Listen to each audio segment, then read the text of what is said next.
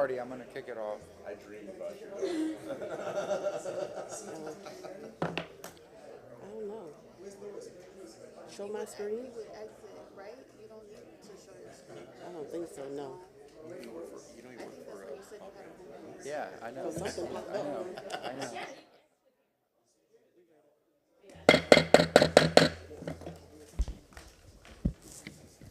Hello, everyone. Welcome to Tampa City Council. I'd like to call this meeting to order at this time. May I have roll call, please? Yes. Carlson. Here. Hurtak. Here. Clendenin. Here. Henderson. Present. Vieira. Miranda. Here. Maniscalco. Here. We have a physical quorum. Thank you very much. Yes, ma'am. Ms. Doc. Thank you so much, Chairman and Council LaShawn, Development Coordination. I'd like to clear the agenda for this evening, if I may. On item number 1, there's a request from the applicant to continue this item to March 21st, 2024 at 5:01 p.m. May I have a motion? Motion Second. from Councilmember Miranda, second from Councilmember Henderson. All in favor? Aye. Any opposed? Again, can we have the date, time, and location? Meeting will be held at Old City Hall, 315 East Kennedy Boulevard, Tampa, Florida, 33602. The time will be 501. 5:01 p.m., And what date? March 21st, 2024. Thank you very much. All right, what's next? Thank you, Council. The next item is item number 10, which is REZ 23-112. This item is a misnotice. If this would be removed from the agenda, please. May I have a motion to remove item 10? Motion from Councilmember Clendenin, second from Councilmember Miranda. All in favor? Aye. All right, anything else? That's all the items, so when you're ready, we'll start with the first item, which will be item number 2. Pretty short agenda tonight. Item number 2, actually, may I have a motion to open all public hearings? Second. Motion from Councilmember Miranda, second from Councilmember Vieira. All in favor? Aye. All public hearings are open. Yes, ma'am. Mr. Chairman, if I can, before we begin, with regard to all of this evening's public hearings, I'd like council to make a motion to receive and file all ex parte communications, written communications that have been available and made available to the public. If you can do that as a motion, please. May I have a motion? We have a motion from Councilmember Vieira, second from Councilmember Miranda. All in favor? Aye. And a reminder, council, when the time comes before each hearing, if there have been any verbal ex parte communications that need to be disclosed, please do so at the time, and I'll remind you with regard to later items. I'll bring that up again. Thank you. Thank you very much, sir. Yes, ma'am. Item number 2. Yes, do we want to swear? I'm just sorry about that. Before we begin, I believe this is going to be logistically different. If you could explain to council how we're going to handle that, unless we. Yes, so Okay. so item number 2, we will have closed captioning services. And this is for the applicant, which is the screen that you see before you. So one thing that we ask as a friendly reminder as council speaks and during discussions, if you could ensure that your mics are turned on, and that way it could be captured on the captioning. All right, so let's do this. If anybody wishes to speak on any item that's on the agenda, please stand, raise your right hand, and we'll swear you in. If you are going to speak, present, give comment, please stand, raise your right hand, and we'll swear you in. Do you swear or affirm the testimony you're about to give is the truth and nothing but the truth? I do. Thank you. Easy. Thank you very much. Yes, ma'am. Please go ahead. Thank you, Chairman and Council. Item number 2 is REZ 23-101. Is for the property located at 4170 East Hillsborough Avenue. The applicant is represented by Richard Marceau, and this request is to rezone the property. This property has a dual zoning. It has residential multifamily 24, RM 24 on the northern portion of the property, and then along the south, it has CI, commercial intensive zoning, as it fronts Hillsborough Avenue.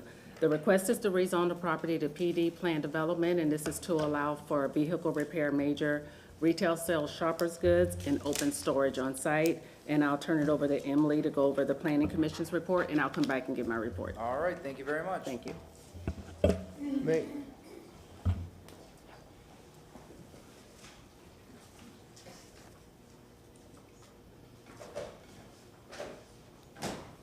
Yes, ma'am, go ahead. Can you see the screen? No. Well, you have an overhead? Okay. The- We'll get the overhead on here. It's coming.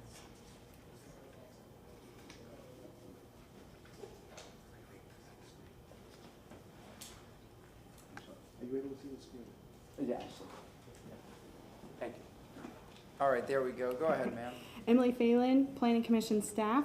The subject site is located within the Central Tampa Planning District and the East Tampa Urban Village and the Northeast Community Neighborhood. The site is located within the coastal planning area, specifically Evacuation Zone E. The surrounding area contains a mixture of uses with commercial uses along East Hillsborough Avenue and multifamily uses to the north, east, and west of the subject site. The subject site is here outlined in purple and is represented by the CC 35 Community Commercial 35 Future Land Use Designation, which is the red, which is also along East Hillsborough Avenue. And the small portion in the back is the residential 35 designation, which is also to the north where that multifamily is. And to the northwest of the subject site is residential 20, and further is the residential 10. You're not here? Excuse me, I'm Vehicular- sorry, is that microphone on? Is it green? That little on the bar up front? Yes, sir. Okay. Mr. Chairman, I'm sorry, but somebody in the audience has indicated they're not able to hear the Same thing, testimony. Marty, the same thing when you were speaking earlier, I don't think it was going through the application. Really? Okay. Yeah, could the folks in the back maybe raise the volume or amplification for the microphone? Thank you. Do I need to repeat anything? I mean, it picked it up on the closed captioning, so Okay. just continue. Okay, just wanted to make sure. Vehicular repair, accessory open storage, office, and retail sale shopper goods can be considered on the CC 35 designation. These uses typically cannot be considered in the residential 35 designation. However, due to the site being within the East Tampa Urban Village, the site is eligible to utilize Land Use Policy 5.1.6. This policy allows the applicant to proportionally weigh the floor area ratio and permitted uses within the CC 35 designation throughout the entire site through a planned development. Per Note 4 on the site plan, the applicant is utilizing this policy. This policy also requires mitigation of all off-site impacts to surrounding uses. The applicant is providing a 15-foot buffer along the portions of the site adjacent to the residential uses. The site is within a mixed-use corridor and along a transit emphasis corridor. Though the development is intensive in nature, the applicant attempts to address the mixed-use centers and corridor policies by providing a 5-foot pedestrian pathway that connects the entrances to the showroom sales floor to the sidewalk on East Hillsborough Avenue, and a connection is proposed to the parking area, which is consistent with Land Use Policy 15.2.6. Given the intense nature of the proposed commercial uses in the existing building locations, Planning Commission staff finds the request attempts to address the mixed-use centers and corridor policies. Planning Commission staff requests that between first and second readings, the applicant label all building entrances. In conclusion, the request is consistent with the overall policy direction of the comprehensive plan. That concludes my presentation if you have any questions. Any questions? No, thank you very much. Yes, ma'am, go ahead. Thank you again, Council. LaShawn Dock, Development Coordination. And this PD request would allow for the development of 6,215 square feet of commercial uses on site. This parcel measures approximately 150 feet in width. This is the frontage, which is on Hillsborough Avenue. It's 306 feet in depth. This PD allows for the uses of major vehicle repair, the retail sales shoppers goods, along with open storage use on site. The property is located in the East Tampa overlay, and it must comply with East Tampa overlay standards at the time of permitting. I would like to show the site plan. This is the site plan submitted. So this is Hillsborough Avenue, and this is the property boundary. So this line here is this is the line for the residential, which is located to the north, the current zoning of the residential multifamily 24. And your CI zoning, commercial intensive, is located on the southern portion of the site. There's one point of entry to the site, and that is on East Hillsborough Avenue. The 5 buildings are identified and numbered on the site plan. This is building number 1. This is building number 2. Building number 3 is the office, which would remain the modular office. Then there's building 4 and building 5. Building 5 currently exists, and it is on the eastern property line. There's not much of a setback as it exists today, but the applicant has agreed to move that building. It will be rebuilt on and provide this 15-foot required buffer.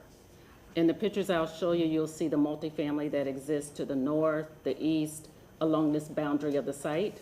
And you'll notice that that 15-foot buffer requirement has been provided all along the north. The applicant has agreed to provide that. Surface parking is provided on the site. There's surface parking located here by the office building. And then there's surface parking spaces located here in front of the building 1, which would contain the sales floor. So there's a walkway, pedestrian walkway provided here, and that would connect to the sidewalk on East Hillsborough Avenue. And I'd like to show the aerial of the site. So this is the site located on Hillsborough. This is Hillsborough Avenue. This is 40th Street. So this is the site that's located here in red. You can see the RM24 zoning on the north end of the property. Surrounding the property, you have your PD zoning, plan development, which is to the north. That contains residential multifamily uses. Along Hillsborough, along this portion of this corridor, you have your commercial and your commercial intensive uses. You have your CI zoning to the east and to the west. You have a PD zoning and then the commercial intensive. And these uses are mostly commercial in character. As you head further south, you get into your residential single-family zone, and the same as you head further north. You have your RS50 zoning districts. And I have a few pictures of the site that I'd like to share. So this is the site located here on Hillsborough. This is if you're on Hillsborough looking at the site. That's another view of the site. This is the site if you're looking east on Hillsborough. And this is a view if you're looking west on Hillsborough. The site is off to the right. So the surrounding uses surrounding the property, this is to the west of the site on Hillsborough. This is further west. This is the other PD that's to the west. It is this is the hotel use. So this is north of the site. This is residential multifamily. That's north. You access that multifamily on 43rd Street. This is another view. This is the entrance to that residential multifamily development. This is immediately east of the site, and this is a commercial use that goes along with this use, which is the vehicle sales. This is south of the site, across Hillsborough, and then this is another view south of the site, across Hillsborough Avenue. The DRC staff has reviewed the request, finds the request inconsistent. See the findings from transportation, and it's related to the parking waiver requested. Notwithstanding staff's finding of inconsistency, if City Council approves the application, the modifications on the site plan as shown on the submitted revision sheet must be completed between first and second reading. These revisions will not resolve the issues for transportation and their findings of inconsistent. And this concludes my presentation. I'm available if you have any questions. Any questions? Nope, thank you very much. Thank you, Council. Do we have the applicant here for item number 2? Applicant?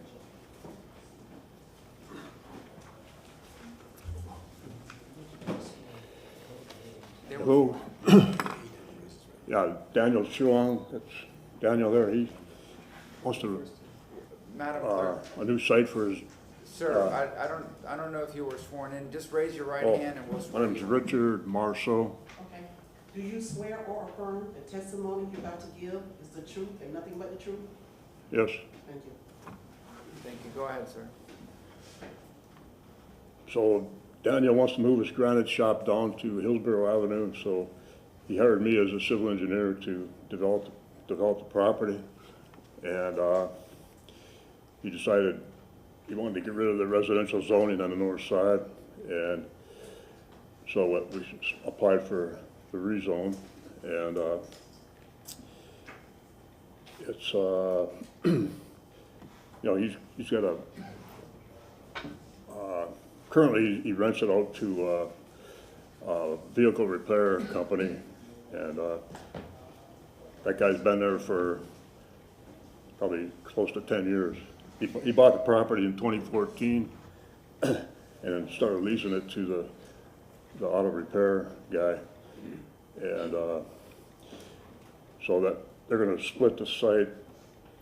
The auto repair is on the right side, on the east side, and he's gonna be on the left side with his granite shop. And he's currently up on Rolette Park Drive. That's where his office is right now. And he's hoping to combine the two zonings. If he ever decides to sell, it would be more attractive. And he has one of his buildings right now is on RM 24 side of the property. It's an older, they use it for, it's a frame repair shop right now, but, you know, to pass this zoning, it's gonna be cut down in size and rebuilt. You know, it's not a real big building, but, and I think that's, you know, he's been talking about this for quite a while and really wants to get it rezoned. I mean, wants to combine the zonings. So, any questions? Any questions from council members? Councilmember Hurtak? Yes, I have a question for Ms. Dock.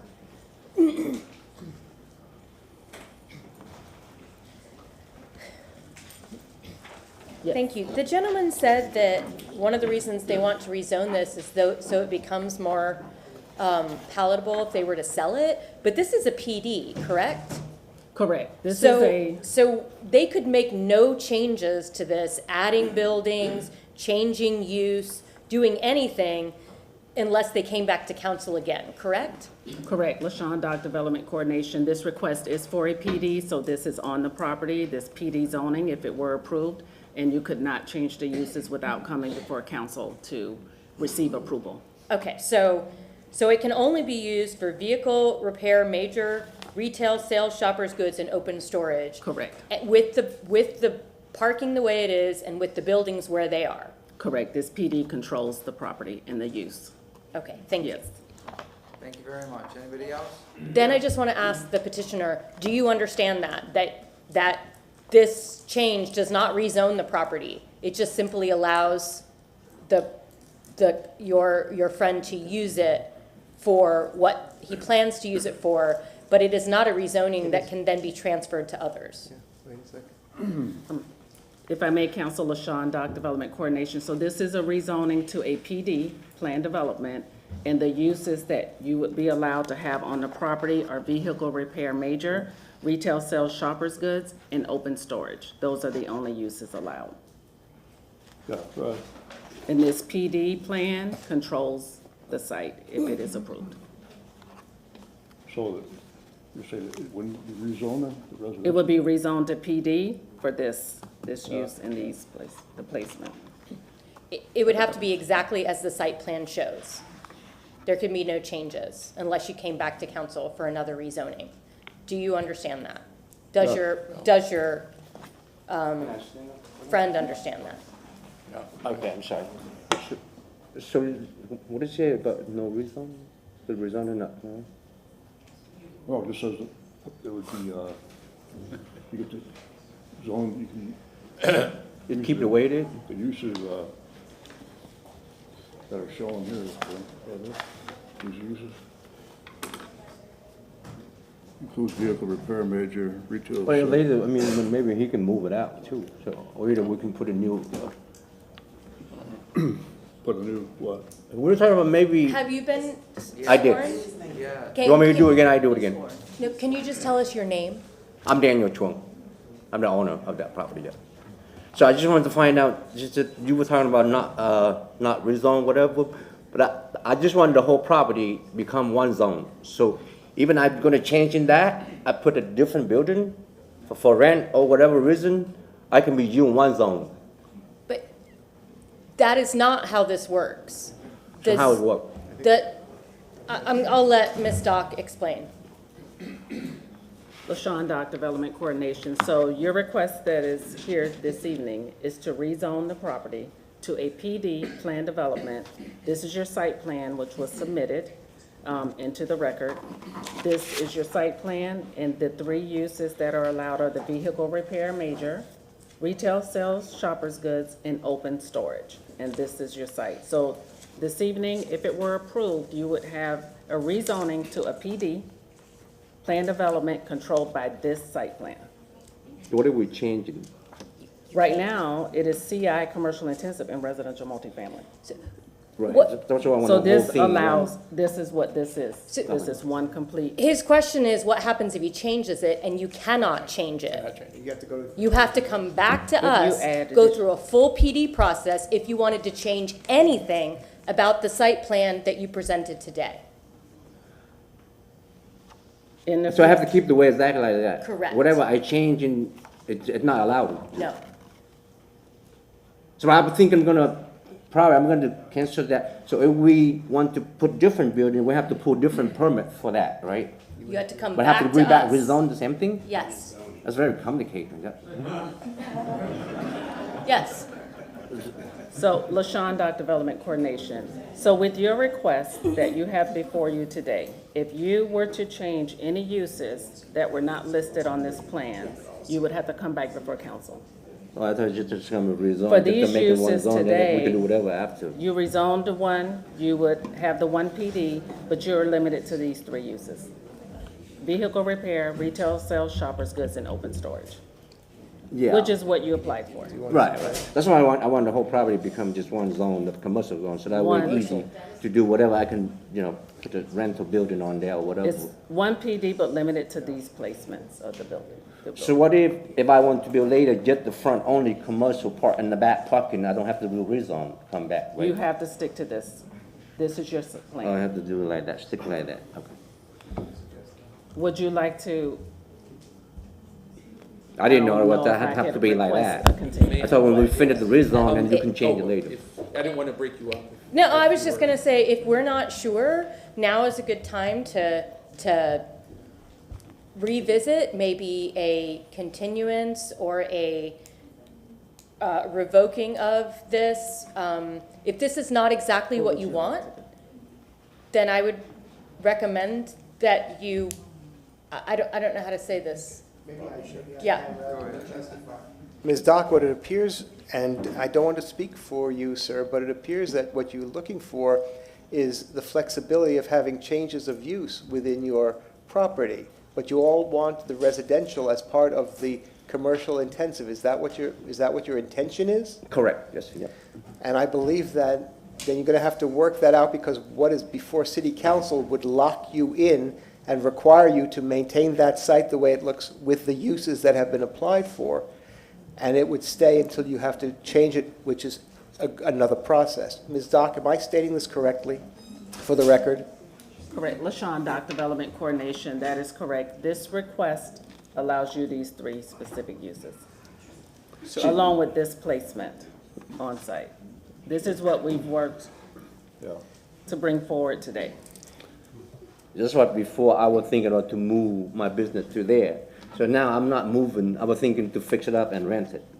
That's why the change is a little bit different before and after. So we may want time to discuss the uses desired before we continue. Sir, do you want to Would go, you like- do you want to go forward tonight, or do you want to ask for a continuance for more time to be able to work with staff to make sure that you understand and they understand what it is you want to accomplish? And Mr. Shelby, may I, Yes. if I may? Oh, and Mr. Chair, maybe they want to go after the next one so that, I mean, you're here in the public, there's a lot of pressure on you. It's not easy to think sometimes when you're in public. Maybe taking 20 minutes to privately speak would benefit them so they can weigh all their legal options as a. The what? No, we just go to the Yeah. next one. Yeah, that's what I would suggest. And again, maybe they continue, maybe they do, maybe they go forward today, but probably just to step outside, because, discussing it in public, probably you won't get the benefit of your dialogue, I think. Ms. Dock, are you able to do that and continue and have this agenda LaShawn. continue? Yes, LaShawn, Dock Development Coordination, I can certainly step out with the applicant and explain the request to both the applicant and Who's gonna representative. cover And we'll this come back. agenda? Who's gonna And cover- then Oh, you have Sam it? will Okay. handle the next item on the All right, we're agenda. good. All right, let's do that. So we're gonna Thank you so continue much, on to number Council. All right, thank three. you. All right, item number 3.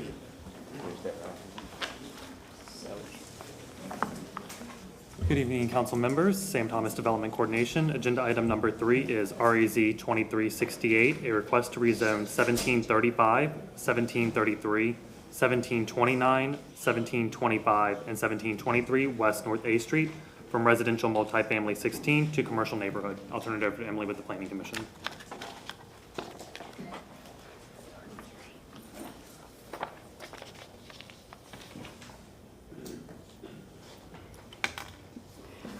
Emily Phelan, Planning Commission staff. The subject site is located within the Central Tampa Planning District in the North Hyde Park neighborhood. The site is located within the coastal planning area, specifically Evacuation Zone C. This is an aerial of the subject site, which is located here, and there are a mix of residential and commercial and industrial uses in the area. The residential areas are to the north and east of the subject site. The industrial uses are here, and the commercial uses are to the south as well as along West Kennedy Boulevard. Here's the future land use map of the subject site. The site is here, and it's represented by the residential 35 designation. To the east, this light purple color is the general mixed use 24. The R35 continues to the west. R20 is to the north, and further south along West Kennedy Boulevard is the urban mixed use 60 designation. Commercial neighborhood zoning can be considered in the residential 35 future land use designation if the site is consistent with locational criteria.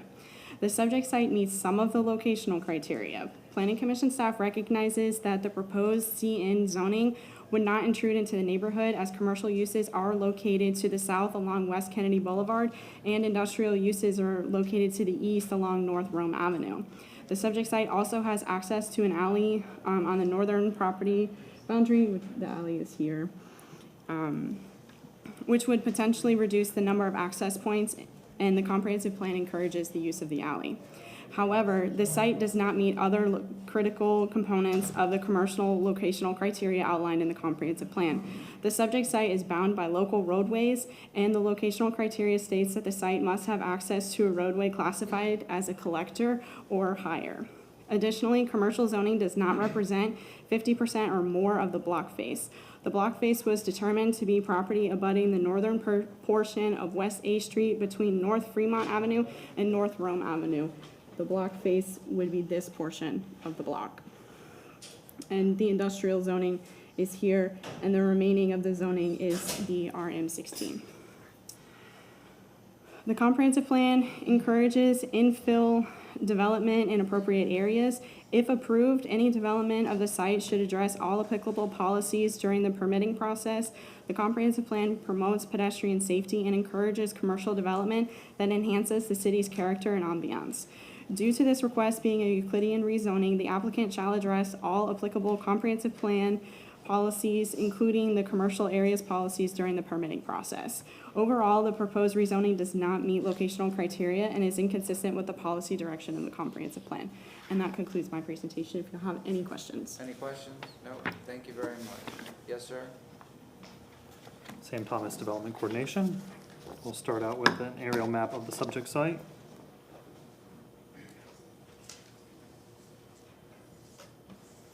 You can see the subject site outlined in red here along West North A Street. The development plan around the site is a little bit mixed. So to the east, as Emily mentioned, you have industrial general uses. You have a warehouse here and a warehouse here. Then we have the Walmart on Kennedy Boulevard we're probably all familiar with, recognized under the IG zoning. To the south of the subject site, you have a commercial general zoning lot that is used for a parking lot. A little bit over, you have another parking lot that is recognized under this PD that's along Kennedy Boulevard, and that was approved for medical uses, laboratory uses, and I think a walk-in bank as well. As you move farther west, you do have the RM24 zoning district with an apartment complex.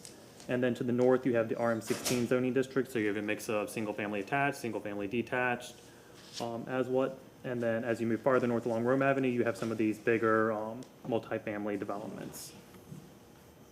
Next, we'll go to some pictures. Since this is Euclidean, there is no site plan or elevations. So this is looking northeast along West North A Street. So that was that industrial warehouse on the north side of West North A Street, and then you can see the subject site here. You can see some of the multifamily development in the background. This is moving west on West North A Street, the subject site again. This is looking east on West North A Street, so there's warehouses on the south side, the warehouse on the north side, and then Walmart is right here. This is looking south on Kennedy Boulevard, towards Kennedy Boulevard from West North A. Kennedy Boulevard's back here. There's the industrial warehouse on the south side. This is looking west on West North A Street, so you can kind of see how long the property subject site goes along the north side of West North A. This is also looking at the subject site, so from the fence here to the end of this single-family home is the entire encompassing of the subject site going all the way to where that industrial warehouse is on the north side of West North A.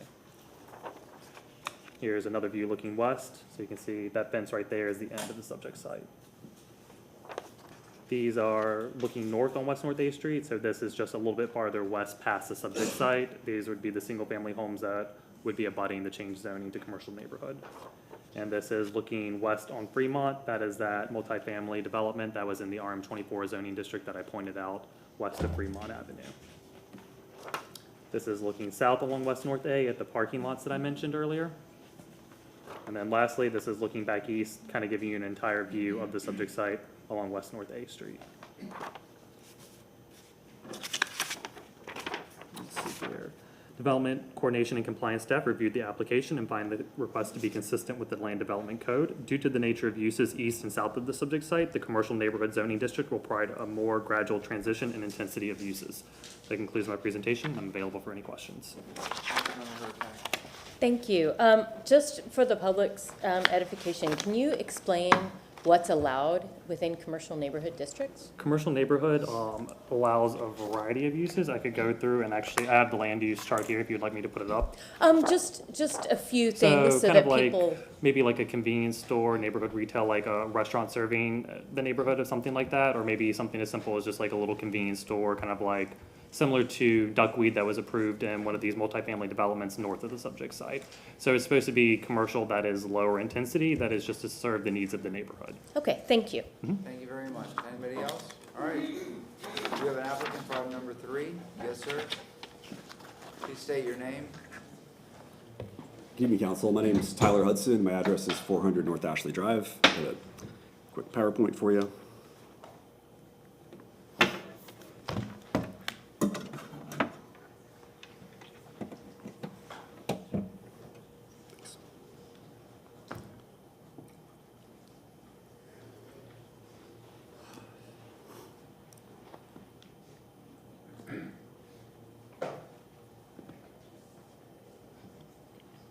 Sorry for the delay. I know every minute counts tonight.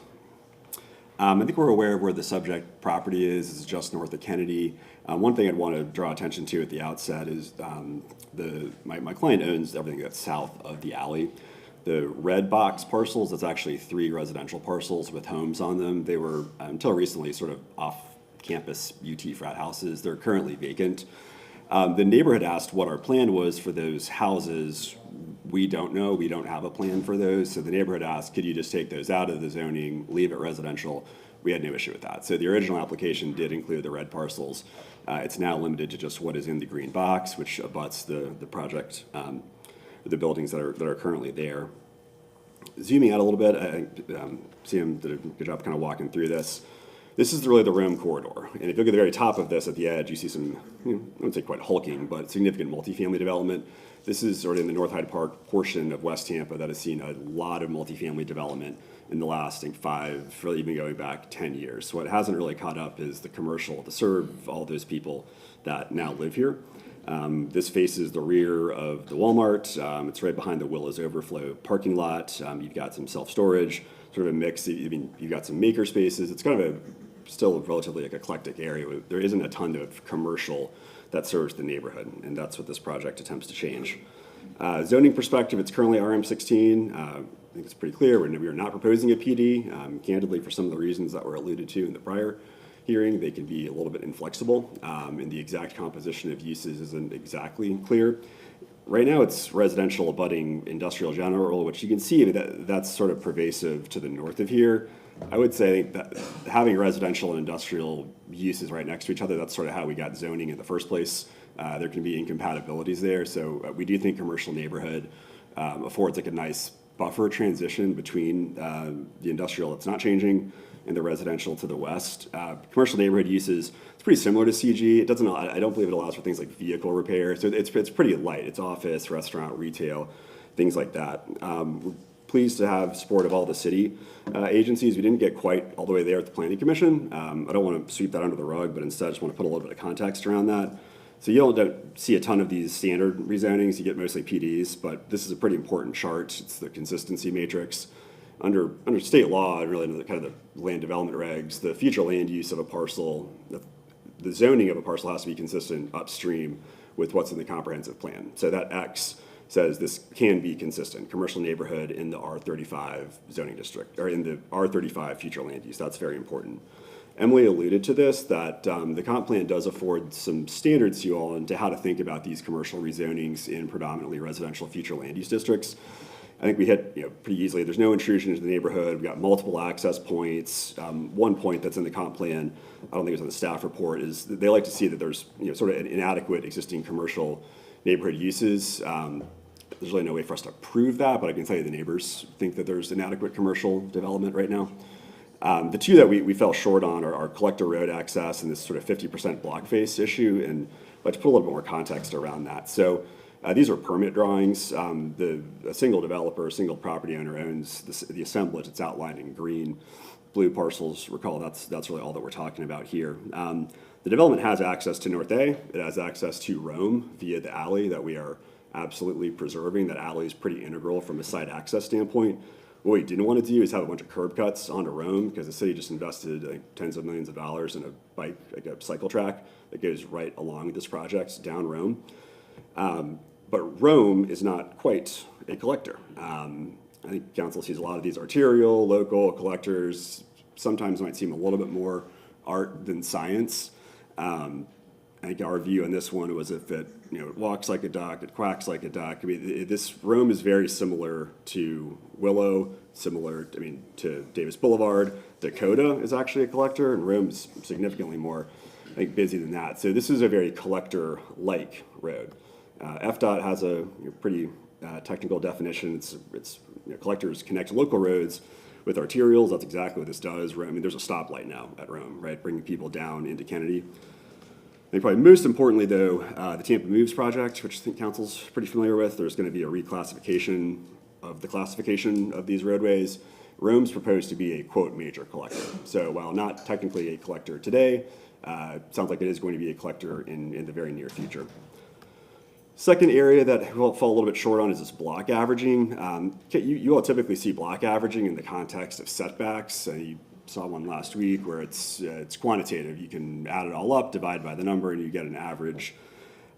The expectation in the comprehensive plan is that 50% of the block should already be commercial. I think there's a couple issues with applying this strictly. First, it creates sort of an artificial ceiling on your ability to ever ask for a rezoning. If it's not already 50%, you're sort of stuck.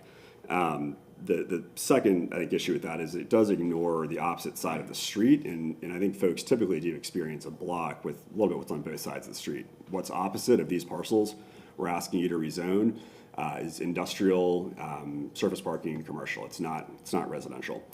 And this might be a little bit more of like a language game, but it ignores the effect of the rezoning. I mean, right now it says it wants to see 50% or more commercial. That's sort of the expectation. That's exactly what this would do if you approved it. It would be north of 80% commercial. So again, these are a couple areas of technical shortcoming, I think, with what the comprehensive plan sees, but I think it's still consistent with the direction, spirit of the comprehensive plan when we're looking at commercial infill development in areas that have a lot of multi-family residential, but that has not had the catch-up of retail commercial uses. We talked to the neighborhood about this project for probably 2 or 3 years. It's taken a little bit of a while to assemble all the pieces of it, but we're really proud to have the support of the North Hyde Park Alliance, North Hyde Park Civic Association, some local small businesses. Like some neighbors have written in. We're unaware of any opposition. We've talked to the folks in the neighborhood for a long time about this project. I think there's a lot of enthusiasm. Alex was out with them last week talking about trees for the little pocket park that's in our permit set. That's but we have applied for. That's not hypothetical. That's real. So with that, I'm happy to answer any questions, and I'll Yes, stop ma'am. talking. Thank Councilmember you. Hurtak. I know that we're not supposed to be looking at the overall project that you just showed us, but that's a lot of parking, and that's all I'm gonna say. Anybody else? Acknowledged. All right.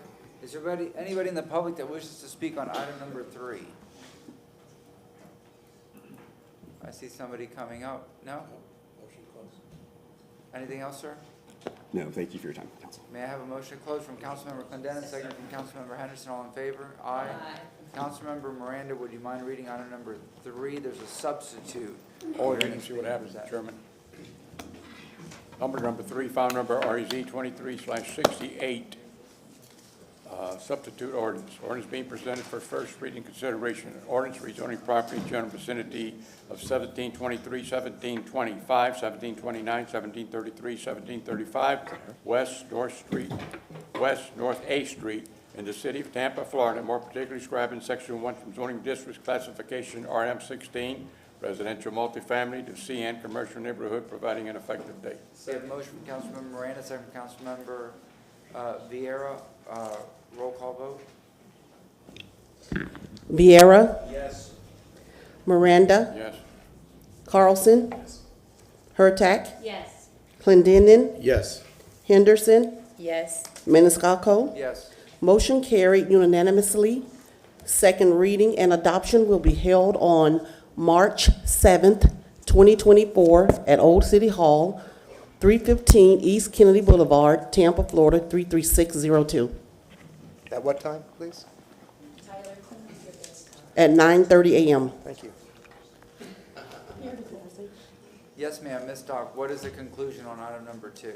Yes, thank you so much, Council. LaShawn, Doc Development Coordination, and I believe the applicant wants to move forward with the request that is before you now, which Okay, is the presentation complete? Does he understand everything that's going on? The presentation is complete. LaShawn, Doc Development Coordination. I would like to just put on the record the request again. So the request is to rezone the property from CI Commercial Intensive and RM 24 Residential Multifamily to PD Plan Development for the uses of vehicle repair major, retail sales shoppers goods, and open storage. And the applicant can come up and confirm. All right. Applicant, sir, do you concur with what was said? Do you understand? Yes, Please sir, state your yeah. name again. Yeah, we want to go, No, state your name. Say your name. What is your name? my name's Rich Marceau. Yes, sir. Sorry about that. But, yeah, we want to go ahead with, go as planned, and, All right. Thank you very much, sir. okay, thank you. Is there anybody in the public that wishes to speak on item number 2? I see no one. We have nobody registered. May I have a motion to close? We have a motion to close from Councilmember Miranda, second from Councilmember Vieira. All in favor? Aye. Councilmember Vieira, would you mind reading item number 2? I have a comment first. Oh, yes, ma'am. I think that this should be denied because of the RM 24 that goes into that mixed-use development that already exists. I'm concerned about right now it's a very, I want to say docile use, but because of what could be there, I think that 15-foot buffer into this residential area is just quite, I'll be honest, I think it's too much. All right, Councilmember Clendenin? I concur. I think that again, you're penetrating, there's a really clear line along Hillsborough Avenue where this zoning changes. So we have the block frontage that faces Hillsborough Avenue, which we're actually trying to encourage density and development, some density and development along there because it's a major transportation corridor. But when you penetrate with this relatively intense, potentially intense and noisy business into an established residential zoned area, and it's already constructed and built, I think that it would be really outside of, we have certain requirements for planned development code criteria, and one of the key criteria is the impact on surrounding neighborhoods. I mean, that's actually number one in that criteria. So we as a council, when we make these decisions, we have to take into account the impact of a PD on those existing neighborhoods. And, you know, I'd feel, you know, gravely concerned that we'd put a commercial, really penetrate a commercial use with, you know, all the things that are associated with that commercial use into those folks' backyard. Does someone like to make, would someone like to make a motion? Yes, ma'am, I'll go ahead and make a motion. I move to deny REZ 23-101 for the property located at 4170 East Hillsborough Avenue due to the failure of the applicant to meet its burden of proof to provide competent and substantial evidence that the development as conditioned and shown on the site plan is consistent with the comprehensive plan and city code, and the applicant's failure to meet its burden of proof with respect to the requested waiver. I also adopt the findings and reasonings of the city staff report, and I will cite the failure to comply with Land Development Code Section 27-136, that although the segment of Hillsborough Avenue contains predominantly commercial uses comprised of vehicle sales, repair, and open storage, the encroachment into the residential uses to the north is not appropriate. Accordingly, the proposed use is not appropriate in location and not compatible with the built environment. We have a motion from Councilmember Hurtak. Councilmember Vieira? Yeah, there's a second. I have a question for Mr. Shelby. I mean, I'm prepared to vote for the denial. I just have a concern with the applicants who were outside and speaking, and then, you know, it was said they want to go forward and they're not represented. Are they fully aware and appreciative of everything that's happening and equipped with that knowledge? Mr. Shelby, are there any issues in there? And again, I'm prepared to vote for this. I just want to make sure, in all fairness to the applicants. Mr. Vieira, thank you for that question. Martin Shelby, City Council Attorney. Quite frankly, every opportunity was afforded to the applicant to be able to take advantage. The option of a continuance before stepping out was offered as an option. The applicant's representative came up and on the record explained to council that they understood and they wished to go forward. My understanding is that at this point in time, after their decision has been made, I think the best thing for them for us to do then is to respect that decision. Yes, sir. And the closed captioning, who's that for? We want to.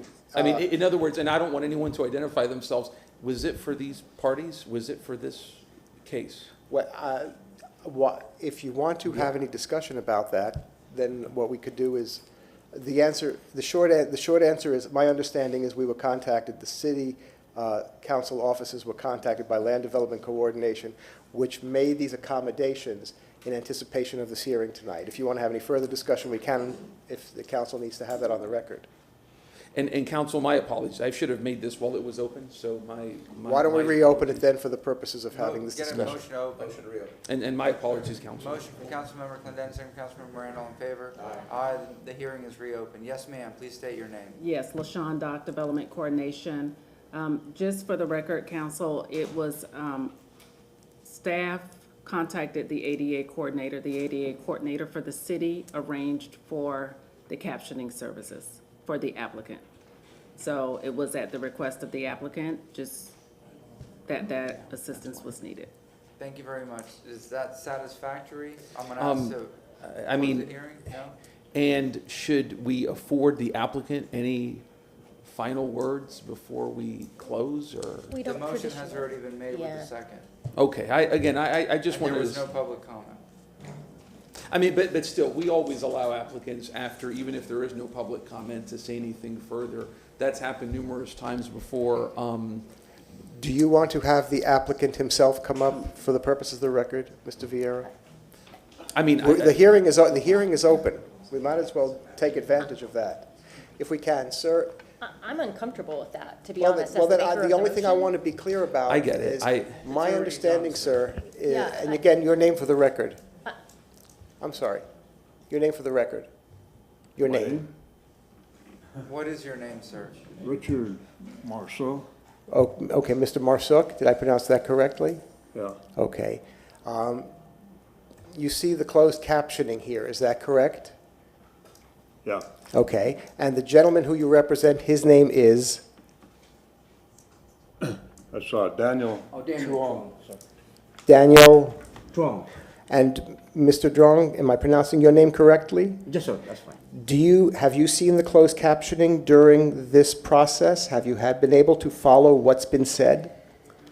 Yeah, I mean, we discussed about already. Okay, and is it have you been able to understand this process up until this point? Yes, sir. And did you have an opportunity to talk with Ms. Ladakh outside during the break that was afforded to you and she while we continued with tonight's meeting? Yes, sir. Okay, and after that, you had an opportunity to discuss this with your applicant, your representative? Yes. Yes? And your decision is, again, what? Just leave for right now. Yes. And then we're moving on for right now. So you're asking to move forward with this hearing? Correct, yes, sir. Thank you. I have no further inquiry. Thank you, and yes, and I'll second that, and again, before I, counsel, again, my apologies, I just wanted to make sure before going forward. Oh, no problem. Yeah. Thank you. Really appreciate When it. I see that, We have a motion to close from Councilmember Yes, sir. Thank you. Clendenin, second from Councilmember Vieira. All in favor? The hearing is closed. The motion was made for denial by Councilmember Hurtak, seconded by Councilmember Clendenin. Roll call vote, please. Miranda. Carlson. Hurtak. Yes. Clendenin. Yes. Henderson. Yes. Vieira. yes, Maniscalco. No. Motion carried with Maniscalco voting no. Second reading and adoption. No, it's a motion Oh, of sorry, denial. it's denied. Motion to deny carried with Maniscalco voting no. Thank you very much. Yes, Mr. Shelby. Thank you. Do we need to take a 5-minute recess? If we can, Ms. if we Doc? can, please. Let's take a 5-minute recess so we can dismantle the system. We are in recess for 5 minutes.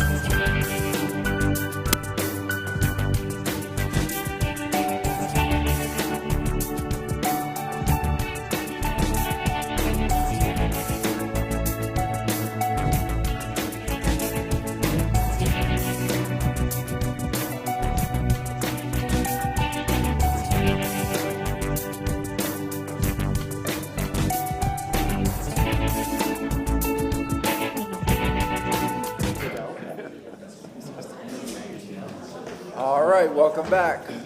Let's get a roll call, please. Carlson. Hurtak. Clendenin. Here. Henderson. Vieira. Miranda. Maniscalco. Here. We have a physical quorum. Thank you very much. I saw a few people come in after we swore in folks that want to speak. So if you are here to speak on any of the cases and you have not been sworn in, please raise your right hand. Stand up, raise your right hand, and let us swear you in. I saw a few new faces.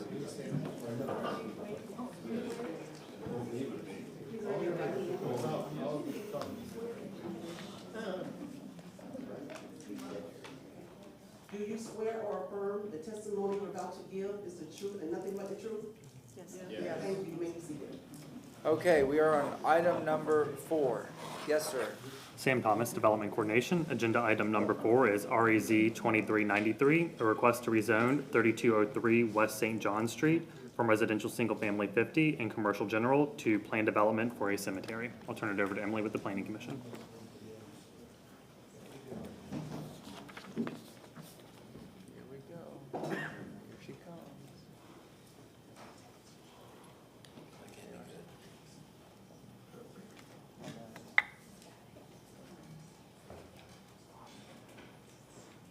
Can you see the screen? Okay. Emily Phelan, Planning Commission staff. The subject site is located within the Central Tampa Planning District in the McFarland Park neighborhood. The site is located within the coastal planning area, specifically Evacuation Zone E. There is an existing cemetery to the north and some commercial uses along North McDill Avenue, and then single-family residential is to the south and the west of the site. This is the future land use designation. It's community commercial 35. As you can see, it is to the north as well as to the east along McDill, and to the south and west is the residential 10 designation, and this is the residential 20 designation. The CC 35 designation allows for the consideration of intensive and general commercial uses. A cemetery can be considered under this designation. The site is adjacent to an existing cemetery, and there is a diverse range of uses within a half mile of the subject site. The comprehensive plan requires commercial uses to be appropriately buffered from residential uses. The applicant is providing setbacks along the right-of-way, ensuring the development is appropriately screened from the adjacent residential uses. The comprehensive plan promotes pedestrian safety and encourages commercial development that enhances the city of Tampa's character and ambiance. The site is within a mixed-use corridor which encourages pedestrian connectivity. The applicant has a note on the site plan that pedestrian connectivity will be provided. In conclusion, the request is consistent with the character of the surrounding area and the long-range development pattern encouraged under the future land use designation. And that concludes my presentation. Thank you very much. Any questions? No? Thank you very much. Yes, sir. Go ahead. Sam Thomas, Development Coordination. We'll get started with the aerial zoning map.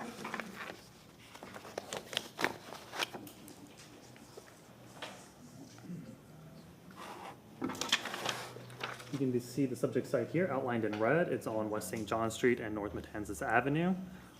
As Emily stated before, there is the cemetery north of the subject site, Marti Colon.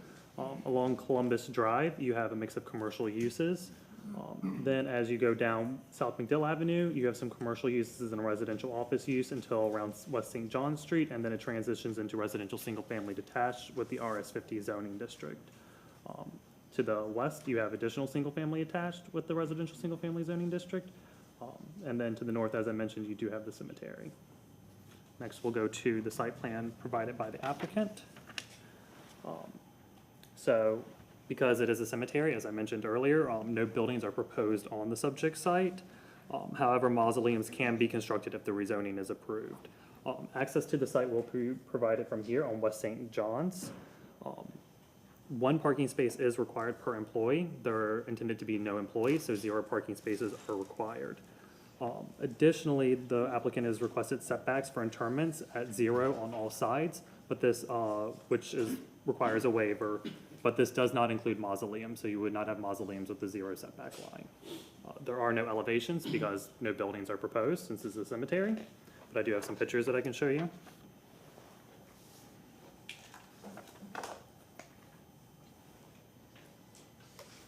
So this is looking east on West St. John Street. This is looking west. This is Matanzas here. This is West St. John's. You can see some of those single-family block-style homes. Here's a better picture of that intersection.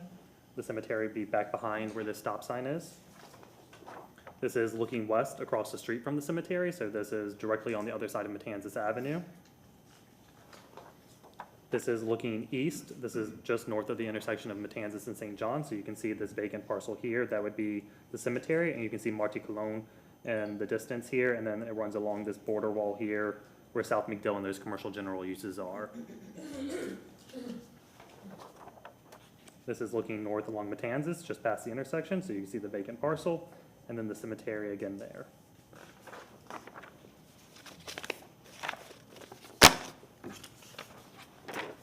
Here is the site plan for you again. Development Coordination and Compliance staff reviewed the application and find the request to be inconsistent with the Land Development Code. See the findings from Transportation related to the waiver requesting access to the local road. Notwithstanding staff's finding of inconsistency, if council approves the application, modifications to the site plan as shown on the submitted revision sheet must be completed between first and second reading. These revisions will not resolve the issues of Transportation's inconsistency findings. I'm available for any questions. Any questions? Nope, thank you very much. All right, applicant? Yes, sir, please state your name. Good evening, Mr. Chairman, council members. My name is Mark Bentley, 400 North Ashley Drive, and I've been sworn. Our client is seeking to establish a Jewish cemetery at the subject site, which is almost 1 acre in size. Just want to clarify that the subject property and our client has absolutely no relationship, legal for our land use standpoint, with regard to the properties located directly to the north. The only commonality between the two properties is the boundary, and those properties owned by the city of Tampa. The client is downzoning the property and going through this process, through the PD process, relinquishing all development entitlements on the property, but for the ability to obtain this cemetery use at the subject property. So the question is, why are you doing this through a PD? You heard staff indicate that the property is split zoned. Part of the property is RS50 and part of it's CG. RS50 has standards, special use standards for a cemetery versus CG, which does not. So to eliminate this consistency, we're pursuing the PD. And the most important reason we're pursuing the PD is there's some concern in the community about the potential development of the property. Right now, as of right, you could develop under CG or the RS50, and that would include direct access either on Matanzas and or St. John's through the neighborhood. That's a given, and you can confirm that with your transportation planner who's in attendance tonight. So if we rezone to PD, we can isolate or single out that one use, which would be a cemetery, which is a very not innocuous use. And you're gonna hear our transportation planner talk about on the whole spectrum of impacts, traffic impacts for different uses. That's on the extreme low end.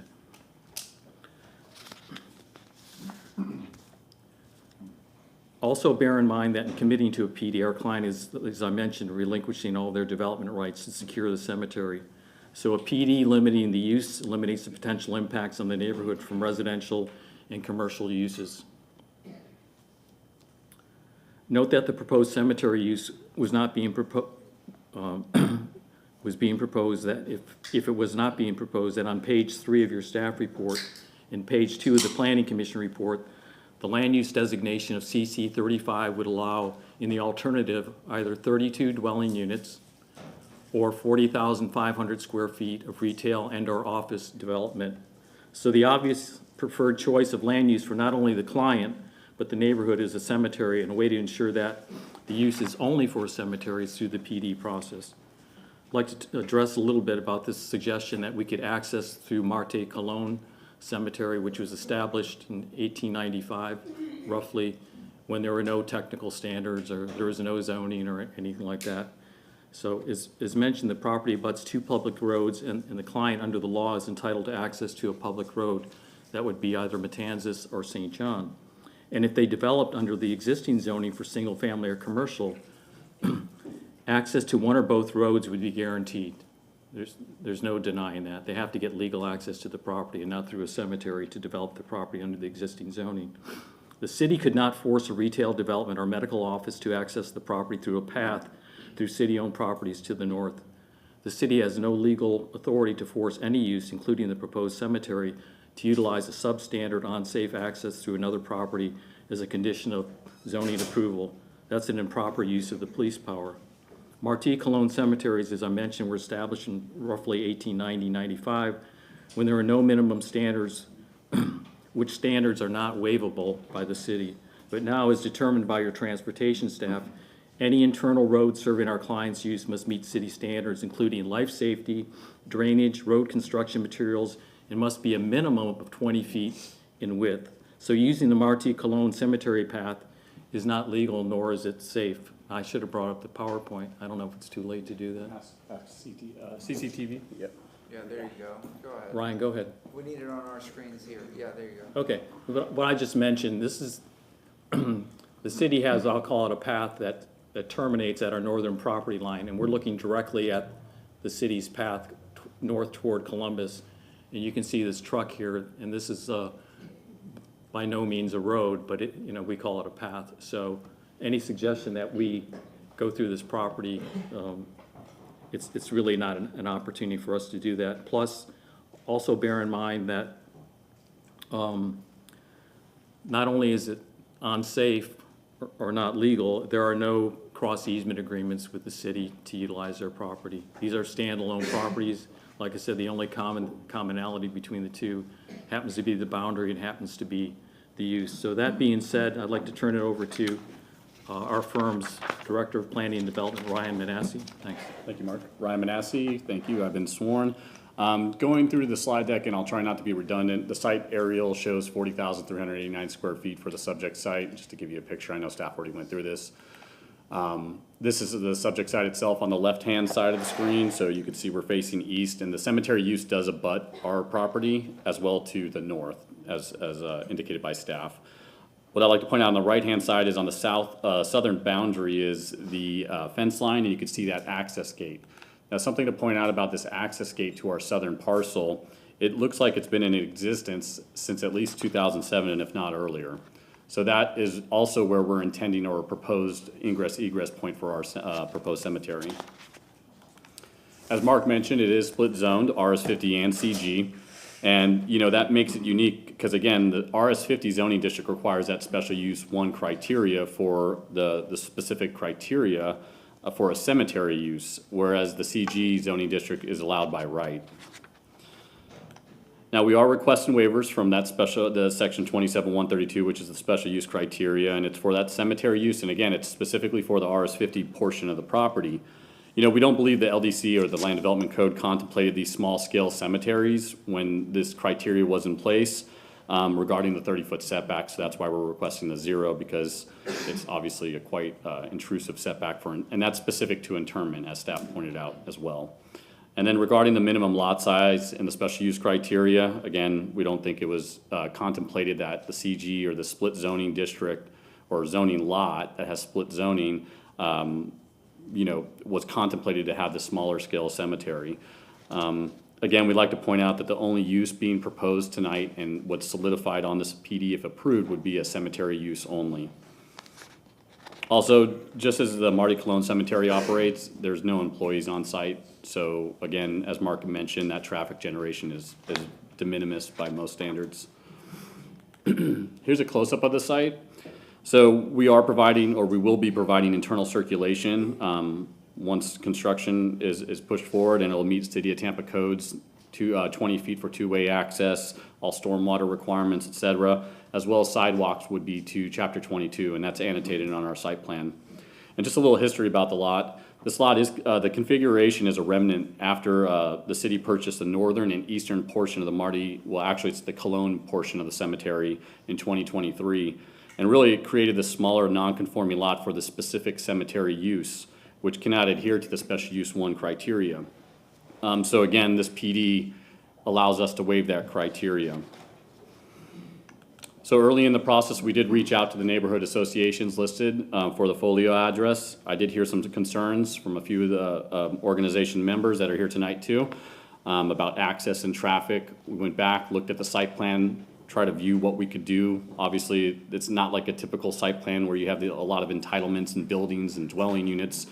But unfortunately, fortunately, we could limit the use to cemetery, so that's the good news, right?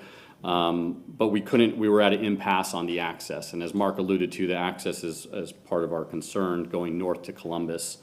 There's several issues concerning that utilization of the pathway through Marty Cologne Cemetery. Most importantly is safety, and it doesn't meet technical requirements of the code for transportation. Again, in some portions of the pathway, it's 8.5 feet in width, and two-way traffic requires 20 feet.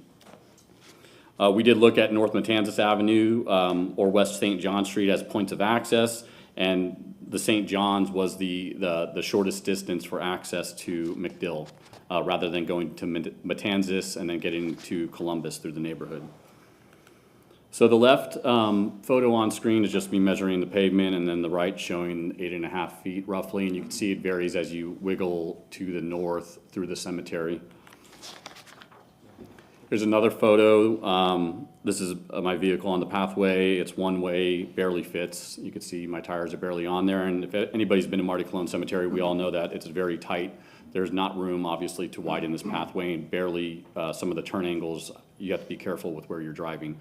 Actually, I think the west portion of the cemetery was actually closed down to vehicle or traffic just because the path has been deteriorated and it's not even accessible by vehicles at this point. And again, another picture just showing the entrance. And on the right, there's actually a sign that says slow down, right turn only. There's a mirror in the median because it's a blind right turn. So when you pull up to Columbus, you can't even see left. You have to look at the mirror to kind of gauge what's going on. So again, this is just building into the safety issues and why we can't access the property north of us, which is owned by the city. So as far as the development review staff, we were consistent with all departments except for transportation, and that relates solely to the access to the local street. And that's the only waiver that transportation specifically found inconsistent. The remainder of the departments found us consistent. Now, as Mark stated, our client is entitled to this access to a public street, and it's almost like a technicality that we have to request this waiver to the public street. Without this access, the property would essentially be landlocked and create most likely numerous legal issues.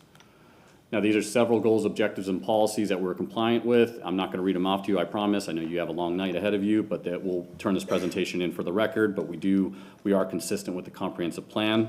And with that, I'd like to turn it over to Russell Ottenberg. He's our transportation planner, and just to address some of the traffic generations. There you go. Good evening, Russell Ottenberg, Planning Incorporated. I have been sworn. I'd like to add one thing regarding the 20-foot access that Ryan was discussing. The 20-foot access isn't just a technical standard. It's actually a National Fire Protection Association requirement that the fire marshal enforces through the city, and we do a lot of land development through the city, so I'm very familiar with that requirement. Moving on, we looked at the trip generation for the cemetery, and we're using the average rate. ITE also has a fitted curve equation, but in this case, because the cemetery is so small, it would actually end up with a negative trip generation, and so we use the average rate instead. And as you can see, the average rate for a cemetery that's under an acre is, it's 6.02 per acre, so we're looking at 6 trips for the cemetery. These are daily trips, total daily trips, which is a de minimis impact. Per the Planning Commission's report, without a density bonus, it would allow for 27 residential units to be permitted on the property. As you can see, 27 units would yield 182 weekday trips. That again is using the excuse me, the average rate, not the fitted curve, so it's an apples to apples comparison with the cemetery. Furthermore, per the Planning Commission's report, this could also be a commercial development that would allow up to 40,500 or so square feet of non-residential development. And just as an example, this could yield, say half retail, half medical office, just as an example, which would be over 1,800 daily trips compared to the 6 daily trips that the cemetery would generate. And so you know, obviously, the cemetery is a very low trip generator. Not even looking at the Planning Commission report, if you look at just what can be developed by right, which is 4 or 5 residential units, that would generate 47 daily trips, which is 8 times the amount of trips that the cemetery would generate. And that's all I have. What I'd like to do is turn it over to Rabbi Mende to. Okay, yeah, there is one other item, and that is if this were developed with single-family residential or commercial, for single-family residential, they would each have their own driveway, so you would have 4 or 5 driveways. If it was commercial, you would have 1 or 2 driveways. So we have 1 driveway for the cemetery. And with that, I'd like to introduce Rabbi Mende. Thank you. I have been affirmed. Mendy Dubrowski, do you need my home address? No. For fan mail? No. I didn't bring a large group with me. Unfortunately, people aren't super enthusiastic about going on the record related to their own mortality and end of life, so I'm representing them. But I just wanted to take a minute and talk about the importance of a Jewish cemetery, which is, as it sounds, a cemetery dedicated to laying people to rest in the Jewish faith. As someone that has grown up here in Tampa and understands what it means to be a minority, it can be difficult sometimes to feel that your faith is celebrated and respected and valued, even though we live in a country that, of course, affords those liberties and freedoms to everybody, and a state that celebrates that, and a city that celebrates that.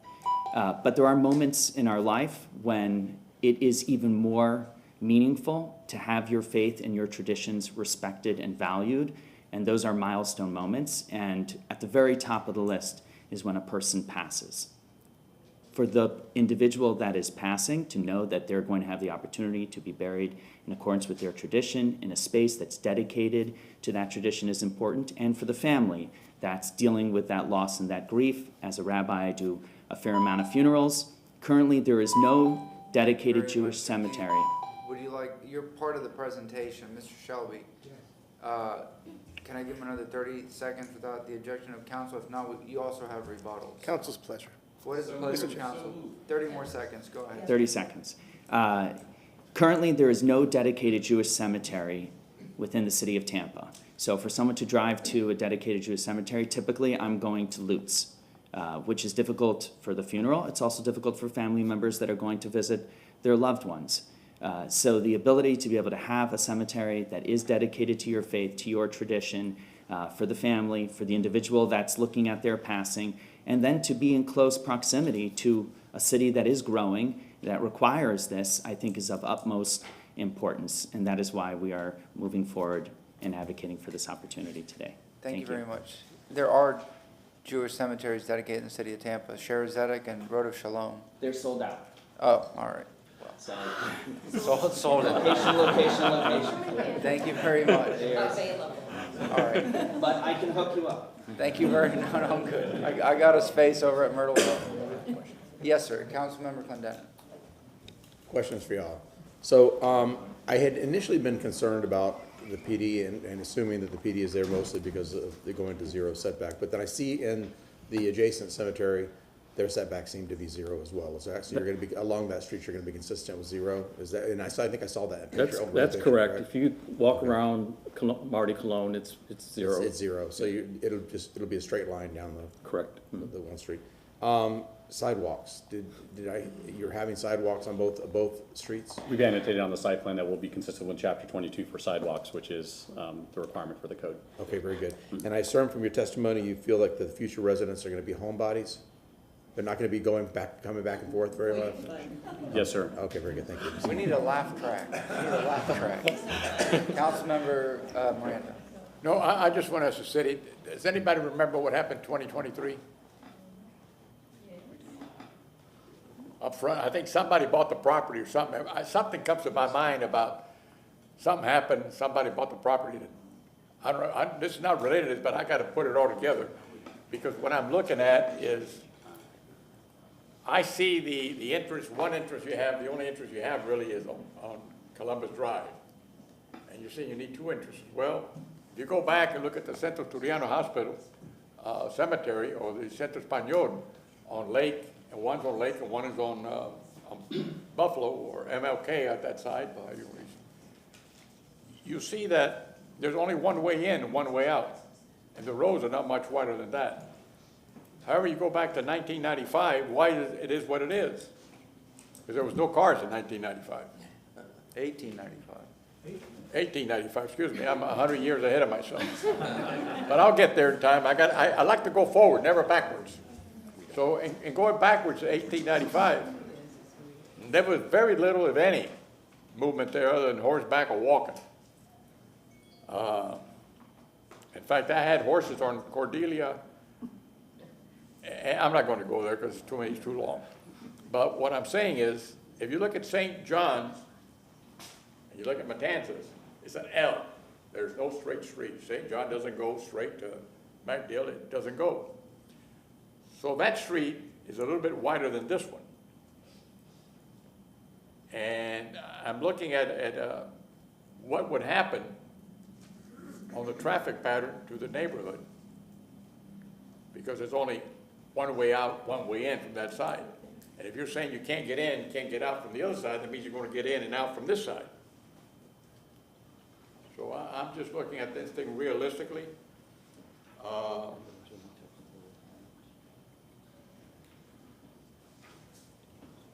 The property, it is what it is. The city had to buy a portion of that, if I recall, 2023, and this has nothing to do with the zoning.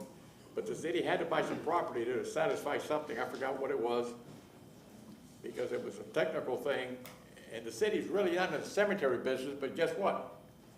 We end up maintaining all of them, to speak of. This hospital, this cemetery was owned by one or two of the people that do the burial services.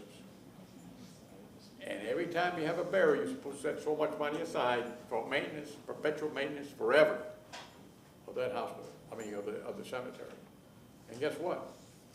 I guess they ran out of money. Because we have to do, now this is the third or fourth that we have to maintain. So it's just, sounds real good, but I just want to hear the rest of the conversation between the city presentation and the neighborhood and so forth and so on. All right. We'll go to public comment at this time. If you're here to speak on item number 4, please come up, state your name. You have 3 minutes.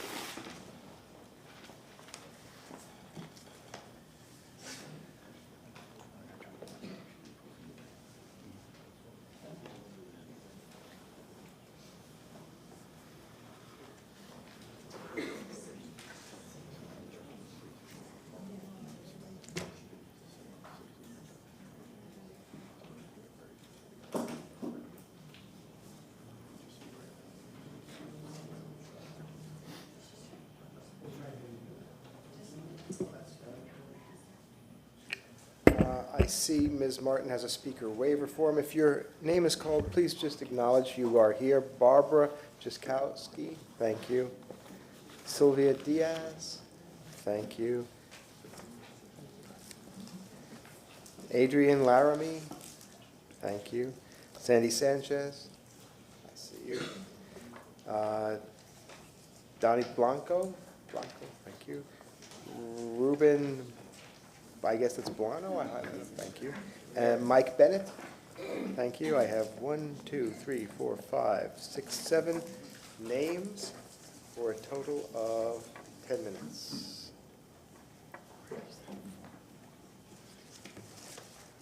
Hi, Yes, good ma'am. evening. Please state your name. Go ahead. Good evening, Council. Missy Martin, 2729 Main Street. I wanted to start off, first of all, by thanking the rabbi by mentioning the portion of the minorities and how important it is to have a place.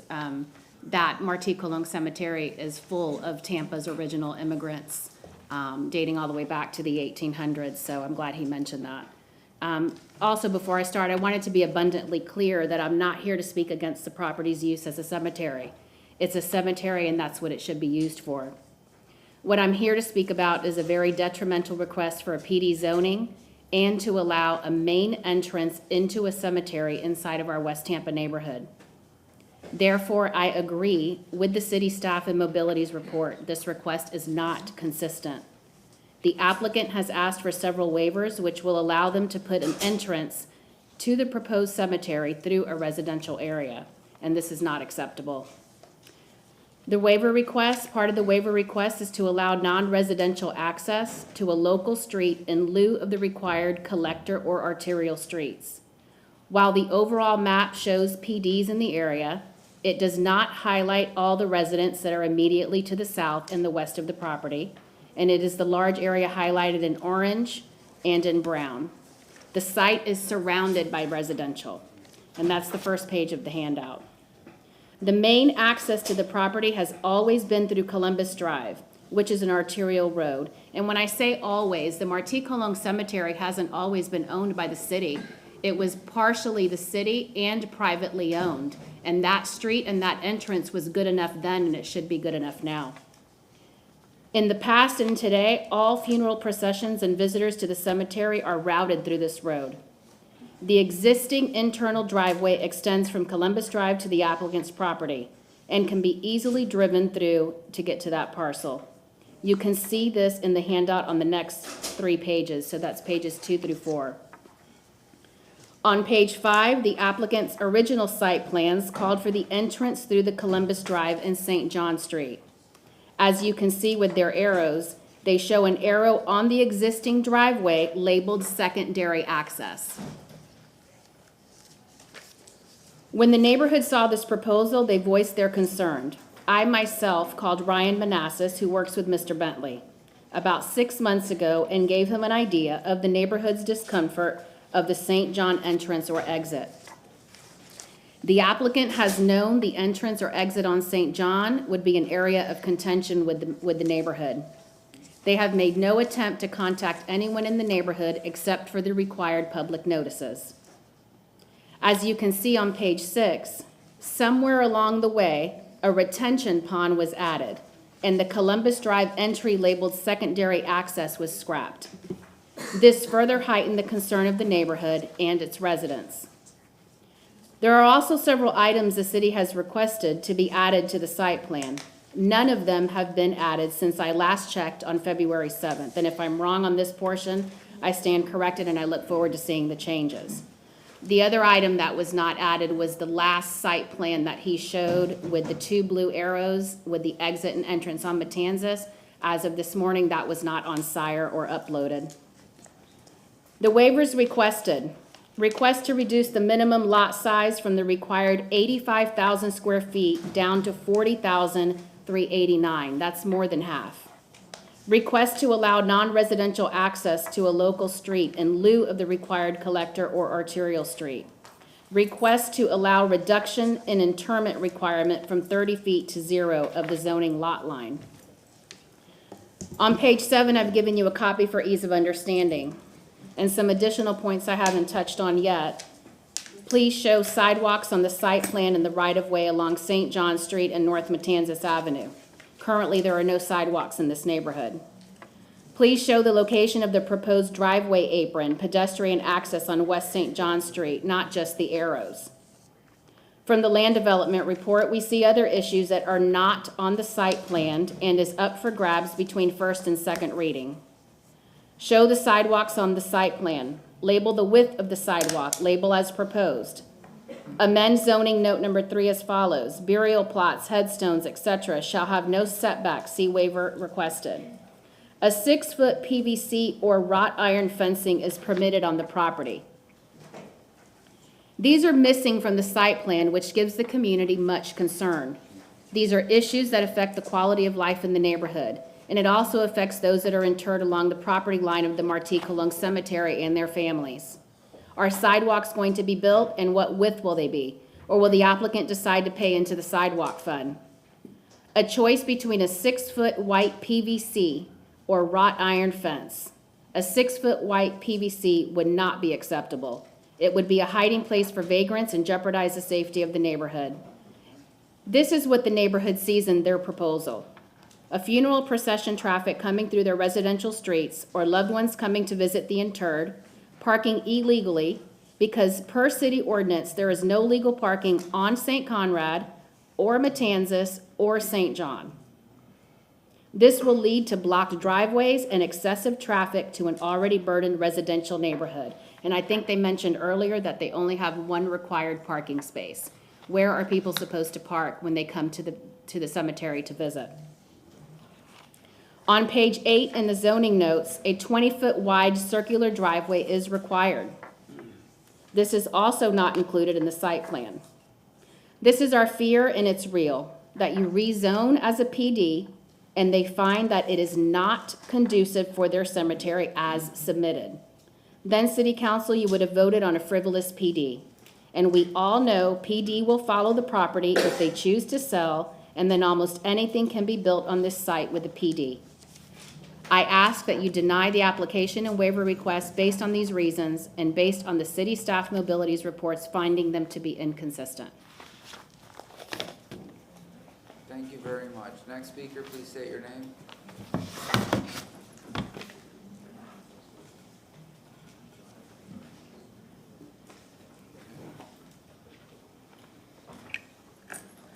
Speaker waiver form from Ms. Bennett. Pat Carpenter?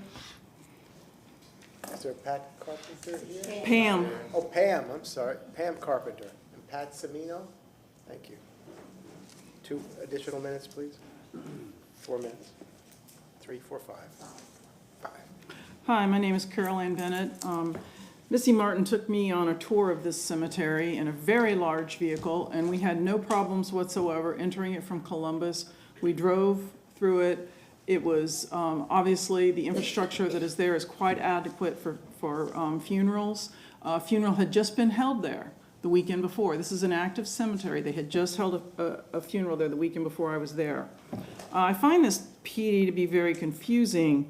A PD is a site plan control, but there's almost nothing on this site plan. It looks more like a survey.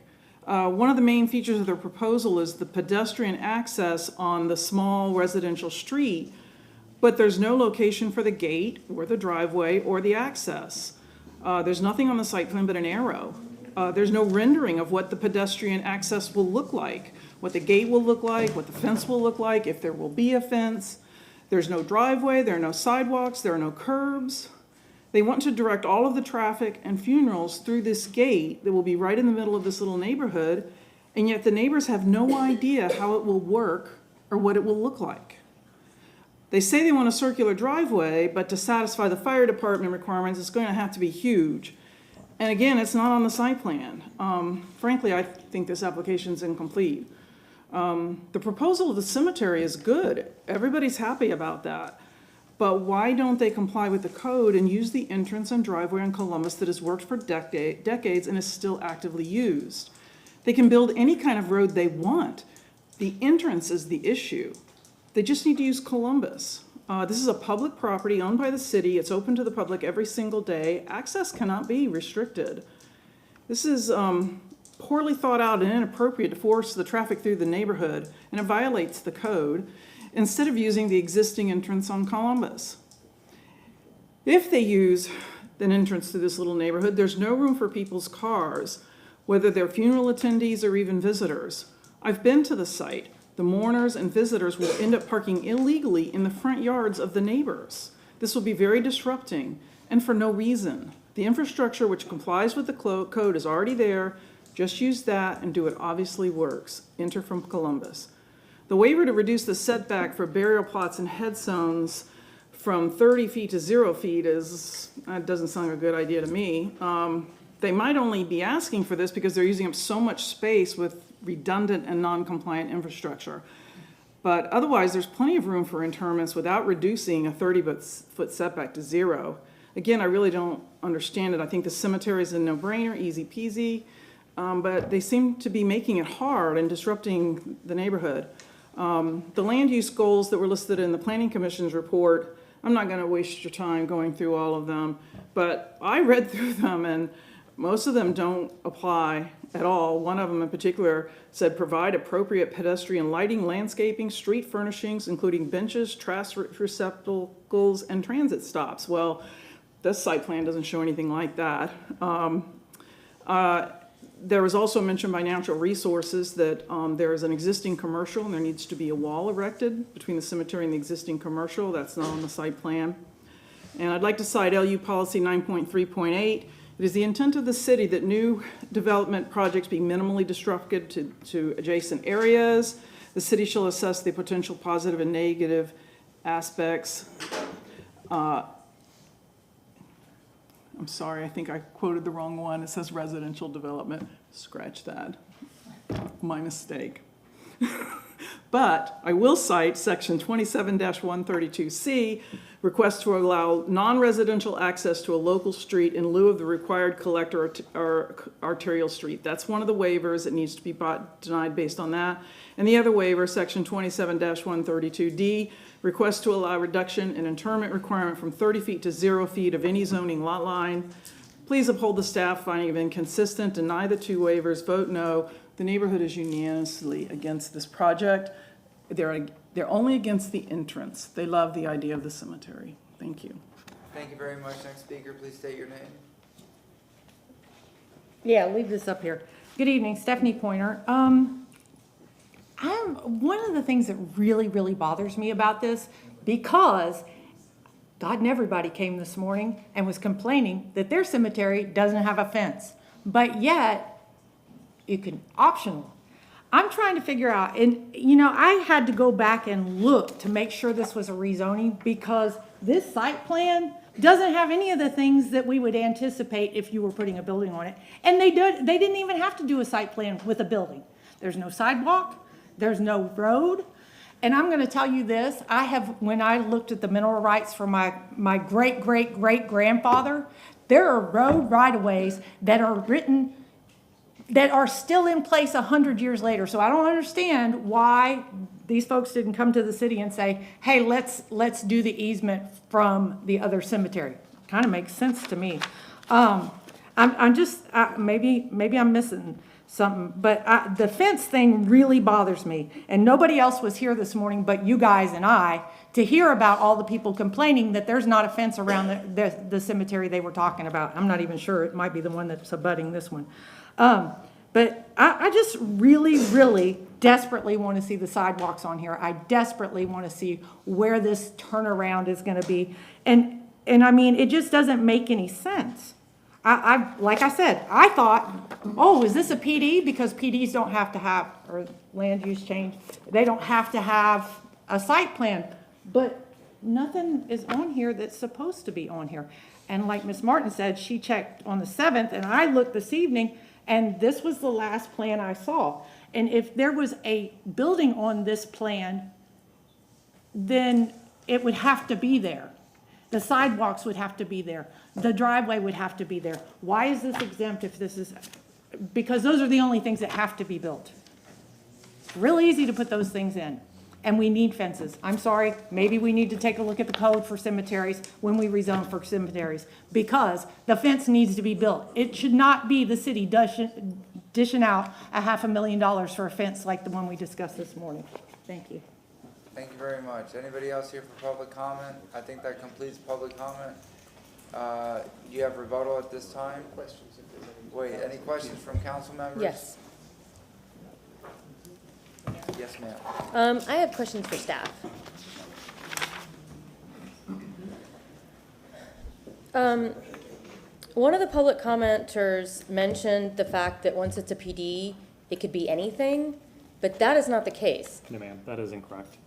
The person that was speaking in public was incorrect. It cannot just be anything. The PD limits you to what you are allowed to do. Okay. And you may not know the answer to this, but I'm curious, where do people park right now when they go to the city's cemetery? I do not know for sure. I could only speculate that they would probably park in that drive aisle that has access to it. Other than that, I would assume maybe, yeah, because the only access to Marty Cologne is off Columbus Drive. So unless you were trespassing through this property to get there and parking on that street, then the only way to enter it and park would be probably just as Mr. Manassi showed, that he drives his vehicle down there and then parks and then gets out. So Okay. effectively blocking the drive aisle. Which, in my experience in a cemetery, is how it's worked as well. And then I have a question. It seems to be centering on the question of why can't a private cemetery use a public cemetery's access? And so why can't a private entity use public entities' access? I'm not aware of anything that would restrict. That sounds maybe more legal and something that the city and the applicant would have to work together to come up with some type of easement like that. I mean, I don't want to put legal on the spot because maybe that's incorrect, but I honestly could not give you a very well detailed answer as to what the case is on that. I appreciate it, and so then I will ask legal. I will put them on the spot and ask, because that seems to be the crux of what we're hearing from the community. So why can't a private entity use public entities' access?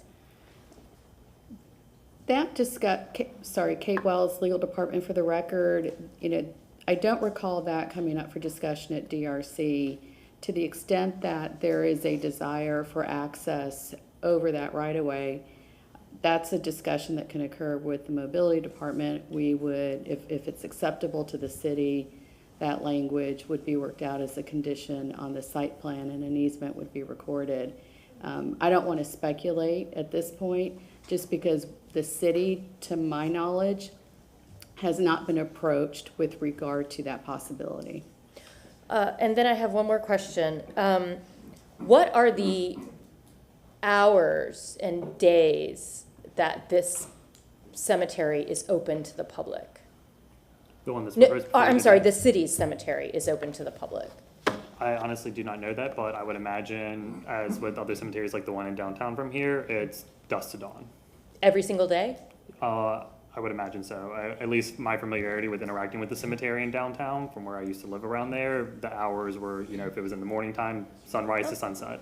It looks like someone might have an answer from the city's website. 8 a.m. to 6 p.m., so sunrise. But is it 7 days a week? Yes, ma'am. Okay, that was gonna be my question, to make sure that there is access 7 days a week. Thank you. Councilman Clendenin? It's kind of on the same line there, and maybe but 180 degrees off. And then for legal, Kate, are you aware if there are examples where city-owned property roads are used to access privately held? Like if McDonald's wanted to put a McDonald's here, could you see you giving them permission to drive through city? I mean, is there examples of that around the city? Public roads are public roads. Okay, so this is considered a public road? I can't say that. Again, this issue did not come up. The Right. city hasn't been approached. And I'm the last person who wants to speculate Right. just to give you an answer. That wouldn't be fair to this council. It wouldn't be fair to the applicant. To the extent that there's I think the questions are whether there's the ability for access to this parcel. Is it by right over the access on Marti Colon? Alternatively, if it's not by right, then would there be the ability to negotiate an easement with the city? But those are conversations that would have to occur with the respective departments and be brought back to council. So you say by right, so when we look at let's eliminate the existing cemetery completely, we just look at this parcel of land. So if they wanted to develop this parcel of land by right, what would be their access privileges? What they have represented to council is access over Matanzas and West St. John. Those are publicly dedicated roads. So if What I this can't cemetery didn't exist. speak to is with regard to the access from Columbus. Right. I'm not prepared to speak to No, what I that understand. access is. So let's say eliminate that completely. So that cemetery doesn't exist. That's just that's a Berlin Wall there. And we're developing this property independently. They would by right have access to both of those roads to develop this property. Those are public roads. Yeah. The issue then is the fact that certain uses require access to an arterial or a collector road Right. and would require a waiver for access over a local road. Mr. Bentley brought up the separate legal issue as to if you deny that waiver, then arguably this parcel is landlocked. Right. And there are legal issues related to that. Again, not That's what I prepared was curious to about. address that Right. this evening. That would, I recall some of the cases. I would not want to address that issue in detail without further research. Yeah, that was what I was getting at, is about the landlocked question. So Okay. very good. Thank you. Thank you very much. I had a couple of questions. Not for you, no. Before you get into a rebuttal, this is just something to think about. It appears to me from public comment that the neighborhood is opposed to this. You know, some folks spoke with speaker waiver forms. Would the petitioner be open to just having access through Columbus and eliminating that, what is it, St. John access, and just extending the road and creating like a circular connector there, or no? No, they wouldn't. First of all, to characterize it as a road, you're not going to see it on any map. It's a path at best, okay? And there are technical standards which apparently the city is suggesting they don't have to adhere to, but through the zoning process, we had to adhere to. And it's real important, and the rabbi didn't get an opportunity to talk about it, but in the Jewish faith, for them to drive through what is primarily a Catholic cemetery to get to the Jewish cemetery is considered disrespectful, okay? And I'm just telling it like it is. And also, it would impede or eliminate a lot of people from going to the cemetery or you know, just using it for their loved ones, what have you. So, you know, and I think the point that Mr. Clendenin made is that if you just forget about this zoning, and you've got residential zoning, you've got the commercial zoning, these properties are entitled to access through that neighborhood. And that's, I just don't understand the pushback, because you could have so much traffic generated by the uses that are authorized as we speak versus this with an occasional funeral, maybe 2 at best. You've been to funerals that last an hour, there's 20 cars there. We have parking on site. The sidewalk issue, that was mentioned early on, that's a note on the site plan. Certainly we're gonna comply with chapter 22, you know? So I think there's a lot of misinformation, but to get back to your question, is they would not consider that. They are entitled to access to these contiguous public roads, one or the other, or both. Now, you mentioned that in the faith it would be considered disrespectful having to drive through a Catholic section into the Jewish section. Whether it's true or not, I don't know. This is the first time I've heard of it, but I didn't know. I didn't think of that. So, if you wouldn't mind, the rabbi, just give him a sec. Go ahead, sir. Hi. Please state your name. Mendy Dubrowski. Go ahead, sir.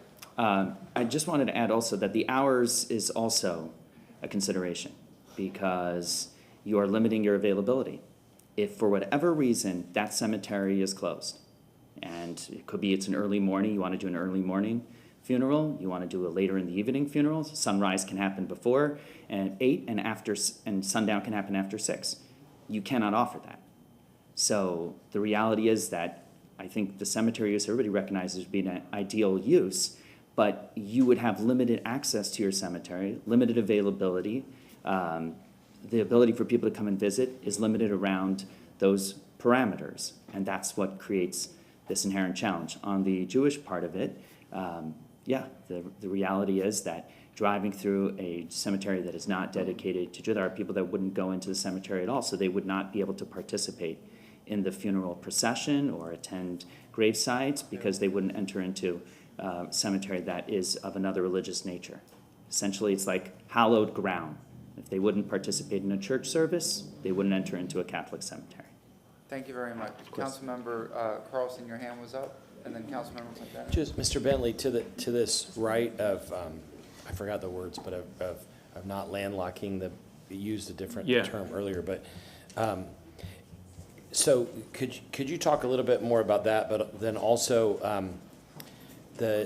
one of the neighborhood leaders mentioned that they had talked to you all like a year ago or some time ago about trying to find some alternative route in and out, but then nobody ever followed up with them. No, that's not true. Can you talk about that, please? Yeah, sure. Ryan was handling that, and Ryan's been through this for a number of years, and same with me. So he's had some back and forth dialogue, you know, about consideration with the neighborhood, the issue of sidewalks and things like that.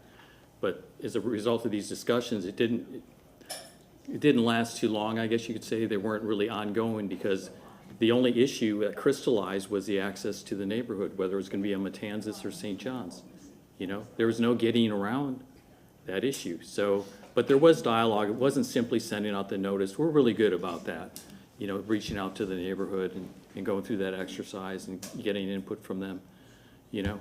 And then one thing I want to mention to you, you have your transportation planner sitting right here, and you should ask their professional opinion about access through the cemetery for this type of development or any type of development. You can't force a developer who has contiguous public roads to go through private property on some substandard lane. You know, they're making us develop a cemetery drive at 20 feet.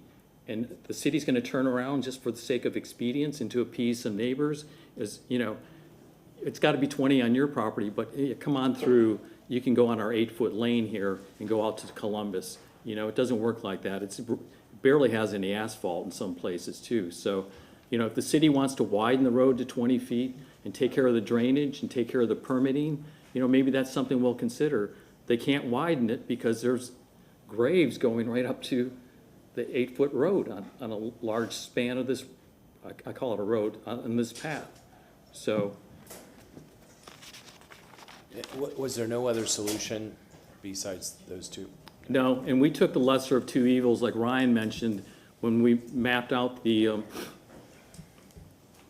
lineal footage going to Matanzas versus going to St. John's. St. John's seemed like the better option. It was like 500 feet shorter or something like that. And we're talking about maybe 2 funerals a month. They last an hour.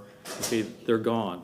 All right. It's a very small piece of property, and you know, I'm not an expert on, you know, cemetery law or anything like that, or the operations, but it's not going to be an operation probably all that long. You know, for a few years at best, and everything's going to be self-contained on site. The parking and all that. There's not going to be any parking in rights of way. We have plenty of parking. The site plan looks a little vague, but we're dealing with a cemetery. If you talk to LaShawn, we've met all the requirements for a PD to submit it, okay? And some of these neighbors are reading the error and omissions, or whatever you call it, the change list for the revised site plan. And that's what they were reading, and all that stuff's gonna be on the site plan if we make it to second reading. So anyhow, enough said. Thank you, Councilman. Thank you. You actually hit on quite a bit of what I was gonna ask about. But first, I want to ask about the conceptual stormwater pond. I don't think I've ever seen conceptual. The city makes you put, when you do a PD, you have to accommodate stormwater, and Russell, our planner engineer, could answer that. Sure, Russell Ottenberg, Planning Incorporated. So the reason we put conceptual on there is because we're not going through engineering at this point. And in order to do engineering for a stormwater pond, you need a lot more data. You need topography, you need geotechnical work. Geotechnical work has to include soil borings, double ring infiltrometer tests. We need horizontal and vertical conductivity. We gotta go through stormwater modeling. We gotta check the outfall, check downstream conditions. All of that is way, no pun intended, downstream of a PD rezoning. That is something that we address during permitting when we're going through construction services. And that's the appropriate time to do that, and we normally and customarily do that. We do a lot of work within the city where we do land development projects, and so we would do that at that time.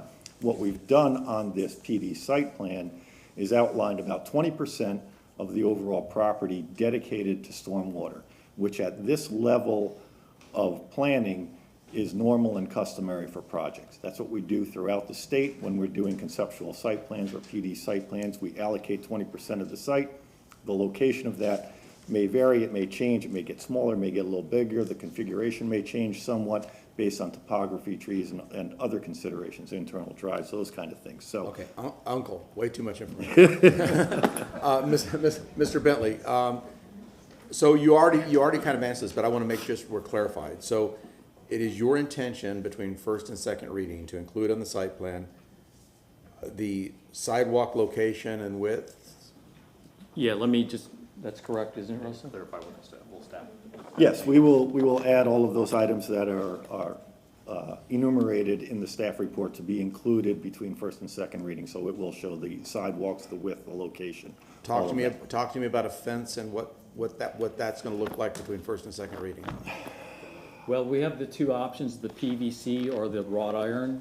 It's not going to be PVC. Okay, we could delete that as an option and just commit to the wrought iron. That's not a problem. And so between first and second reading, that will be noted on a site. Wrought iron type, they call it. I guess sometimes it's aluminum that looks like wrought iron. Okay, I understand. Yeah, that's okay. not a problem. And just to fulfill your request about our transportation experts, would you be willing to come up and talk about transportation? Sorry, Jonathan. Sorry to put you on the spot. State your name. Transportation. Did you have any question, or you just What's need to your make a name? comment, or? Yeah. What is your name? Jonathan Scott, For Transportation. those that don't know. So, the testimony of the applicant was that there's a problem, or being this parcel being with term landlocked, and that mobility issues with access. Could you state what the city's position is as far as access to this parcel? Yes. Basically, right now, it just faces those two local streets. There is no like cross-access agreements with the city-owned property to the north that they're talking about. Any new discussions would be more of a legal aspect I can't really get into, but that's how it exists today. So mobility's position would be access to the two streets that abut those. That's correct. Okay, thank you. Appreciate it. Thank you. Councilman Miranda, did you want to? Yeah, I just want to see, under the Land Development Code 27-136, it says, isn't a cemetery supposed to have 85,000 square feet? One. And two, it's supposed to come off a collector or an arterial road, two. And three, there's supposed to be a 30-foot setback? Maybe I'm smoking the wrong thing, and I don't even smoke. Here's what I was trying to explain, is that half the property, I'll call it half, we'll break it in half CG, cemeteries permitted without any minimum lot size, any setbacks for graves and all that stuff that you just mentioned. The other part is RS 50, and that allows a cemetery as a special use, and that's when these standards kick in, Mr. Miranda, you just read about the minimum size and things like that. So, question number one is, when you're doing a PD, you're creating your own zoning. You don't have to respect any certain standards and things like that. So from our perspective, we didn't have to meet these standards, but the staff said, we're applying these special use standards to your cemetery. Therefore, you need waivers to the minimum size that you just rattled off, Mr. Miranda, and also the setback for the graves is, I think, 30 feet. And so we requested a waiver to 0 on that because, like you mentioned early on, the entire Mar de Colon is pretty much the graves go right up to the property line. Yeah, So, that's not zone PD. pardon me? That's zone PD? Let Ryan answer. I'm sorry, I'll go with Identify staff is the best. identify yourself. Ryan Manassi, Johnson Pope. I believe it's RS 50 and CG goes north, correct? RM 16 to the northern part. Okay, maybe we should just put it on the screen. Here's staff's zoning map. Those folks were buried long before the zoning, correct? Well, zoning conformance, happened in, 1987, and that's where these zoning districts were overlaid on whatever property and whatever use was there. So obviously the Marty Cologne Cemetery predates zoning. Okay, and I want to clarify, the rabbi just whispered to me, there's no mausoleum, so if that's a concern of having a structure, that's off the table. We put that on as a note on the site plan. Anything else? All right. Rebuttal, or go ahead, sir? No, Yeah. I just, it's already, I don't know. No, go ahead, then I'll. It's already been clarified, but just from staff's perspective, I do want to clarify it for the record that, and this was mentioned over the past conversation about elevations and things on the site plan. Since there's no buildings proposed, elevations are not required. And additionally, since it's a cemetery use and no buildings are proposed, there are not going to be anything on the site plan to show a building. And then lastly, it is very common to have notes on a site plan that are added between first and second reading. Almost every plan that we bring you does have a revision sheet that has those to add different things onto the site plan between first and second reading. Staff will get the site plan before second reading and review it and make sure all of those things have been corrected. Thank you very much. Would you like to get into rebuttal, sir? Yes, please. All right, please state your name. Go ahead. Okay, Mark Bentley. Just want to point out, there are 3 opponents, and I know some represented some what apparently are residents in the area. But these opponents, Ms. Pointer lives about 8 miles away, Ms. Bennett lives about 4 miles away, and Ms. Martin lives about 1 mile away. So they wouldn't be directly affected by the use of the property in connection with the cemetery.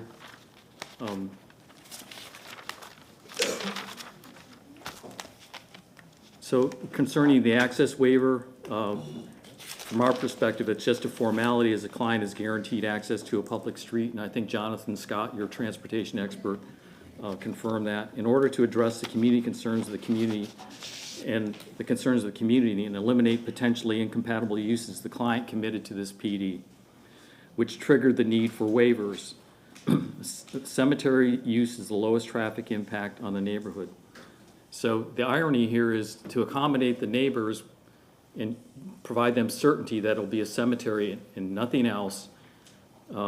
That triggered the need for the waivers to do the PD. If we would have simply come in and done the balance of the property, rezoned it to CG, which there was some staff support on that when we first initiated contact with staff, we wouldn't have had to request any waivers. So we kind of shot ourselves in the foot. You know, we're trying to work with the community, and then it necessitated the requirement for these waivers with the lot size, Mr. Miranda, the setbacks, et cetera. Now, concerning the waiver to a public street, here again, any development of that property is going to get direct access to a public street. You heard our transportation planner indicate that if the property was developed per the Planning Commission report at 40,500 square feet of retail and/or office, that would generate average daily trips, according to the ITE, which the City Transportation Department uses as their Bible, more or less, of 1,800 trips a day. 1,800 trips a day versus 6 trips a day for the cemetery, okay? So, you know, you can't have your cake and eat it too. So on the one hand, we have this very innocuous use and a very low traffic generator, okay? And we got to have access to a public road. We for all the reasons we've been kicking around tonight, we can't go through to the north. And obviously, from a safety concern, you know, to force someone to go over an 8-foot path to get to Columbus through a cemetery that was established in 1895, you know, is I think there's a liability issue there too. And quite frankly, since we're entitled to access, if the city says we're going to deny you based on we're concerned about access to either St. John's or Matanzas, under the Fifth Amendment to the Constitution and Article 6 of the Florida Constitution, that would be considered, if you deny access to this property, that's considered a per se compensable taking, and the city would be liable for actually buying our client's property. So we're entitled to access to a public street. You know, can you imagine if I was rezoning this PD to office or retail, would there be any discussion about that development going through Marty Colon Cemetery to Columbus? Not at all. It doesn't make sense. You know, it's not a road. So, Russell, what point did you want to make? Yeah, just a couple things very quickly, if I may. Russell Ottenberg again. Discussing the entrance on Matanzas, it's already there. This isn't a new entrance, and we're locating it generally where it is today. As far as parking within the neighborhood, as with the Marty Colon Cemetery, people who are being interred in this new cemetery would be parking within the cemetery on the 20-foot access road. And then most importantly, talking about the access to Columbus through Marty Colon, that drive is about 8 feet wide, and as Jonathan said, it needs to be 20 foot per city standards, and as I had noted, those standards are predicated on National Fire Protection Association, which is adopted by your emergency services, and the purpose is so that you can have someone parked or blocking one side and can still have an emergency vehicle go down the other side. So it's an emergency access issue, and as someone who has been before you on other rezonings in the city where access has been through alleyways, if the alleyway is less than 20 feet, it is technically inconsistent with the city code, and that is noted as part of that rezoning, and we oftentimes have to overcome that. So to suggest that using an 8-foot non-alley path through Marty Colon as primary access, I think it flies in the face of what the city has done in the past. Thank you very much, appreciate it. Thank you. Yes, ma'am, Ms. Doc? St. Thomas Development Coordination, if council does decide to approve this along with the revision sheet, there would be a revised revision sheet now. You would need to note that for note 6, remove PVC so that it would only read wrought iron fencing is permitted on the property at 6 feet except on the south. And then note 2 would be no mausoleums on the site. So that would be the revised revision sheet. I'm sorry, wrought iron type fence, excuse me. All right. Well, I gotta say, I'm really frustrated, and let me tell you why. When I was a kid, it was overgrown and the city didn't care about the cemetery. Then later on, it was who owned the cemetery, who owned what part of the cemetery. Then it became a developer wants to build houses on the cemetery. Now a cemetery wants to be a cemetery. And I know it's not about anyone against the cemetery. It's about the access into the street. But a cemetery, how active can it be? That's the question, and they brought the numbers of, daily trips on that property. I don't know. I understand the neighborhood's concerns. I always think, if I lived there, what if I lived there? How would you feel if you lived there? Kind of thing. Council members did ask, a lot of questions regarding the fence, regarding sidewalks, regarding the retention pond, so many things. And I understand why, not continue access from Columbus, and just continue on that path and build upon that. I understand that too. So I just wanted to share that. Thank you. Yeah. Is there anything else from Councilmember Clendenin? Yeah, I echoing a little bit of what has been said, and I'm empathetic with the neighbors, and I think most of y'all know that I'm in most of my decisions, I'm empathetic with the neighbors.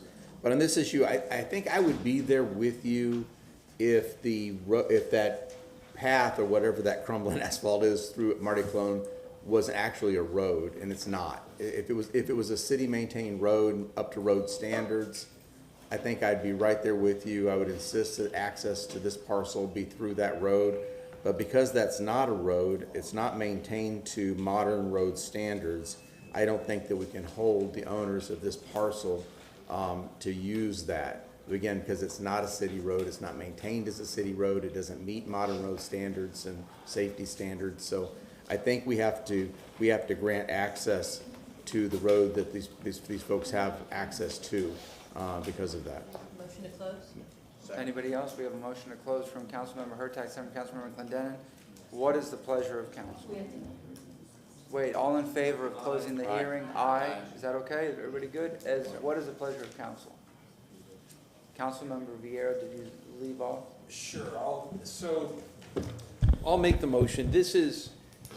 I echo a lot of what's been said on this. This is a very difficult one. There are waivers that are requested here, but the use with this local street appears to be very, very limited. This is one, by virtue of my making the motion, I would be voting for it, but this is first reading. And on second reading, I don't think I've ever flipped a vote from first to second reading, but let's see what happens. Again, this is one where there's a lot of gray, and we can't let the intended use, which is not in dispute with anybody, come into any kind of relevancy for us in making this decision. Yeah, it's, again, just a lot of different issues there. Let me find may I please? Thanks. I don't know. Y'all don't see the stacks of paper back here. I know, a lot of papers here. I move an ordinance presented for first reading consideration, ordinance rezoning proper general vicinity of 3203 West St. John Street in the city of Tampa, Florida, more particularly described in section 1 from zoning district classification RS50 residential single family and CG commercial general to PD plan development cemetery, providing an effective date with a revision sheet as noted. As amended? As amended. And are there any specific things that you wish to say with regard to the burden of proof? Appellant or the applicant has met their burden of proof.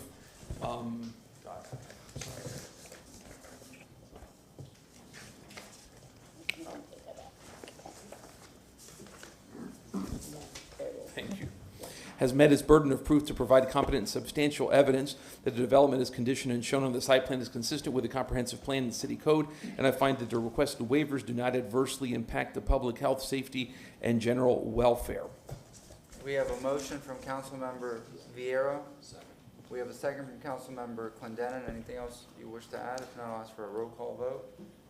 And I'll say again, because I didn't comment on the first round, this is one where I hate to give away what I'm thinking, that you come in thinking one thing, and then after you listen to all the evidence, you leave thinking something else. There's a lot of gray in this one, and if it was a margin, it'd be 52-48. So. Yes, Councilmember I'm sorry, Carlson. Sorry. We have to consider the the evidence that's presented in the room, not any evidence anything that we know from our own experience. And the neighborhood arguments were very compelling, and I think competent, substantial evidence. The applicant, though, the attorney for the applicant, then had the last word and was able to refute all those things. And unfortunately for the community, you don't get a chance to rebut that. And so we have to go with what we hear. We asked the city attorney if there was anything contradictory to that. We asked the city staff if there was anything contradictory to that, and there wasn't. So based on the evidence that we see tonight, and there is a second hearing, but based on the evidence we see tonight, we have to go with what the conclusions are. And so I'm going to vote for it too. All right, we have a motion from Councilmember Vieira, a second from Councilmember Clendenin. Let's have a roll call vote. Carlson. Yes. Hurtak. Yes. Clendenin. Yes. Henderson. Yes. Vieira. Yes. Miranda. No. Maniscalco. No. Motion carried with Miranda Maniscalco voting no. Second reading and adoption will be held on March 7th, 2024 at 9:30 a.m. located at Old City Hall, 315 East Kennedy Boulevard, Tampa, Florida, 33602. Thank you very much. Thank you, Council. Would anybody like to take a recess, or are you all good? All right, let's do item number 5. Number 5, yes, sir.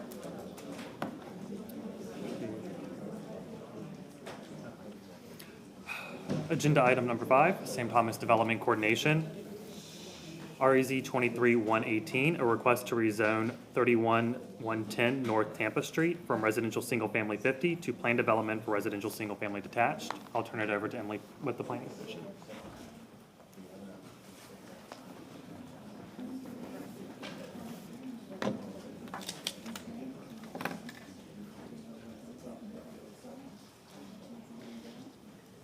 Emily Phelan, Planning Commission staff. The subject site is located within the Central Tampa Planning District, the Tampa Heights Urban Village, and the Tampa Heights neighborhood. The subject site is within the coastal planning area, specifically Evacuation Zone E. The surrounding area is predominantly residential in character with single-family detached uses surrounding the site, and 1 block to the east along North Florida Avenue is where some commercial uses are found. This is the future land use map. The site is here, designated with the residential 20 designation, which is to the north, east, and south of the subject site, and to the west is residential 10, and further along North Florida Avenue is community commercial 35. The comprehensive plan, the residential 20 designation supports a range of housing types, including single-family attached and multifamily uses. The proposed 2 dwelling units is consistent under the residential 20 future land use designation. The comprehensive plan encourages infill development on underutilized sites to help ensure an adequate housing supply is available to meet Tampa's population demands.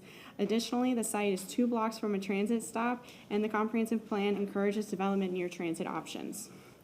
The Planning Commission staff finds the request will not alter the character of the surrounding area. The comprehensive plan also speaks to the design of attached single-family units. The entrances to the 2 single-family units are oriented toward North Tampa Street and West Plymouth Street, with a clear pedestrian connection to the sidewalk, meeting the intent of Land Use Policy 9.2.6. The design is also consistent with policies in the plan that encourage a pedestrian-friendly environment with doors that connect to a neighborhood sidewalk or street. The request supports many policies as it relates to housing the city's population.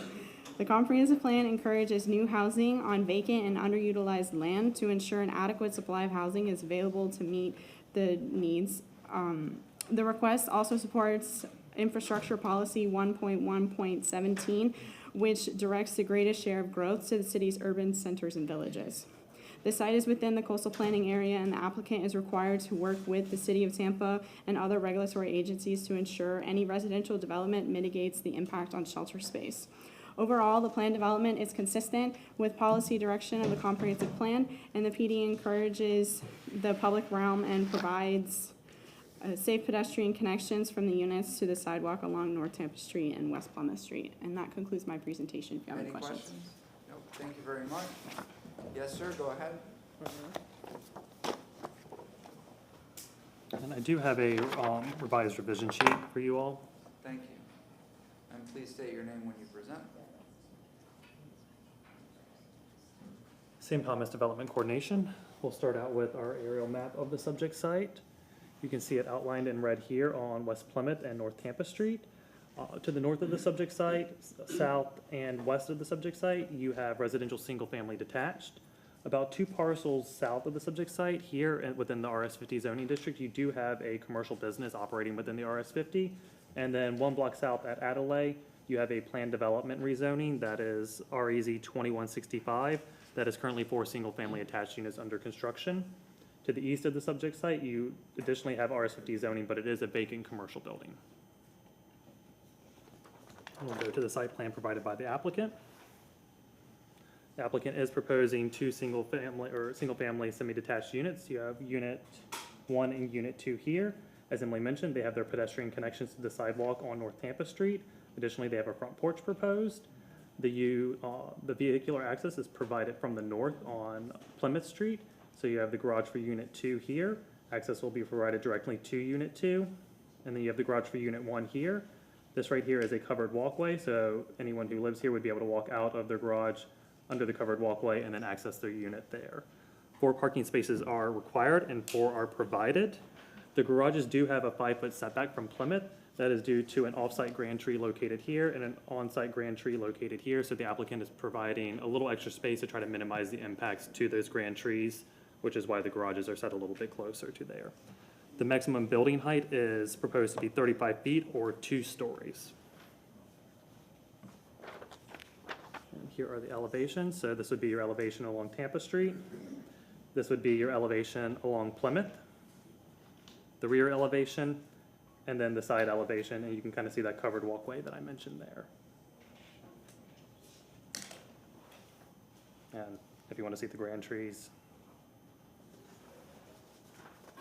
we'll go through some photos from around the area now. So this is looking south. This is the subject site right here. This isn't an alley, this is a driveway for the neighboring property. This is looking north, so just facing the opposite direction from where the other picture was taken. This is directly across the street on Plymouth. This is looking west on Plymouth. This is the subject site here. A little bit farther down, closer to Tampa Street, the subject site is here. This is looking north from the intersection of Plymouth and North Tampa Street. This is looking south on Tampa. You can see that commercial business right here, and then those single-family attached townhomes in the distance. This is looking west from Tampa Street directly at the subject property. And this is looking east across Tampa Street at that vacant commercial building in the RS50 zoning district.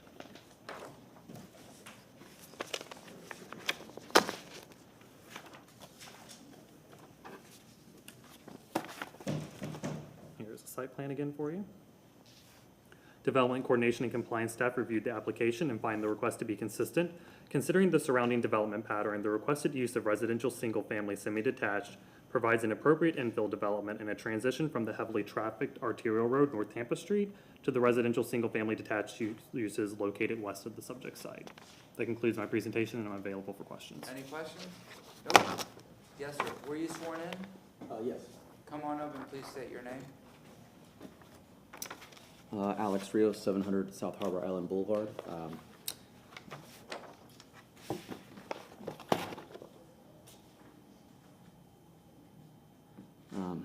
Good evening, council. This project consists of rezoning the property at 3110 Tampa from RS50 to PD single-family semi-detached. The property itself poses some unique constraints. One, it's the most notable constraint is the lot is a little smaller than usual, 48.5 feet wide. The other is one grand oak with another camphor on the adjoining property.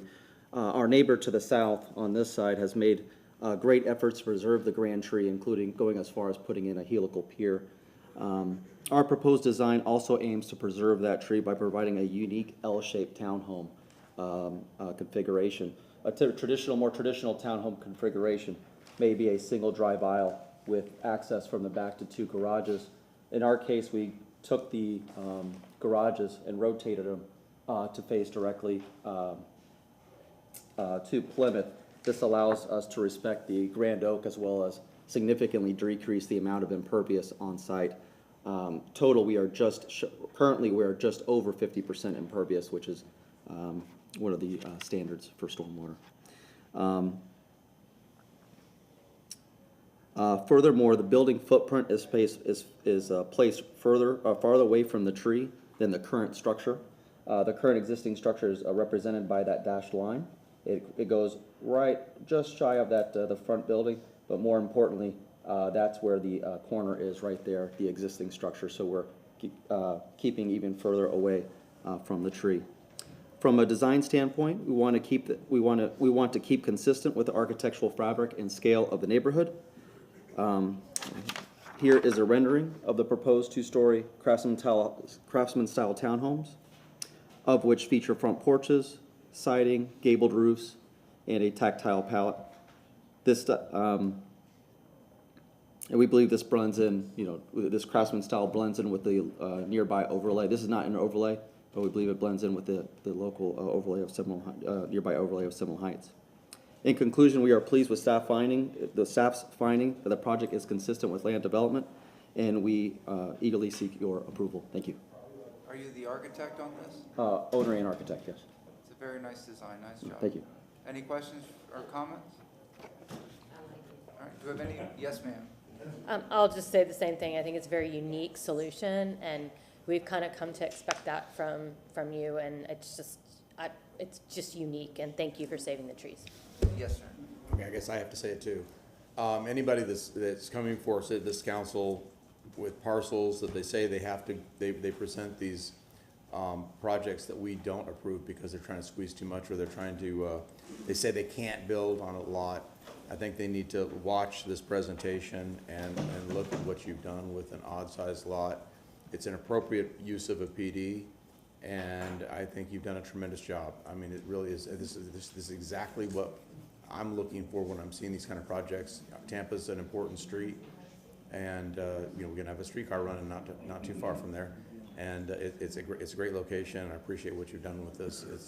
It's creative, along with the tree, but what you did with the garages and then the breezeway to attach to it, and of course those facades are really perfect. Thank you. Yes, ma'am. Move to close. Oh, no. Oh, we don't do that. Is there We have anybody in the public public? comment? Yes. No. Is there anybody in the public that wishes to speak on item number 5? What? There's nobody registered. Wow. Is there anything else you'd like to add, sir? No further comment. No? Thank you. Motion to close from Councilmember Henderson, second Councilmember Clendenin. All in favor? Aye. All right, what's the pleasure of council? I left off with Councilmember Henderson. Yes. Chair, I move ordinance REZ 23-118 as the applicant, I move the ordinance as the applicant has met the burden of proof to provide competent and substantial evidence that the development as conditioned and shown on the site plan is consistent with the comprehensive plan and city code, and I find that the request waivers do not adversely impact the public health, safety, and general welfare. I also adopt the findings and reasonings of the Planning Commission staff report. Compliance with our goals and objectives of the comprehensive plan. The proposed rezoning is consistent with the housing policy 1.3.4, which encourages new housing on vacant and underutilized land to ensure the adequate supply of housing. And the Land Development Code, Section 27-136, the development as shown on the site plan promotes and encourages development that is appropriate in locations, character, compatibility with surrounding the neighborhood. And including the motion that includes the revisions shown. Can you read the ordinance? Yes, the ordinance being read, you know Yeah, what? number 5, you have to. I have to read the ordinance with Yeah. the details in it? Yes. Okay, neophyte mistake, excuse me. The ordinance zoning, let me get it right. Ordinance being presented. Yes, ordinance being presented for first reading. The ordinance rezoning property in the general vicinity. You know, I felt like I was doing something wrong when I started with that part, but okay, no problem. The ordinance rezoning property in the general vicinity of 3110 North Tampa Street in the city of Tampa, Florida, and more particularly described in section 1 from zoning district classification RS50 residential single family to PD plan development residential single family semi-detached, providing an effective date. With the revised revision sheet. Thank you, Who's the second? freshman brother. Second from Councilmember Hurtak, roll call vote. Clendenin, Yes. Henderson, Yes. Vieira, Obvious. Miranda, Yes. Carlson, Hurtak. Maniscalco. Yes. Motion carried unanimously. Second reading and adoption will be held on March 7th, 2024 at 9:30 a.m. located at Old City Hall, 315 East Kennedy Boulevard, Tampa, Florida, 33602. All right, thank you very much. We're going to be in recess for a few minutes, and, all right, recess for 5 minutes, and then we'll be back with 6.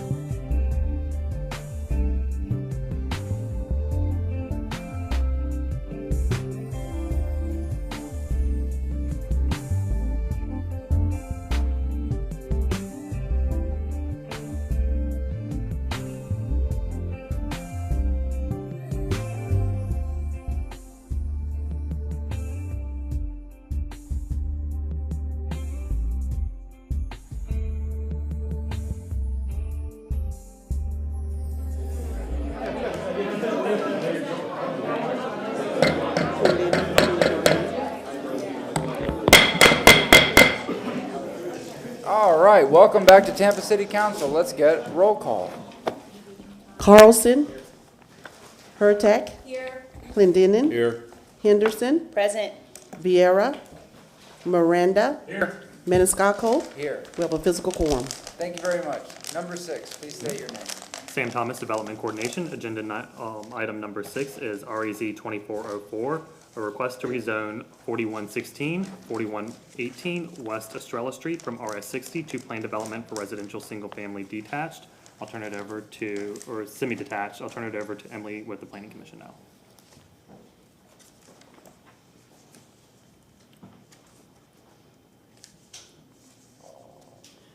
Emily Phelan, Planning Commission staff.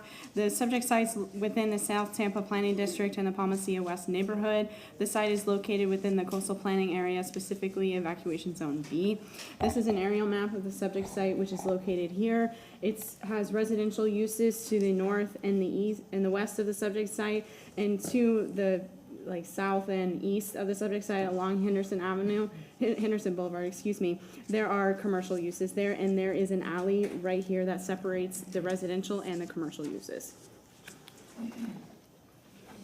This is the future land use map of the subject site, which is located here under the residential 10 designation, which is to the north and to the west of the subject site, and along Henderson is the community mixed use 35 designation. And the blue are schools and a place of religious assembly. The residential 10 designation is suitable for residential, single-family detached, and limited townhomes. Land use policy 9.3.5 encourages limited townhomes or single-family semi-detached uses to be developed on the periphery of neighborhoods. The subject site is adjacent to commercial uses to the east, and the alley, as I previously showed, separates the site from the commercial uses. Planning Commission staff finds that the site meets the policy direction of limited townhomes in the residential 10 designation. Due to the site being on the periphery of the neighborhood, Planning Commission staff finds the request compatible with the surrounding area and will expand opportunities for housing choices in the Palmacia West neighborhood. Planning Commission staff reviewed the density of the residential 10 future land use designated parcels. This portion of West Estrella Street between South Lois Avenue and South Clark Avenue, excluding the subject site, has an existing density of 1.0 dwelling units per acre. Given the existing block density being on the periphery of the neighborhood, Planning Commission staff finds the request to be built within the existing development pattern. The comprehensive plan encourages attached single-family uses to be designed to include the orientation of front doors to a neighborhood sidewalk or street.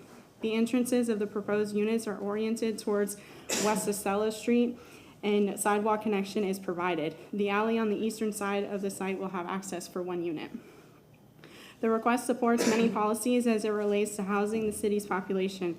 The comprehensive plan encourages new housing on vacant and underutilized land to ensure an adequate supply of housing is available to meet the needs of Tampa's present and future populations. The site is within the coastal planning area, and the applicant is required to work with the City of Tampa and other regulatory agencies to ensure any residential development mitigates its impact on shelter space. The request is comparable and compatible with the surrounding area and is consistent with the long-range development plan anticipated under the residential 10 designation. And this concludes my presentation if you have any questions. Thank you very much. Mr. Shelby, wait, leave that map up there.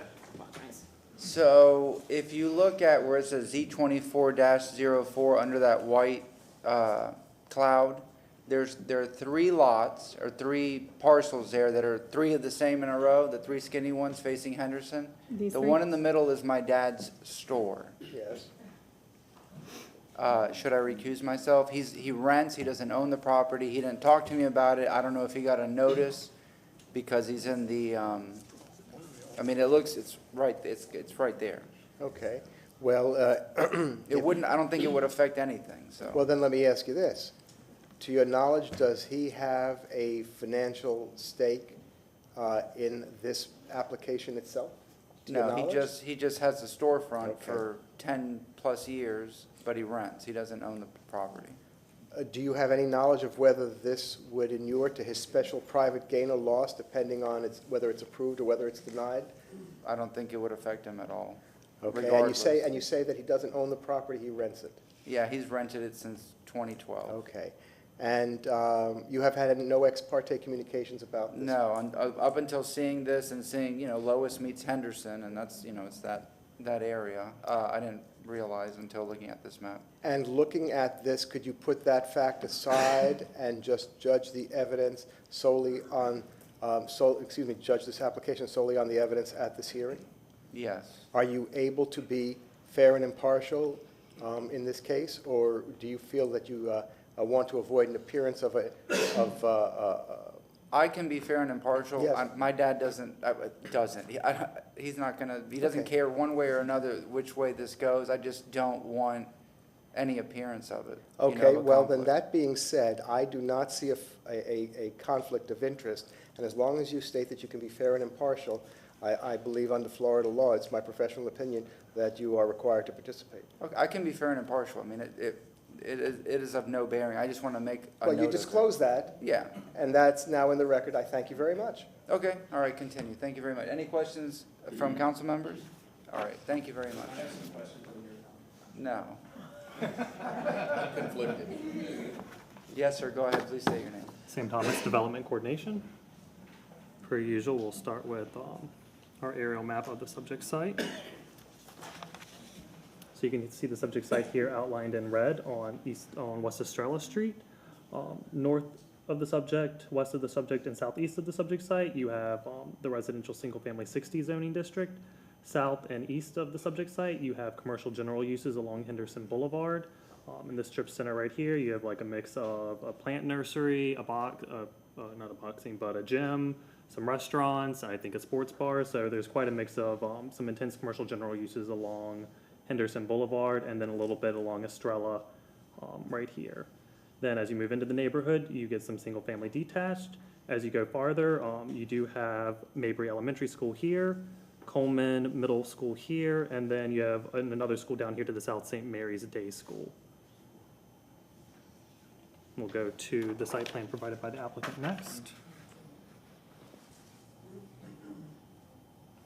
So the applicant is proposing two semi-detached structures, one here and one here. One unit, unit 1 is here, unit 2 is here, 3 and 4. As Emily mentioned, there are pedestrian connections to the sidewalk along Estrella Avenue. There are 8 parking spaces required and 8 are being provided. Unit 1 is rear loaded from the alley, and units 2, 3, and 4 are loaded from Estrella Street. Versus using the alley access, the applicant loaded from Estrella, and that's in order not to impact these trees that are in the rear of the subject site. Let's see here. The proposed height is 35 feet or 2 stories. Additionally, the applicant is providing the required landscape buffers.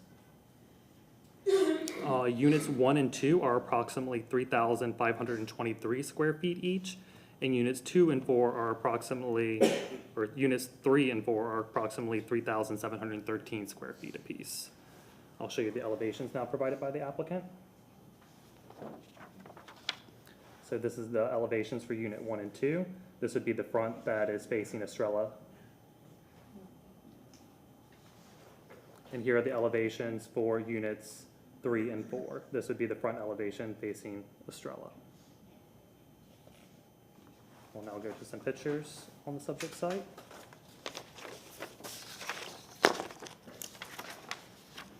So this is just past Henderson and Estrella intersection. This is the alley that's been mentioned. This is the subject site right here. So this is looking southwest. This is looking southwest down the alley. You can see the backside of those commercial general uses backing up to that alley, and then the subject property here. This is looking northeast. So this is Estrella, Henderson Boulevard right here. There's some of those commercial uses along Estrella. This is actually the Seaborn Day School. This is looking east on Estrella. There's the commercial uses in your alley. This is the subject site here. This is looking west on Estrella, so this is the subject site all the way down to this house here. This is looking southwest, so you can kind of get a full view of the subject site going from this single-family detached home all the way down here to where those bushes are. This is looking south directly at the subject site and the single-family house that will be demolished. This is looking east down Estrella, so you can kind of see the full length of the subject site. This is looking north from the subject site, so this would be directly across the street.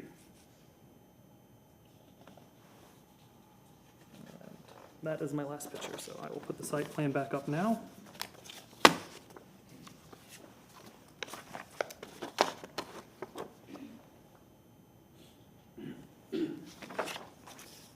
Development Coordination and Compliance staff reviewed the application and find the request to be consistent with the Land Development Code. The requested use of residential single-family semi-detached provides an appropriate transition from the commercial general uses that exist east of the subject site to the residential single-family detached uses that are located west, north, and southwest of the subject site, providing needed infill housing in South Tampa. If council approves the application, modifications to the site plan as shown on the revision sheet must be completed between first and second reading. I'm available for any questions. Any questions? Nope. Thank you very much. Yes, sir, please state your name, and you were both sworn in, correct? Yes, I am. Yes, My I name am. is Ismail Akbaba. I'm the Wait, owner of the wait, property.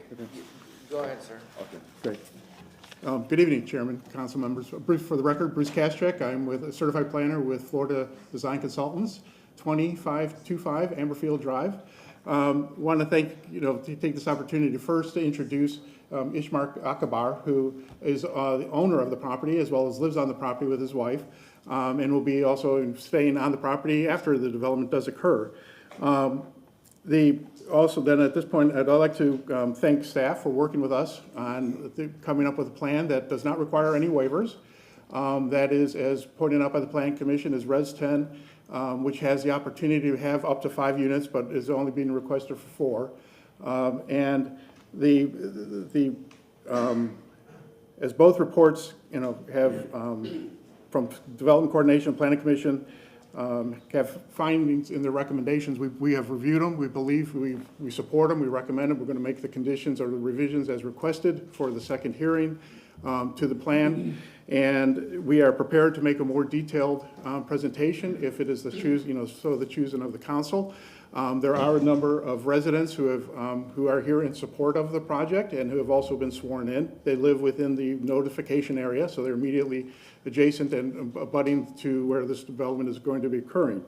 Otherwise, Mr. Akaba we're both here to answer your questions, and we request your support. Thank you. Any questions? Thank you very much. Is there anybody in the public that wishes to speak on item number 6? Come on up and please state your name. Anybody that is wishing to speak, have you been sworn? If you have not, I saw you coming late. If anybody is here to speak on 6 and 7 or anything after that and has not been sworn in, please stand up, raise your right hand, and we'll swear you in. All right, we have a couple of folks. Do you swear or affirm the testimony you're about to give is the truth and nothing but the truth? I do. Thank you. You may be seated. If I can, Mr. Chairman, Ms. Watkins? Yes. You handed me a speaker waiver form with only your name on it.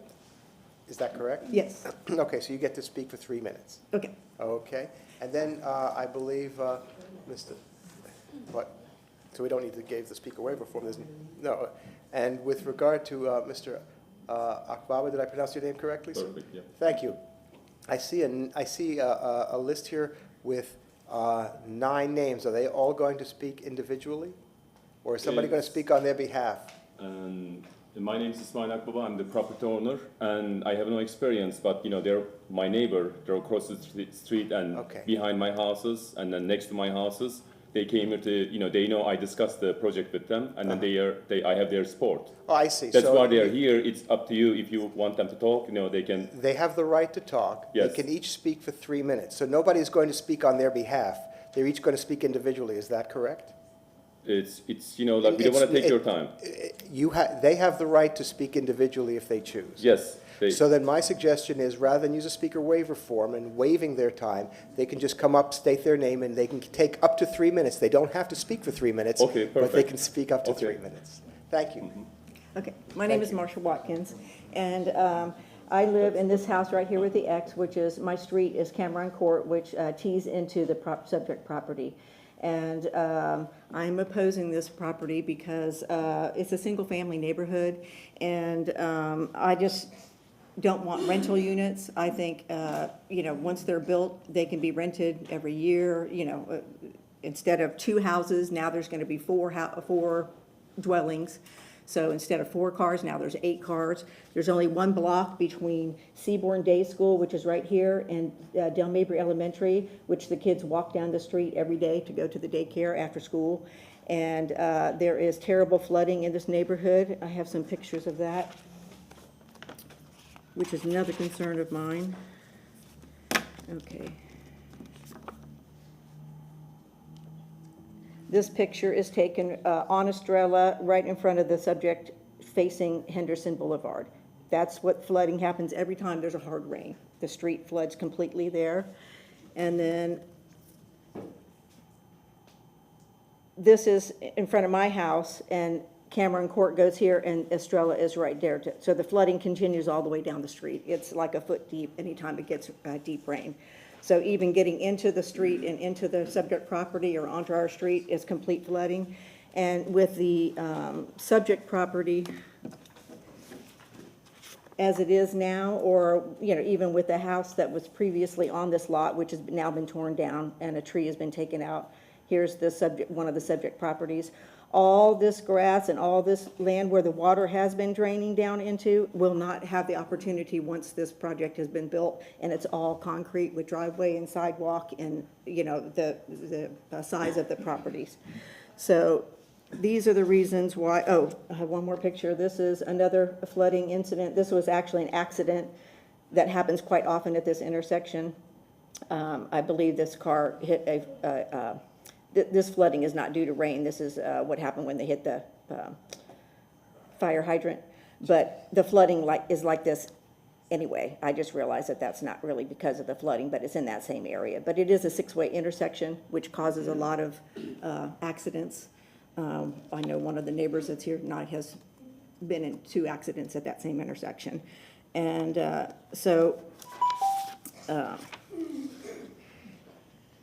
this is why I oppose it, because the traffic flow to and from the daycare and the school, getting in and out of the thing. Each dwelling has the opportunity to have 2 cars, but, most people, if they have a teenager or somebody else living there, 3 people live there, there's gonna be 3 cars, which where is a guest gonna be parking in their, if their driveway is taking up the 2 spaces that they have, there's no place for anybody to park. When Seaborn or Del Mabry has any kind of event where, all the parents come to the school parties or whatnot. Thank you very much. The entire street blocks off with traffic, all the way down our street. Our entire street gets blocked with traffic. Thank you. And every time, so. Thank you. I just don't think there's enough traffic flow and parking, and I think it's gonna be flooded even more so. Thank you very much. Before we continue on with the in-person folks, we do have 2 registered public speakers, virtually. If we could get them on, and are they both online? Yes. All right. If Sierra and Patrick would turn their cameras on and unmute themselves, we're going to swear them in.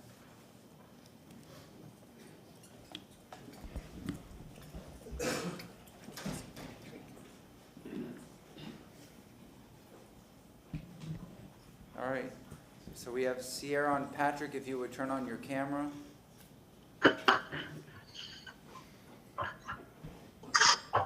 All right, Patrick and Sierra, please raise your right hands. We're going to swear you in. Do you swear or affirm the testimony you're about to give is the truth and nothing but the truth? Yes. All right, Thank you. Sierra, you go first. You have 3 minutes. Please state your name. Hi, my name is Sierra Waneke, and I live on Cameron Court, directly across from Ms. Watkins, who just spoke, so 1 house away from the proposed development. I am a little nervous, so I'm not sure if my wording will be as organized, but I do have a couple of points that I'd like to make. One piece is that I do believe that the current development is intended to be in the interest of the developer, not necessarily the community. The development uses every potential square inch of space for financial benefit rather than for overall enhancement of the neighborhood, which could have been achieved with 2 single-family homes.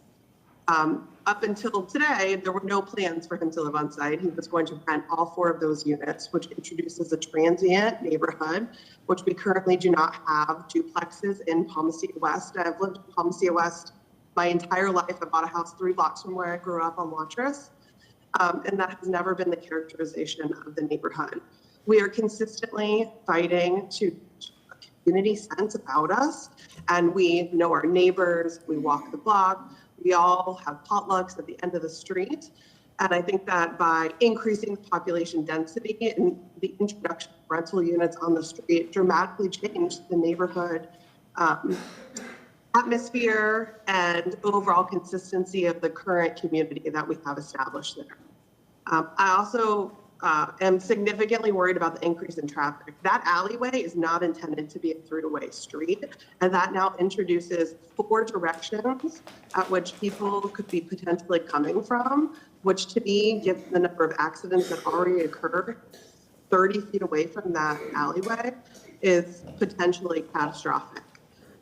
There's constantly traffic that's being pushed into the commercial areas, and by adding those additional units, we're continuing to create increased traffic flow, which then continues to push additional traffic, cars parking down on our streets, and then it creates even more of a traffic jam. I can barely get out of my street now to get to the elementary school and middle school in the mornings because of the number of cars that are lined up against the street on Estrella. And now we're going to introduce more space, more units, more traffic now. So I am opposed to the development. I think it would be a beautiful unit, but I'm opposed to the idea of having rental units, that many structures, and a single family designation. And most importantly, I feel like this sets a precedence for future development. This is not the characterization of the existing neighborhood, and by agreeing to rezone into this proposed development, it introduces the possibility of a complete transformation of the small community that we have established. And I would like to use all of my time. That's all I have to say. So Thank you very much. Patrick, please state your name. Hi, Patrick Posey. I'm here to speak in support of the rezoning. These are very large lots. There's no reason that a single dwelling unit needs to be 10,000 square feet of land near 4 miles from downtown Tampa.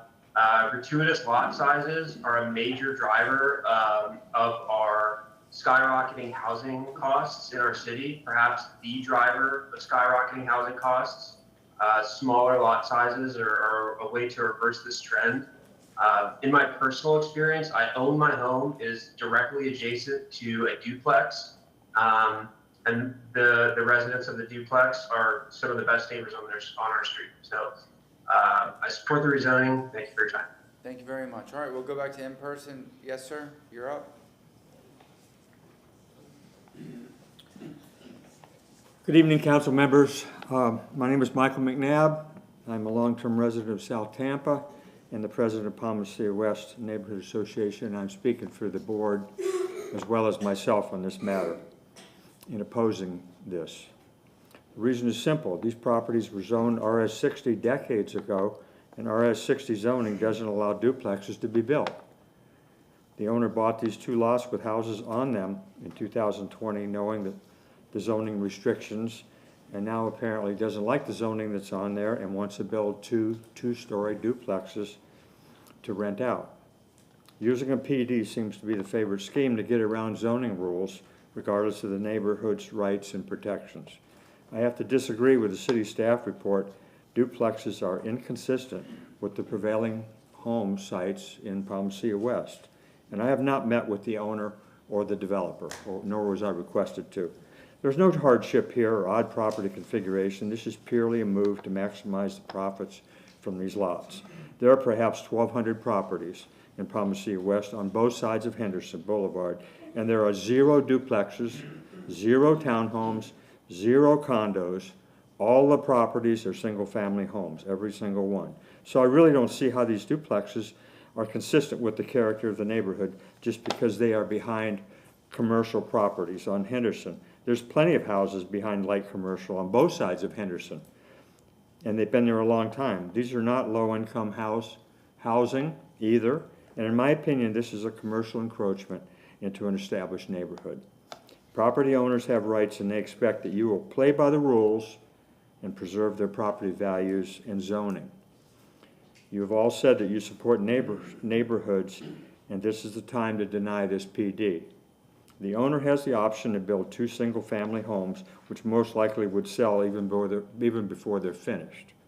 Lastly, you must make your decisions based on competent and substantial evidence, not sympathy or profit.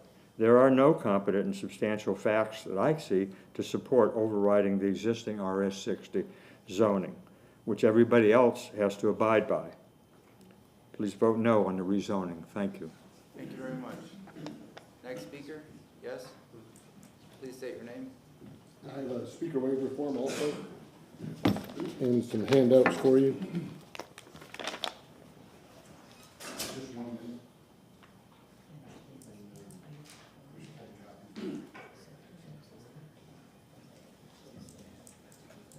Mr. Connolly has one name, Joanne McNabb. Thank you. One additional minute, please. Yes, sir, please state your name, go ahead. Good evening. My name is Tom Conley. I'm the current president of the Virginia Park Neighborhood Association. I'm speaking with the consent of my board and as an individual. I'm addressing the city council tonight to deny the petition to rezone RZ 24-4.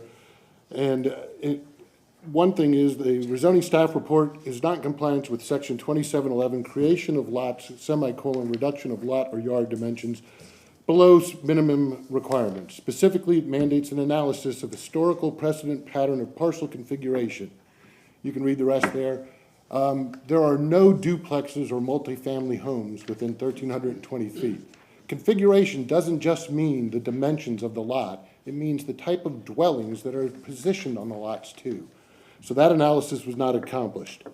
LU Policy 9.3.8, the intent of the city, new residential development projects shall be minimally disruptive to the adjacent areas. To achieve this, the city shall assess the potential positive and negative impacts of residential development projects on the physical development pattern of the character of the surrounding area and require mitigation. RS 60, once again, does not permit duplexes. LU Policy 9.5.4, utilize single-family categories to maintain the current density and character of the existing single-family areas. RS 60. Protect areas of the lowest intensity of development. If you notice, the comprehensive plan in its introduction states that South Tampa is limited and it is the density is not to be increased.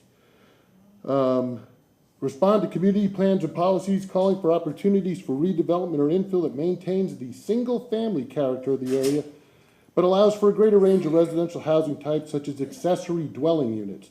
This does not maintain the RS 60 zoning characteristics because, once again, RS 60 does not allow duplexes. And NE Policy 1.1.2, continue to protect and enhance the single-family neighborhood by providing sensitive transitions between neighborhoods and adjoining areas, requiring new development, both private and public, to respect and respond to the existing physical characteristics. Buildings, streetscapes, open spaces, and city form that contribute to the overall character and livability of the neighborhood. Once again, if they had done the analysis for 2711, it does not maintain the character. There are no multifamily houses within 1,320 feet of the subject parcel that's requesting the rezoning. It is obvious and backed up by this competent substantial evidence, the Tampa Comprehensive Plan in Section 2711, that you should vote to deny to rezone to a PD.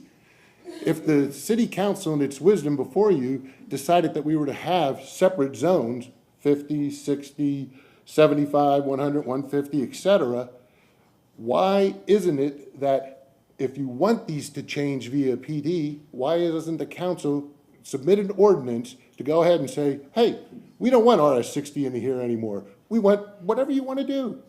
But you haven't. The city and the council, in its infinite wisdom, decided that the city should be broken up into distinct individual zoning districts. And those districts are the ones that exist, the RS 60. I'm beating a dead horse. Once again, it's RS 60. RS 60 doesn't allow the duplexes, and within 1,320 feet, a quarter mile, in accordance with 2711, there is not a single multifamily unit to be found. Thank you for your time. Thank you very much, sir. Yes, ma'am. Please come up and state your name. Alexa Hefferman, 4111 West Estrella Street. So I will start with, I have lived in my current house since middle school, and I'm currently starting my second year of college. I've watched the house right across the street from me, by the way, come from kind of like a slum, because the people who rented it never took care of the property. And when he moved in, he started taking care of it. I saw a real change in the houses right across from me, and it became more aesthetically appealing in a sense. And I believe that the townhouses won't be a problem. So in the aspect of traffic, let me just begin with, there are lots, from what I've heard, being added to it. So that won't be a problem. If we want to talk about traffic issues, we can talk about the people that take over our lawns, our roads that belong to Mabry and Coleman and Seabourn. That's the real traffic issue, not the people that are going to be living in our neighborhood. Because they are the ones that are blocking our road, not the people that are going to be living residents there. The aspect of flooding, from the photos we even saw, it wasn't even directly in front of the place where the townhouses will be located. It's in our cul-de-sac neighborhood. The whole issue about the flooding isn't even just about the townhouse itself. It's just about houses being built and land being taken away. If we really want to cover that issue, we need to make it a bigger problem instead of just one single townhouse that's being added, or two, my apologies. And the aspect of what I've heard from the neighborhood, because there's a group chat and it's pretty intense in there. The aspect of a property value being decreased, I think that's false, because from sources that I found kind of online and from just realtors and stuff, a lot of them say property value tends to decrease with deferred maintenance issues, outdated kitchens, bathrooms, or noisy locations. I think with adding townhouses is upping, your appliances, having newer land. I think it'll actually up the value, if anything, but a lot of people are talking about how he kind of wants it just for benefit. And I think it's false. A lot of people can't afford just a single home in general. It's getting really intense in the housing area, and everything's expensive. And I'm planning on maybe buying off the home that my mom currently lives in, or my younger brother. And it's right across the house, and I don't see an aesthetic issue, a problem with people living there. I think just all the issues that are kind of being pointed out is just kind of petty in a sense, or the aspect of maybe that, this is the first townhouse, so we can always add more. I think that townhouses, it could be an issue, but at the same time, smaller housing with more people is kind of lesser money in a sense, and I feel like it helps also bring a community together. So I think that we should have these townhouses. Thank you. Thank you very much. Yes, ma'am. Please state your name. You have 3 minutes. Dana Hefferman. I don't think I could follow her up. That's my kid. So I as well live at 4111 West Estrella, and again, the properties are directly across. I'm not going to reiterate everything she said, but some of the things I do want to point out, basically is the traffic. That one piece that she did say. The traffic to me is more of a concern than seeing 2 duplexes. For me personally, as I age, I would personally like to either invest in one of those. I didn't even know that they were going to be there, but now I do, and we've been discussing this, and I personally maintain my own house. Any of my neighbors see me mowing my own lawn, fixing stuff up, climbing my roof, and as a single mother, a woman here, I don't want to do that for the rest of my life. So something like that would entice me to where I don't have to move away from my neighborhood. I don't have to move away from my children. Do I want to go to, these condos with large association fees? My mother used to live on Bayshore and Nights. I can't afford that. I would like to stay closer. So you're eliminating a lot of those fees, something a little bit more affordable to be able to stay in that neighborhood as well. Something else also, I think that some of the neighborhood could focus their time more on the traffic.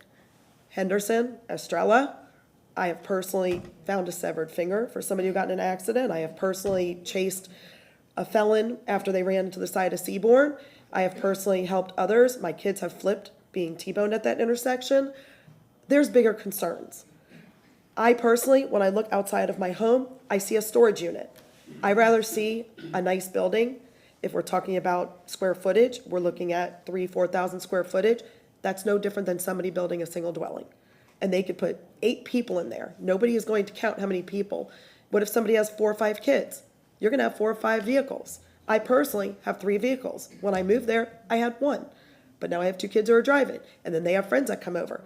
So at any given point, we can't assume what vehicle count there is going to be. We can't assume, if there's gonna be children. It could be a single woman, a single man, a couple, no kids. Could be 3 kids, we don't know.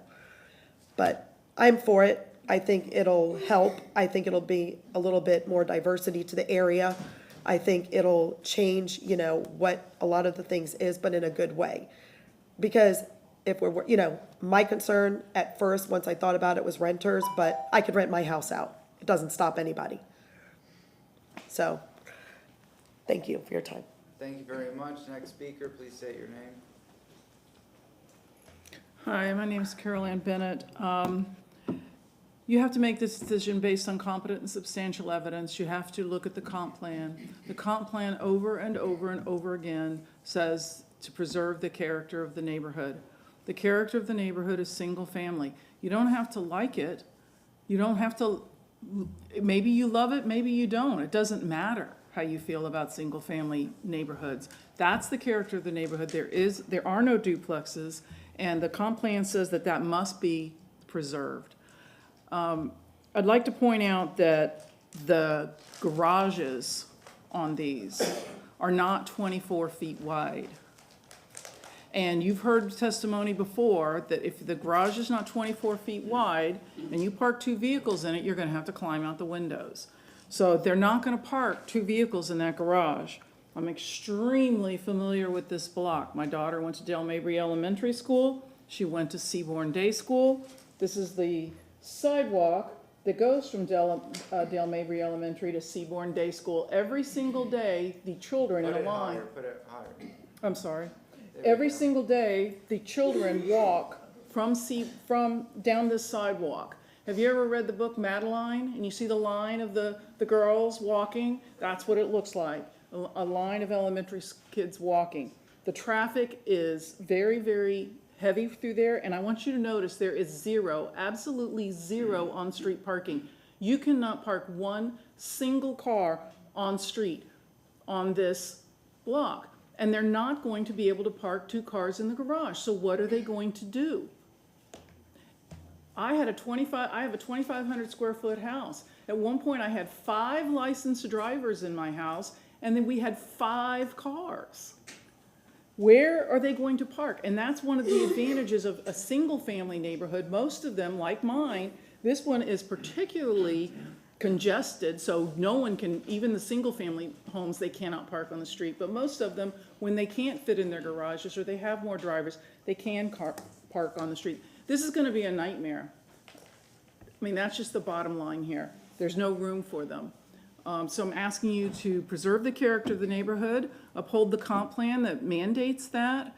Love it, hate it, whatever, competent and substantial, that's what you're required to do. Please vote no. Thank you. Thank you very much. Next speaker, please. Please state your name.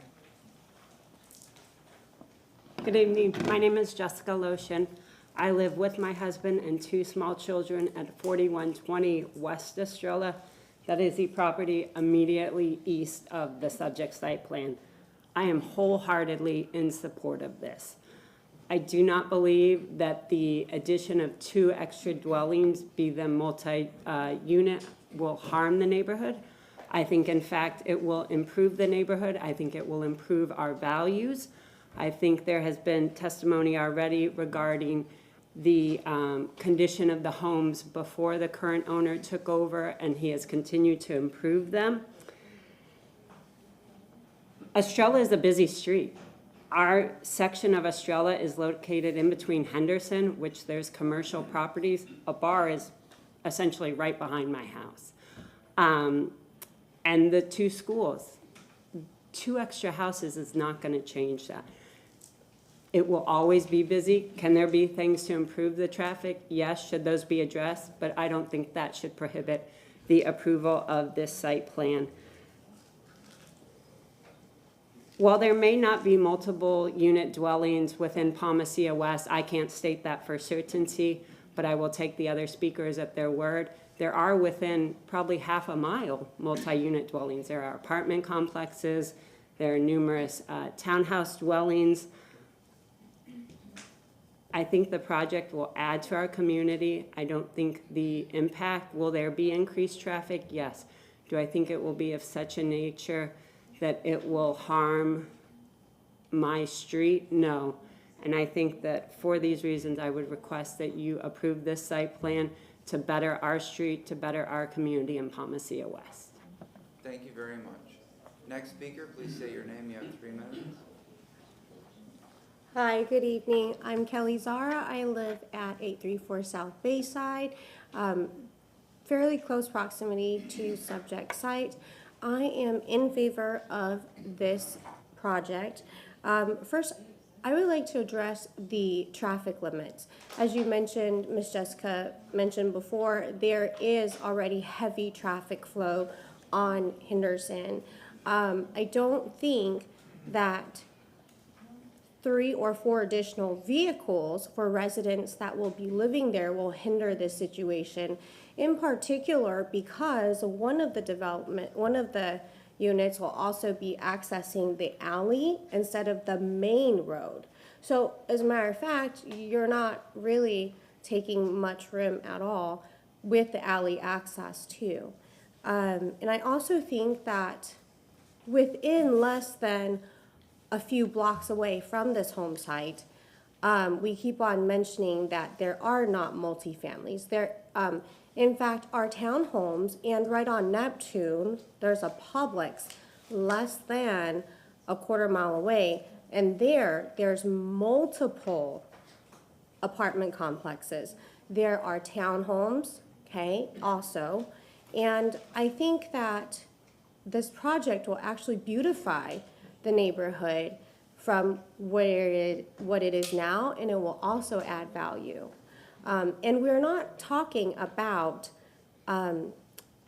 homes that are going to lower the value of this neighborhood. We're speaking about substantial size homes, 3,000 plus square foot homes, okay? And there are single family homes that are actually, in fact, much smaller than the proposed.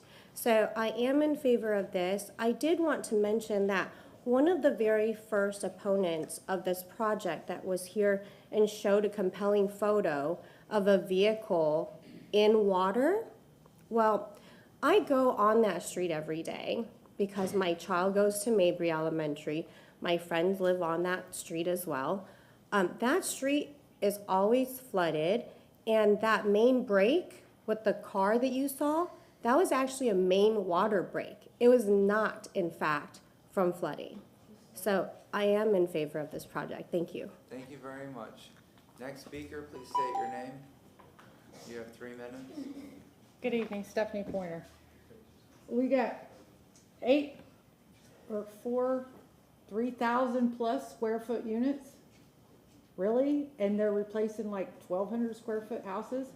And Mr. Beretta asked not long ago about where was the flooding. It's there. And it may not be just there. It's there at the crossover next to Dale Mabry as well. I used to drive this pilgrimage every day to Roland Park from my house in South Tampa. It was the most miserable little piece of earth that you could imagine. Lots of walking kids. But this concerns me.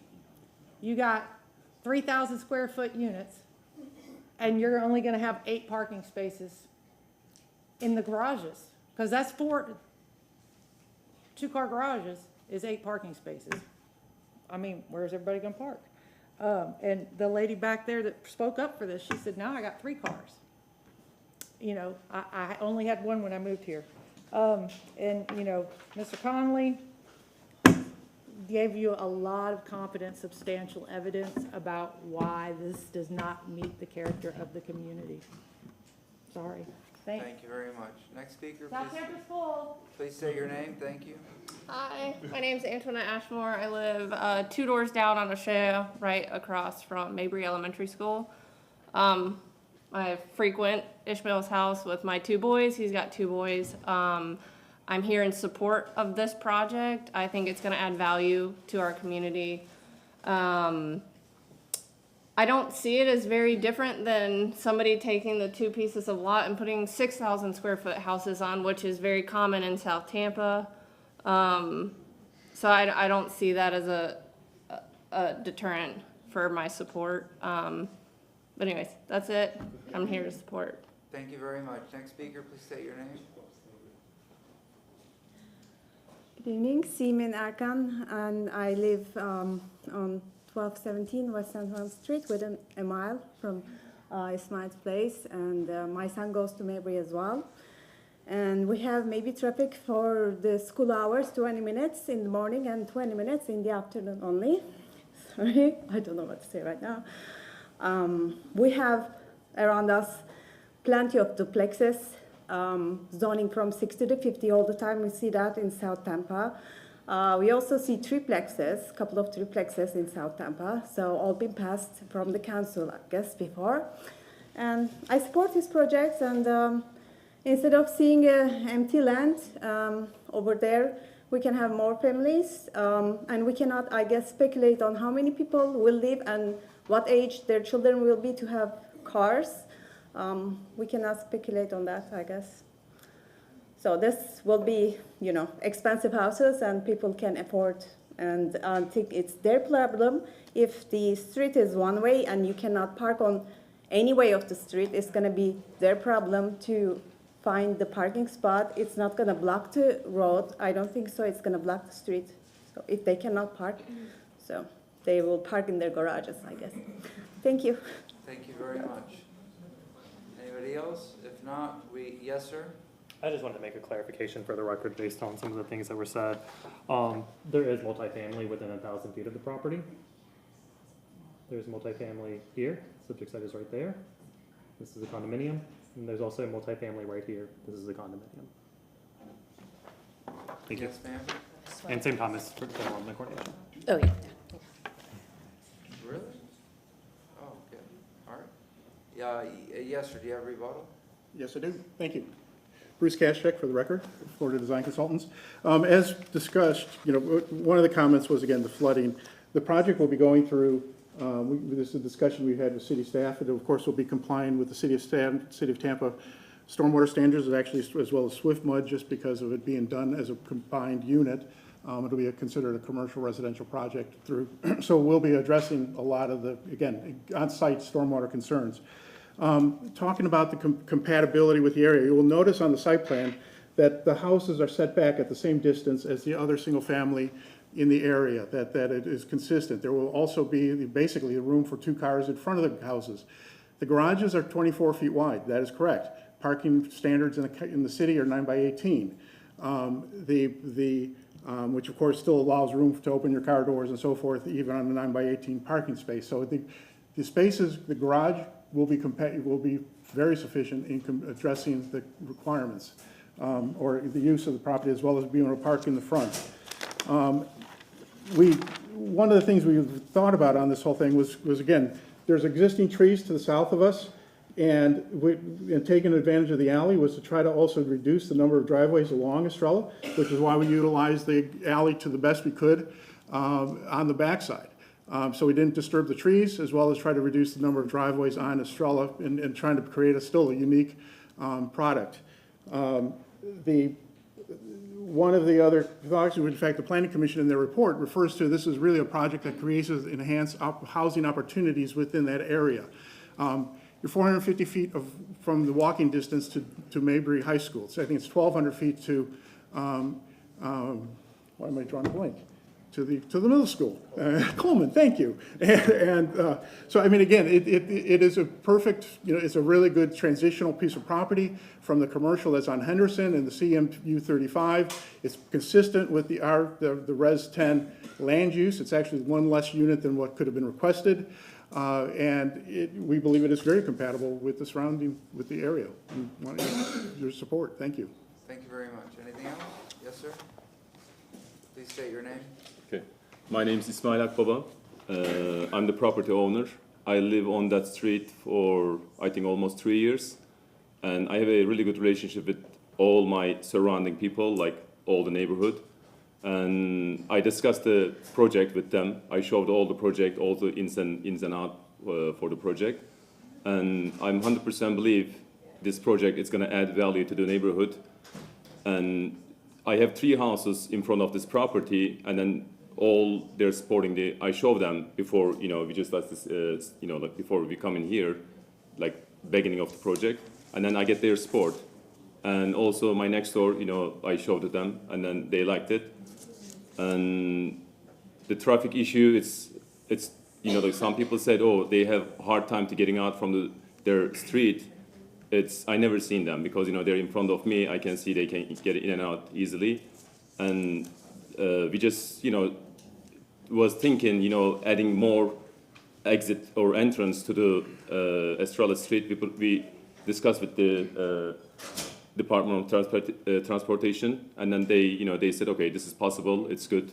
That's why I just wanna mention I care about my neighborhood and I care about people around me. I just ask them, and we start with the project. That's all. Thanks so much. Thank you very much. Councilmember Clendenin? All right, go ahead, sir. So motion to close the comments? Motion to close from Councilmember Clendenin, second from Councilmember Vieira. All in favor? Aye. Aye. Any opposed? Councilmember Clendenin. So this is an interesting one. I'll go back to something Councilman Vieira said earlier. I kind of came into this feeling one way completely different than where I'm at right now. I'm very familiar with this area as well. My kids went to Mabry, full disclosure. I don't live in that area anymore, but I'm familiar, and there's a lot of traffic on Estrella during the school periods, absolutely.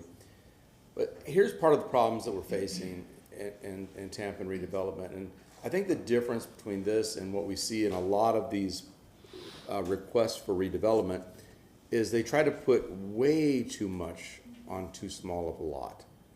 I mean, way too much. And then they don't orient the units to the streets. They don't have that interconnectivity. They're taking out grand trees. There's just problem after problem. On a piece of parcel this big, we see projects coming here trying to squeeze 6 or more units and then having them convoluted and weird. This one obviously has gone to great efforts not to do that. I know folks talk about the character of the neighborhood, and like I said, I'm well familiar with the character of the neighborhood. You're neglecting to say that character of the neighborhood is only this way. So 50% of that neighborhood is back this way too, and that's all commercial area. And one of the problems that we're having in Tampa, and it is part of the developing of an old city, is the development pattern is we don't have step-down density. And I know I've spoken with some of the neighborhood activists in the audience about this and what we're going to be facing with. And I know we're rewriting our comp plan and our zoning right now. And somebody talked about, why don't you rewrite the zone? Well, it's happening as we're speaking, by the way. But we need to incorporate step-down density from these commercial and transportation corridors. I mean, Henderson is obviously a very busy street, and it's aligned with commercial, and then we don't have any transition type of housing, or any type of transition as we step down to the single family. I find this unique because this individual has come on a nice sized piece of property in a very modest proposal for redevelopment with 2 additional units going from 2 to 4. So we're not talking about a really gigantic impact. And again, we're transitioning from that commercial corridor. Instead of building a single family house right up against a bar, as we're talking about, we have some transition there. My question to all the folks is, if not here, where in Tampa would we do this? And this is exactly the kind of thing that I'm looking for as I'm looking at these types of proposals, and we look at a lot of this in Tampa Heights. We look a lot of this around in Seminole Heights, along Florida, along Nebraska, and we see talking about the step-down density. And this, it doesn't happen a lot in South Tampa, but I think this is an appropriate area for it. I honestly can't find a compelling, a competent reason. I went through the PD criteria, and this clearly meets, unless we revoke the PD criteria, because it talks about allow the integration of different land uses and densities in one development that would not otherwise be provided for or allowed under general zoning district established in this chapter, which encourage compatibility in overall site design and scale, both in internal and external to the project. Another one is acknowledge the changing needs, technologies, economics, and consumer preferences, and allow for ingenuity and imagination in the planning and development of relatively large tracts under unified control, as well as allowing flexibility in the development of older areas of the city. So you look at that again, it just rings true in this parcel again. There, it's not an overly, crazy ask to add 2 units and to transition off of this commercial corridor. If this request was 1 block further to the west, I would absolutely be singing a different, because we'd be into somebody right deep into the neighborhood. But this is transitional property, so I'm going to support this request. Thank you very much. Anybody else? Councilmember Hurtak. Thank you. I actually agree wholeheartedly, and I think you should make a motion. Anybody else? No good deed goes unpunished. Go ahead, sir. Okay. Good Lord, where are we at? Number 6. Okay. So an ordinance being presented for first reading consideration, an ordinance rezoning property in the general vicinity of 4116 and 4118 West Estrella Street in the city of Tampa, Florida, and more particularly described in section 1 from zoning districts classifications RS60 residential single family to PD planned development residential single family semi-detached, provided an effective date, and I believe there's a revision sheet with this as well. There is. And what I have found is that based on the competent and substantial evidence of the applicant and comparing with sections 27-136 of Plan Development PD Code criteria, as I previously stated, number 2 under purpose, allow the integration of different land uses and densities in one development that would not otherwise be provided for or allowed under general zoning districts established in this chapter, which encourage compatibility in overall site design and scale, both internal and external to the project. And number 4, acknowledge the change needs, technologies, economics, and consumer preferences, and allow for ingenuity and imagination in the planning and development of relatively large tracts under unified control, as well as allowing flexibility in the redevelopment of an older area of the city. Also taking into account that transportation found this consistent. And I know that was a lot of what was said during some of the public comment was about transportation issues. Our transportation experts found this to be consistent. And that's it. Do we have a second? Second. Second from Councilmember Henderson. Roll call vote. Henderson, Yes. Vieira, Miranda, Yes. Carlson, No. Hurtak, Yes. Clendenin, Yes. Maniscalco. No. Motion carried with Carlson, Maniscalco voting no. Second reading and adoption will be held on March 7th, 2024 at 9:30 a.m. located at Old City Hall, 315 East Kennedy Boulevard, Tampa, Florida, 33602. Thank you very much. Item number 7. St. Thomas Development Coordination. Agenda item number 7 is REZ 2408, a request to rezone 1911 West Beach Street from residential single-family 50 to residential multifamily 18. I'll turn it over to Emily with the Planning Commission now. Thank you very much.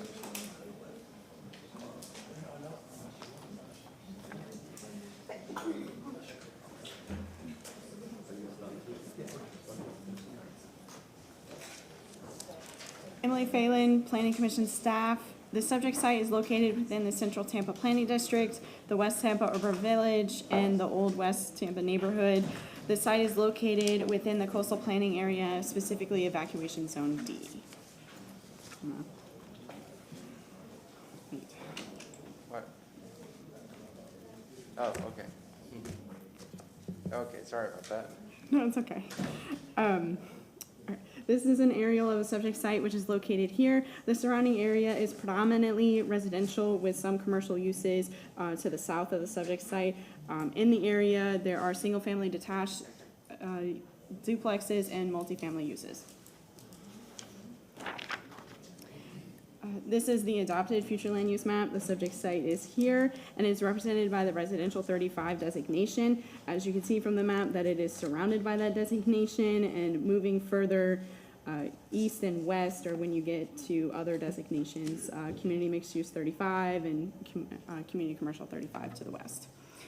The residential 35 designated parcels on this portion of West Beach Street between North Albany Avenue and North Fremont Avenue has an existing density of 7.14 units per acre based on 7 sites. The existing density is approximately 20% of the density planned for under the residential 35 designation. The proposed zoning is consistent with the underlying future land use designation and will not alter the character or development pattern of this portion of the West Tampa neighborhood. The subject site is within the West Tampa Urban Village, and the comprehensive plan seeks to direct the greatest share of growth to the urban centers and villages. The subject site is 1 block east of North Howard Avenue, which is a transit infrastructure corridor suitable for redevelopment and intensification, and the site is also 2.5 miles from Tampa's downtown core. The proposed rezoning will encourage residential development on an underutilized lot and provide additional housing choices in the West Tampa Urban Village. The applicant should address all applicable plan policies during the site plan review process. Any future development of multifamily or single-family attached uses should ensure unit entrances are oriented toward a neighborhood sidewalk or street. Due to the site being within the coastal planning area, specifically evacuation zone D, rezonings that increase the number of residential units shall mitigate any impacts on shelter space demands and ensure any impacts on shelter space demands are mitigated during the site plan review process.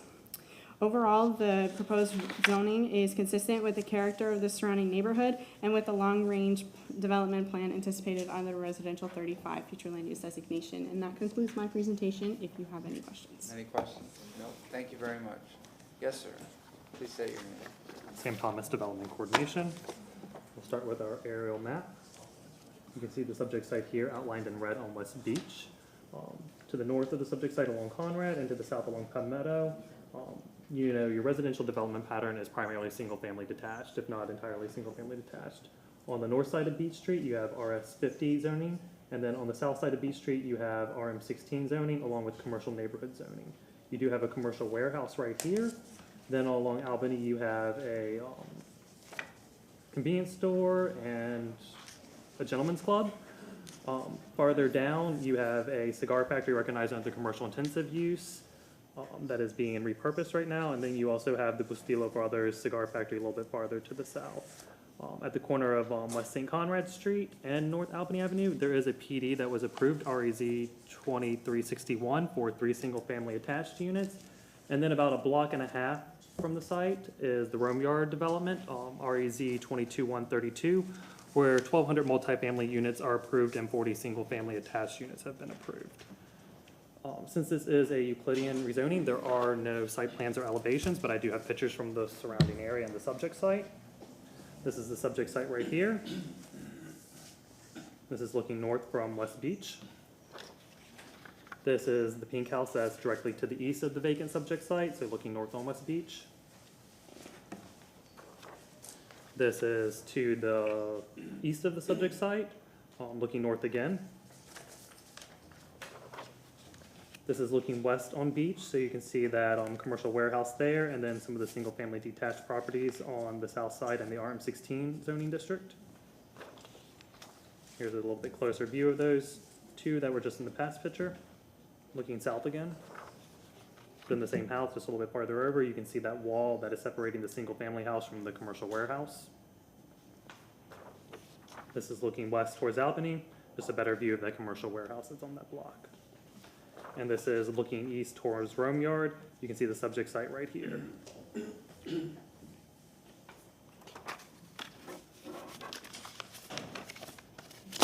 Development, coordination and compliance staff reviewed the application and find the court request to be inconsistent.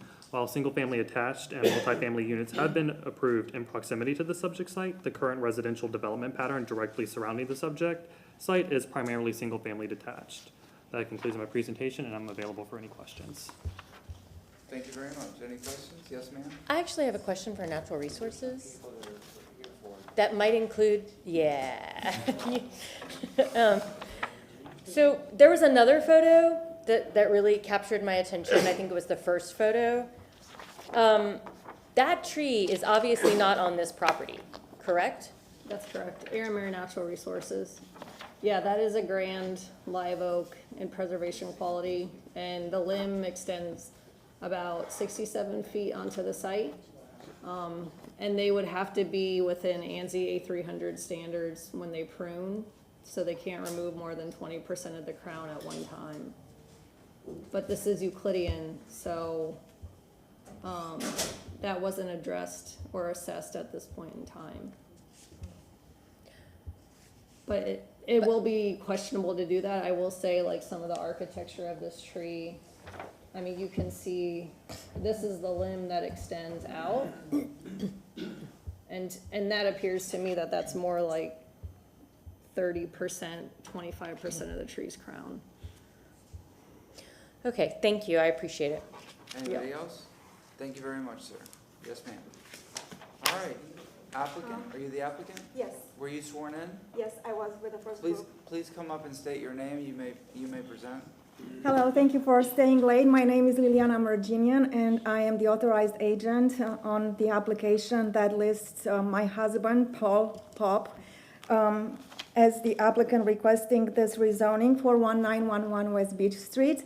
And I would like to address this grand tree situation, because actually that is one of the reasons why we did acquire this property. Our current property, the reason why we got our own home land 11 years ago was because it was the only plot that had a grand oak tree in the backyard, and that can be visible from any aerial photography. So this particular grand oak tree, the property was acquired in full acknowledgement of its existence and with the full commitment of preserving it. And to show that we were truly committed to this, well, first of all, we did not come in front of this council as soon as we acquired the property. It took us some time to think what we're going to do with it, how we want to, utilize it, develop it, and so. However, we did engage the services of certified arborist, Mark Hughes with Arborist Board, and that was before we actually purchased the property, to understand what we would have to do in order to preserve the tree. And then later on, way after we got the property, we worked with Mark, and we got this 11-page report about what we can do to mitigate, to be able to develop the property, but also to preserve the tree. And in answer to your concern, this report will, once we submit it eventually with the plan development and so on and so forth, will demonstrate that we are trying to keep the pruning down to a minimum, maybe 10% at the most, of the grand oak tree. And in that respect, our submission here, our petition, is extremely similar with the one that was on number 5 of the agenda today by Alex Rios, because obviously we also have a grand oak tree on our property, and we also needed the creativity and the effort to make it work. So that is actually the reason behind this particular petition, because we wanted to have an additional option aside from just building a single-family home.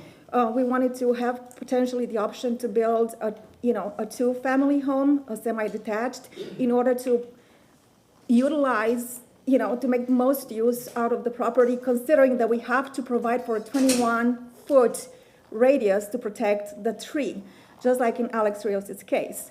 So that is, again, the reason behind, the biggest reason why we came in front of you, the council, with this request for the rezoning, to basically have the additional option, because we don't know yet what we want to do, but again, the tree will be protected. The report, I'm not sure, Sam, if we submitted the report to you, but we can submit it to you if it's so required, if it's so needed, from the arborist. And obviously will be part of any other, plan submission at such a time that we would decide to develop the land.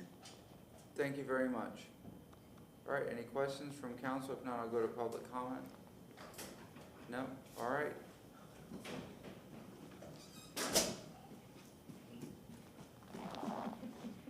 Oh, I'm sorry. Yes, ma'am.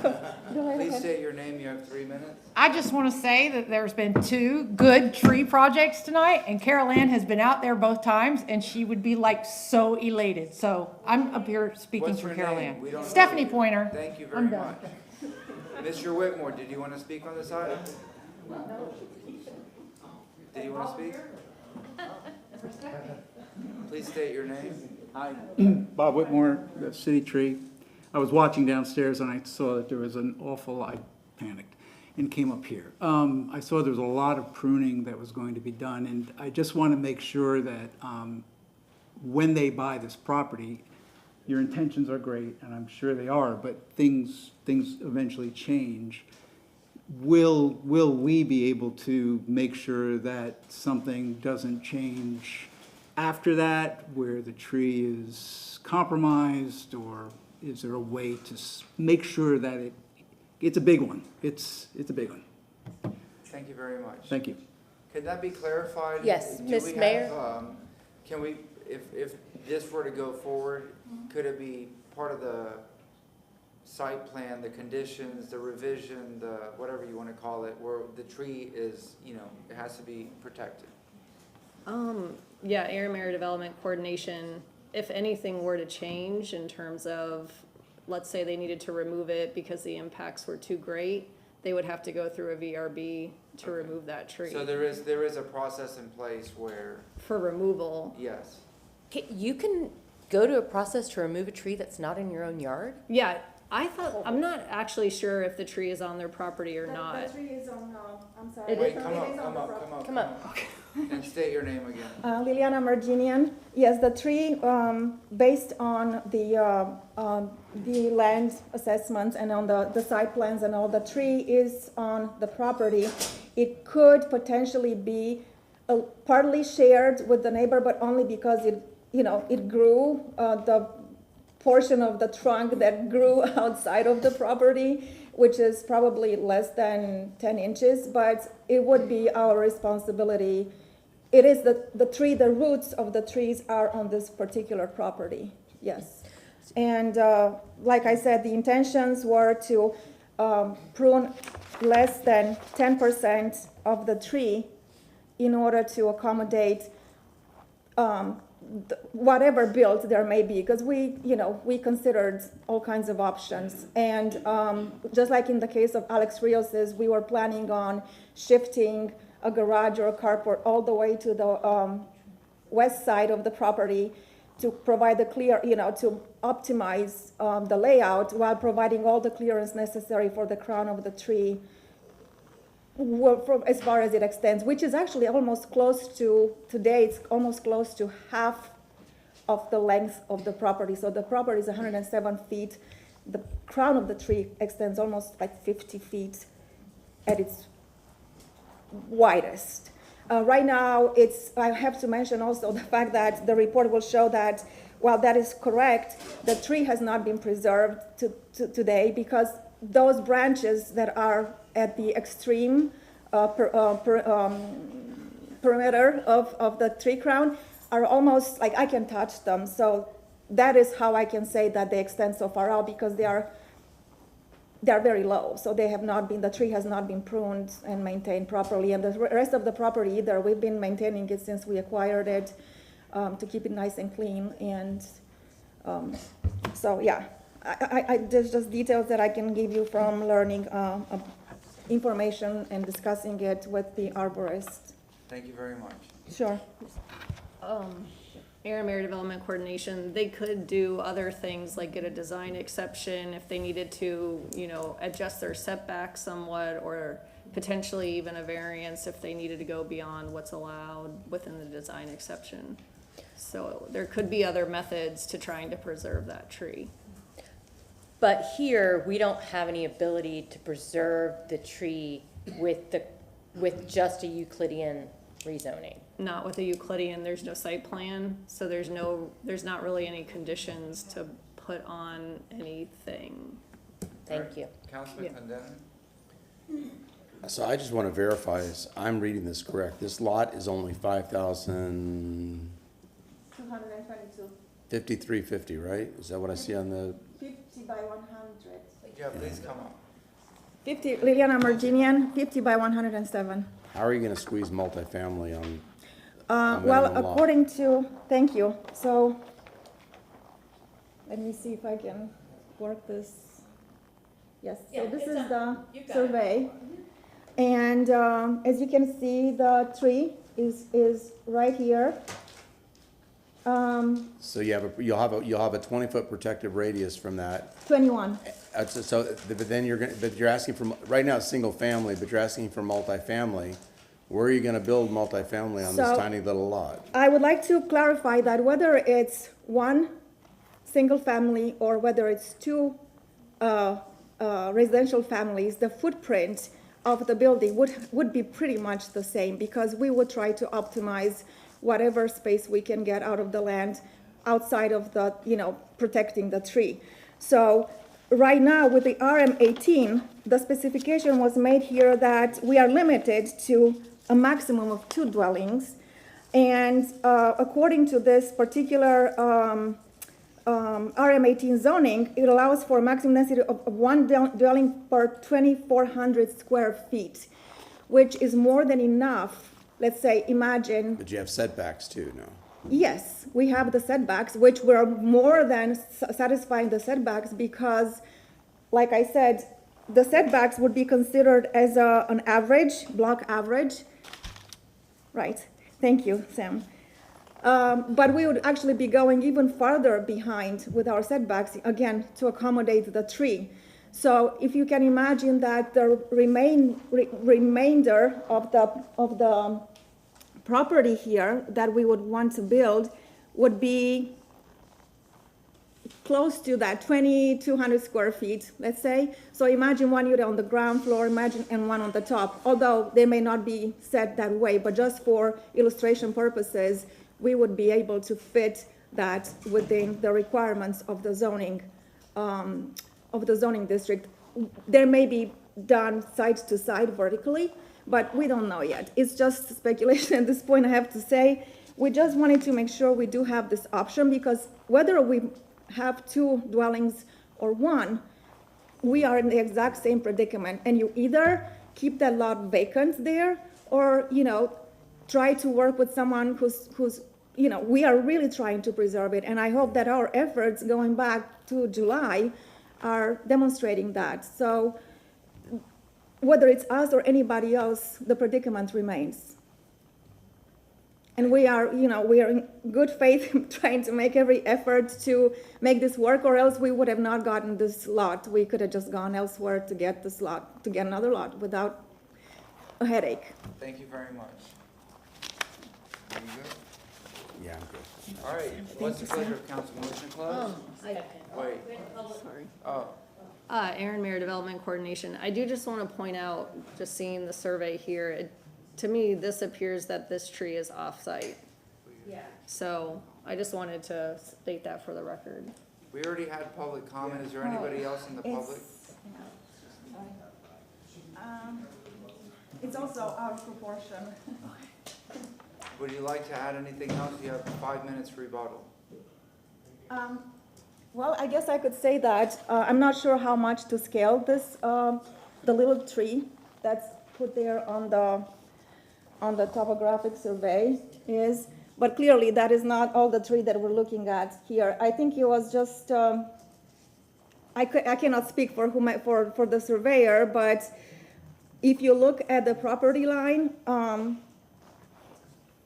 while on the property, it's absolutely clear that this tree is on this property. As much as I would love to say that it's not, at this point, it is on our property. And like I said, we committed to do everything we can to preserve it, even beyond what the most stringent requirements may be.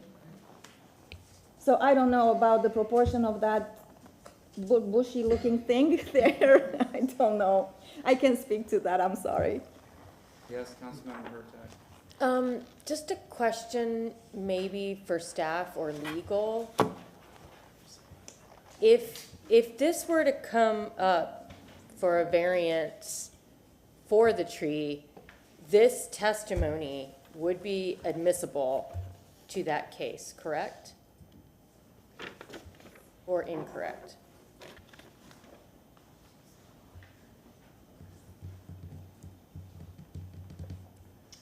Kate Wells, Legal Department. I mean, the testimony given today by the property owner is sworn testimony. There's no requirement in the code that this type of testimony travel with any other application that is filed as it relates to this parcel. But could someone thereafter, a neighbor perhaps, testify as to what was said previously? Yes, but in what context, it would be hard to speculate. But there's no requirement that the testimony, that a record of this hearing would then be part of that future VRB hearing. Thank you. Thank you very much. Anything else? Anything else? If not, I'll ask for a motion to close. Motion to close. We have a motion to close from Councilmember Clendenin, second from Councilmember Vieira. All in favor? Aye. What's the pleasure of council? Councilmember Hurtak, would you like to read a 7? I'm going to preface 7 with this. We need density in the city. It's rare that we get a developer that comes in front of us that says they bought a property because of a tree. And the fact that this property owner is throwing out numbers that are small and reasonable to a multifamily property that would be on such a small site in a neighborhood that traditionally has smaller homes. So I'm just gonna hope that this works out, and I want this to be a project that can be a model for property going forward with grand trees on it. So with that being said, file number REZ 24-08, ordinance being presented for first reading consideration, an ordinance rezoning property in the general vicinity of 1911 West Beach Street in the city of Tampa, Florida, and more particularly described in section 1 from zoning district classification RS50 residential single family to RM18 residential multifamily, providing an effective date. I adopt the findings and reasons of the Planning Commission staff report that residential 35 land use designation allows up to 4 dwelling, whoa, am I on the, no. Allows up to 4 dwelling units on the site, and the existing density in the immediate area is 7.14 dwelling units to the acre, approximately 20% of the density planned under the residential 35 land use designation. The rezoning, which would allow up to 2 dwelling units, supports land use policies 2.1.2, 5.1.1, 9.6.1, 9.6.2, 9.6.4, and infrastructure policy 1.1.17, which seeks to use land resources more efficiently by encouraging infill development on underutilized sites. We have a motion from Councilmember Hurtak and a second from Councilmember Henderson. Roll call vote. Yes, sir. I'm not going to support this because it's really consistent with what I said in the previous issue that was before council about something being deep in a neighborhood. This is deep into a single-family neighborhood, and we're changing that zoning. I think I agree with development staff's finding of inconsistent because of that. The development pattern of this area is all single-family. It's not on a transportation corridor. It doesn't abut a commercial district. I just don't find any reason to change the zoning from its existing status. Thank you. All right, roll call vote. Vieira. Yes. Miranda. Yes. Carlson. Yes. Hurtak. Yes. Clendenin. No. Henderson. Yes. Maniscalco. Yes. Motion carried with Clendenin voting no. Second reading and adoption will be held on March 7th, 2024 at 9:30 a.m. located at Old City Hall, 315 East Kennedy Boulevard, Tampa, Florida 33602. Yes, sir, Mr. Shelby. We're going to take a 20-minute recess. Mr. Shelby. Yes, please thank you. explain why. If I can, members of the public in the chambers, there's a process to begin bringing people up from downstairs. I understand there's a large number of people waiting. A process has been instituted where it's in numerical order. I'm going to ask, Mr. Chairman, with your approval, to ask everybody but the attorneys for the applicant who are going to be presenting, everybody else would please clear the chambers so we could bring in the people in numerical order, please. Thank you very much. We are in recess for 20 minutes.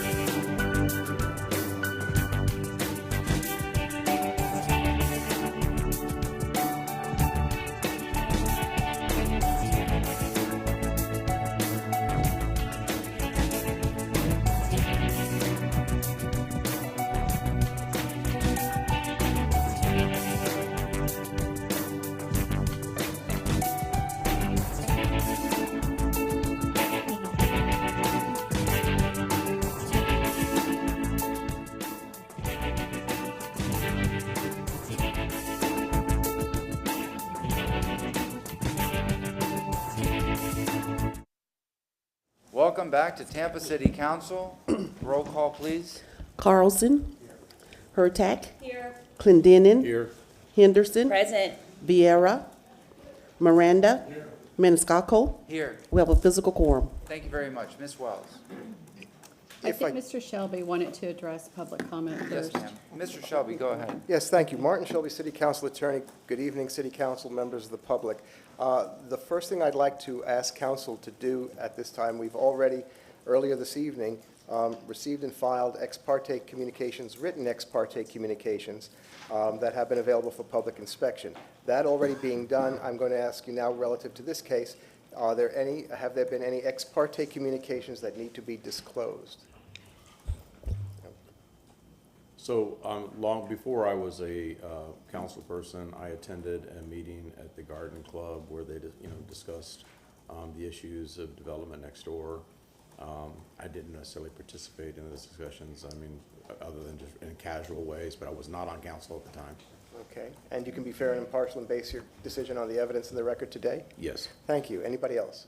Okay, thank you. The other thing that is something that I have discussed with the applicant's representative, Mr. Kramer, was the order of business of taking public comment. And the suggestion is that after the staff presentation, the petitioner has the opportunity to use their time for a presentation. And the request then is to have the representatives of the temple, Rodo Shalom, be able to speak. And I believe, how many did you say, Mr. Kramer? Three. Yes, sir. And then following that, there are representatives of the Garden Club, and I believe there are 3 representatives as well, if I understand correctly. Do you recall who they are, sir? Or I know Mr. Pressman is one. Yes, Mr. And Pressman. and then there are 2 others, and I believe they each have speaker waiver forms. Your name, sir, is? Charles Gautier. Charles Gautier, and again, Counselor, your name is? Jane Graham. Jane Graham. And I believe that is with the agreement of Mr. Kramer, is that Yes, sir. correct? And then from that point forward, we will be going in numerical order as Ms. Edwards stated. And if we're agreed to that, thank you very much, Ms. Wells. The floor is yours. Oh, thank you. Kate Wells, Legal Department. Mr. Chairman, members of council, we are here on item number 8, file number REZ 2406. I wanted to briefly address council on this issue before I turn it over to staff for the initial presentation. Many of the council members will remember a rezoning that involved this property that was considered by City Council on May 11th of 2023. It was under petition number REZ 22-93. There have been questions asked as to why it is permitted for this item to come before council on another petition for rezoning when 12 months have not gone by since the last denial. Section 27-150 of the City of Tampa Land Development Code does prohibit the consideration of a rezoning involving the same parcel for a period of 12 months after a denial. However, there is the ability by code for that 12-month period to be waived if the zoning administrator finds that the new application is significantly different from what was considered previously and addresses the basis for denial. So Eric Cotton, in his position as zoning administrator, made that determination that in fact the petition that is before you this evening may be considered and under that 12-month period because it complies with the criteria in the code. So I want to be clear that that decision itself is not before council to be debated. That decision has already been made. So to the extent that members of the public wanted to address that, I would recommend that they spend their 3 minutes or however much time they have on issues that are properly before this council and not the issue of this being considered in under a 12-month period. So I'm available if you have any questions. Any questions? Thank you. Yes, sir. And Mr. Chairman, I would just like to add for council and for the record and certainly for the public to remind you, council, that this decision is to be based upon competent substantial evidence. And you've all heard that evidence that's both relevant and material to the decision that you have to make. And you have the criteria of the code in front of you. I ask that you refer to it. You are going to be finders of fact, and in that capacity, to make your determination, you take the facts as you find them, and you apply them to the criteria in the code in order to arise at your decision. I will ask the public to remain mindful of council's responsibility and to decide this case, in fact, based upon competent substantial evidence. And I'll give you an example of things that are not. One in particular is the number of signatures on a petition the courts have found is not competent substantial evidence. So with that in mind, counsel, I just ask you to be mindful of your obligation and to listen to the facts, take the testimony, rely on the evidence, and apply the code. And I thank you. Thank you very much. Yes, ma'am. Thank you, Chairman and Council. LaShawn, Dock Development Coordination. I can go ahead and introduce item number 8. This is REZ 2406. It's for the property located at 2713 Bayshore Boulevard. The applicant is represented by Jacob Kramer. The request is to rezone the property from PD Plan Development, which currently allows for place of religious assembly, to PD Plan Development for the uses of place of religious assembly and residential multifamily on site. So I'll turn it over to Emily to give her report, and I'll come back and give my report.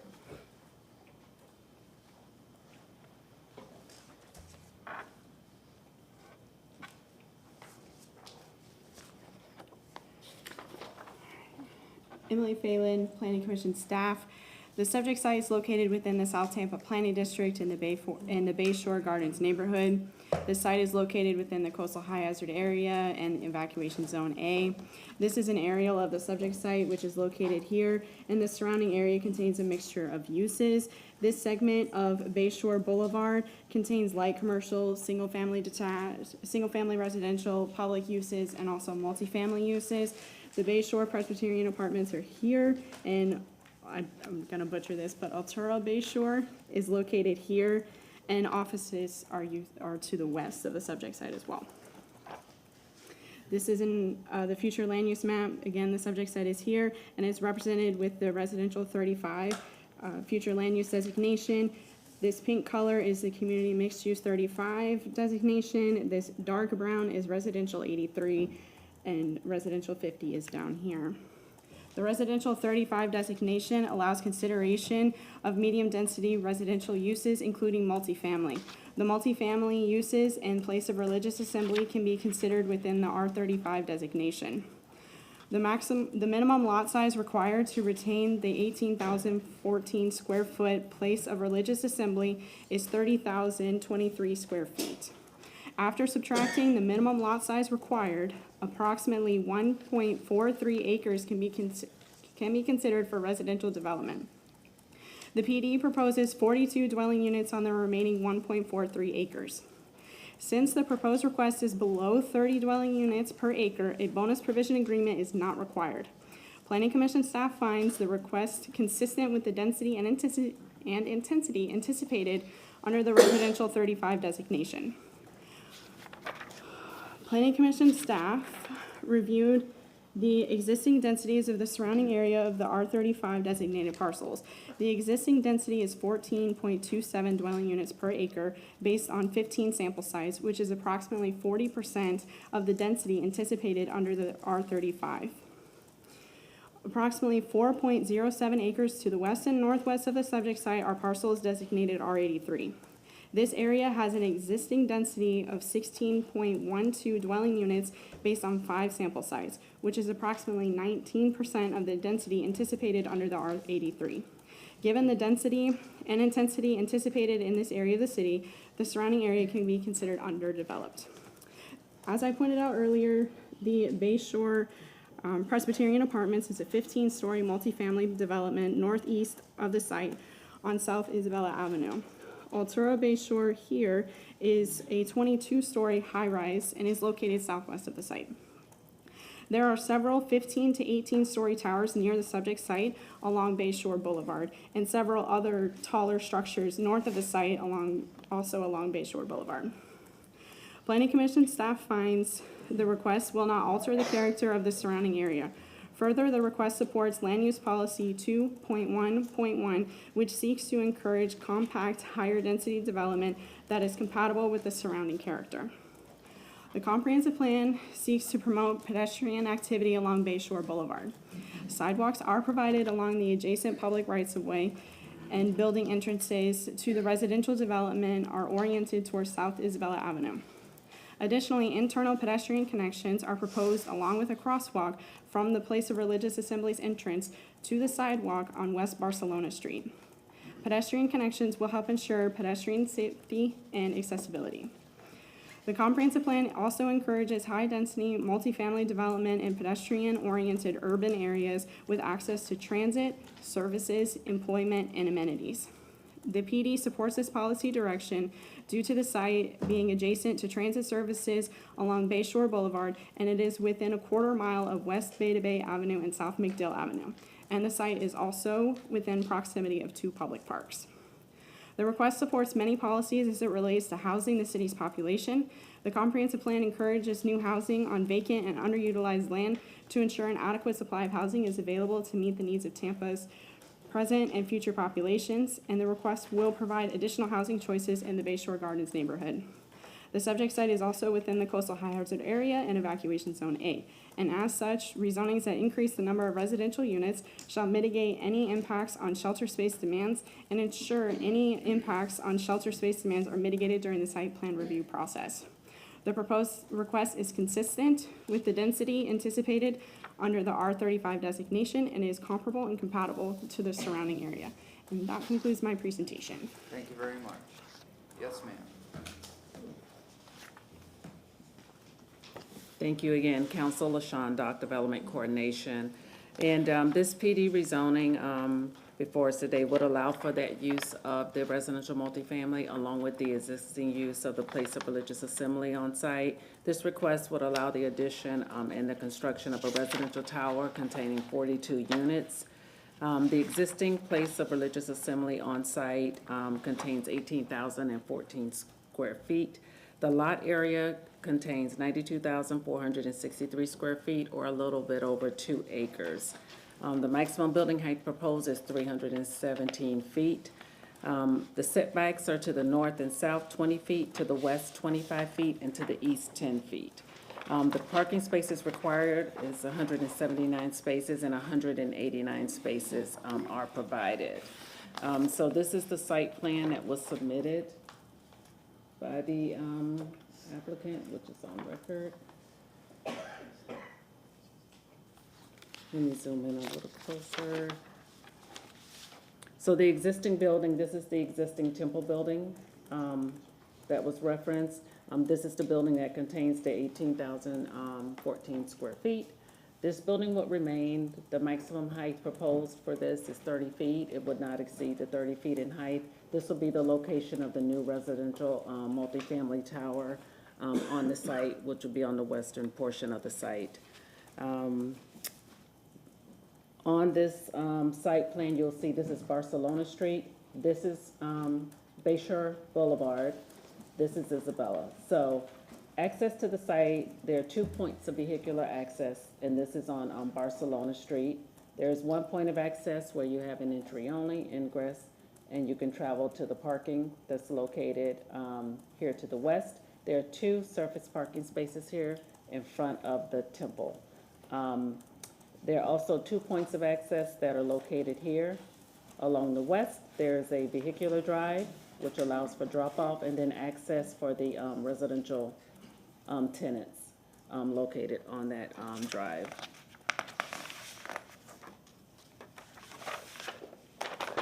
There are elevations submitted with this request. So this is your eastern elevation, and this is the north elevation. It's located here. And then on the bottom, you'd have your west elevation here, and then this is your southern elevation that's located. And I'd like to show the aerial of the site.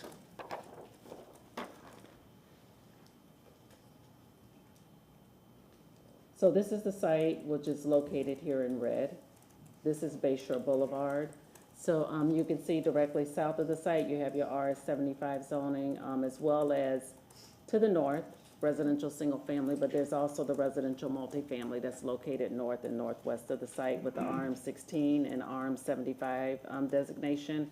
South of Barcelona, you have your residential multifamily zoning, along with a couple of residential single-family, and then the PDs allowing for your multifamily uses on those properties. And then I have photos of the site.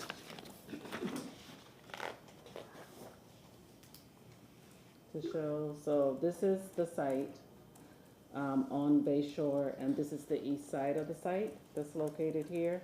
You're looking south on Bayshore. This is a close-up of the site. Another view of that eastern boundary of the site. This is a different view, the eastern portion of the site. This is the site to the left, and this is if you're looking northeast on Bayshore. This is internal to the site. This is the temple to remain.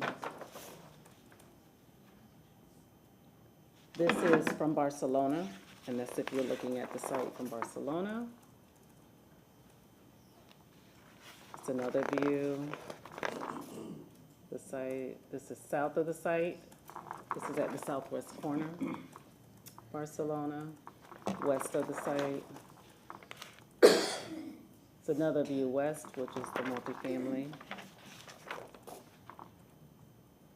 This is west of the site, so this is a view if you're looking northeast on Isabella. This is the site off to the right in the picture. This is north of the site, the garden club, and then this is south. This is east of the site. This is at the corner. This is that one residential that's located in that pocket. This is further north of the site, Fred Ball Park. Southwest of the site, swinging back around, that's the northwest corner of Barcelona and Isabella. And then this is the, this is a picture, this is at the garden club, and this is showing the area where like the demo would occur, the daycare that's there to be demoed. And that's the view looking southwest. So one thing I wanted to mention and put onto the record, Ms. Wells gave an introduction of the background and how we got here today, but I just wanted to put into the record the modifications which were made to the site plan from the first submittal to this submittal, which is before you now. And just for the record to state the differences. So this new site plan is not asking for a bonus. This request is a reduction in the number of units from the initial request of 50 units to the current request of 42 units. There's also a reduction in the height in the building. The next change is that all new waivers have been removed. So that initial request had 5 waivers that were requested. And there are no new waivers with this request. All grand trees are being retained on site. And then also they are retaining more than 50% of the trees on site that'll be retained. So those modifications made that difference in that finding for the zoning administrator to have this come back before council. And with that, the DRC staff reviewed this request. We find it consistent. There are site plan modifications to be made between first and second reading. I would like to also turn it over to Jonathan Scott with mobility so that Jonathan can talk for a few moments about transportation. And then staff is available after that time for any questions. Thank you, Council. Jonathan Scott, Transportation. Transportation finds the project consistent. They were not required to do a traffic study. They did provide a traffic memo. There's actually a decrease in traffic based on their existing uses. They had like a daycare and stuff based on ITE, trip generation. They had an existing local street access waiver for the place of religious assembly from the old PD from 2005. And then the multifamily new use doesn't require a local street access waiver. And the access that's on Barcelona, there's already existing access from the place of religious assembly.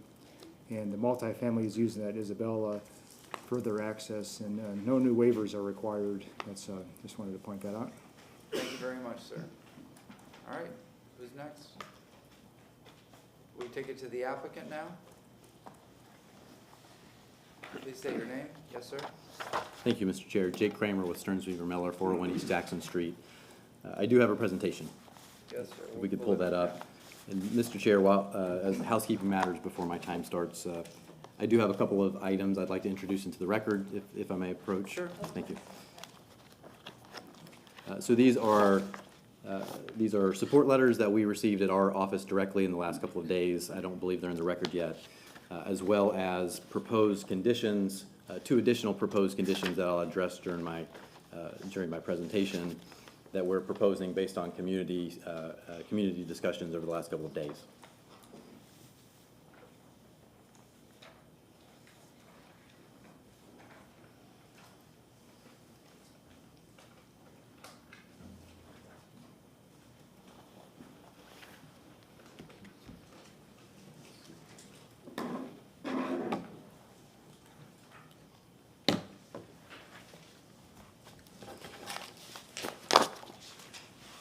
Okay, Mr. Chair, Council, thank you for your time tonight.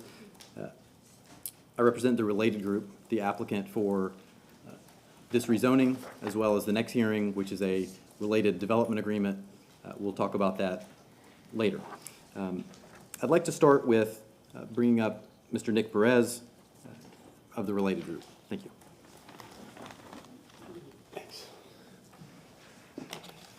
Good evening, council members. Thank you for for giving us the time this evening. My name is Nick Perez. I'm president of the condominium division at Related Group. Since my father started this company in 1979 in Miami, we've been fortunate enough to expand our reach, building residential communities all throughout the country and expanding all throughout Latin America. But still to this day, throughout all of our travels, our family still considers Tampa to be our second home. You may be familiar with some of our signature Tampa developments that have been completed or are actively in construction. Our affordable housing projects in the West River District. That Related is developing in conjunction with the Tampa Housing Authority. The middle market projects like Manor Riverwalk on the Hillsborough River, and the upscale projects like the Ritz-Carlton Residences on Bayshore just down the street from the site we're discussing this evening. While we are tremendously proud of our developments, our pride extends far beyond any physical structures. We are equally as proud of our dedication to developing communities and enriching lives. Wait, sir, before you continue on, just stop this time. If everybody that's going to speak would please stand up, raise your right hand, and we'll swear you in. I know. I don't have to start over.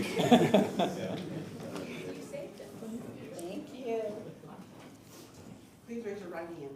Thank you. Do you swear or affirm the testimony you're about to give is the truth and nothing but the truth? I do. Thank you. You may be seated.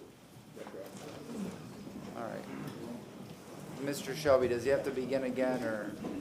No? Well, you stopped the clock, though. He lost a few seconds there.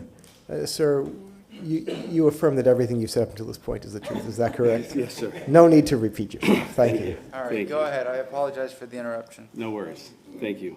Thank you for the catch, too. You see, my father started his life out, not set out to become a developer or even a businessman. He started his career as an urban planner for the city of Miami with the passion of improving cities and the lives of its residents. My family invests in cities over the long haul, beyond construction of buildings, to organizations focused on arts and culture, health and well-being, education, the environment, and economic development.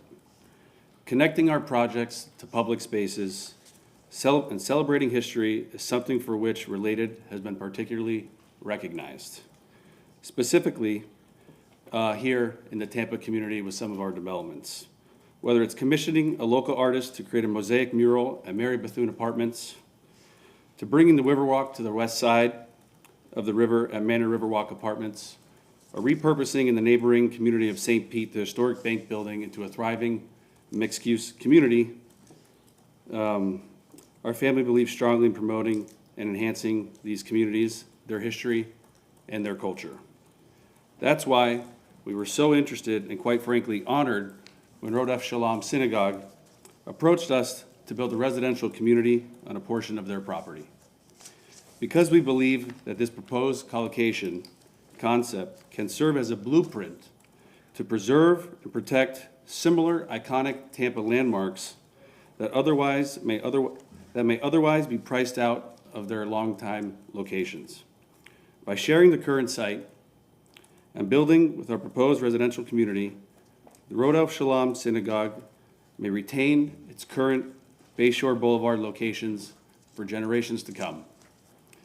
Just like my father first set out in 1972, we continue to appreciate opportunities to build and enrich communities, and we believe our project before you for consideration this evening is such an opportunity. I respectfully ask that you approve our rezoning request this evening, and thank you all that you do for Tampa. Thank you very much. Yes, sir. Thank you, Nick. Jake Kramer again for the record. Council, as I was thinking about how to prepare tonight, I thought because of the property we're considering that a quote from King Solomon, he had it right. He said, "The way of a fool is right in his own eyes, but a wise one listens to advice." That's why we're back here tonight. We listen to you. I'm new to the team. Related brought me on to try to bring a fresh perspective. We have the rest of our team as well. They brought me on to help figure out what can we do? What can we bring that's new to the table? I realize at first glance, some things may seem similar, but we've done a lot of work and this is a new project. This project is a creative co-location concept. It's infill exactly where the city needs it, near transportation corridors, near parks, near the Bayshore Greenway. We're proposing a 26-story building with 42 residences. Both uses are fully parked.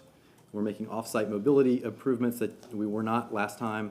And in our development agreement, we're proposing both improvements to Fred Ball Park as well as future height restrictions on the existing synagogue site to keep it remaining as a buffer between the tower and Bayshore. The Road of Shalom congregation has been located here since 1969 for 55 years. When the current building was constructed, it was celebrated across the state. I found newspaper articles for its unusually large white menorah sculpture. And this is one of only a small handful of cultural resources that remain on Bayshore today. That's what gives it a diverse, eclectic feel. So as a community, I think we have a once-in-a-generation opportunity to work with the congregation to preserve this resource.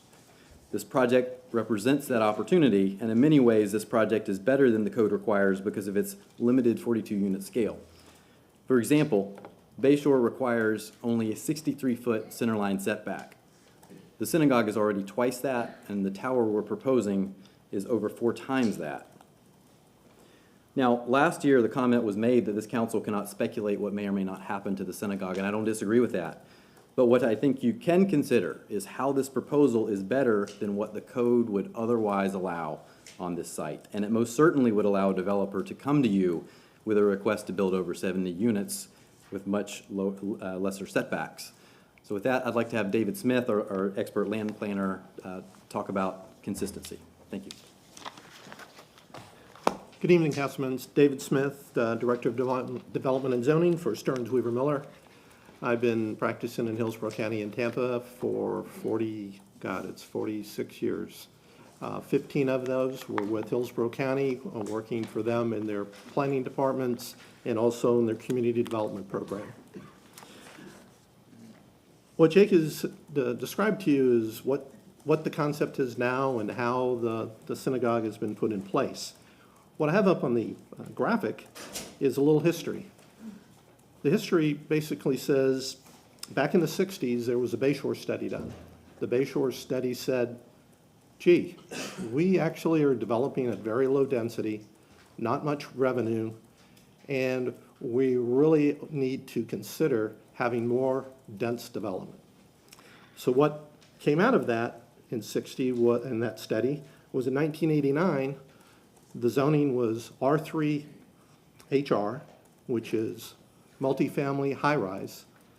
And the quoted section is from the regulations of the time, which basically, surprisingly, said unlimited height in this zone. This is an evolutionary process as the codes change over time.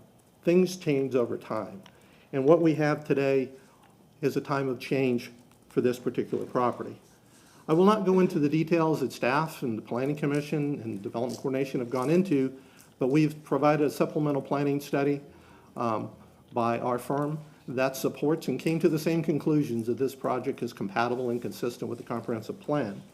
The comprehensive plan category of R35 was intended to, ever since the original Bayshore plan, to provide needed housing in the Bayshore corridor, which is the jewel of Tampa along the bay. And what we have today is an opportunity to not look at what's around the property that has been there for 50 years, the event center for Tampa Garden Center, the women's center that's there, the fact that there's low-density townhomes. These are actually just realities of, over time, what people have been able to fit on their property. 6 townhomes here, 7 townhomes here because of the depth of the properties. Matter of fact, one of the sections of townhomes is actually created on property that used to be part of the PD for the temple.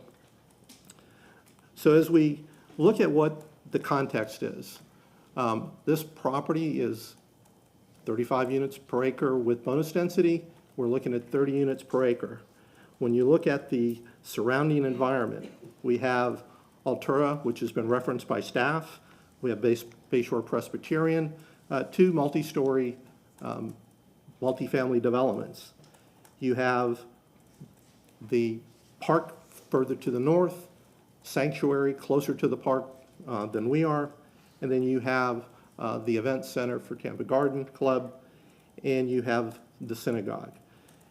What I was shocked to find out is when you looked at the uses in the area, that private nonprofits basically occupy and do not pay any taxes to the city, even though they're cultural resources, for Presbyterian Towers because it's home for the aged, the Garden Club because it's private nonprofit, the Women's Center because it is a club, and the synagogue because it is not, it's a religious institution.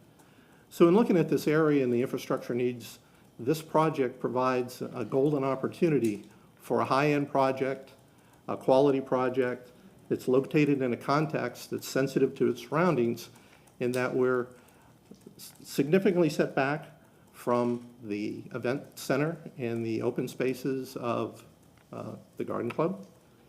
And we are no closer than Altura was to the townhome properties that are adjacent to us and adjacent to them. So I think it's significant to look at the fact that this is what the context really is. When you look at Bayshore, it is an amalgamation of evolution of development. We have old towers, we have new towers, we have mid-rise, we have low-rise, we have townhomes. All these are a fabric of an urban community. And Planning Commission said it better is when you look at the underdevelopment of the parcels, we need to meet the housing needs of the public and the people that are moving here. If we keep on developing at low density and not take opportunities to get higher density, we are not going to be able to support the growth coming to the community. So looking around this project, looking up and down Bayshore, people are worried about more high-rises. We think when you look at your comprehensive plan and you look at the built environment, there are very few opportunities left within the current land use categories for these, I'd call them signature projects, to occur. Thank you. Thank you, David. One of the concerns from last year was whether we had done enough community engagement. So we hired a community relations professional who lives and works in this area, very close to this site. She worked with us to have 2 community meetings. The first community meeting was actually what resulted in us proposing the Fred Ball Park Development Agreement. We held a second community meeting in order to talk about that specific agreement. So there's a lot of words on this slide, but this is just some of the changes we've made. Ultimately, all of these changes are what resulted, I think, in getting staff recommendation of approval this time on the project. To me, the biggest ones, I think every single one of you last year, I think all of you mentioned waivers were a big concern. They're gone. All the new waivers are gone. and one of the old waivers about parking is gone. So both of these buildings are fully parked. The only remaining waiver is for access to the synagogue. That waiver runs with the land and I believe is also protected under federal law that protects religious institutions. That's also unheard of for new towers in Bayshore. Altura had 3 waivers, Sanctuary had 2, Stovall had 7. So we made a lot of changes. I'm not going to go through every single one of these. We can go back to any of them if you like, and our expert team is here. We're saving all of the grand trees. We've added a green wall. As you can see, our proposed building is adjacent to our neighboring event center's dirt surface parking lot. We don't know what their intentions are there long-term, but we wanted to be a good neighbor, and that's why we're providing that green wall. As you can see here, in between the event center and our building is the synagogue. The synagogue is the buffer. We also are proposing off-site mobility enhancements. We're proposing to resurface 2 streets. We're also proposing a mid-block crossing as well as a sidewalk across the street that we would not be otherwise required to do, because we heard from the Bayshore the Presbyterian Apartments, that they had some concerns about mobility. Now, that ultimately resulted in, I realize we have another hearing, but I just want you to understand the context of why we propose the Fred Ball Park improvements. It's because if you look here on the top left on Rubidoux, there are no sidewalks. Sidewalks are impractical because of the tree that beautiful tree canopy. So what we're proposing in that development agreement, we can talk more about that in the next hearing, is for the first time connecting safely pedestrians to get from Bayshore all the way to Isabella. You can't do that today. So we're going to replace the existing path and add to that. So with that, our whole team is here if you have any questions. Otherwise, we'll be happy to address the public on rebuttal. Thank you. Thank you very much. All right, any questions or comments from council members? Yes, sir. Do we now hear from, is it Pressman on the other side? No, actually, it's, sir, why don't you? Yes, ma'am. And do you have a speaker waiver form, or are you going to be speaking for 3 minutes? 3 minutes. Thank you. I actually have a question for the team, development team. And it might be in the site plan, but I don't see it right now in my staff report. What is the square footage of the residential space? Like, what square foot per unit or square foot for all the actual units?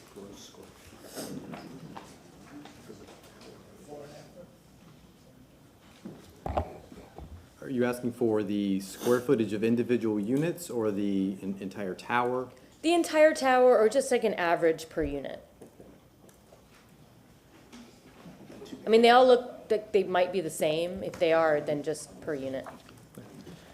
So the overall amenity space in tower is 275,000 square feet. The units are 4,500 to 5,000 square feet, assuming that they're built out at 2 per floor. Okay, thank you. Yes, sir, Councilman Monday. I see on the site plan the setback for the tower on the south side, which is a generous 38 feet. I don't see that setback put on the, well, I say maybe, is it 61? Is that what I'm seeing? From the property line, what's the closest that tower gets to the northern property line? David Smith, Strange Weaver Miller. It is on the site plan. It's 61.3 feet. So that is what I'm looking for. So you have 20 feet to the face of the parking garage, and then the tower is set back So an even additional further. 41 So feet. total, yes, sir. Okay. Anybody else? All right. Yes, sir. Please state your name. Lloyd Stern, 18039 US Highway 41 in Lutz. Honorable members of City Council, I stand before you today as the president of Congregation Road of Shalom. My faith and my community mean everything to me and to the hundreds of other congregants at the synagogue. I extend my heartfelt thanks for your time and attention. Our congregation, Congregation Road of Shalom, holds a unique and cherished place in the Tampa community. For over a century, we have been a steadfast fixture in the heart of this vibrant city. And this past weekend, we celebrated a significant milestone, 120 years of service to both the Jewish community and the broader Tampa Bay community. During this remarkable journey, our congregation has been more than just a place of worship. It has been a sanctuary, a safe haven for Jews to gather and connect. Moreover, it has been a beacon of generosity and goodwill. We have opened our doors to first responders and our military, providing them with space to meet and utilize as needed. We have tirelessly supported local food banks and charitable organizations, giving our time, energy, and resources to uplift those in need in our community. It has truly hurt me that the people we consider to be our neighbors and friends have engaged in anti-Semitic behavior in the past few months. Our relationship with our neighbors has been nothing short of harmonious, a relationship we have cherished until recently.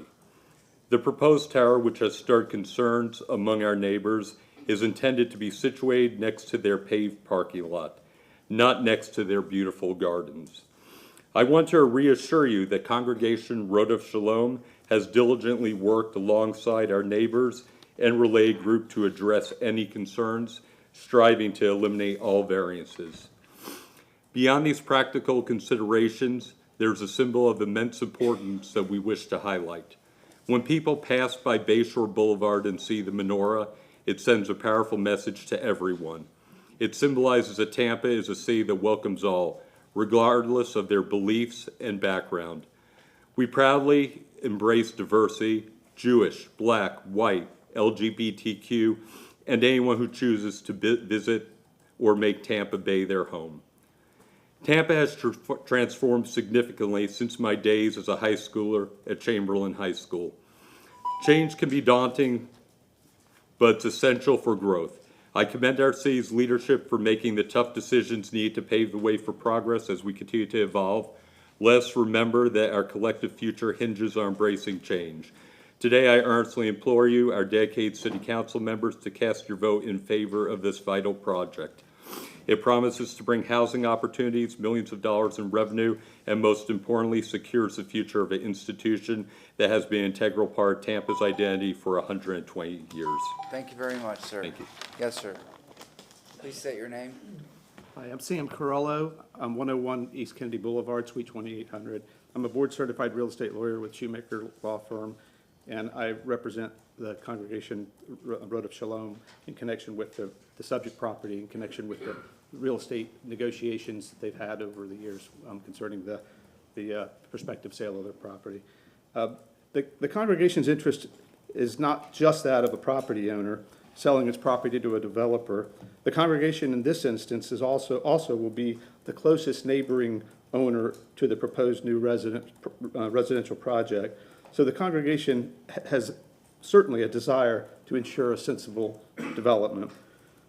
Since its original construction, the congregation has been a respected part of this Tampa community, and generations of families have experienced significant life events on this property.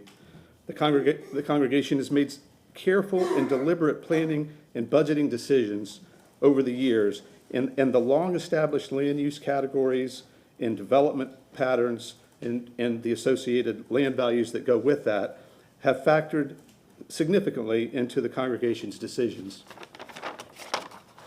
During my representation of the congregation, it has received and resisted several substantially larger offers from developers whose only interest was redeveloping the entire site into a much larger project by right for a much larger development.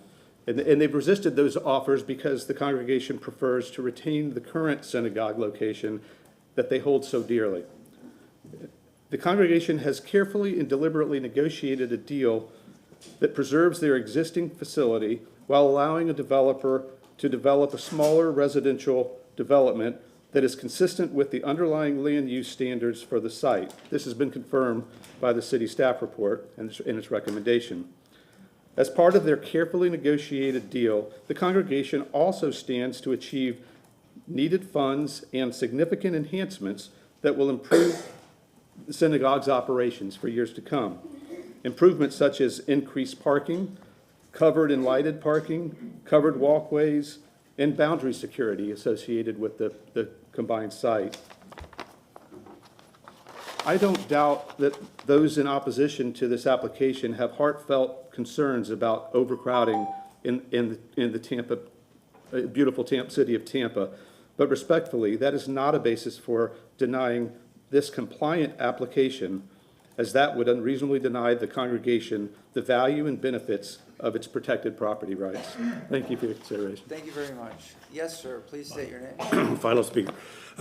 Good evening, council. My name is Jim Schimberg. I'm a partner with the Shubin Law Group at 615 Channelside Drive.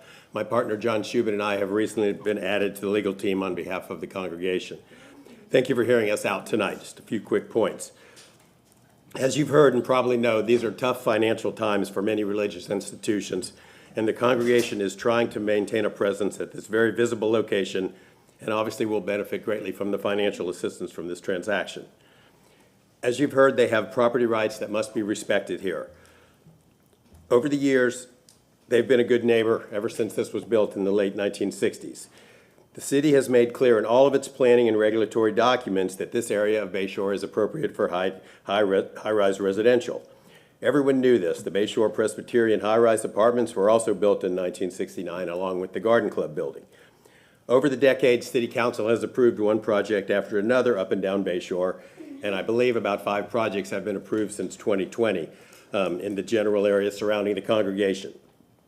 All of this shows that the congregation has distinct investment-backed expectations in being able to use its property residentially. It also shows that the city has been the catalyst in changing the neighborhood, and it would be arbitrary and unreasonable not to give the congregation the same treatment. Now that Related has presented a project that has staff support and no waivers, we believe as a matter of protecting the congregation's fundamental property rights, this project should be approved.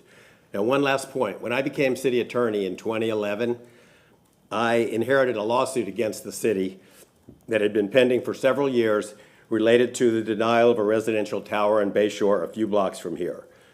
As you may know, this case was ultimately settled by the city for a lot of money, and I urge you to think carefully before making your final vote in this case. Similar to this case, there was a lot of public opposition in that case, and the city denial of the project was based more on emotion than on the legal standing of the case.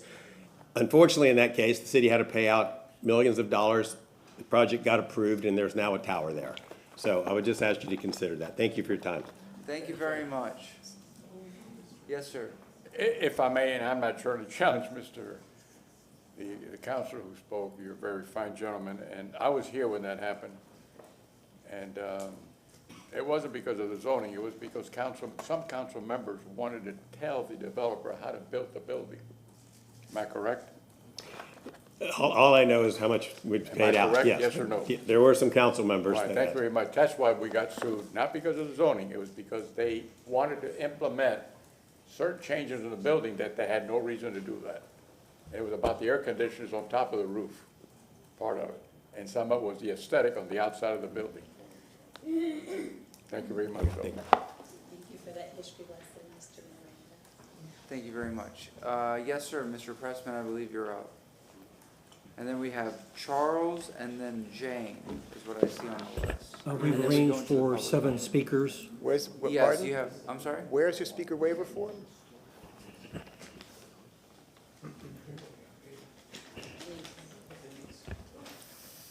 Thank you, sir. Thank you. Mr. Pressman has 7 names. If you are here, please acknowledge your presence. Betty Griffin? Betty Griffin, thank you. Zodi Diaz? She's there in the back. Oh, some people have left? Okay, we'll see what we have. Thank you. Well, then, that's okay. You could either raise your hand or say me or something to catch my eye. Terry Webster. Terry Webster. We'll pass Terry Webster. Diane Rivera. Diane Rivera.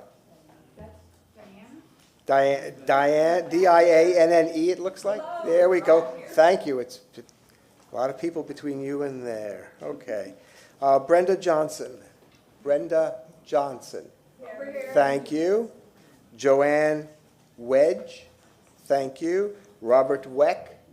Thank you. Now, we have one additional name that I could see is Terry Webster, Joanne Wedge, Robert Weck. I believe the names are identical, and I don't see any additional names on here. So I believe it's 1, 2, 3, 4, 5, 6, and 3 is 9, sir. Is there another? I'm going to call out the name one more time. The name that didn't respond was Terry Webster. She is not here. Okay, thank you. Okay. 9 minutes? Thank you. Thank you. Mr. Chairman and Council members, Todd Pressman, 200 Second Avenue South, number 451, St. Petersburg. I am proudly representing the Tampa Garden Federation. This is a PD change. Let's be very clear. This is a PD change from residential assembly preschool, a radical change to multifamily, which was 317 feet, but now it's 349 feet. That's changed since this PowerPoint has been presented to you. This is our slide from May of last year. The issue is about compatibility between uses. This is the same slide. Nothing has changed for us and the residents I represent, and I am representing other residents of the community. The opinion is that these two uses are like oil and water. It's the exact same issue today for us, which has not been discussed by your staff in any analysis, is an incompatibility of uses. This long-time successful, iconic 55-year-old business will be dismantled and destroyed in 3 different ways that I will show you. But let me first set the scene, because that's most important. The heart is the outdoor wedding garden. Idyllic, private, a nice interior component.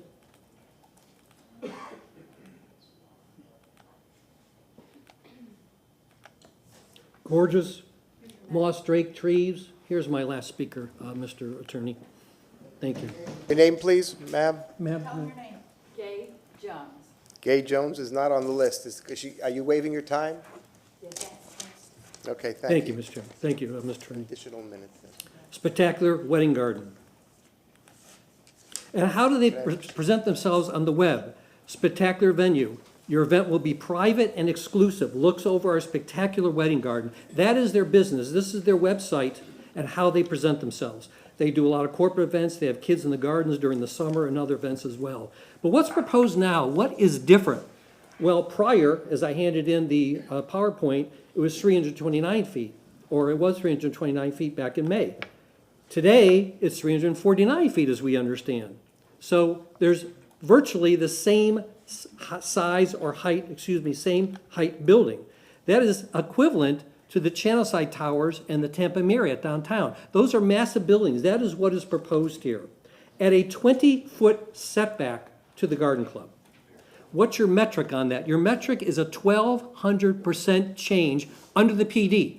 You hear their folks talk about land use category, land use category, land use category. They wish and hope they only had the land use category because they're under a PD. The PD restricts them. That is their land use regulation. There's no residential. It will go to high-density residential, again, under the PD. This is the current 1 or 2-story structures currently as compared to the structure I showed you. When you look at their narrative that they've submitted, they indicate they want to add 42 luxury units to fund needed repairs. I don't see that in your policies or under your comp plan policies. They also indicate in that submittal that the area is planned for significantly more residential development. That is not correct in our opinion because they're under a PD. Again, land use category, land use category, land use category. And when they show that huge red area on the entire property, you have to come in and change the PD. I would suggest to you, in our opinion, that is a misdirection to present to you, in our opinion, because they have to deal with the PD. I think the comment was anyone can come in and ask for that. Well, that can happen with any project. Again, not by the regulating PD in place.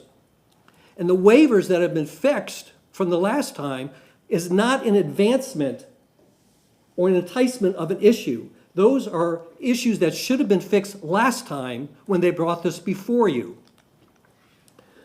Here's the difference of amenity plans. You see there's no difference from May to now. It's virtually the same. The orientation is exactly the same, directly to the garden center.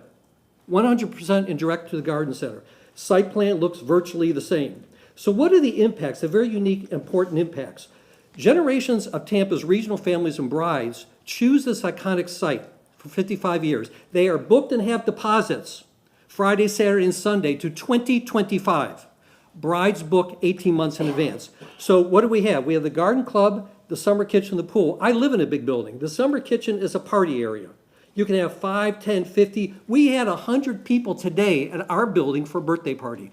There's grills, it's a kitchen, it's very loud, drinking, and that's fine, but it's a loud area. A pool, well, you get kids outside, and there's a lot of kids in the building, and they're using their outside voices, then they're yelling and screaming. What are we supposed to do when we have a wedding, or they have a wedding, and there's kids screaming, or there's a huge party next door? That is a terrible impact of 42 stories looming, prying, and peering into the heart of this wedding garden. That is their business. They would lose that serenity, that privacy, that exclusivity that they sell, because as well the entire balcony is a view on that garden.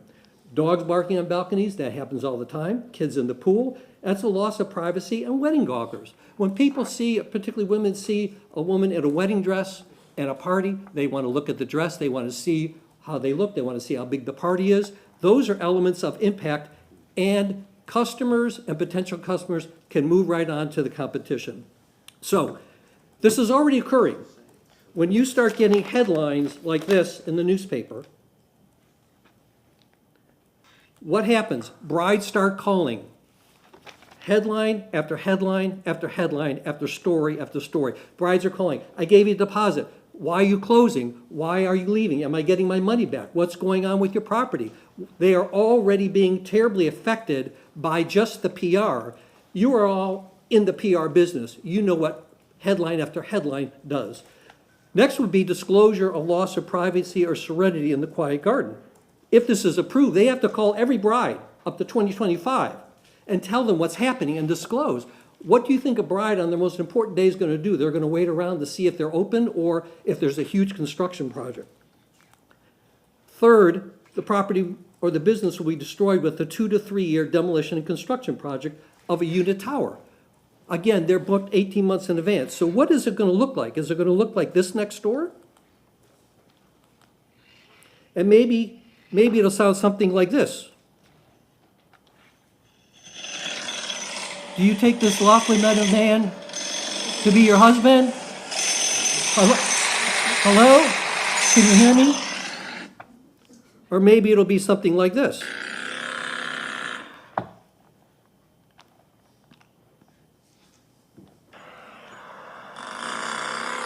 You take this woman to be, can you hear me? Can you hear me? Because quite frankly, again, your event will be private and exclusive, a spectacular wedding garden. Those don't go together, ladies and gentlemen. And here's the test. Here's the test. They're still working. I can't get them to stop working. If the garden club were a school, an auto repair, an office, or a movie theater, whatever, this would be perfectly fine. But because of the 55-year-old iconic use next door, it doesn't work. The Temple folks, with great respect, talked about their rich history of 55 years, and they do have that. But so does the garden club. And these are the elements that will be destroyed. So, longtime successful business, Tampa Iconic, is already occurring by fear of lost privacy, serenity, quiet, natural, idyllic. Every day these newspaper articles happen, which will happen today. Disclosure, which will be required to every customer up to 2025 for brides and other groups who have paid deposits. And of course, 3-year demolition. Tampa Construction, 7 to 6 on Monday, 8 a.m. to 6 p.m. on Saturday. Oh, and Sundays, you can still do pile drivers and jackhammers. That's okay from 10 a.m. to 6 p.m. Bride parties arrive at 1 p.m. They're going to arrive to all what you've seen and what you've heard. Code enforcement is extremely lengthy. It doesn't work in these situations. And we all know subcontractors follow all the rules for bonuses and emphasis. Couple other points. This is a rare undisturbed park-like area. It's about 5 acres. And I would suggest to you that, along with the Spring and Fred Park, the related companies' offer is an indication of how important it is to leave this area as an open park-like area. It's a low-developed area from Fred Ball Park, the Tampa Garden Club, Road of Shalom, two-story condos, Tampa Women's Club. In fact, their planner pointed this out. He talked about all these nonprofits in this area as a low area, as he didn't say a special area, but obviously it is a special area. But your official city review criteria has one main priority: do no harm. Consider potential adverse impacts. Encourage compatibility. Planning Commission, consider impacts. Show the intent of the city. Show a unique environmental experience in the core of the urban area. Relate new buildings and development to context of the neighborhood. Ms. Tammy Waterman is a certified planner, master planner, and her opinion is that this, and she knows the Garden Club, she's worked there for 20 years as a planner. She has put in the record a letter that this will be a destroying of this property. Thank you very much. Thank sir. you. All right, next up, we have Charles, who has a speaker waiver form as well. If you could please submit the speaker waiver form to the attorney, and the attorney will read the names. Yes, sir. Thank you very much.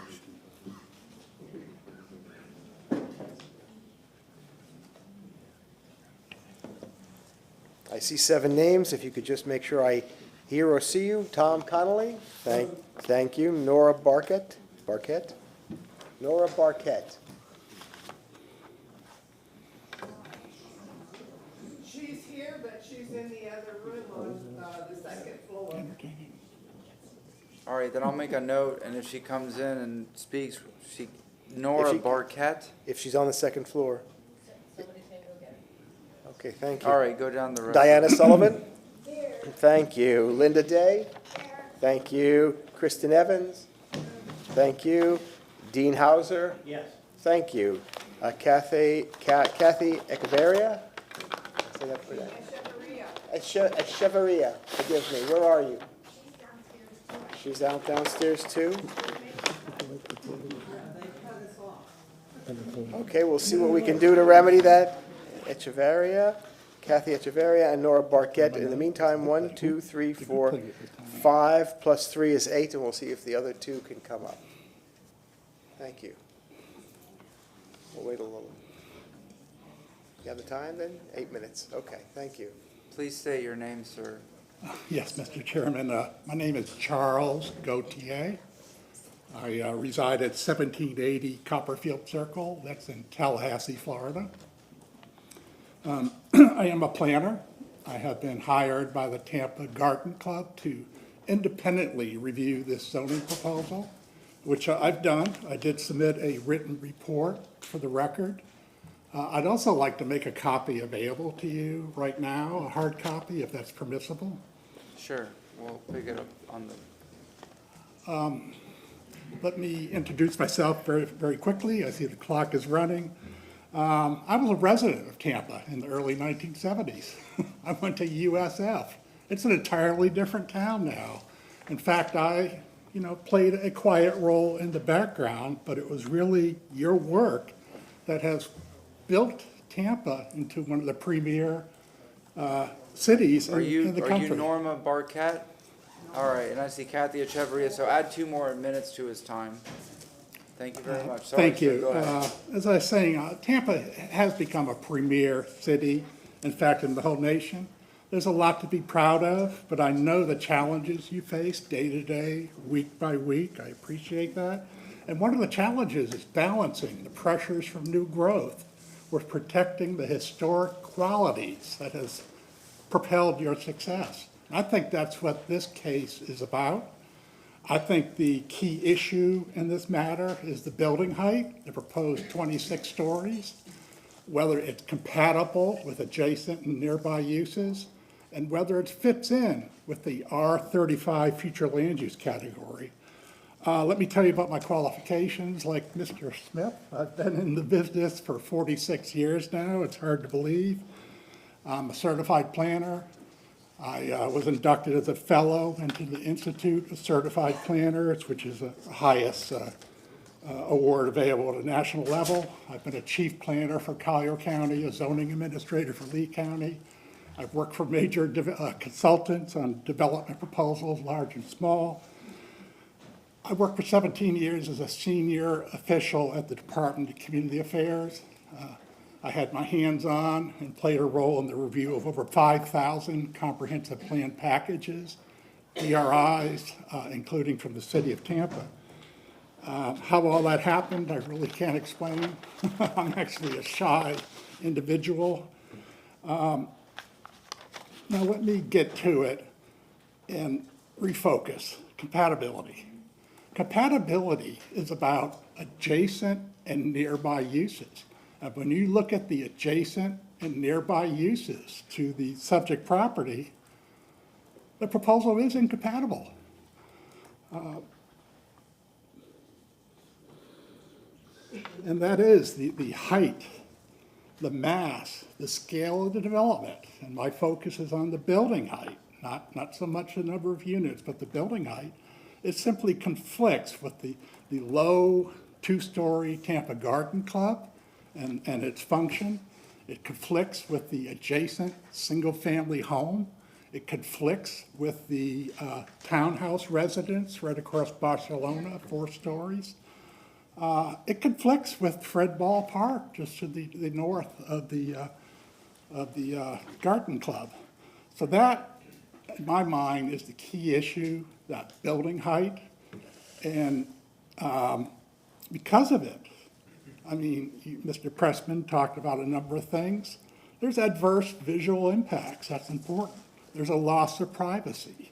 There's shadowing. There's noise. There's a fundamental degradation in the quality of life for those existing uses there in the Bayshore neighborhood. Now, regarding the building height, I'm a little confused. The staff report and the applicant's narrative talked about 317 feet.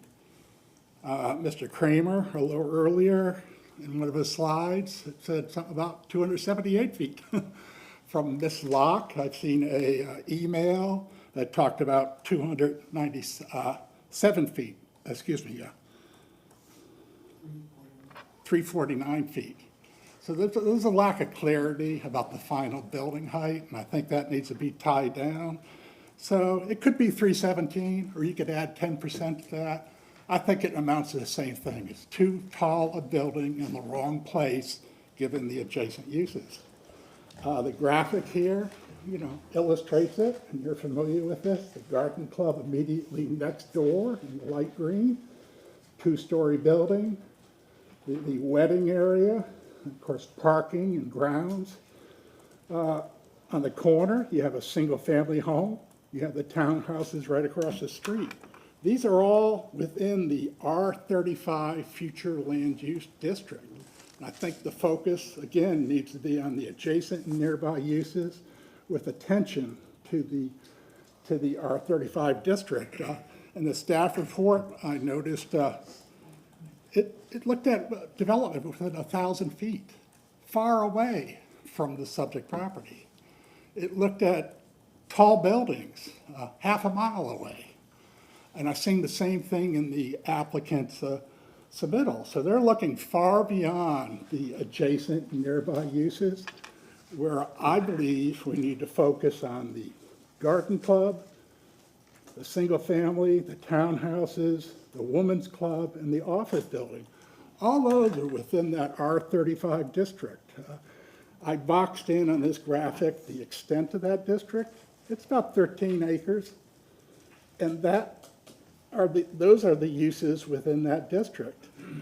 It seems to me that the applicant should have sought an R83 district. R35 just isn't an appropriate district with particular regard to the building height. So my compatibility conclusion is really based on the adjacent and nearby uses. And my consistency view is it's simply inconsistent with the balance of that R35 district. If these building heights are sought, well, it should be in a different district, or there should be an amendment to the district. It's just out of step, out of order. My report includes a number of policies and citations. One policy I'd like to focus on for a moment I've heard reference to underdevelopment. I don't think this is underdeveloped. In fact, I think this is an important part of Tampa's heritage. This swath of green, low-intensity uses is very important to Bayshore Boulevard, which you characterize in your plan as an emerald jewel. You commit in your plan to continue to preserve and enhance the balance of natural and physical environments on Bayshore Boulevard. So this isn't undeveloped. This is a precious part of that jewel that you have. Several other points. I see I'm running out of time already. Building height. I don't understand how you get to 26 stories. In your comprehensive plan, there is a matrix. It says medium density, such as R35, is allowed 8 stories. How is this justified? It could be justified by a special district, an overlay, or location. Only location applies here, and this location doesn't support that scale building. So again, the problem here, it's not the number of units, it's the scale of the building. And all this is a symptom of too much stuff on one site, too much development, overdeveloped. When you look at it, the density is maximized without consideration of any bonuses. The floor area ratio would be maximized on the site. I'm gratified that parking waiver is off the table, since that is parking is a problem in this neighborhood. Site access. All this access is not an arterial, not a collector. It accesses local streets. So the bottom line, based on my analysis, is too much development on too small a site in the wrong location. Finally, I'd like to touch on coastal high hazard area. You know how serious an issue that is. We've seen it. Substantial areas along Bayshore are in the high hazard zone. That means it's vulnerable to stormwater surge and saltwater flooding in a Category 1 event. It gets worse as the events go up and as sea level rises. So I think that also works to temper the degree of development, which would draw down that building height. So it is a high-risk area. This proposal would put people and property in harm's way. So my recommendation is no, this is not appropriate. I'd recommend that you say no, it's not good enough, wrong place. Thank you very much. It's a public comment. Mr. Chair, if I may, I'd like to cross-examine Mr. Godier. Well, my attorney is, there he is. Mr. Kramer wishes to cross-examine this previous speaker. Is that appropriate? All right. It's okay. And Councilmember Carlson wanted to ask a question. Would that be appropriate to ask a question at this time of the gentleman? Yes, questions are appropriate. Cross-examine, you'd like to cross-examine? Yes, sir. Can we do that after we take council members' questions? Thank you. Go ahead, Councilman Carlson. You cited Florida statute 161.3164 in terms of compatibility, and you talked about the staff report as going as far as 1,000 feet, and you said that we should only consider adjacent nearby uses. So 2 questions. One is, does it say somewhere in statute, is there some legal basis for adjacent nearby uses versus 1,000 feet? And then, as stated by the applicant, there are 2 high-rise buildings kind of across the street. So would they be considered adjacent nearby uses also? Or? The statute doesn't specify adjacent or nearby. Your own plan policies refer to adjacent, nearby in the context of compatibility. You know where that is? I know you're from Tallahassee, but do you remember the number?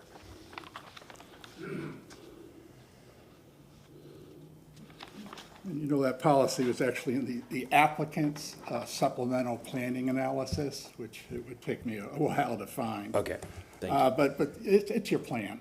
It's your plan. Okay. And as far as nearby other uses that are tall, yes, they exist.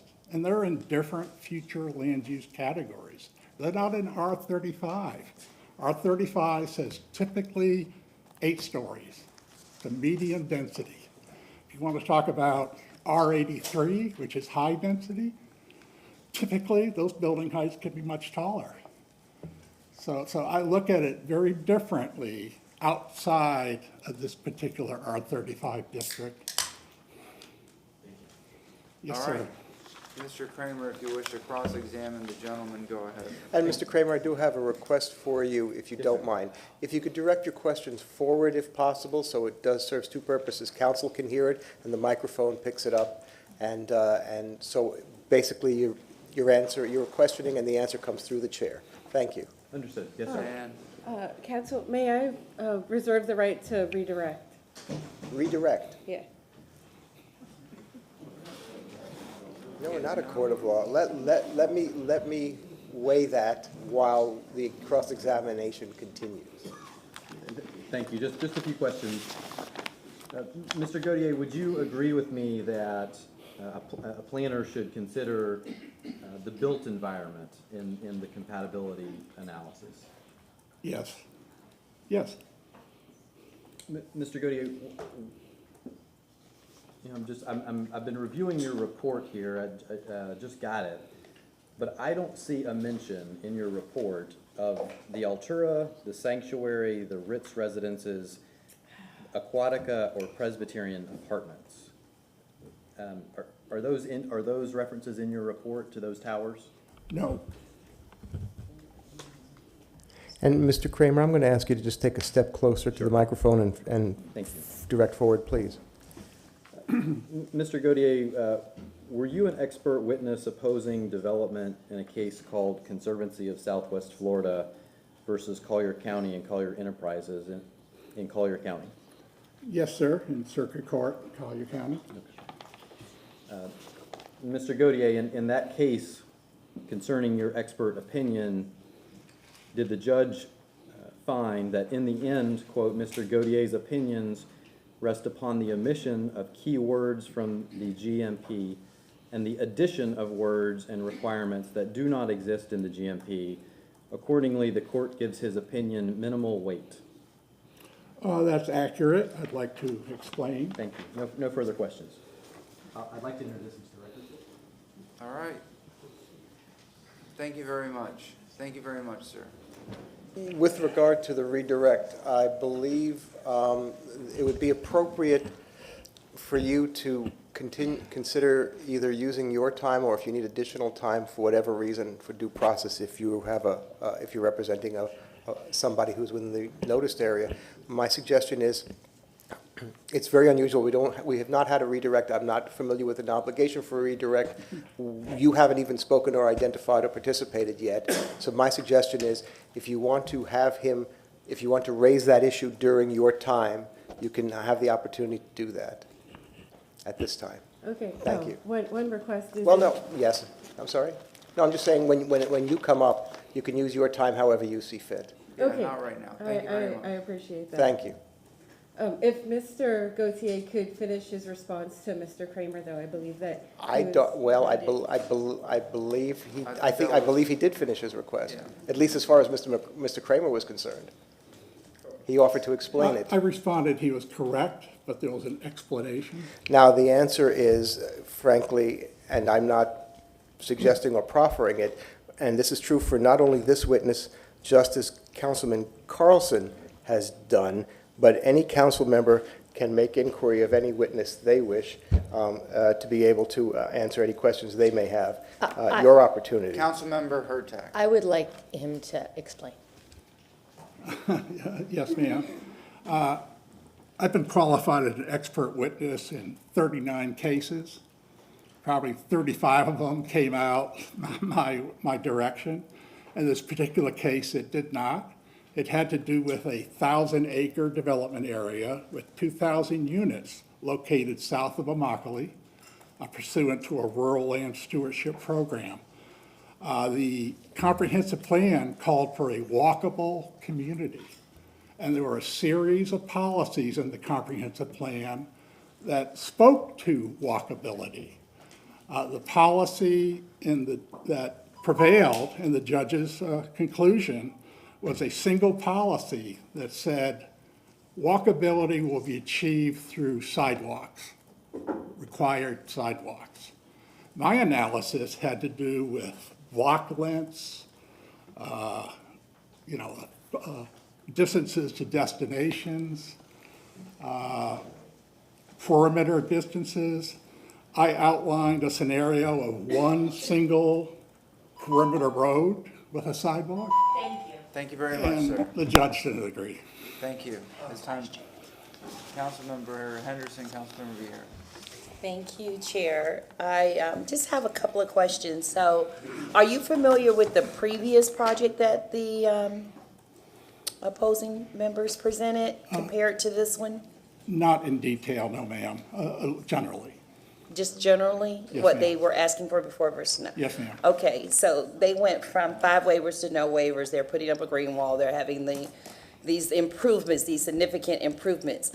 The folks that are asking you to represent them, was it presented where you were able to look at the project and make a decision, or were you hired to speak against the project? Just in general, how does that work? No, ma'am. I would never survive that way.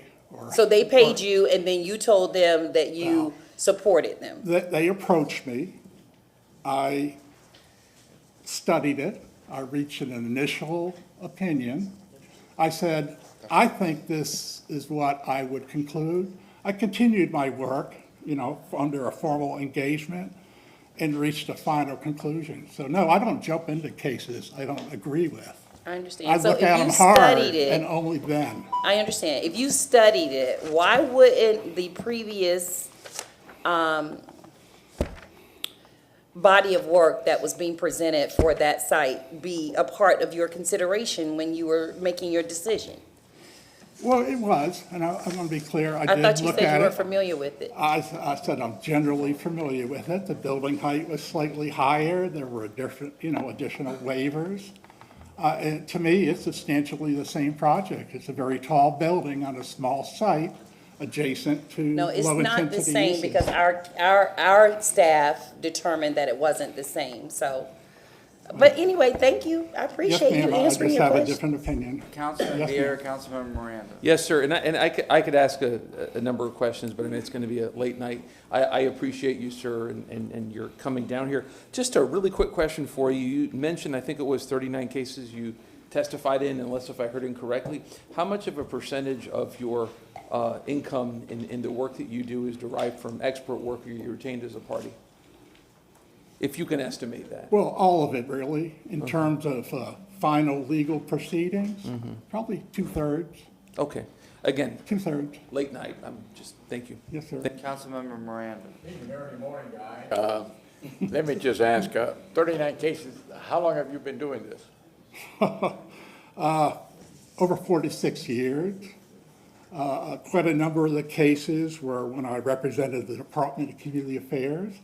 I've worked on my own the last 10 years. I've had clients throughout Central and South Florida. I'm probably in 2 final legal proceedings a year. So you had So most 39 of them cases. were representing the state, some more recently. I want to make sure I put this in context. You had 39 cases, of which 35 were ruled in your favor. Does that mean by a judge or by who? By either an administrative law judge or a circuit court judge. And that's an approximate number. But Thank you. the majority, most definitely. Thank you very much. Yes, sir. Marty and city attorney, I've never seen this situation before where an opposing party wanted to cross-examine, and it appears that there may be potentially multiple attorneys representing multiple parties. I don't know, everybody's not identified themselves and who they represent, but could we just get, for the record, could we get clarification as to whether aggrieved parties have the right to cross-examine, and do they have any special entitlement other than the 3 minutes that they would get in public comment?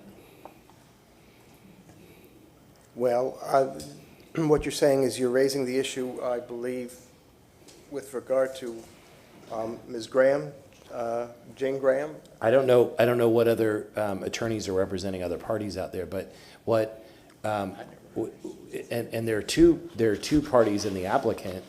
I don't know how many parties there are on the other side, but what would qualify as a party that would have the right, special status to represent a group and cross-examine witnesses? If I may, Kate Wells, Legal Department. At this point, the parties to this proceeding are the City of Tampa and the applicant. Anyone else that is participating are interested members of the public, but they do not have party status. And are there two applicants, or is the applicant only related, or is it also Rhoda? I'll defer to Mr. Kramer to answer that. The applicant is the related group, Road of Shalom is the landowner. Okay, so there's only one, but there's no special right or status to aggrieved parties to have any comments other than 3 minutes for whoever they Well, have. at this point, we have members of the public that are interested in the outcome of this proceeding. I wouldn't say that they are aggrieved parties during this proceeding, because a decision has not been made. But just anybody who has any other opinion other than the applicant, if they have an attorney here representing them, do they have any rights? I believe only parties have the right to cross-examine. Okay. I believe. Thank you. And Mr. Shelby can confirm that. Thank you very much. Okay, thank you, sir. Thank you, members. All right, next up, we have Jane Graham, who has a speaker waiver form with 5 people. And you have a speaker waiver form? Yes, I do. Thank you. Great.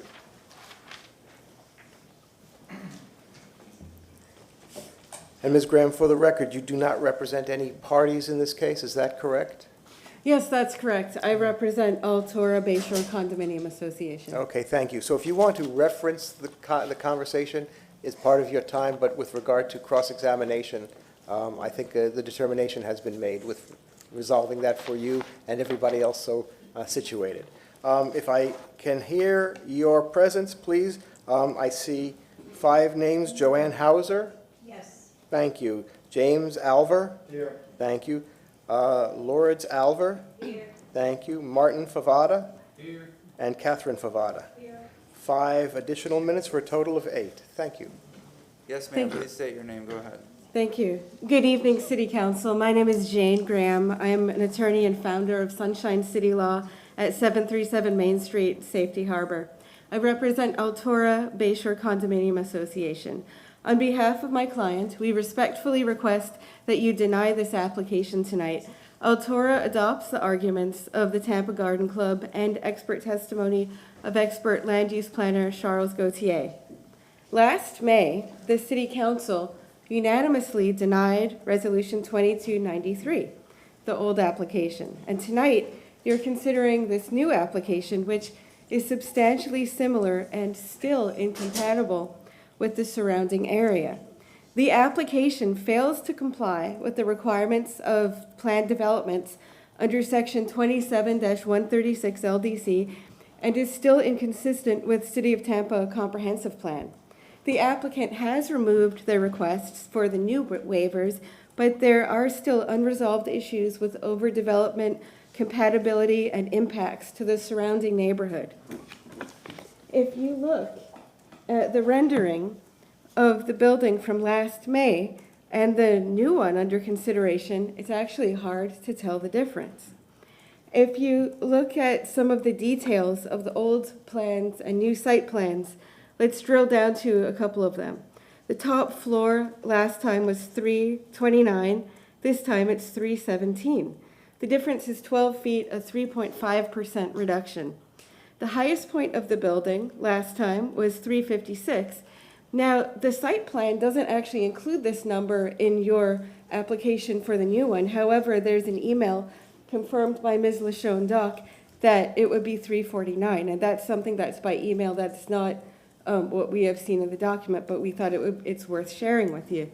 That's a 1.9% reduction and just a difference of 7 feet. The floors have gone down from 29 to 26, a difference of 3. Now, the interesting thing is that the gross floor area is the same.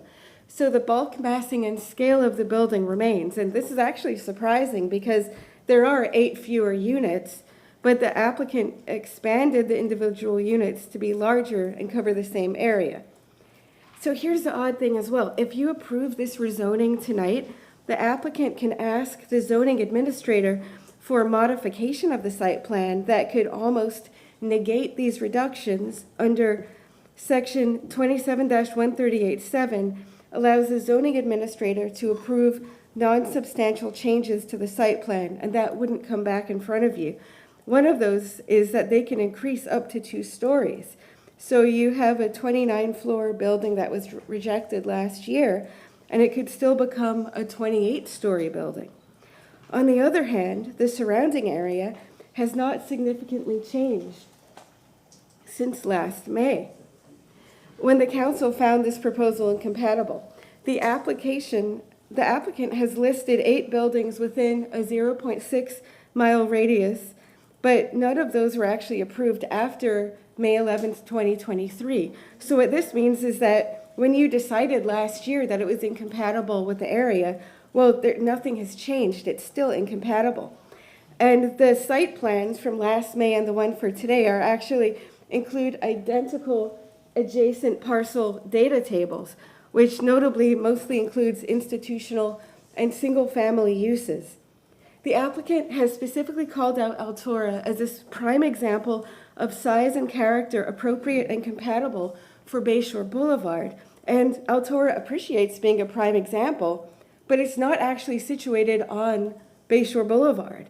And it's oriented to the Leroy Selman Expressway and is in a CMU 35 mixed-use district.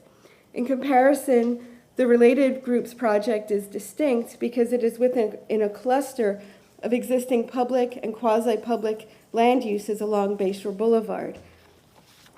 An unusual and distinct example, it's a little enclave within Bayshore Boulevard itself. There are additional inconsistencies on the comprehensive plan, which are included in a letter that I had submitted, and I'll provide copies in the record as well. Among those is, I'd like to call out Land Use Policy 9.3.8 regarding impacts to the surrounding area. Altura's future residents have concerns about impacts on traffic to the surrounding streets. Public transit is really not a viable option in this area in the future, and there's also limited information that's been provided about impacts from delivery trucks, service staff, and garbage trucks on site. The loading zone empties onto Isabella, and there's little clearance for turns. This is going to be a long night, and you're going to be hearing a lot of testimony. As you listen tonight, you need to decide whether the applicant has met their burden with competent, substantial evidence under 27-136, among others. I'm providing you with a cheat sheet which has a suggested motion to deny plus sections that are highlighted under 27-136 and also the waivers and 27-227 as well as sections of the comprehensive plan that are inconsistent. So I'd like to enter that into the record when I'm finished. To go back to competent substantial evidence, generalized statements, even from experts, are not competent substantial evidence. Now, on the other hand, it might seem easy to dismiss the credibility of layperson testimony. However, Florida law considers as competent substantial evidence that when the public is presenting actual and specific facts that are relevant, then that is competent substantial evidence. On top of that, testimony on subjective matters that do not require expertise, such as the development's impact on the area's natural beauty, that is also competent substantial evidence. And so you will hear that directly tonight. If you've received generalized statements of support, know that if it's just a generalized statement, that should be disregarded. A few final thoughts on some of the legal issues and procedural flaws. And I'm not going to go into full detail on this, but we would dispute the fact that the waivers run with the land, even the one regarding the collector streets, because when you look at the section for a planned development,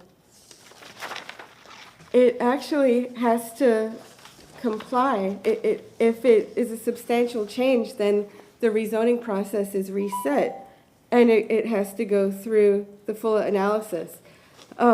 We also dispute that this should even be in front of you. I have described this more in the letter. Finally, the applicant's contention that a refusal to allow this property to be rezoned tonight is some kind of taking. That's baseless. They argue that it's reverse spot zoning, but actually a zoning ordinance which denies an owner the maximum profitable use of their land is not unconstitutionally confiscatory. Thank you very much. Thank you very much. And I'd like to provide for the record the suggested motion to deny and also copies of the letter which have already been provided.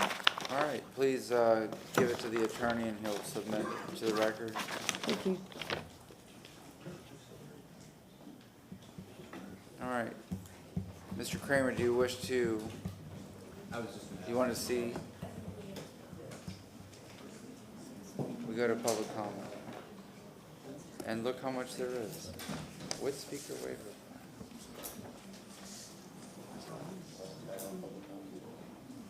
Oh yeah, that we haven't really gotten, we haven't started. All right, we're gonna start the public comment, or continue the public comment. First is Rochelle Walk. Ma'am, please state your name. Hi, my name is Rochelle Friedman Walk. I live at 371 Channelside Walkway, Tampa, Florida. I am a board member and a past president of the Tampa JCCs and Federation. I am also the immediate past chair of the Top Jewish Foundation, and I am an active member of Congregation Rodef Sholom. There you go. First of all, I would like to thank you, our mayor, our police, our fire and service providers for your continued leadership in protecting our city and in protecting our Jewish community and protecting our Jewish institutions. This has been a very difficult year for our Jewish community, as I think everybody knows, with the rise of anti-Semitism and the hate crimes that we have endured. And I thank you in the city for everything that you do to make sure that we are safe. I'm here today specifically to discuss the long-term protection of the business of Congregation Rodef Sholom. We heard about the business that's next door at Bayshore Gardens, and I just want to remind you that Rodef Sholom, yes, we're a congregation, we're also a business. We are in the business of providing religious institution, a religious service to our Jewish community. And we just celebrated, as you heard, our 120th anniversary in the city of Tampa. There have been a number of economic studies that have shown a decline in philanthropic giving, all to charitable organizations, to churches, synagogues, and other faith-based and other types of, we call it tzedakah, but other types of organizations that provide charitable services. This is true especially since the year 2000. For Congregation Rodef Sholom, that means that our aging building and our abilities to support quality programming, to continue and bring in quality leadership to our pulpit, will ultimately be burdened by the fact that we have a bigger challenge raising money. We have had a huge need to increase security at our synagogue. I go every Friday night. Every Friday night, there are guards that we have to have outside our building to protect us. Okay. For these reasons, I encourage you to think about what it means to our congregation. I know there was a conversation about parking. In reality, parking is going to be a much easier situation. We are out of property. The Garden Club does not let us park next door during our holy days anymore. I think they've even towed cars recently. And we need more parking. This project gives us more parking. Thank you very much. All right, Ms. thank Walk, you. is it? Yes. Do you have your number with you? One, I put it right here, I'm It sorry. did. Thank you. No, that's perfect. That's it. Thank you. Just a reminder for those people, when they come up and their number is called, or their name is called, if they could put the number in there. That's the request. Thank you. Thank you very much. Next speaker is Michelle Batalaro. All right, just drop the number in the bin. Yes, ma'am, please state your name, go ahead.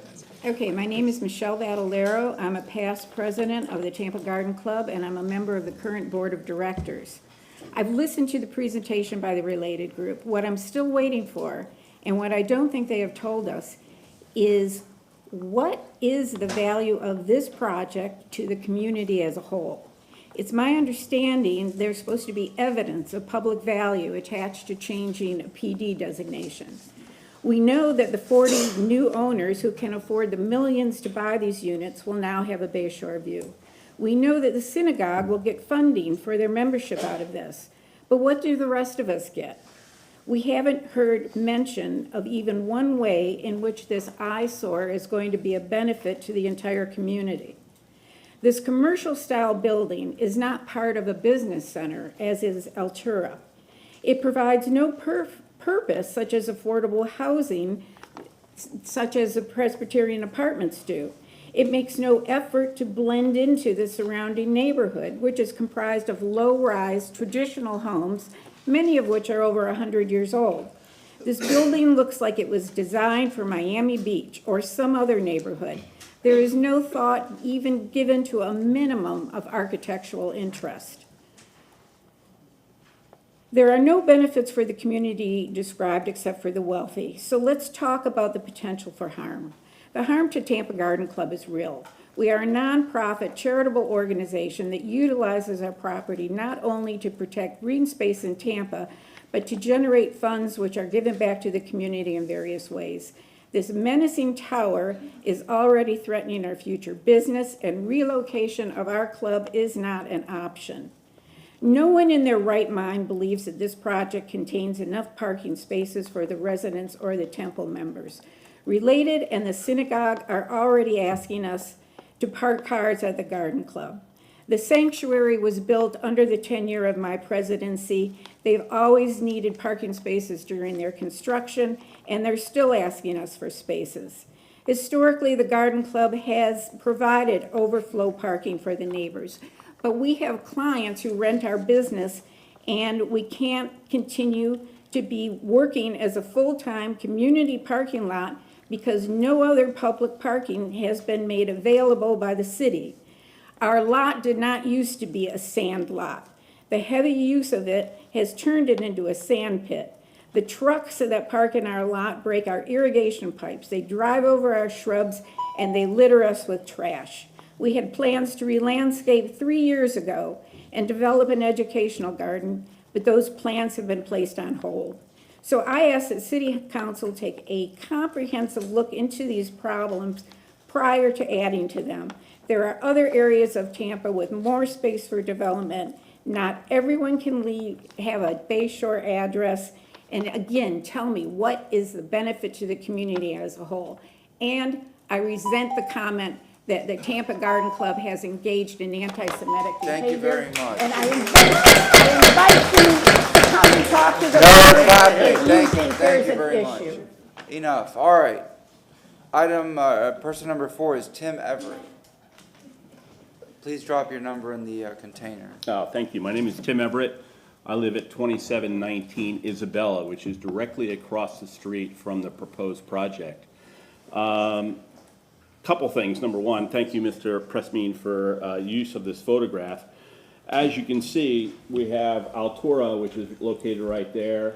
This is the proposed new site here, and this is where I live, right there. I live in a 2-bedroom townhouse, and if this new project goes through, our townhouse community there will be virtually blocked from the sun.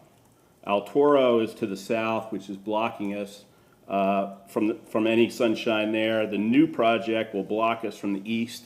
We won't get any sunrise at all. So it's going to be really problematic just from a living standpoint. And I heard one of the members say, you know, try to put myself in their shoes if I live there. So put yourself in my shoes. I'm living there, and I'm going to be blocked by 2 giant high-rise buildings. The other thing is going to be traffic. I'm kind of surprised that there's not a traffic study being done on this, given the fact that El Toro is going to have 67 residences, and this new project will have, 44 residences. That traffic coming down Isabella to Bay. Right now, you can't get onto Bay easily because it's all backed up at McDill. So I think at the very least, a traffic study needs to be done to see whether this is even feasible from a traffic standpoint. Also, from an evacuation standpoint during a storm, I think it'd be very difficult for all of us to get out of there at that time. Those are really the main issues I have with the project. I mean, I understand that, you know, the builder has the right to build, but I just think it's really going to be detrimental to the neighborhood, and particularly to our little townhouse community, as well as the townhouse community across Barcelona there.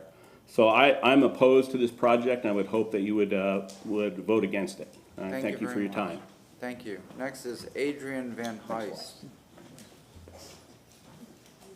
Please take your number and drop it in the container, and state your name.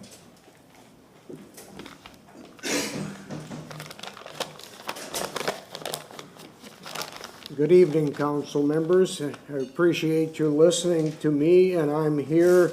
Please state your name, sir. Oh, I'm sorry. My name is Adrian Van Heist.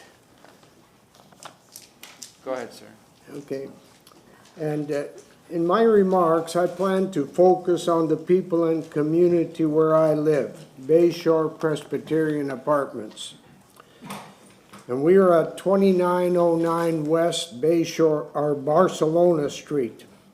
It is a special community where I live, and many of the residents that I am with tonight live there as well. It's a special community of about 200 residents, and they come from all parts of the United States. And they have many different backgrounds: teachers, office workers, laborers. Some have worked in industry and manufacturing, and the list can go on and on. There is a lot of variety in that community where we live. There's a lot of variety, but one thing that we have in common for the majority, we're on the older side. With most of us being well over 70, and so we're in the twilight years of our life. Some have lived in our community at Bayshore Presbyterian for 20 years. And in our advancing years, there are limitations that come with that. We may drive less, but we may walk more. Our walking for exercise for ourselves and our pets takes us around our immediate neighborhood.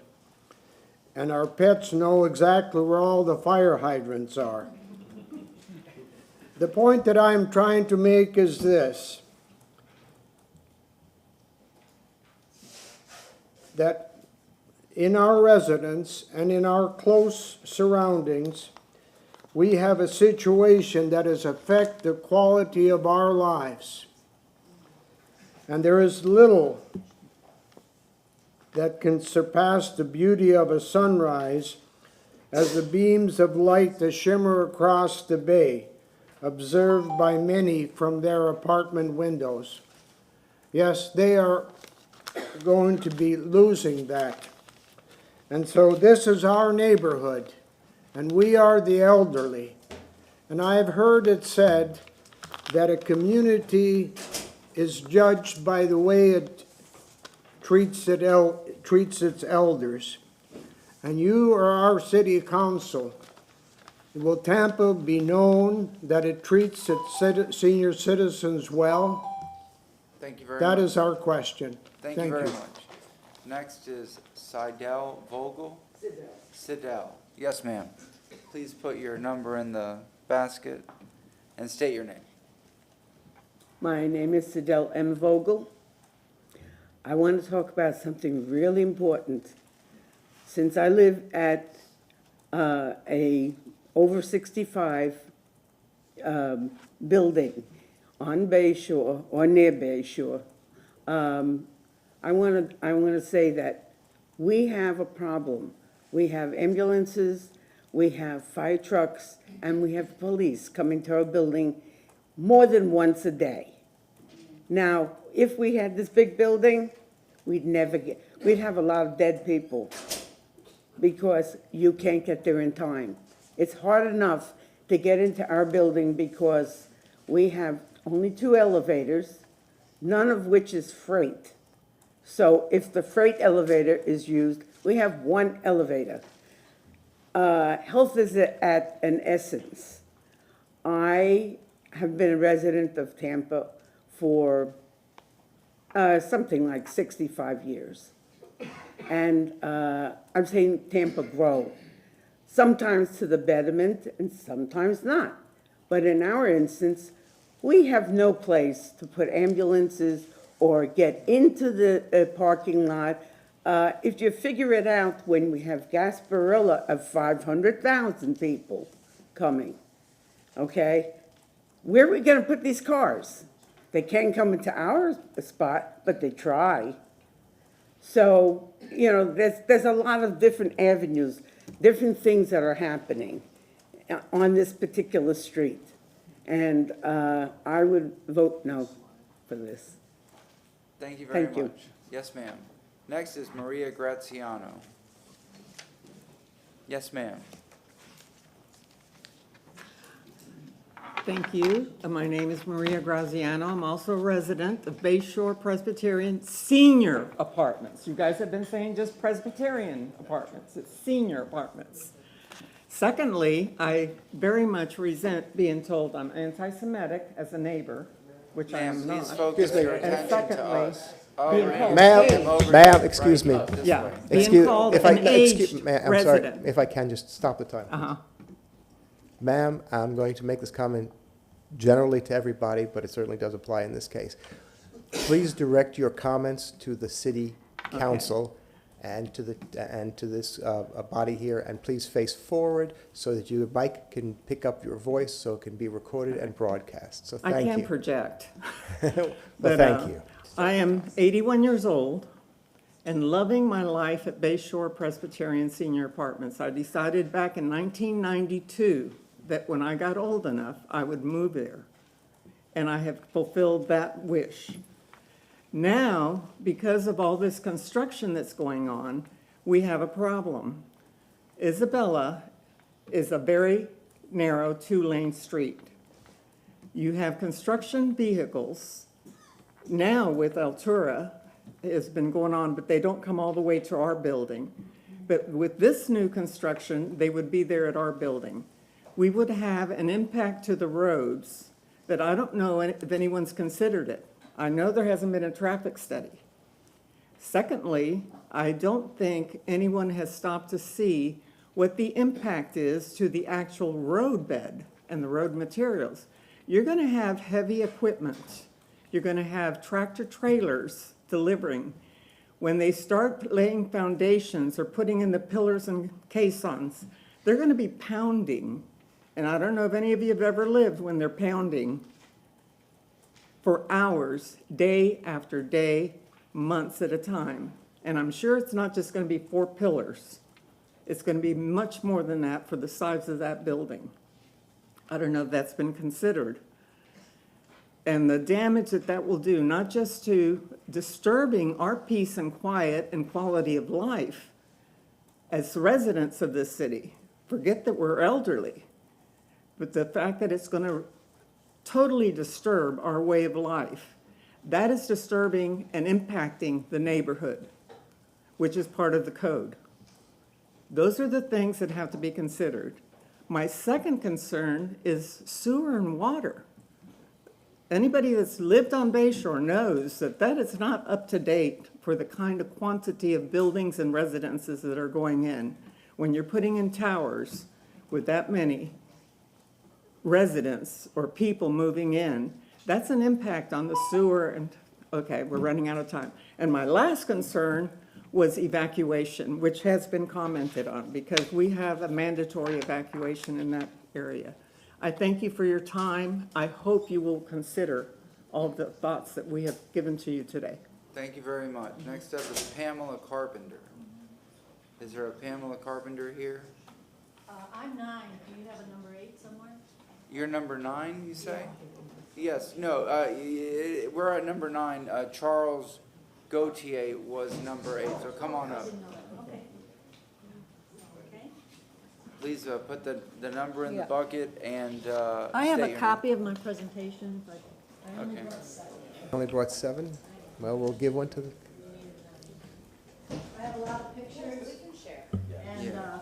it would be helpful if you can read the words if I don't get to all of them. Okay. Pamela Carpenter, 24 years on Isabella. My testimony, my expert testimony is only what I know from living on the street. I didn't actually get to compare notes with a lot of the speakers, but I have come to some of the same conclusions. I want to start with the rendering of the perspective building. This is Isabella. Even though we keep talking about Bayshore, the building itself, the massive building, is on Isabella. Keep your eye on this little green area here. It's very important to us and some of the speakers that you've already heard. So that view is going south. I ask you to turn around in that same grassy area and look north. And this is what you will see. You will see Isabella. You can't see even a center line there. There's no sidewalk on the left-hand side, which would be the west side. You then come on to homes that look like they should be in Charleston or Savannah. You then come down to the corner of Palm. 200 yards away are homes that are 100 years old.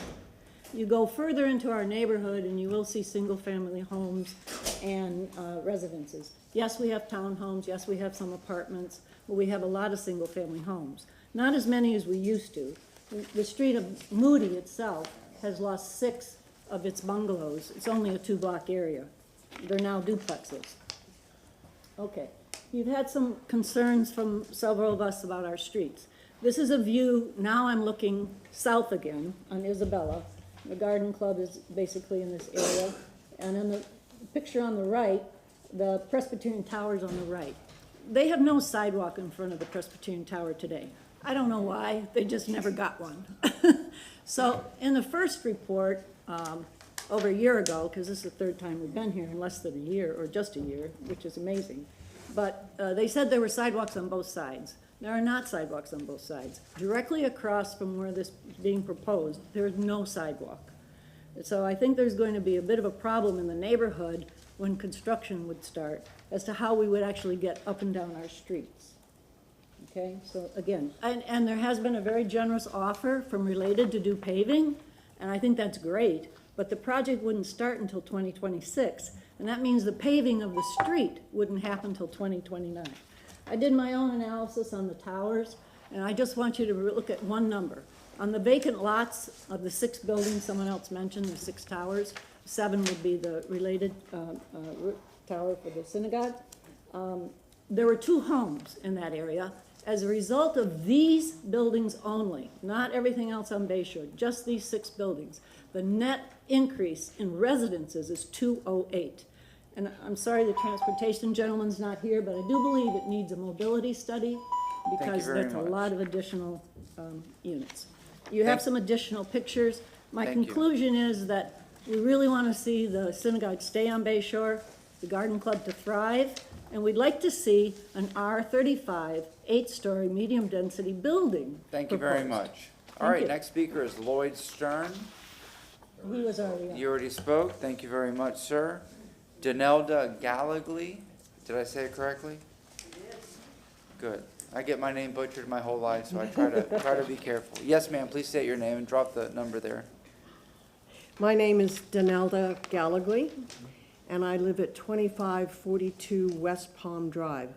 This is a small condo building, just 3 stories tall, with only 8 units in it, and it backs directly onto Fred Ball Park. I'm a citizen and a resident of the area that will be negatively affected by the building of the Related project on the synagogue property. We in the neighborhood have endured continuous condo construction for the last many years. The disruptions the building of these developments have caused us include: we can't get on to Bay from Isabella or off Bay to Isabella without long waits for an opening in the traffic.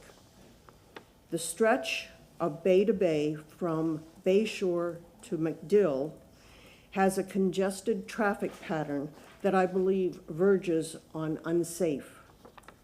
Isabella is torn up and potholed to something worse than a third world country. Since there's no continuous sidewalk, walking is a challenge, if not unsafe. Construction crews arbitrarily stop traffic on Isabella and cause unpredictable delays of varying length so that their giant trucks, cranes, and machines can get in and out of their sites. There are no objections to this project that you've heard or that you will hear tonight that I disagree with. As a group, we are well-informed and well-organized.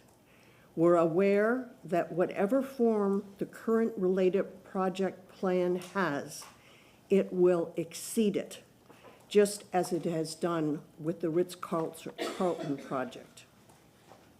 In closing, let me share with you that I am an influencer. Whomever of you votes in favor of this project will experience me spreading the word to your constituents that your priorities are increasing the city tax base, mollifying developers wanting to come to our area, and ignoring the comprehensive city plan and city code. If you support this project, I'll tell them that your priorities are not listening to your constituents and representing the demonstrated wishes of neighborhood residents. To vote for this project is irresponsible, and you would not be doing the job that you've been elected to do. Please, I beg you, vote no to this project. Thank you very much. Next up is Paula Perry, number 12. Come on down. Thank you very much. Please state your name. I'm Paula Perry. Put your number in the bin there, that little bin. Oh, sure. Thank you so much. Keep it as a souvenir. No, I can't do it. Pardon me? You want to keep it as a souvenir. Oh, okay. Good evening. I'm a resident of Tampa. I've been a resident for nearly 40 years. I'd like to actually thank Related. They've brought a sense of unity to our community. And once again, we all agree this building does not fit. It doesn't work. It's not compatible with our community and our neighborhood. I have 7 resolutions in opposition from neighborhoods and community groups. They include the Tampa Garden Club, Historic Hyde Park, Beach Park Women's Club, the Harbor Island Community Services Association, Beach Park Homeowners Association, South Neighborhood Association of Harbor Island, and Bayshore Townhouses Owners Association. And we have over 1,800 residents that have signed a petition and emailed letters in opposition to it. It just shows it's a broader support and that we are opposed to it. The project's total height is 349 feet. I reached out, it was not on the site plan. I asked LaShawn Dock and she emailed me late last week. So it's 349 feet. I'll share the email. It's currently zoned PD for place of religious assembly with future land use of R35. It's not zoned residential. It's in a FEMA flood zone with coastal high hazard area. They request, building this imposingly tall tower, 26 stories, 42 units on 1.43 acres with more than 275,000 square feet of living space. In addition, the applicant requests permission to make improvements to Barcelona and Isabella streets. This could actually prove detrimental to the entire Bayshore Gardens neighborhood, which could result in a loss of access to these important city streets, while the projects are staged for the duration of construction. Approving this application grants the applicant legal entitlements, and in addition to entitlements, any changes to the site plans considered non-substantial can be approved by the City of Tampa administrator alone. This actually occurred between the first and second hearings for the related Ritz Tower projects on Santiago, which included but was not limited to an increase in height, number of units, reduction of setbacks, and a reduction of grand trees and green space. There's a shortage of parking. The Rodolph Shalom Synagogue applied for and was granted a PD change, rezoning, and 2 design exceptions in 2015 and 2016 for the Barcelona parcel that had served as parking for the congregation. They received a 30-space parking waiver, and we, the Garden Club, have tried to help alleviate their shortage for parking by granting them free parking during early morning services, high holy days, preschool events, funerals, other gatherings, so long as it does not interfere with the rental of our property, our venue, and parking. Allowing this tower would devastate our venue, and our Tampa Garden Club has worked so hard to build. I respectfully ask for you to deny this application. And thank you for your service and your late evening. Thank you. Thank you very much. As long as we get out by 7:30, I can take my youngest to school, I'm fine. Next. I have some things to enter into the record, if I may. Yes, ma'am, Sorry. please give it to the attorney. Thank you. Okay. Here we go. All right, next speaker is number 13, Abe Marcades, who has a speaker waiver form with 4 people.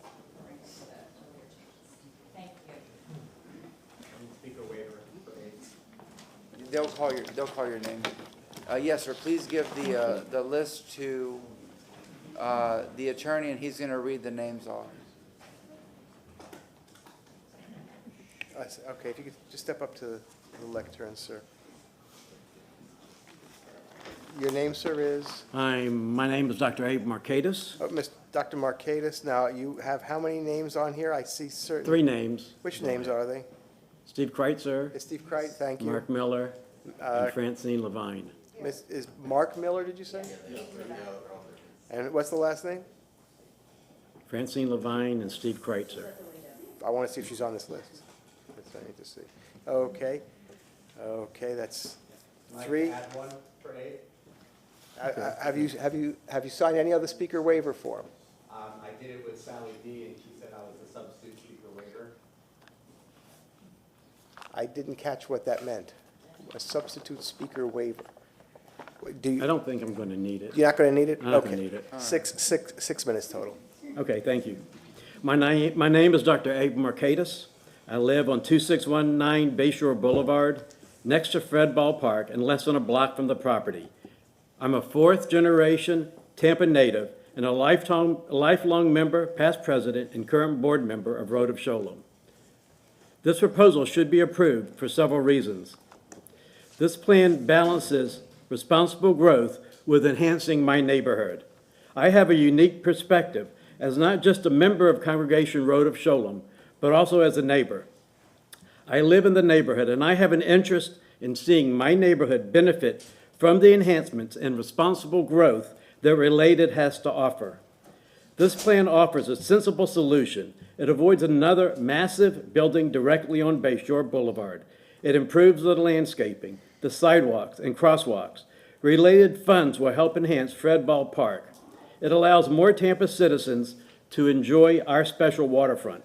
In addition, the city currently is receiving no tax dollars from this valuable piece of real estate. This plan will bring increased revenue for Tampa and strengthen our tax base. Secondly, this plan is good for Tampa, but it's also vital for Road of Sholem. Road of Sholem is a Bayshore Boulevard, on Bayshore Boulevard is a landmark. Along with the Presbyterian Church, a Catholic school, Road of Sholem's Jewish presence on Bayshore reflects the diversity and tolerance that Tampa is known for. But as a small minority, staying financially viable and remaining at the present location has increasingly become a challenge. This plan allows Road of Sholem to establish an endowment to remain on Bayshore Boulevard for many years to come. Thirdly, this property is not being utilized at its highest and best use. The underlying reason that this issue is so problematic is that a Jewish synagogue on the property is not the highest and best use of this land. The highest and best use would probably be to develop the entire property with the largest condominium that the land will support. Road of Sholem is situated on land that is much more valuable to a developer than it is to a Jewish congregation. It makes no sense for Road of Sholem to continue to tie up its equity in this expensive real estate when it needs the funds to exist. Without this deal, it is not practical for Road of Sholem to remain on this property. The land is simply too valuable. Unless we all believe that an aging Jewish synagogue and a little pink house shoved into the corner is the best use for this property, then this land will become something else. And if Road of Sholem is not there to moderate the plan, the entire property will develop to its highest and best use. And as neighbors, we should all be concerned with the consequences. Road of Sholem has turned down numerous offers to sell the entire property for significantly more than the current one. But eventually, the congregation will be forced to realize some of its land value by selling either a portion of the property or the entire property.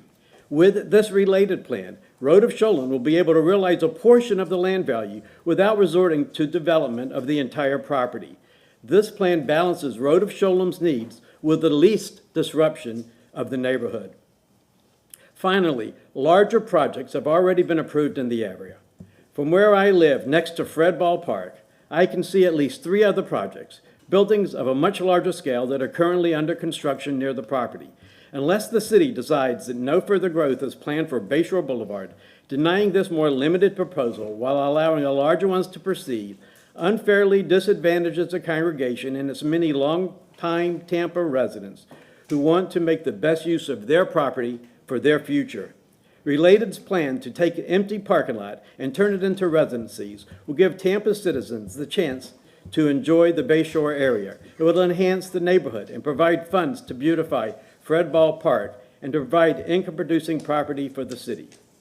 The plan is a win for the neighborhood, the synagogue, and the city, and it should be approved. Tampa will continue to grow, but rejecting further development to keep the status quo is not an option. Let's build a future that makes growth that balances growth with what makes our community special. Please vote for this in favor of this proposal. Thank you. Thank you very much. Jonathan Moore, number 14. We have these, we take a break. Good evening or good morning. My name is Jonathan Moore, 1501 West Cleveland. I'm president of a local owner's representative firm. I come before you guys on many rezones. I've been a consultant of Congregation Rodef, but tonight I'm here on my own time. I'm a Florida registered architect, and I've worked on over 500 projects in the city of Tampa. I feel this particular project is smart development. I feel it's good for Tampa and right for this site.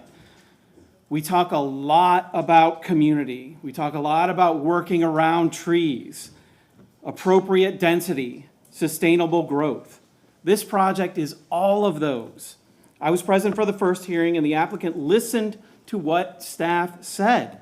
They went back and complied with most all of the requests. This project should be a slam dunk. You heard staff finding the project consistent. Some of the specific changes that interest me is we're now preserving all of the grand oak trees on site. We're retaining more than 50% of the required live trees. And with regards to parking, remember, we're removing a 100-child preschool from the site and replacing it with a 42-unit residential project, a less dense project when you talk about traffic. I'm so appreciative for City Council for taking the time to listen to everybody tonight. I think it's run fantastic. Thank you for your time, and I'm very proud to support this project and encourage you to do the same. Thank you very much. Thank you very much, sir. Next is Paula Meckley, number 15.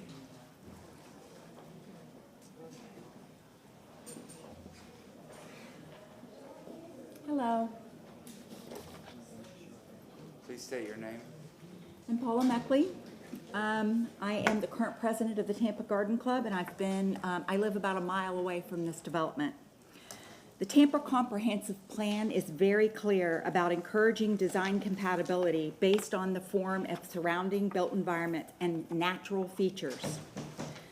This particular area of Bayshore Boulevard is a special place with lower density due to the topography surrounding the natural spring at Fred Ball Park and the abundance of the grand oak trees surrounding the properties like the Tampa Garden Club and yes, even Road of Shalom's low-profile synagogue and their school add to that open feeling. These properties create a place sandwiched between Bayshore Boulevard and the Crosstown Expressway. Isn't the goal of development to have balance? The comprehensive plan states that. When does the creep of these enormous buildings stop? This kind of development is destroying existing neighborhoods by changing the fabric of Bayshore Boulevard neighborhoods. In the comprehensive plan, policy NE 2.2.4 states, the area, in areas not expected to take significant amounts of growth, areas of stability, encourage limited scopes of work that focus on specific issues or concerns rather than broad, multi-focused planning processes. All right, so let's look at that, the comprehensive plan. It says there's 2 districts, South Tampa and New Tampa, and that these characteristics clearly show limited growth opportunities and that these are areas of stability. So environmental qualities that would be compromised by increased urbanization, that's us. Limited access to transportation facilities, that's us, which would be ineffective to improve. There's no new stuff coming south of Kennedy for transportation. Limited opportunities to create more community facilities. Getting rid of open spaces, that's exactly what we're doing. We're getting rid of these open spaces. And our services, we don't have enough firefighters, we don't have enough police officers. Unable to, we're in a flood zone. This building would be in a flood zone. Land use policy 1.2.3 says, relate new buildings and development to the context of the neighborhood and community. If you continue to allow this kind of development, you, City Council, are single-handedly changing the context of this neighborhood and community. The Tampa Garden Club has repeatedly said we're not against development, and we've tried to discuss a less intrusive building that provides a transition into the surrounding neighborhood, and they wouldn't even consider it. They wouldn't even talk to us about it. So, look, promote physical environments with the highest quality of emphasis. That's policy 1.2.16, and it says that goes to the identity of each neighborhood. Thank you. Please deny this. Yes, ma'am. Next is Tracy Riley, 16, who has a speaker waiver form with 3 people, I believe. Please give the form to the attorney and he'll read off the names. Thanks.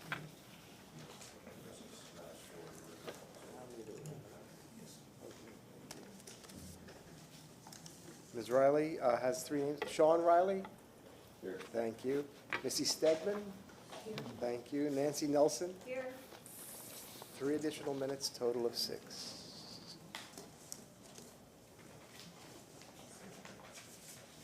Please state your name. Go ahead. My name is Tracy Riley. Members of the Tampa City Council, good evening. Or good morning, wherever we are. I'm here as a designated representative of the Rose Garden Circle, as a private citizen of South Tampa, and as a representative of over 1,700 South Tampa residents that signed the petition against this development. There is so much attention focused on this little park, I feel like it wants its story told. In 1845, families of current residents came to the spring because they believed it could heal their ailments. As you can see in the historic photos here, in the early 1900s, it became a public recreational pool with its own trolley stop. Sadly, due to rumors that typhoid was in the water, it was closed and concreted over. Then County Commissioner Fred Ball purchased the park for the county and gave it to the city, where it remained in disrepair until 1988, when Rose Circle officially adopted it and decided to raise the money to build Fred Ball Park and excavate Palmacia Spring in partnership with the city. We, with the City of Tampa Parks and Recreation, have been the park's long-term caretakers ever since. It was recently written in the Tampa Bay Times that the park needs some work. It needs some love. This is one item we can certainly all agree on, as the primary reason that the park needs work is because the real estate developer of the sanctuary destroyed the park during the building's construction. The developer promised to fix the damage and make the park ADA compliant, but those promises never came to fruition, and the developer was never held accountable for them. Let's not make the same mistake. Rose Circle has demonstrated commitment to the park's preservation since its inception and has hosted a yearly garden tour for over 30 years, the proceeds of which go directly to the park's improvements. We have been working with the city to repair the park and are currently sponsoring multiple projects to repair and renovate. We have a continued partnership with Keeping Tampa Bay Beautiful and Bayshore Neighborhood Garden Association. And recently, we have partnered with Ecosphere Restoration Institute, who provided me a letter, which I provided you as well. I think, there you go. A nonprofit that specializes in spring restoration and preservation projects and who recently restored Eulalie Spring. Through this partnership, we intend to restore the historic Palmacia Spring for future generations to enjoy. Rose Circle has recently filed to have the Palmacia Spring designated as a historical landmark. Additionally, Rose Circle has worked with the Tampa Parks and Recreation Department to understand their desired improvements for the park. And we, with the support of the Tampa Garden Club, are prepared to raise the necessary funds to see that those improvements are made. Rose Circle intends to keep up our collaborative partnership with the city as we continue to enhance the park, and most importantly, we will keep our promises. If the related group really does care about the preservation of the parks in South Tampa, then let them show it by donating no-strings-attached funds to local organizations that restore our parks. Tampa Garden Club and Rose Circle look forward to our continued partnership and collaboration with the City of Tampa Parks and Rec. Thank you for your time and attention. I ask you to please vote no on this development resolution agreement. Thank you very much. Next speaker is 17, Courtney.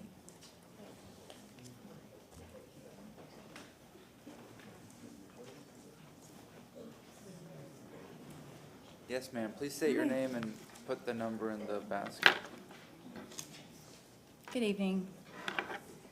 My name is Courtney Honing, and I am a South Tampa resident. I'm also the Civic Chair for the Tampa Garden Club.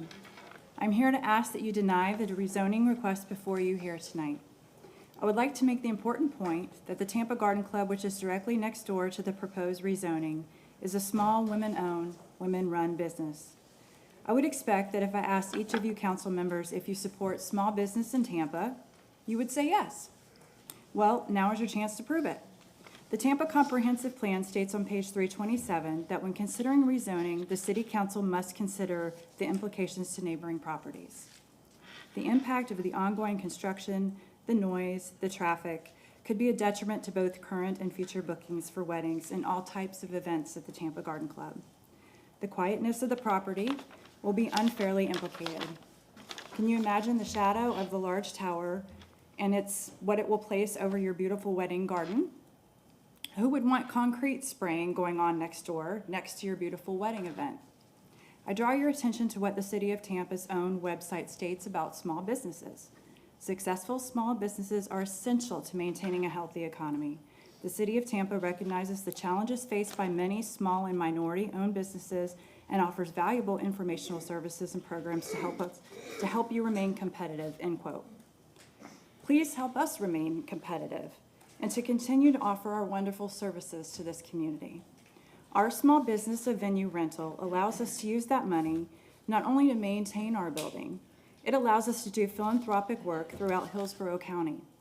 We have installed butterfly gardens in schools, vegetable gardens in schools, built community gardens, worked with master gardening community events, planted trees at elementary schools, and worked with Tampa Bay Beautiful on parking for cleanup after Gasparilla. I could go on and on about the philanthropic work at the Tampa Garden Club, but what's important here is that our ability to give back to the community is now in jeopardy. We are not opposed to development itself. We, as much as anyone, want Tampa to be a successful, thriving city. We are asking for compatible development. Per Florida statutes, compatibility means a condition in which land uses or conditions can coexist in relative proximity to each other in stable fashion over time, such that no use or condition is unduly negatively impacted directly by another use or condition. This proposed building is obviously not compatible with the surrounding neighborhood, is not compatible with surrounding businesses. Zoning is in place for a reason. Only the current zoning should be allowed. Thank you for hearing me this evening. Thank you very much. Next up is Laura Kreitzer, number 18. Yes, ma'am. Please state your name. Good morning, and thank you, council members. I've cut my remarks to the bone in respect to the hour and to your time. Thank you very much for the opportunity. My name is Laura Kreitzer. My family and I have been members of Congregation Rodef Shalom for 50 years, and I served as its president from 2014 to 2016. The synagogue and the garden club were built within a few years of each other, and all of us who have lived here for a while know that Tampa, and especially South Tampa, and the entire Bayshore Boulevard neighborhood has been changing in the ensuing decades. Growth and change are a fact of our community's life, and it would be disingenuous to say that this plan would be the big change in the neighborhood. Our building, with its distinctive menorah design facing Bayshore Boulevard, is a sign and a symbol of the historic inclusivity of our community. To be able to remain on our site sends a message to all of Tampa that this Jewish congregation and its members have a future as well as a past in this city. Most of our members live in South Tampa, probably 3/4 of us within 2 to 3 miles of the synagogue, with many of those members being Bayshore Boulevard residents as well. Our building is used every day of the week for worship, for meetings, and to provide community service. Having this innovative plan will enable us to ensure that the long-term sustainability of Rodef Sholem will exist, and we will be able to maintain our iconic presence on Bayshore Boulevard. We have been good neighbors for 55 years, and it is our intention to continue to do so. I respectfully ask that the council allow us to have that opportunity, and thank you for your time. Yes, ma'am. Thank you very much. Jack Ross.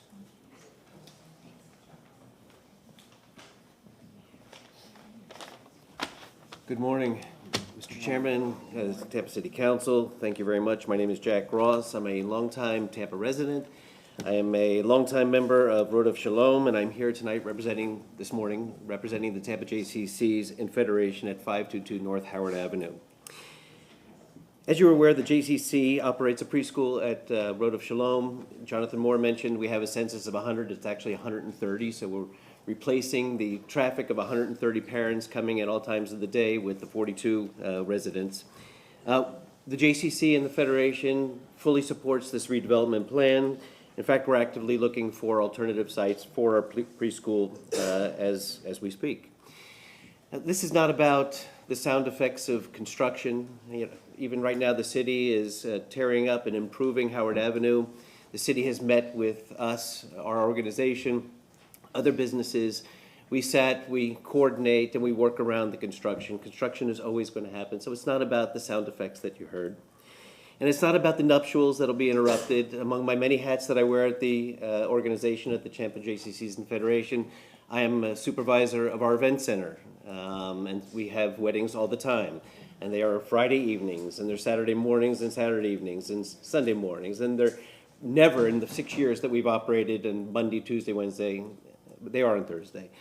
In any event, I'm not telling you their calendar, but I'm telling you as a person who's supervising an event center with nuptials that during the week and during business hours is not typically the bread and butter of an organization that holds this. But what this project is smart, a smart project that a #1 city like Tampa should highlight. It's responsible development that preserves and blends Tampa's culture with its history and new development. It ensures that both the Garden Club and the synagogue continue their important work for the next 100 years. The developer, Related, has actively engaged with the Garden Club and other neighbors. They've made concessions and revisions to ensure the new development integrates well into the existing surroundings. This collaborative approach has improved the project immensely and shows a commitment to being a good neighbor. Related has also entered into an agreement, as we understand, that ensures that the site will not, if sold in the future, a future owner would not be able to develop beyond the height of Road of Shalom as it currently exists. And so that it brings this agreement brings the certainty and stability to the area while preserving the character of the neighborhood. And I would ask you to approve petitioner's request. Thank you. Thank you very much, sir. Warren Harris.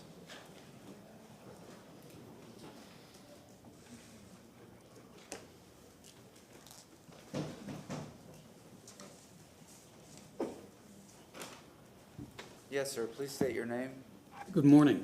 My name is Warren Harris. I'm a resident of Tampa, and I'm also a member of Road of Shalom. And I would mention that over the last 120 years, there have been thousands of members of Road of Shalom, almost all of whom have been citizens of Tampa. And it occurs to me that part of your responsibility is to make sure that there are adequate taxes being paid on the properties in Hillsborough County and in the city of Tampa.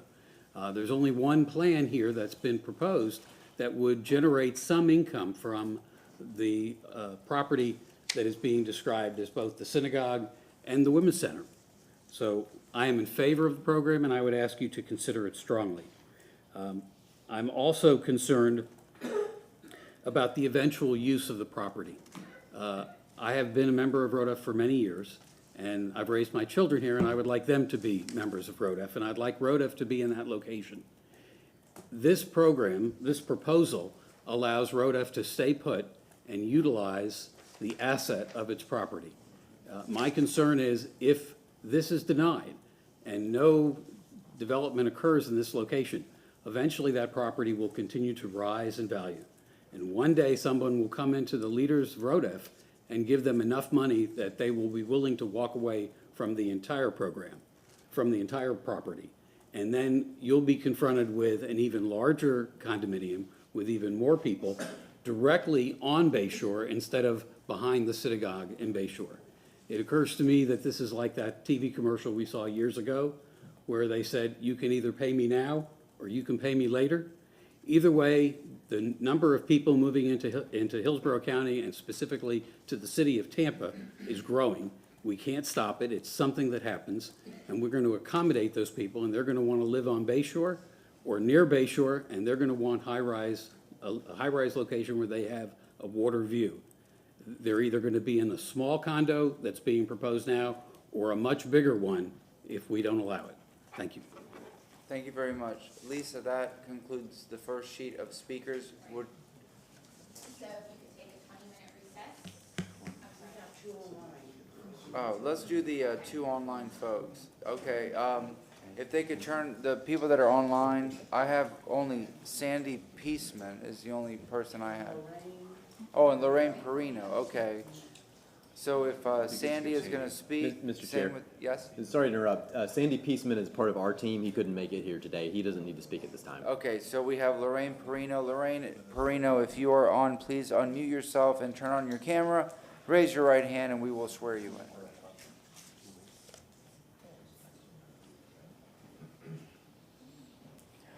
Is she on?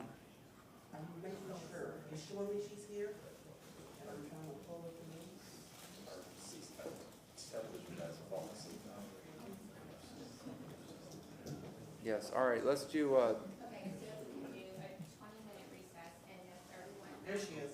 all right. Ms. Perino, if you would, there you go. Please unmute yourself, raise your right hand, and we'll swear you in. Do you swear or affirm the testimony you're about to give is the truth and nothing but the truth? Please unmute yourself.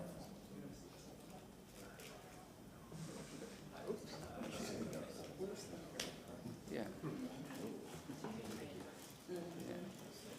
Ms. Perino, please unmute yourself. We can't hear you. Can you hear me now? Yes, ma'am. Please state your name. Go ahead. Good evening. I'm Lorraine Perino, president of the Tampa Tree Advocacy Group. I want to express my strong opposition to the PD request from the Miami developer, the Related Group. 2021, Bay Oaks property, 4% tree retention. Related Group won approval from the city of Tampa to remove 32 protected oak trees, the valuable oaks which are on the cusp of becoming grand oaks from the Bay Oaks property, including 2 grand oaks. Related also attempted to remove a right-of-way grand oak across the street, which wasn't even on its property. In all, Related removed a grand total of 76 trees from this property. 2022, McDill Avenue, behind the Bay Oaks property, 4% tree retention. Related Group received permission from the city to remove 21 protected oaks from this property, including 1 grand oak. 2023, Lafayette Tower Project, Parker Street, 0% tree retention. Related Tower Project was granted a second rezoning permit, allowing trees on that property to be reduced from 50% to 100%. Related plans to remove 7 right-of-way protected trees on Parker Street. 2024, Bayshore Synagogue property, 50% proposed tree retention. If the city allows a current rezoning request by Related to construct a massively inappropriate 26-story high-rise tower in an area that is zoned for medium density only, the Related Group will remove an additional 22 protected oak trees, plus an additional 8 trees, resulting in a grand total of 31 trees removed. In pursuing an aggressive agenda of unbridled development and ever-increasing wealth, for the last 4 years in a row, the Related Group has been permitted to destroy large numbers of Tampa trees. Until to date, it has now removed 104 of Tampa's trees, including 60 of Tampa's most valuable trees, grand and protected oaks. That is a hugely significant number of trees removed from a city whose tree canopy has already decreased by 4% in the last 5 years, 18% in South Tampa alone. But wait, that's not enough. With the 22 protected oaks that Related wants to remove from the Bayshore property, plus the additional 8 trees, the number of trees that Related will have removed from all of these properties will be a grand total of 134 trees. And the number of grand trees and protected trees removed will be a grand total of 82 of Tampa's most valuable oak trees.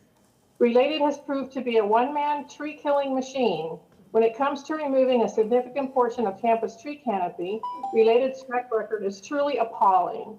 If this rezoning is approved, it will not only advance the decimation of Tampa's declining tree canopy, it will also ruin the Tampa Garden Club primary source of income. This rezoning request is a non-starter on so many levels. Too high a density for the area, too many trees destroyed by one developer alone, too high a density for a coastal high hazard district. How many more of Tampa's trees is the city willing to allow Related to destroy in the name of progress? Thank you very Please much. deny this zoning request. Thank you very much. We're going to take a 20-minute recess so we can bring up the next wave of people, but Mr. We have, Shelby. yes, Ms. Edwards, with regard to the people who are present in the room now, could you just go on the microphone so they can hear you, if you don't mind, please? So the people that are present in the room now, they have already spoken. I know we do have some that do need to stay in the room, but for those that have already spoken, if they could exit and go down to either the second floor or the first floor, because I do not have enough seats if they stay. There are some people in here that are going to have to be in the third wave. I'm not trying to be rude or disrespectful, but I do need those seats for the second wave of folks. So if I do have to ask them to, to step outside, it's just because their number hasn't come up yet. Thank you. Thank you. We're in recess for 20 minutes.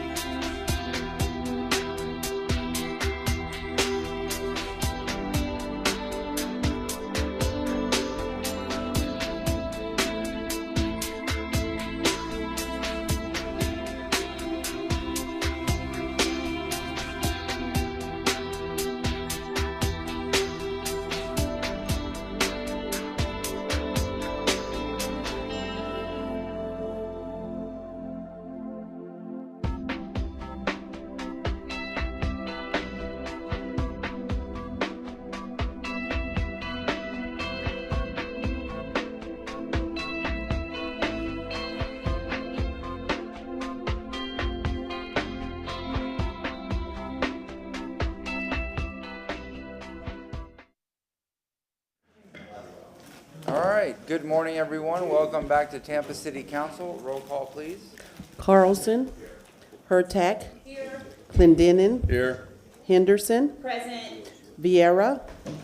Miranda. Here. Maniscalco. Here. We have a physical quorum. Thank you very much. Welcome to the new group of speakers. Please stand and raise your right hand if you are going to be speaking. We need to swear you in. If you are going to be speaking, please stand and raise your right hand. Let's swear them in. Do you swear or affirm the testimony you're about to give is the truth and nothing but the truth? Yes, I do. Thank you. You may be seated. All right, we're going to continue with public comment. Speaker number 21 is Scott Meckley, who has a speaker waiver form with 4 people. Mr. Meckley, if you could please give the form to our attorney, and he will read off the names on your form.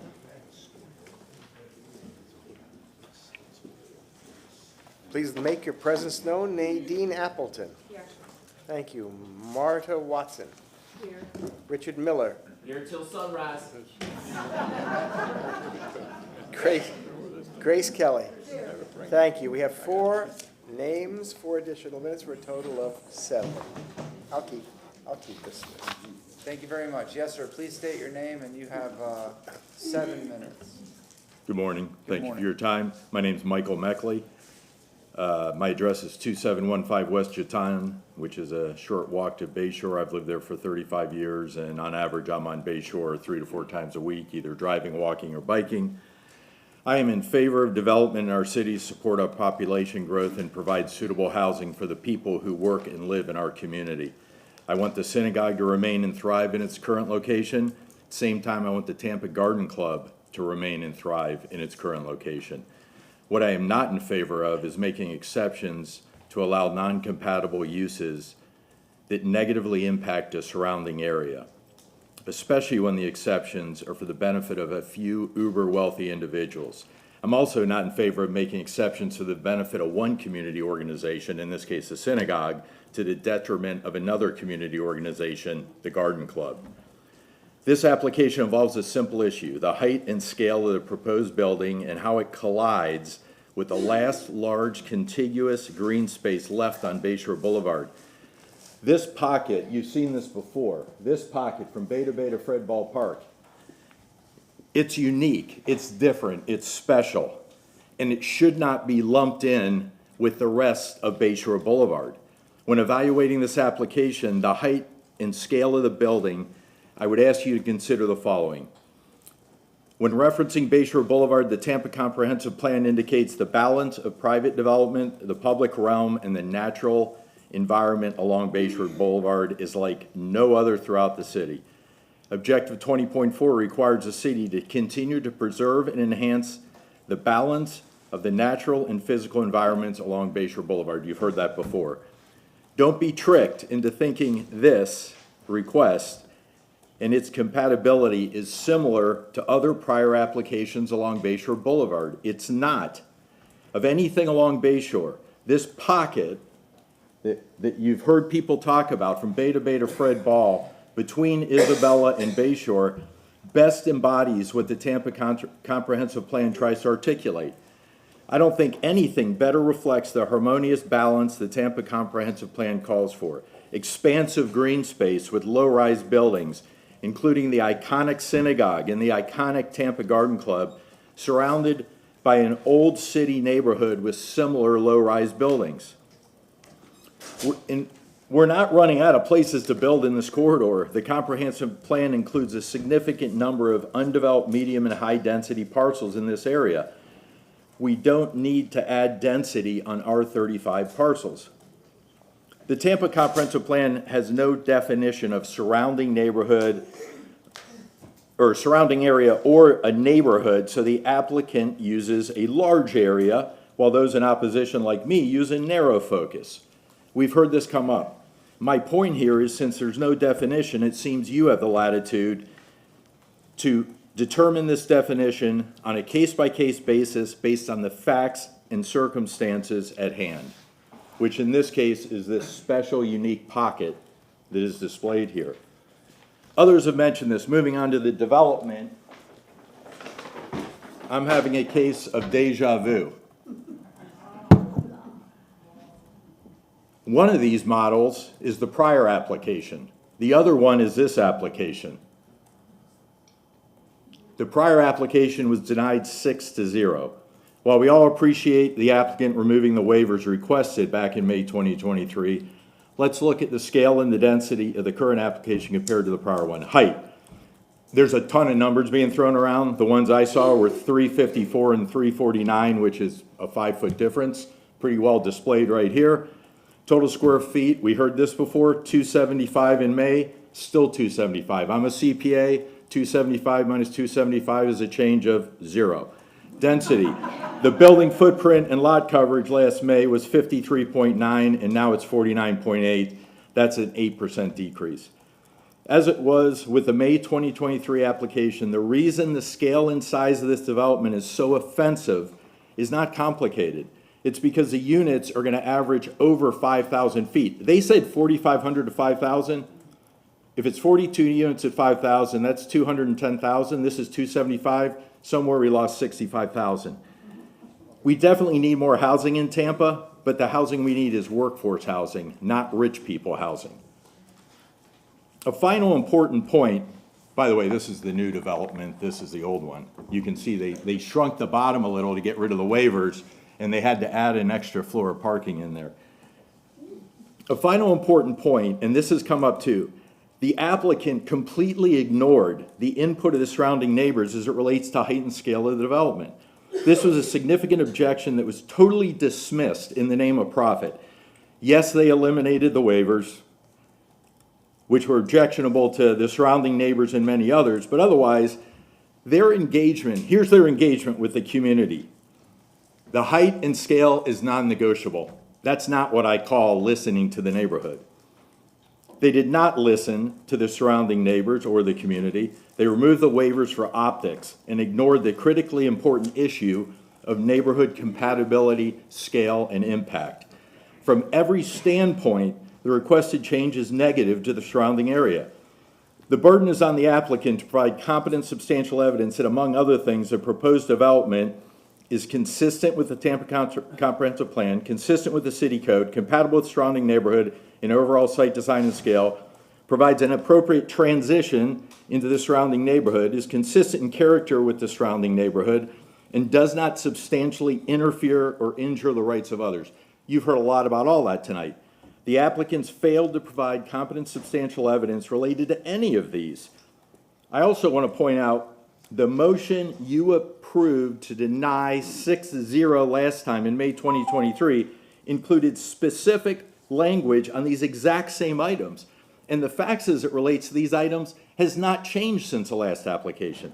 Lastly, I want to point out that the city staff last time, other than natural resources, which had to do with the trees, found the May 2023 application consistent when you denied it 6-0. So to go against the city staff again would be consistent with your May 2023 vote.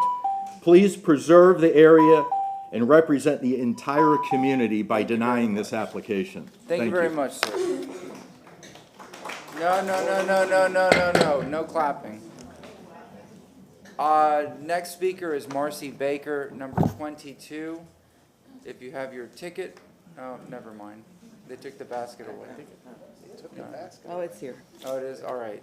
Please state your name. You have 3 minutes. Hello, my name is Marcy Baker, and I live right on Bayshore Boulevard at 610 West Swan Avenue. I have been a member of Road of Shalom my entire life. I was bat mitzvahed and married there, and my daughter was bat mitzvahed at Rodef. As a synagogue member and past president, I'm excited for this deal with Related to help ensure the long-term financial future of Road of Shalom so that my daughter will be able to be married there. As a Bayshore resident, I am happy to learn that this development project will result in significantly less traffic that accompanies the current JCC located on Rodef's property. The preschool will be relocated when this project is built. And as you've already heard, we have 130 students in that preschool.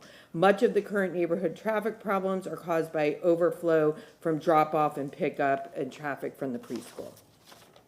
Also, I understand Related has committed to significantly improve Fred Ball Park and other benefits to the greater neighborhood, such as sidewalks and lighting improvements. We've already seen pictures of where there's not very many sidewalks in the area. Some of the benefits for the neighborhood include repaving Isabella and Barcelona, adding crosswalks so the senior living residents can safely get to Fred Ball Park. And I'm thrilled to hear Related is donating money to upgrade a city asset that has been neglected too long, and that's Fred Ball Park. Last and not least, having lived in Tampa for over 50 years, I have seen firsthand the growth that is happening, and Bayshore Boulevard is a desirable location. Anything that gets built moving forward will be adjacent to someone.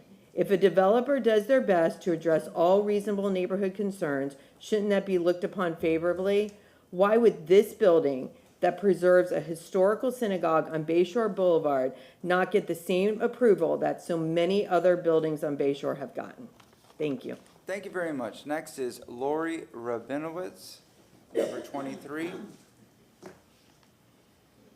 Yes, ma'am, please state your name. My name is Lori Rabinowitz. I'm a member of Congregation Road of Shalom, and I currently serve on its executive board. Throughout the evening and morning, I've heard the question, what is this project going to do for the community? The plan is just as much a win for our community as it is for our synagogue. Not only does this plan save our place of worship, but it will generate hundreds of thousands of dollars, if not more, in property taxes that will go directly to improve the city's infrastructure. We need to embrace the growth of our community. Throughout the night, I've heard people wanting sidewalks, talking about more firefighters, more police, and more water. People are complaining about the infrastructure with no solutions, and this proposal generates revenue for the city. And the Related group did listen to the community's concerns and has since come up with a revised plan to remove all previously requested waivers, preserve all grand oak trees, and remove the proposed pickleball court, all of which show genuine respect and consideration for our community. The proposed development is on the furthest point away from the garden club, with the synagogue being adjacent to the garden club. We don't see this to affect the garden club's business. Thank you for your time, and I appreciate that you vote in favor of the project. Yes, ma'am. Thank you very much. Next speaker is person number 24, Keenan Poole.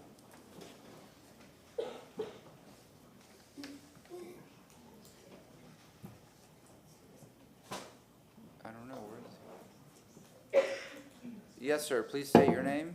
My name is Keenan Poole, and I reside at 3203 Bayshore Boulevard, commonly known as the Stovall Condo Building. What the Related group has done to our building is a travesty. They have overbuilt that structure and created a concrete jungle that city planning and zoning approved, with the approval of 3 of the present councilmen.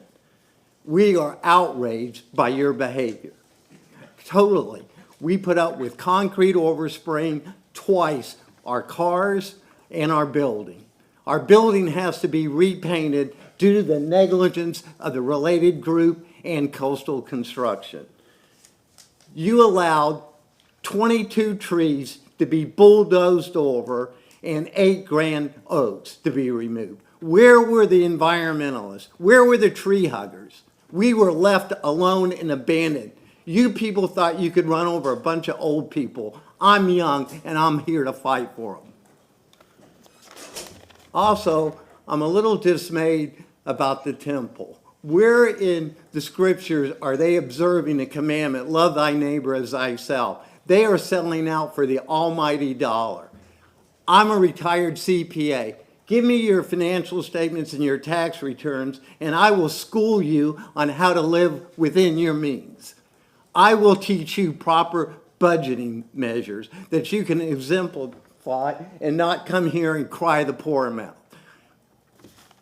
I'm done. Thank you very much. Next speaker is Carol Ann Bennett, who has a speaker waiver form.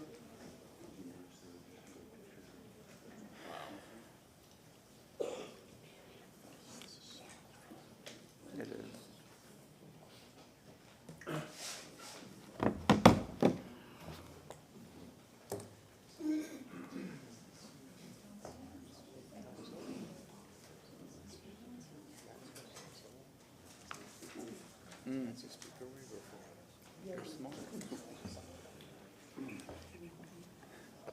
Please make your presence known. Annalise Meyer. Here. Thank you. Nancy Criswell. Here. Thank you. Cheryl Smith. Here. Thank you. C.J. Smith. Here. Thank you. And Mike Fanning. Here. And is Mike McNabb here? Here. Okay. Mr. McNabb, where are you? Did you speak earlier? On a different item. On a different item. Yeah, he didn't speak on It's been a long night. Thank you. I'm just asking. Okay. Thank you. 1, 2, 3, 4, 5, 6, 6 and 3. 9 minutes. Thank you. My name is Carol Ann Bennett. I'm a lifelong resident of Tampa. This citation was presented by Gina Grimes at a FLUDRA hearing. It has never been the law that a landowner is always entitled to the highest and best use of their land. Landowners are guaranteed reasonable use of their land, and reasonable use does not guarantee that you can build every conceivable concoction. Please look at page 2 of my handout. This property is R35. It has a medium density land use, but they are asking for a height that is even taller than a high density land use. On page 134 of the comp plan, it says high density should be up to 24 stories. So even for high density, a 26-story tower is too tall. The comp plan clearly states medium density is up to 8 stories. You know what the comp plan doesn't say? It doesn't say the developer is guaranteed 5,000 square foot condos. It doesn't say they are guaranteed 5 and 6 bedrooms. The comp plan does not say the sky is the limit. The comp plan language is plain. Unfortunately, some people are not plain spoken. They like to wiggle around between words. They like to say words don't mean what you think they mean. Children like to do that. Teenagers like to do that. Lawyers like to do that. But playing word games doesn't change the meaning of words. I grew up with parents who didn't play. I bet some of you did too. If my father told me up to 2 cookies, we both knew exactly what that meant. It meant that if I took 3 cookies, I wasn't going to be sitting down for a couple of days. My father wasn't stupid and he wasn't tricked by slippery talk. Look at page 3. This is every multifamily zoning category allowed in R35. Look at the next page. The tallest multifamily building the comp plan envisions for R35 is 60 feet. I repeat, 60 feet. The comp plan never envisioned a 26-story tower for R35. This project is absurdly in excess of the 60 feet or 8 stories the comp plan planned for. This PD is one giant waiver. I asked staff if they thought 26 stories was consistent with R35. They said it is not their job to determine if the height is consistent in a PD. They said it is City Council's job. Their job is to determine if the density is consistent. Read their reports. No staff report says 26 stories is consistent or compatible with R35. In Eric Cotton's email about the early resubmittal, he says the issue of compatibility between the high-rise and surrounding properties can only be determined by council. Staff did not determine this. Related says this is the same as the other towers on Bayshore. That is not true. Please look at page 5 in your packet. You will see that there is only one other complex on Bayshore with R35 medium density, and that one is only 3 stories high. 3 stories. Look at its density. The density is actually greater than this project. Greater density, but only 3 stories. That is absolute proof that you can build density within height limits if the units are smaller, which makes them more affordable to a lot of people. Look at my list. Every other tower on Bayshore has a higher density land use, every single one. In addition, all of those, except for Related's other project, the Ritz-Carlton, is shorter than this one. Look at my next page. This is from Related's evidence notebook. Every project they cited has a land use different than R35. They could not cite even one similar sized project with R35. 26 stories is not characteristic of R35. It is out of character. The comp plan says you must not approve a rezoning that is out of character. You must also evaluate the existing development pattern of a neighborhood. The staff report clearly states the existing development pattern of this neighborhood is 14.27 dwelling units per acre on R35 parcels and 16.12 dwelling units per acre on R83 parcels. A shortage of enormous, obscenely luxurious condos that are bigger than my two-story house is not the housing crisis you need to solve. I am going to give you a piece of paper like this.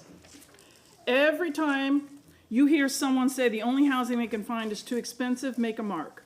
Every time someone tells you the only housing they can find is too cheap, make a mark. Every time someone can't find something nice enough, even though they can pay more, make a mark. Keep this in your pocket, and in a month, show it to me. I bet it'll look like this. Related says they are saving grand trees. Well, if I want to know what someone will do, I look at what they have done. These are 7 large oaks that are just offside of the Related's Ritz-Carlton site before construction. They are not on Ritz property. These are those trees today. No barriers around the protective root zone. Heavy equipment and trailers parked on top of roots. A code enforcement complaint has been filed. These are other off-site oaks. You can see the protective barrier was ignored. At one point, Related actually had porta potties on top of their roots. You can see damage to the roots from trucks. A complaint was filed and a new barricade was erected. You can see it didn't last long either. Another complaint was filed. It was erected again, and as of Tuesday, it was still up. Related said they would preserve 2 oaks on the Ritz-Carlton site. They pruned this grand tree without a permit. An assessment of the damage found 3 limbs were improperly removed, and there were wounds on multiple branches. It is unknown if the tree will survive this damage. More recently, the protective barriers for grand oaks at the Ritz site were removed, and a trench was dug around them. The city inspector said tree roots were cut, there was erosion and sediment violation, and the barricades need to be replaced. Related says they will preserve the grand trees on this new project. If I want to know what someone will do, I look at what they have done. These are pictures of the damage done to the Ritz neighbors' property. Slurry flew off the top stories onto their homes and cars. There's the car, there's more of the house. The construction will be 7 days a week. Imagine this landing on a bride during a wedding. This porch roof was sheared off when a big piece of plywood flew off one of the top stories. These are bags of trash the neighbor picked up in her yard. This is the example of the debris that ended up in the bay. The current landowner's financial goals are not competent and substantial evidence. It is irrelevant to this hearing, and you cannot legally consider it. This project increases density in the CHHA. It is out of character with existing development pattern. It is out of character for medium density. If you approve this, you will be changing the definition of every medium density property in the city. You will be violating what the comp plan envisioned for R35. Enough with the PDs. Enough with increasing density in the CHHA. Grow Tampa responsibly. Just say no to stupid growth. Thank you. Thank you very much. Next up is Pat Chimino, number 27.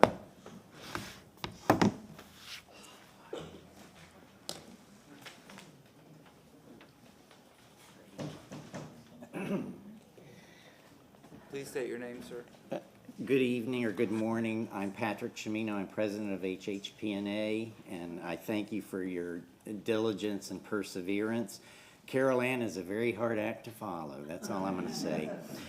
I really want to emphasize a lot what she and Scott Meckley said, because I think that is at the heart of the concern for the whole community. I'm very bothered, and I know council here recommended we not focus on the report or the fact that this was allowed to come early. As Scott explained, this height, mass density scale, it's the same thing you all looked at in May, unless my eyes are going bad.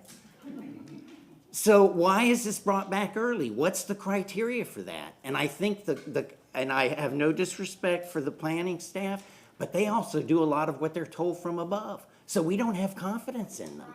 They turn this 180 degrees at a moment's notice, and that happens all the time. So guess what? We, the tax-paying citizens, don't trust them. So with that said, I'll make your life easy. My board recommended you deny this request. I recommend it myself. It's not compatible with the surrounding area, which is in fact a historic patch, unmarveled in any other place on Bayshore. This much green space, that's it, unique. It's been told, but that has to be pointed out. 2, it's incompatible with other parts of the neighborhood where there is housing. 3, the mass scale and density are out of place. It should be 8 stories tops. Excessive is not optimal. They do not deserve this, and as Carol Ann said, this is not even a consideration for hardship. And that's being brought up tonight. You all cannot look at hardship. And it would kind of be embarrassing to do that, but nonetheless, it's not hardship. So I highly recommend you deny this as you did in May unanimously. It's not changed. Thank you very much, sir. Next, we have Dana Jasper, who has a speaker waiver form with 2 people. Good night. Yes, ma'am, please submit your form to the attorney, and he's going to read off the names of the individuals.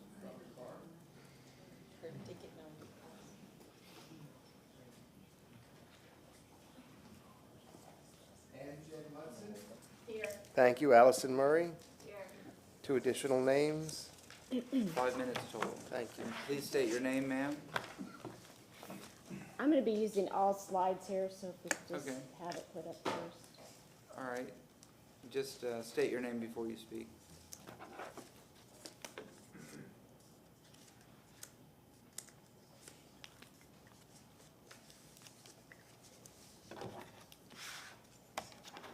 Good evening, council members. Dana Jasper, President, Bayshore Townhouse Owners Association.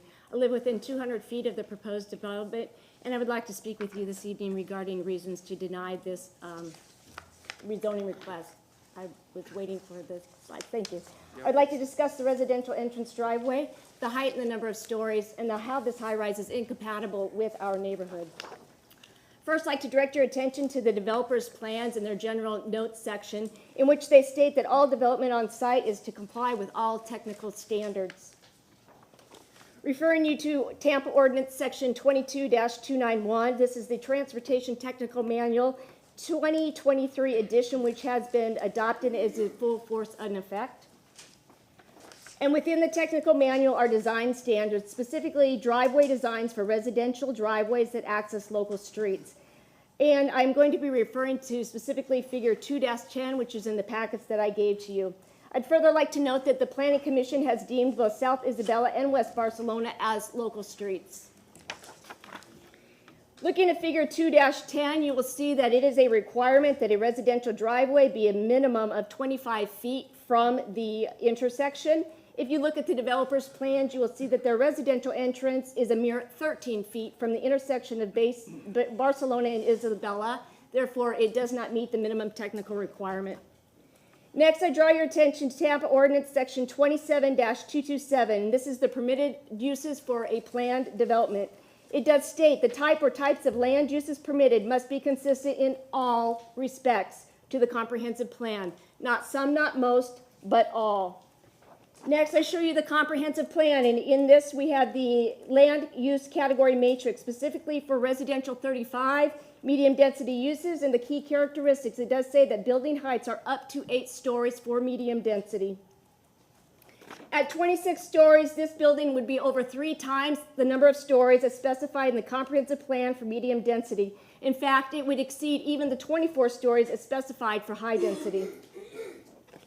Next, I draw your attention to Comprehensive Plan Policy NE 1.1-2, and I will read this in its entirety. Continue to protect and enhance single-family neighborhoods by providing sensitive transitions between neighborhoods and adjoining areas, and requiring new development, both private and public, to respect and respond to those existing physical characteristics, buildings, streetscapes, open spaces, and city form that contribute to the overall character and livability of the neighborhood. This is a graph I put together in which I wanted to demonstrate to you the difference in heights for the buildings that are on Isabella. This is the Garden Center, the synagogue, the 4-story and 2-story townhomes, the 1-story women's club, and the 2-story office building. This is in high contrast to a 317-foot high rise that is proposed. One of these things is not like the other. One of these things does not belong. Sorry. The prior policy in the comprehensive plan discussed sensitive transitions. That is a sensitive transition. That is not a sensitive transition. Next, I'd like to discuss why this 26-story high-rise is not compatible with our neighborhood. The name of our neighborhood is called Bayshore Gardens. That name says it all. It is a name that evokes images of greenery and open spaces, not towering high-rises. I live less than 200 feet from the proposed high-rise. Weekly, I walk 20 miles from my home down Isabella Avenue through Fredball Park and all the streets of Bayshore Gardens. I have a very personal, boots-on-the-ground perspective of my neighborhood. I regularly engage with neighbors, meaningful chance encounters at the ground level, whether it's chatting with a homeowner who is replacing books in her free little library, or conversations with neighbors who are doing their landscaping in the heat of summer. These are just a couple of the hundreds of neighborly encounters I've had. Our low-rise neighborhood promotes connectivity where neighbors easily interact and foster relationships. Front yards become extensions of living spaces. The neighborhood thrives in harmony with homes that share similar scale. The proposed high-rise with its massive vertical orientation, and let's not forget the security fencing, undermines genuine opportunities for chance encounters and strips away human neighborly connections. This high-rise would not create value for our community. Rather, it would create a human silo of disconnected residents that serve the primary interests of a single entity. This isn't just a neighborhood issue. The broader community does not support this rezoning, as evidenced by the over 1,800 emails you all received that were in opposition to this rezoning. Thank you very much. The community wants to be heard. Are you listening? Thank you very much. If I can, Speaker- Mr. Chairman, if I can, Ms. Jasper? Yes. The papers you handed to me were not what you showed on the screen. Did you want to place those into the I do. record? You do? Yes, I did a very small, just for the, but I do want to submit all these as well. Thank you. Thank you very much. Our next speaker is Vance Smith.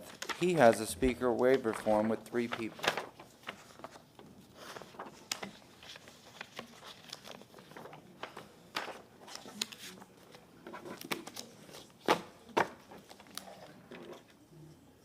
What?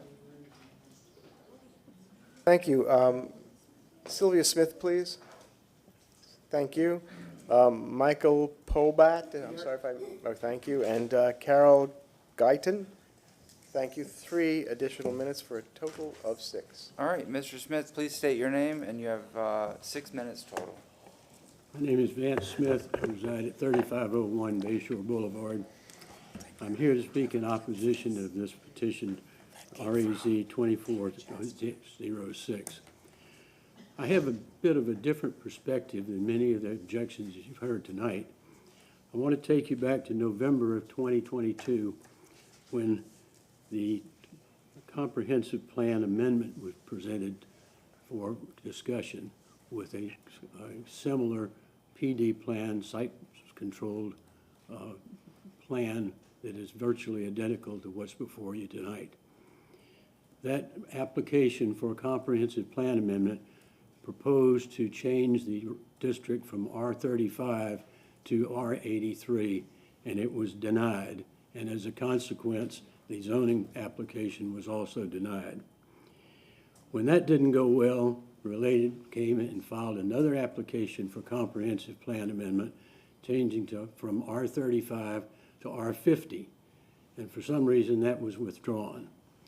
And then we come to May 11, again, with the same PD site control plan as was in the comprehensive application in November 22 and is in May 11, 2023.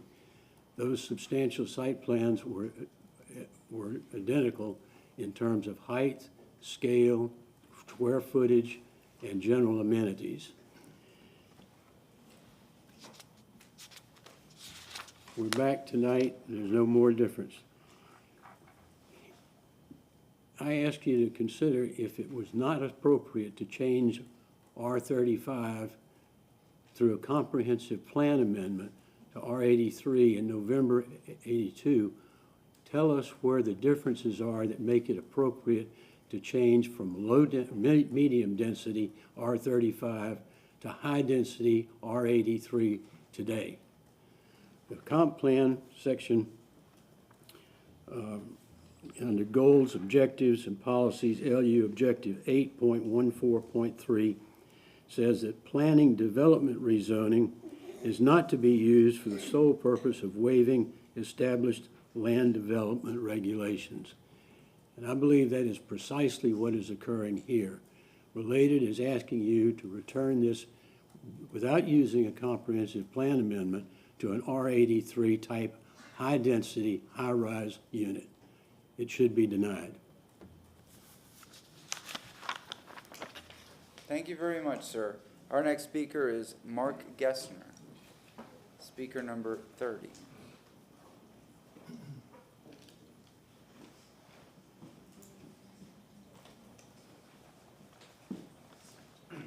Please state your name. Go ahead, sir. Good morning. My name is Mark Gessner, and I'm the Executive Director of the Tampa JCCs. You heard from my colleague Jack Ross a while ago about a variety of reasons why we're supportive of this plan. I want to emphasize just one point. Our preschool has been on this property for almost 30 years. Many of our families have grown up there, and it's near and dear to us. It's near and dear to the Jewish community at large. While it's a short-term disruption for us, we can deal with the short term. What's more troubling would be upsetting the long-term sustainability and strength of our community. This is an anchor in our community. It is the only conservative synagogue in the community, and we support it because we want to see that strength for many years to come, and we need that support now more than ever. So we look forward to a healthy community for years to come in support of Rhoda. That's it. Thank you very much, sir. Next is Dennis Levine, number 31. Yes, sir. Please state your name. Thank you, Chairman. My name is Dennis Levine. I'm a lifelong resident of Tampa and a lifelong resident, a member of Rhoda Shalom Synagogue, and I want to make a few points. I'm nostalgic. I miss eating lunch at the Colonnade, and I miss eating at Valencia Gardens, and I would prefer there be no condos on Bayshore. But Tampa's a much different place from the little town that I grew up in, and I'm so proud of what Tampa's become. Things have changed. Condos on Bayshore are a reality. If you stand on Bayshore Boulevard at Beta Bay, you'll see at least 10 condominium buildings. This current application is not unusual, and it's not inconsistent with the current neighborhood use. This is substantial evidence. You can see it with your own eyes. This is what Tampa is becoming. So any talk that this project's not consistent with the neighborhood is nonsense. I would say the concerns of the Garden Club, I hear them, but let's be clear. Nobody lives at the Garden Club. Nobody lives there. I understand it's a club. They're not residents. This application is consistent with what's happening on Bayshore. I want to add something else. Several members of this council were members when you considered the rezoning of the Stovall house 5 years ago. The surrounding neighborhoods, the people who actually lived next to that property, they lived there, came out in mass and protested. I was one of them. Why? I owned a house directly behind the Stovall property. I spoke passionately, as my neighbors did, about the negative impact of the project it would have on our neighborhood, how it was inconsistent, incompatible. What happened? We all know what happened. The council approved that rezoning, including a liquor license for the Stovall house. Why? Well, because they said it was consistent with what's happening on Bayshore Boulevard. They talked about the future vision of Tampa as America's next great city.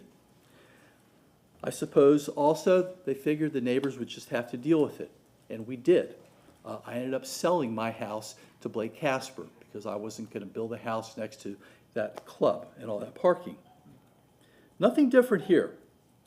I asked the city council to be consistent with the city's vision of the continued transformation of Tampa and the transformation of Bayshore Boulevard, and asked you to support this rezoning. Thank you. Thank you very much, sir. Yes, sir. Councilman Miranda. Your microphone, yeah. I was on the council then, and I voted against it. I know you did, sir. Thank you very much. All right. Next up is Jonathan Tannen, number 32.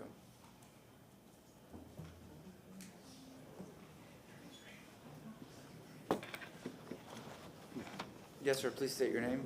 Good morning. My name is Jonathan Tannen. I'm a resident of Tampa. I'm a board member at Congregation Road of Sholem, and I volunteer there as a volunteer Sunday school teacher. RODEF is a Tampa landmark that, like many other institutions, has faced rising costs. This project will allow us to maintain our building in its existing location and to hopefully remain there for generations to come.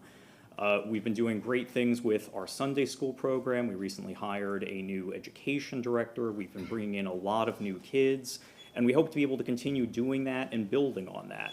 I've heard people talk about the impact of this project on the community. We are part of the Tampa community. We're part of the Bayshore community, and we'd like to continue to contribute to that for, as I said, generations to come into the indefinite future. Others have talked about how this project will benefit Tampa. It will bring tax revenue to the city. It will generate jobs through the construction project. It will generate business for the new residential units will generate business for local businesses. So this is a good thing for the city. I'm also a lawyer. Land use is not my area, but I think it's important to recognize that this is a quasi-judicial proceeding, which means that you all need to be fair and impartial and vote based on the evidence before you. It's not about how charismatic or folksy or funny or angry the speakers up here are, or how many opponents there are versus how many supporters. It's about whether you've been presented with competent, substantial evidence to support the rezoning. And you've heard that evidence from your own staffers. You've heard that it's consistent with the comprehensive plan of Tampa. You've heard that it will improve the traffic in the area through eliminating the existing traffic waiver. And it's also consistent with other residential towers that are in this area. It will not disrupt the community. You've heard the evidence. You need to vote in favor, and I encourage you to vote in favor. Thank you. Thank you very much, sir. Next, our speaker is Bob Whitmore. Please state your name, sir. You will have 3 minutes. I will try not to be humorous, funny, or whatever the other thing was.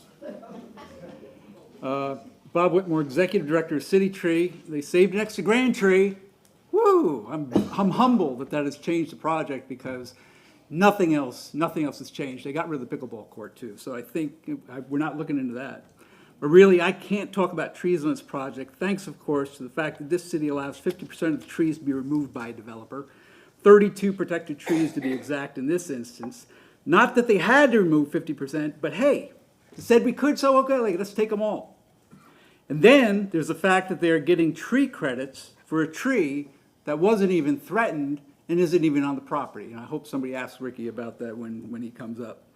But Related has, as you've heard, has an abysmal record of preserving trees up to and including the day I watched a representative for Related Ritz-Carlton project stand here and defiantly refuse a request from this council to protect a 200-year-old tree with a permeable sidewalk, then ran from the building with Channel 8 chasing them, which was actually pretty funny. So, since Bob Whitmore of City Tree can't talk about trees, Bob Whitmore, the citizen, would like to share a few thoughts. Taxes. Is that what they really think this is about? Taxes? Revenue at the cost is not what, revenue at any cost is not what this council does, dear applicant, and it's not what we do here in Tampa. And then they speak about underdeveloped property. Underdeveloped property, the siren song of the developer. Any property that hasn't had a shovel put into it is underdeveloped.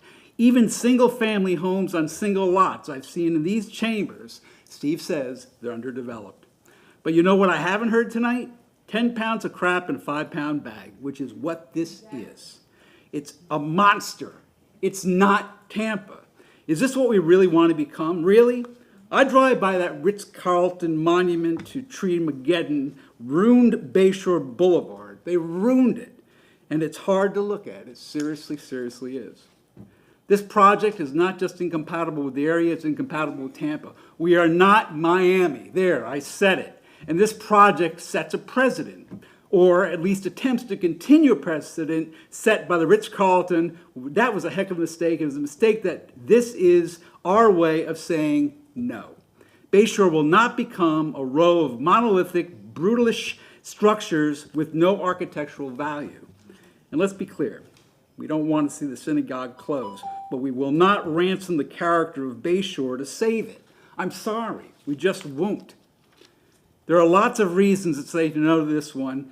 It's big, it's ugly, and no one wants it built. Not one of your constituents wants this built, unless, of course, they're making money on it, and that is not a reason to go ahead and say yes.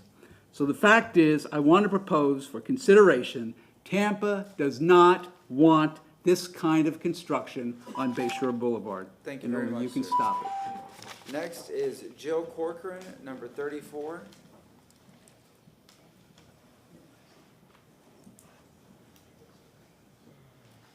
All right, please state your name. You have 3 minutes.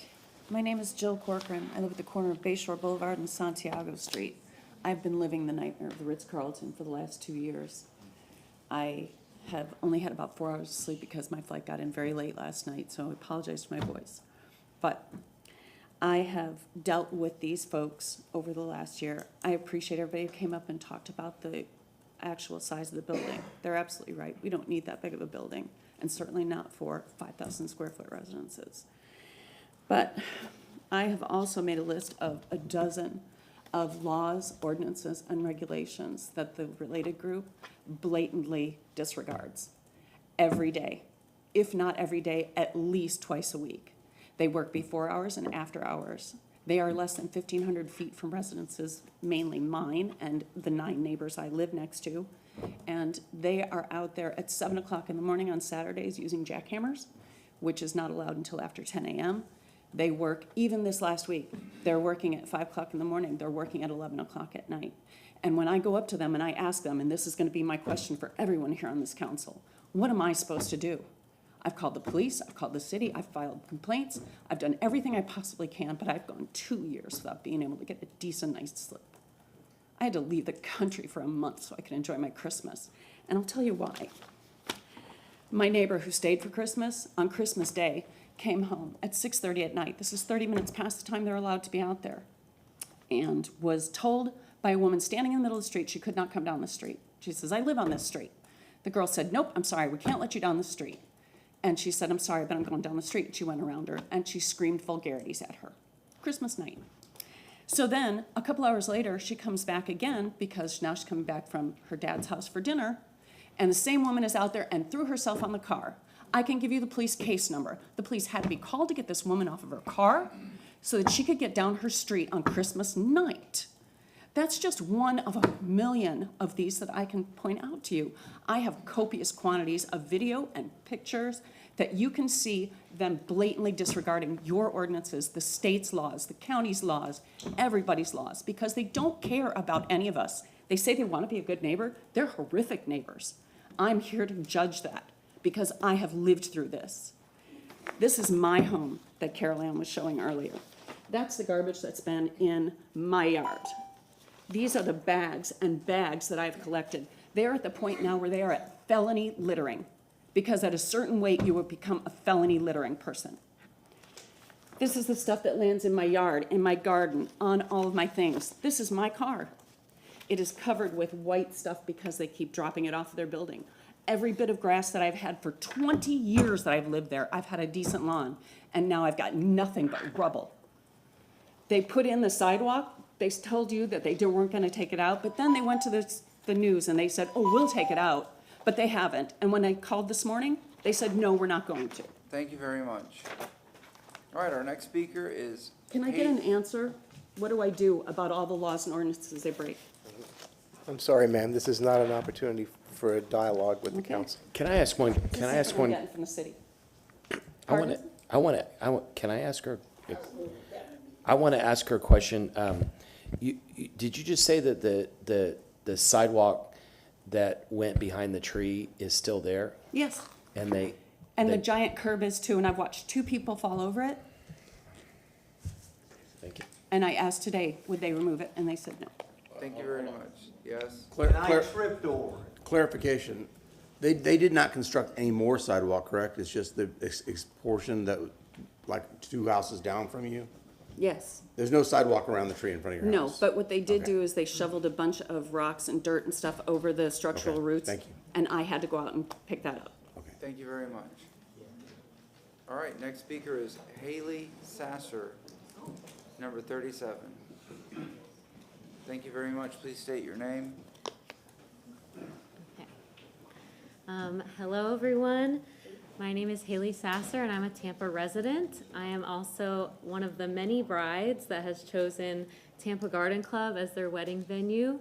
I'm actually getting married next weekend at the Tampa Garden Club, so I'm speaking here tonight or this morning, not on behalf of myself, but on behalf of future brides who will choose this as their wedding venue. I chose this venue because it's truly one of a kind. It's a great location, prettiest view of Bayshore, and very close to downtown. It has the most beautiful ceremony space, serene, peaceful, and you can't find that at other wedding venues. Definitely not in this area. And for the reasons that the people have already previously stated, I'm afraid that the beauty of the Tampa Garden Club will be diminished for future couples if this project moves forward. And there's already enough high-rises and condos on Bayshore Boulevard. Please do not build another one. Thank you. Thank you very much. Our next speaker is Kitty Wallace, number 38.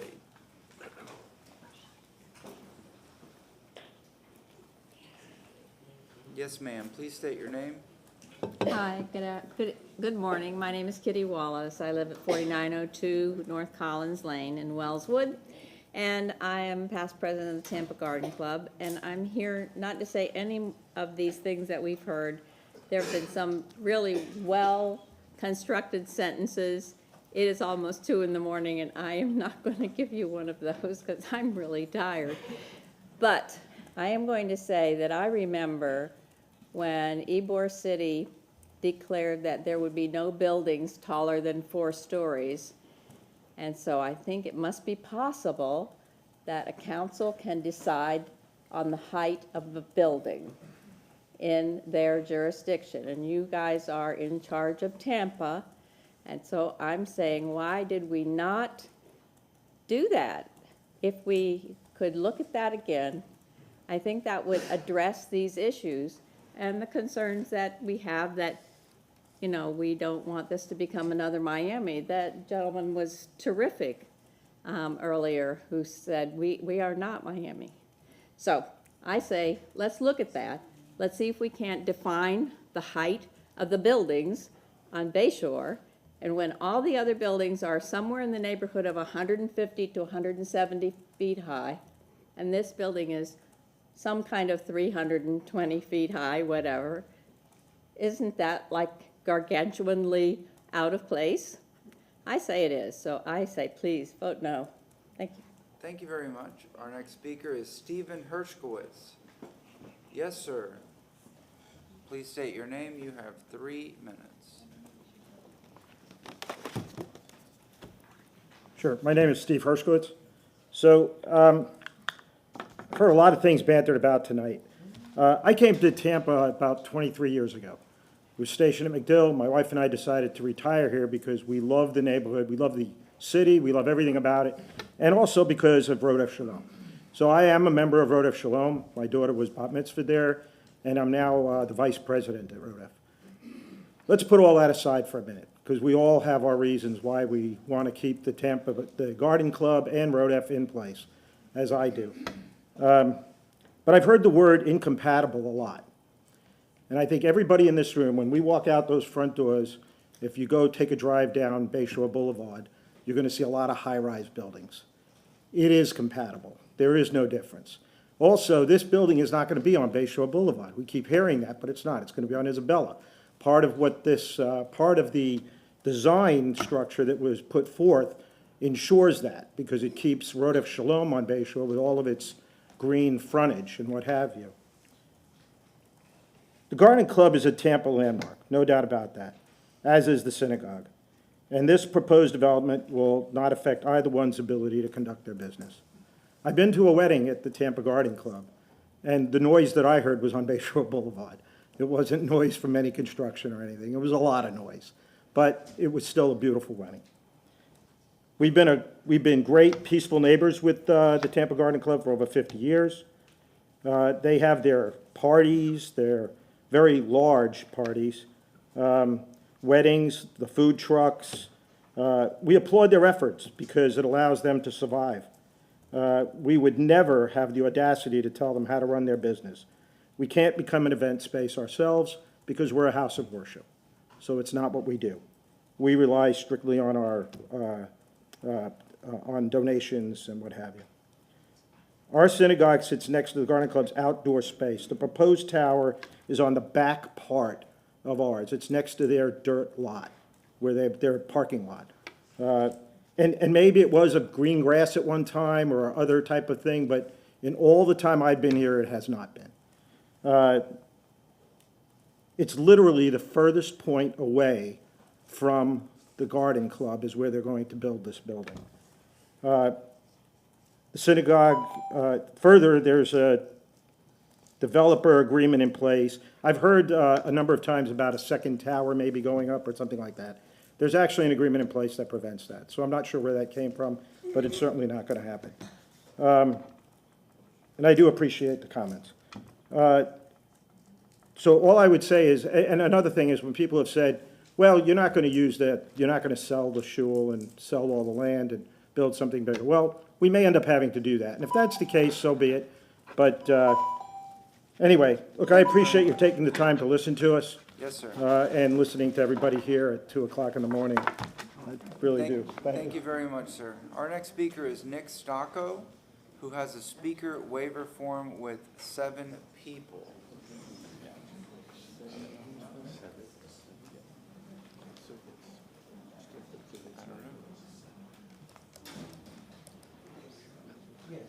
Yes, sir, you have a speaker waiver form. If you would give it to the attorney, we'll read the names off.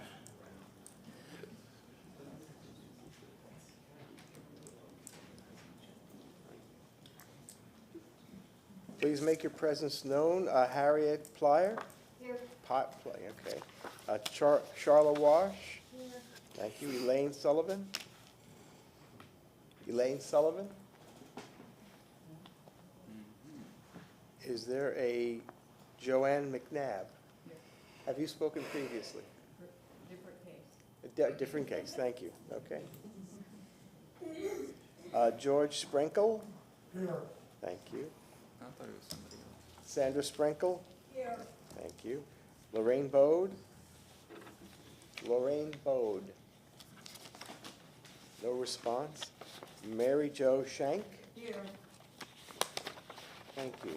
1, 2, 3, 4, 5, and 6 for a total of 9 minutes. Wait, you said 5 or there's 6? What I have 1, 2, 3, 4, 5, 6. Okay, 9 minutes. Yes, sir, please state your name. Yeah, good morning. Nick Stocco, President of the Tampa Firefighters Union, also resident in the city of Tampa. Yes, sir. Could you stop the clock, please? Sorry to interrupt, but for the purposes of the record, in what capacity are you speaking here then? President of Tampa Firefighters. Thank you. You're welcome. First and foremost, thank you to everybody. It's late. It's actually mind-blowing on the amount of people that are here and how well you all have conducted this operation with this many people. So kudos to Ms. Edwards, and definitely a big, huge round of applause to all those in the audience that have came to speak, especially the elderly. I may be the youngest in the room. I'm probably the most tired, so I applaud everybody for everything. I do have some maps that I want to show on this Elmo.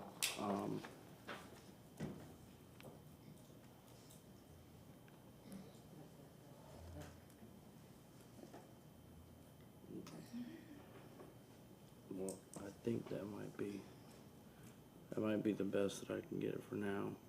Sorry about that. I was gonna play a video, but we'll deviate from that. Before I begin, I just want to say on behalf of the firefighters, we're not here for, we're not here against. We're here on firefighter issues.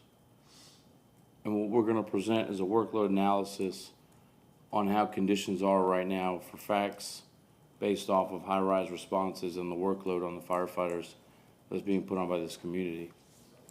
Had these developments included a fire station on the first floor, we'd probably be here in favor for. But we're here to just present some facts. This map here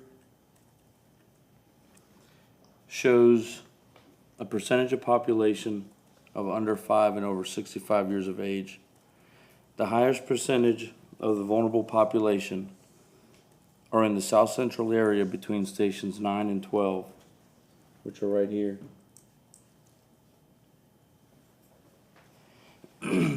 The other most important area is east of Station 15 along Hillsborough Bay and west of Station 14 and 15, right along this corridor here, down here.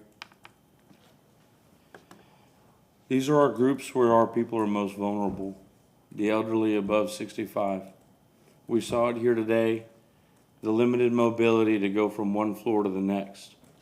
When an emergency arises, the first thing that goes out, other than the fire alarm, is the discontinuation of elevators.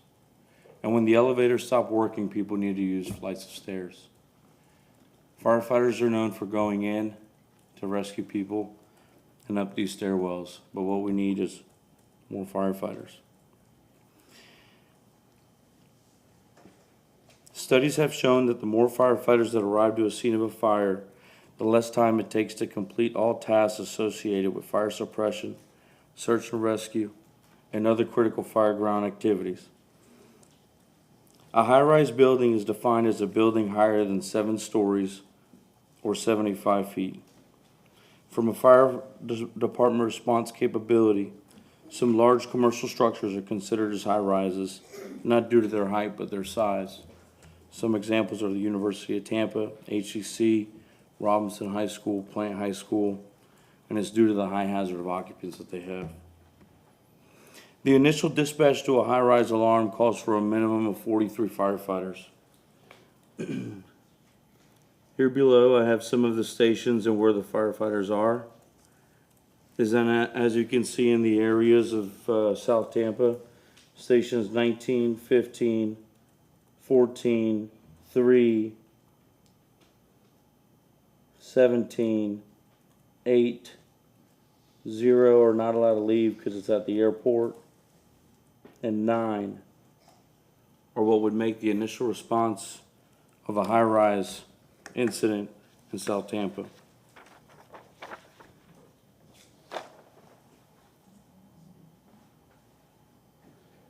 This is what it would look like at an initial response and how many stations would be wiped out by just one call for a burnt toast.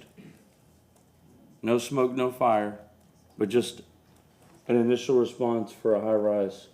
And that's how many stations would get wiped out. Once we arrive on scene, if we determine that there's any smoke or fire, it would double the response due to the workload analysis. And this is how many stations would be wiped out. That's about 80 firefighters for any high-rise response and any high-rise that has smoke or flame showing. And that's how many resources are depleted in the city. That's in current day's time today. This would be applicable if every unit were in service.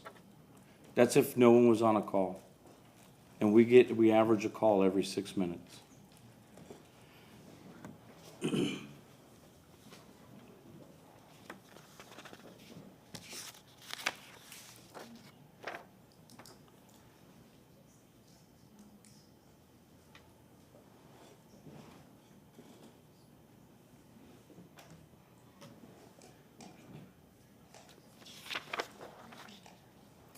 This map is if every unit is available. It identifies where we can assemble 43 firefighters within 10 minutes and 10 seconds. All the areas in gray are all areas that cannot be covered per NFPA standard. What those indicate is travel time. We keep hearing Isabella, we keep hearing Beta Bay. I spent 3 years as a fireman down at South Tampa. There's only one aerial truck down there. And one aerial truck that takes Dale Mabry to Beta Bay and Isabella to Palm to Howard to reach the Estates Senior Citizen Home. Because that's the only way that we'd be able to hit Howard from Palm Mesilla. Because we couldn't take Morrison because the truck was too big and the road was too narrow and there'd be too many vehicles down Morrison. So from a response analysis point, the facts are we do not have sufficient coverage in the city to cover those gray areas on this map from travel time and a high hazard response. The only way to improve travel distance is to build more stations, since the beginning of the travel is from the starting point. We will, as firefighters, continue to advocate the facts on the needing more firefighters for its response areas, not just on this issue, but on all issues. And we will continue to come here as we see necessary and fit. Thank you very much. Thank you, everybody, for your time. Yes, sir, thank you. Next is Sally D. Mr. Chair. Wait, yes, sir? Yes, sir, Kramer. Yes, sir, Mr. Chair. I just need to respectfully object to this testimony is not focused on the rezoning at hand. I do come from a family of farmers and first responders, though, so thank you for your service. Thank you. Thank you very much. Yes, ma'am. Please state your name. Hi, I'm Sally D, and I think they're playing a video. Do you have a video? Is there, Yeah, yes, did you submit a video? yes. Okay, if, they'll give us a moment here, we'll Yep, bring it sorry up. about that. Is I this have it on this is part of your presentation?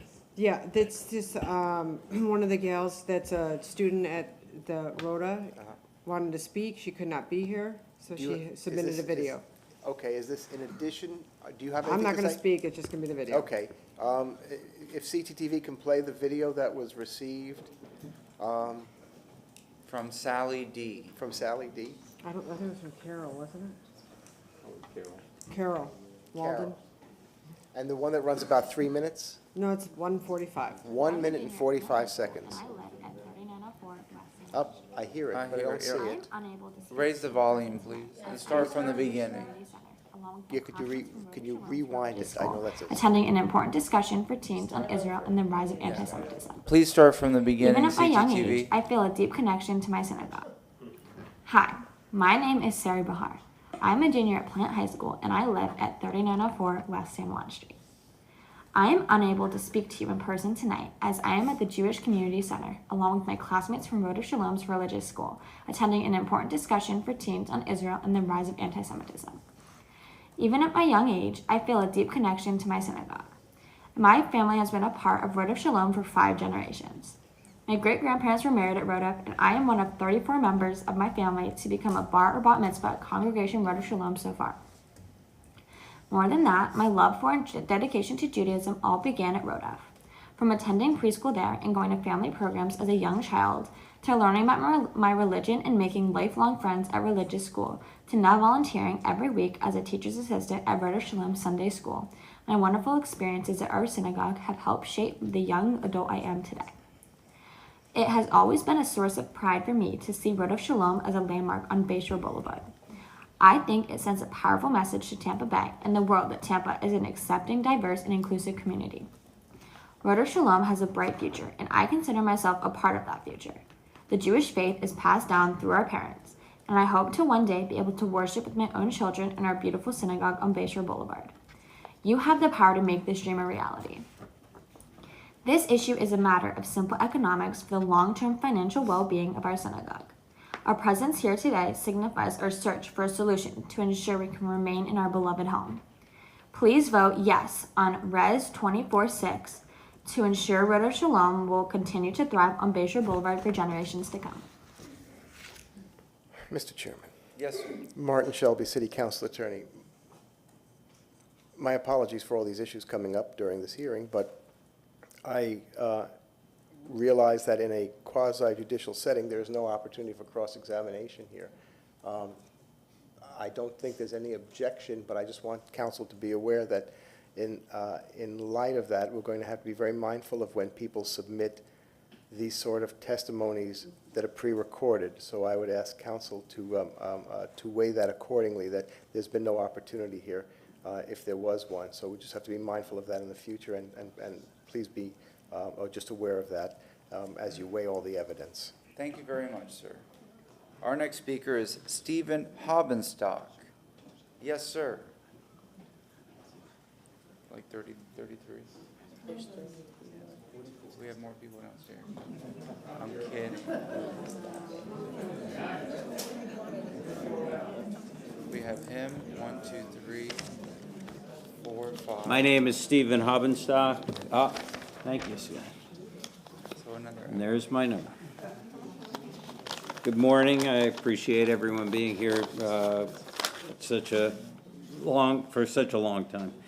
The proposed development on the Congregation Road of Shalom property shows that Tampa is an inclusive community that values its history while embracing growth. This co-location allows the synagogue to exist along with moving forward with the development of Tampa. The council can demonstrate with this approval a willingness to adapt and find innovative solutions to preserve cherished landmarks. The co-location plan is a win-win for Tampa and Congregation Road of Shalom. This preserves a part of Tampa history. The fact is, Bayshore is becoming more urban. This approval will allow religious services to be adjacent to living quarters, not only having housing in the area. The city and all of the community members will also benefit from promised improvements proposed by related company for Fred Ball Park and the adjacent neighborhood, including landscaping, sidewalks, a new crosswalk for improved access from the Presbyterian senior apartments to the park, and the promise to repave Isabella and Barcelona streets. If all that's not enough, this will take property currently generating zero property taxes to a property generating around $1 million a year in property taxes for the citizens of Tampa. Please approve this change. Thank you. Thank you very much. My next speaker is Alexandra Arrigo.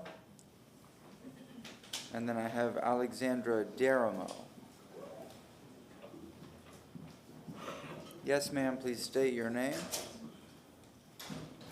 Hi, I'm Alex Arrigo, a resident at 921 North Central Ave in downtown Tampa. I could walk to the synagogue. Over the last 7 years, I've seen rental prices rise drastically, making housing unaffordable. As a former UT student, I aim to own a home, but with the median house price at $416,000, that seems nearly impossible. I believe Tampa's housing shortage is a core issue. The proposed condo tower offers a solution. With baby boomers retiring in large numbers, there's a growing demand for housing options like this. By transitioning from home ownership to condo living, these individuals can help alleviate housing pressure and create vacancies, thereby driving down prices.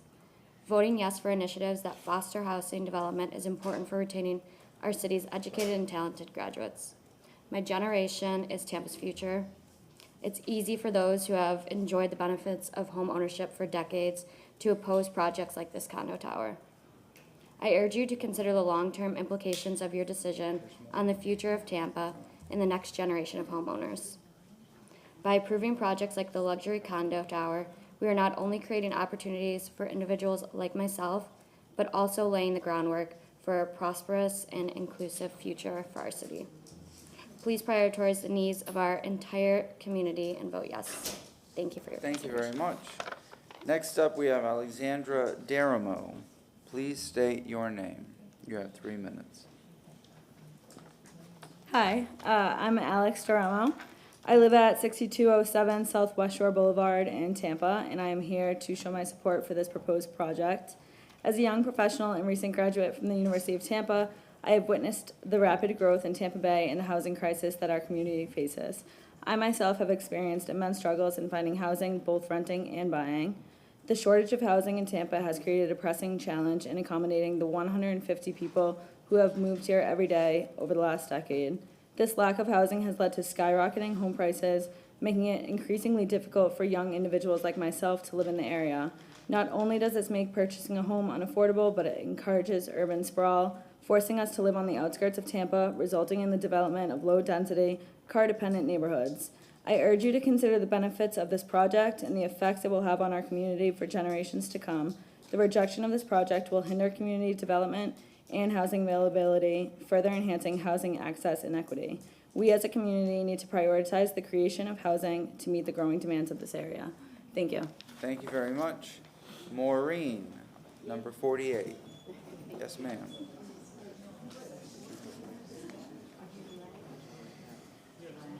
Please state your name. Yes, thank you. My name is Maureen Arel. I'm a Managing Director of Investments at Wells Fargo Advisors, and I live at 3401 Bayshore Boulevard.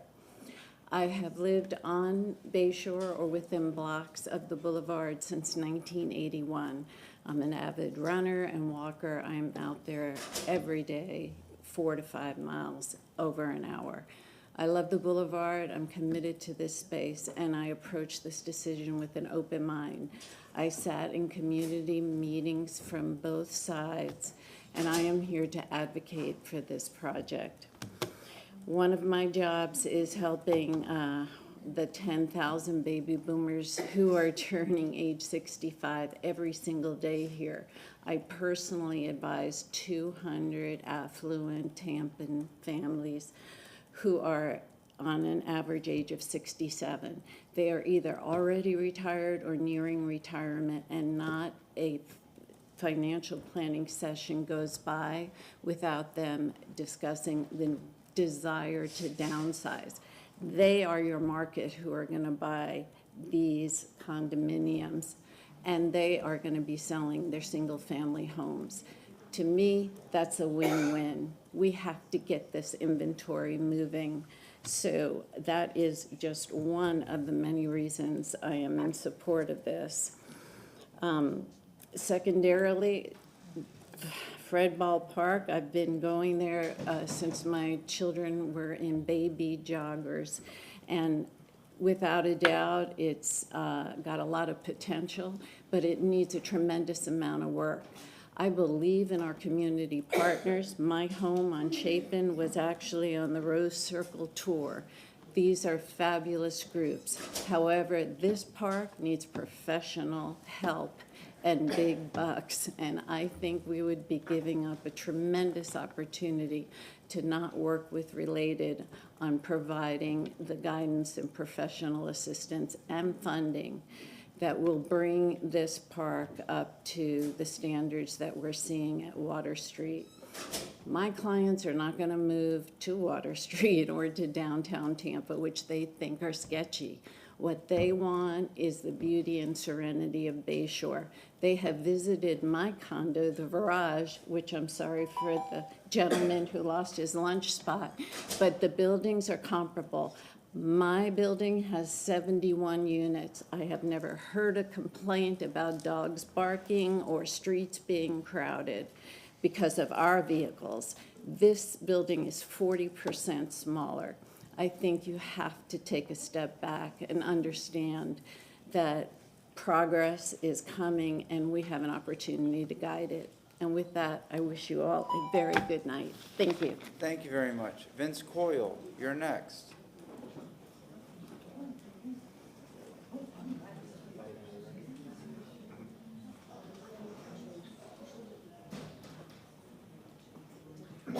Yes, sir. Please state your name.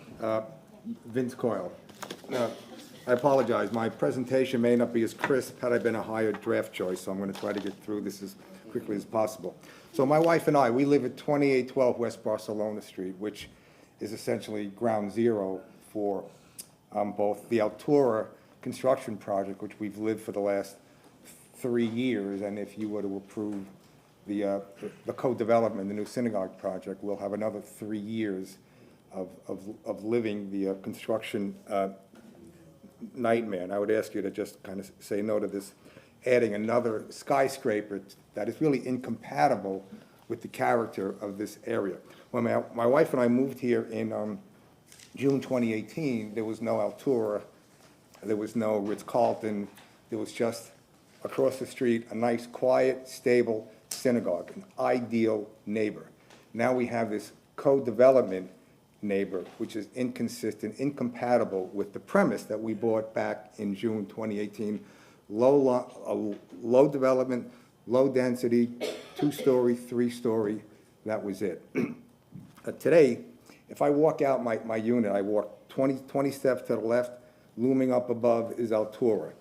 If this project goes forward, I won't even need to leave the townhouse, and I'll see another monolith going up for me. Let me give you a couple of visuals while I'm here. This is the construction nightmare we've been living. I can see that. Okay. So this was taken. Turn it the other way. There we go. This was taken on Monday. Okay. That stood there blocking our exit from the house 15 minutes before it moved away. Again, this happens not daily, but frequently enough that we're unable to leave our unit. Then, if we're able to escape the construction vehicles, then we run the gauntlet of this controlled intersection as they're directing traffic at the intersection. This has been our reality for the last 3 years. Now, I want to contrast that with the picture I took this evening before I came. The quietude of the synagogue as I once knew it. That's the synagogue. When I hear about the traffic reduction as a result of this project is silly. That's not going to happen. The synagogue is, during the day there's some activity, but at night it's quiet. The weekend it's eerily quiet. And on Fridays, actually, no, okay, well, anyway. No, you have 30 more seconds. Oh, okay, good, okay. So anyway, at the end of the day, I'm sympathetic to the plight of the congregation, an aging congregation finding it difficult to replace its members and the financial contribution of an increasingly, secularizing younger generation. We in the Catholic community face the same thing. But at the end of the day, their financial plight is irrelevant to the issue before you. Does this development meet the code Anyway, okay, thank you. Thank you very much. Next on the list, I have Tony Everett, but I don't see her in the room. She was here. Oh, there, you are here. Yes, ma'am, you're next. Anybody else coming in? Anybody else coming in? 78 more speakers? No.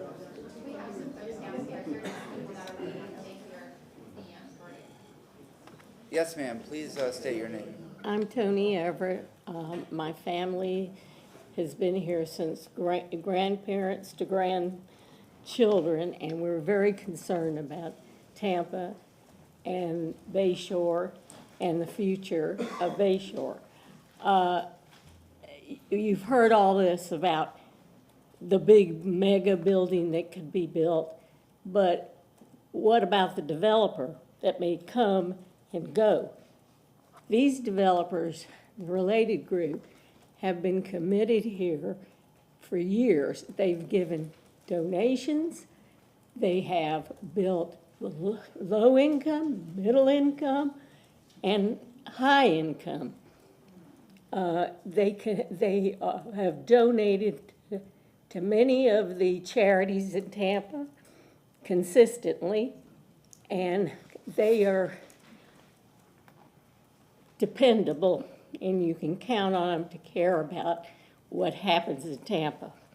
But I'd like to also address some of the concerns of the garden club. First of all, when a development takes away trees, they have to replant trees to compensate. Secondly, if they're afraid about us looking at the weddings, they're going to have the green space and the green wall, and on the lower floors, they're going to have trouble seeing the wedding.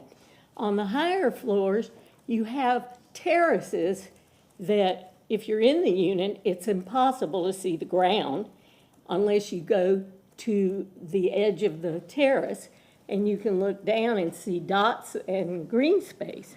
So they're not going to be able to see the wedding venues. Secondly, in addition, the benefit to Tampa with the higher taxes, maybe we can get our infrastructure potholes done in the south end of town, and everybody would benefit by not having so many repairs to their car. Plus, we might get enough money from the taxes to build a new fire station near there. And also, they're worried about the impact of noise after the building's built. I know plenty of people that would be glad to donate to the garden club for them to have a new venue on the ballpark side where they could have a magical wedding venue and not hear the ongoing noise from the... Thank you very much. I hope you will vote yes. Thank you. Our last speaker is Stephanie Pointer. Please state your name. You have a speaker waiver form with 7 names. Is that correct? Yes, and my motion maker was attached to Carol Ann's, the pink paper. Maybe so you could find it. But Carol Ann's motion makers are better than mine. Please read the name.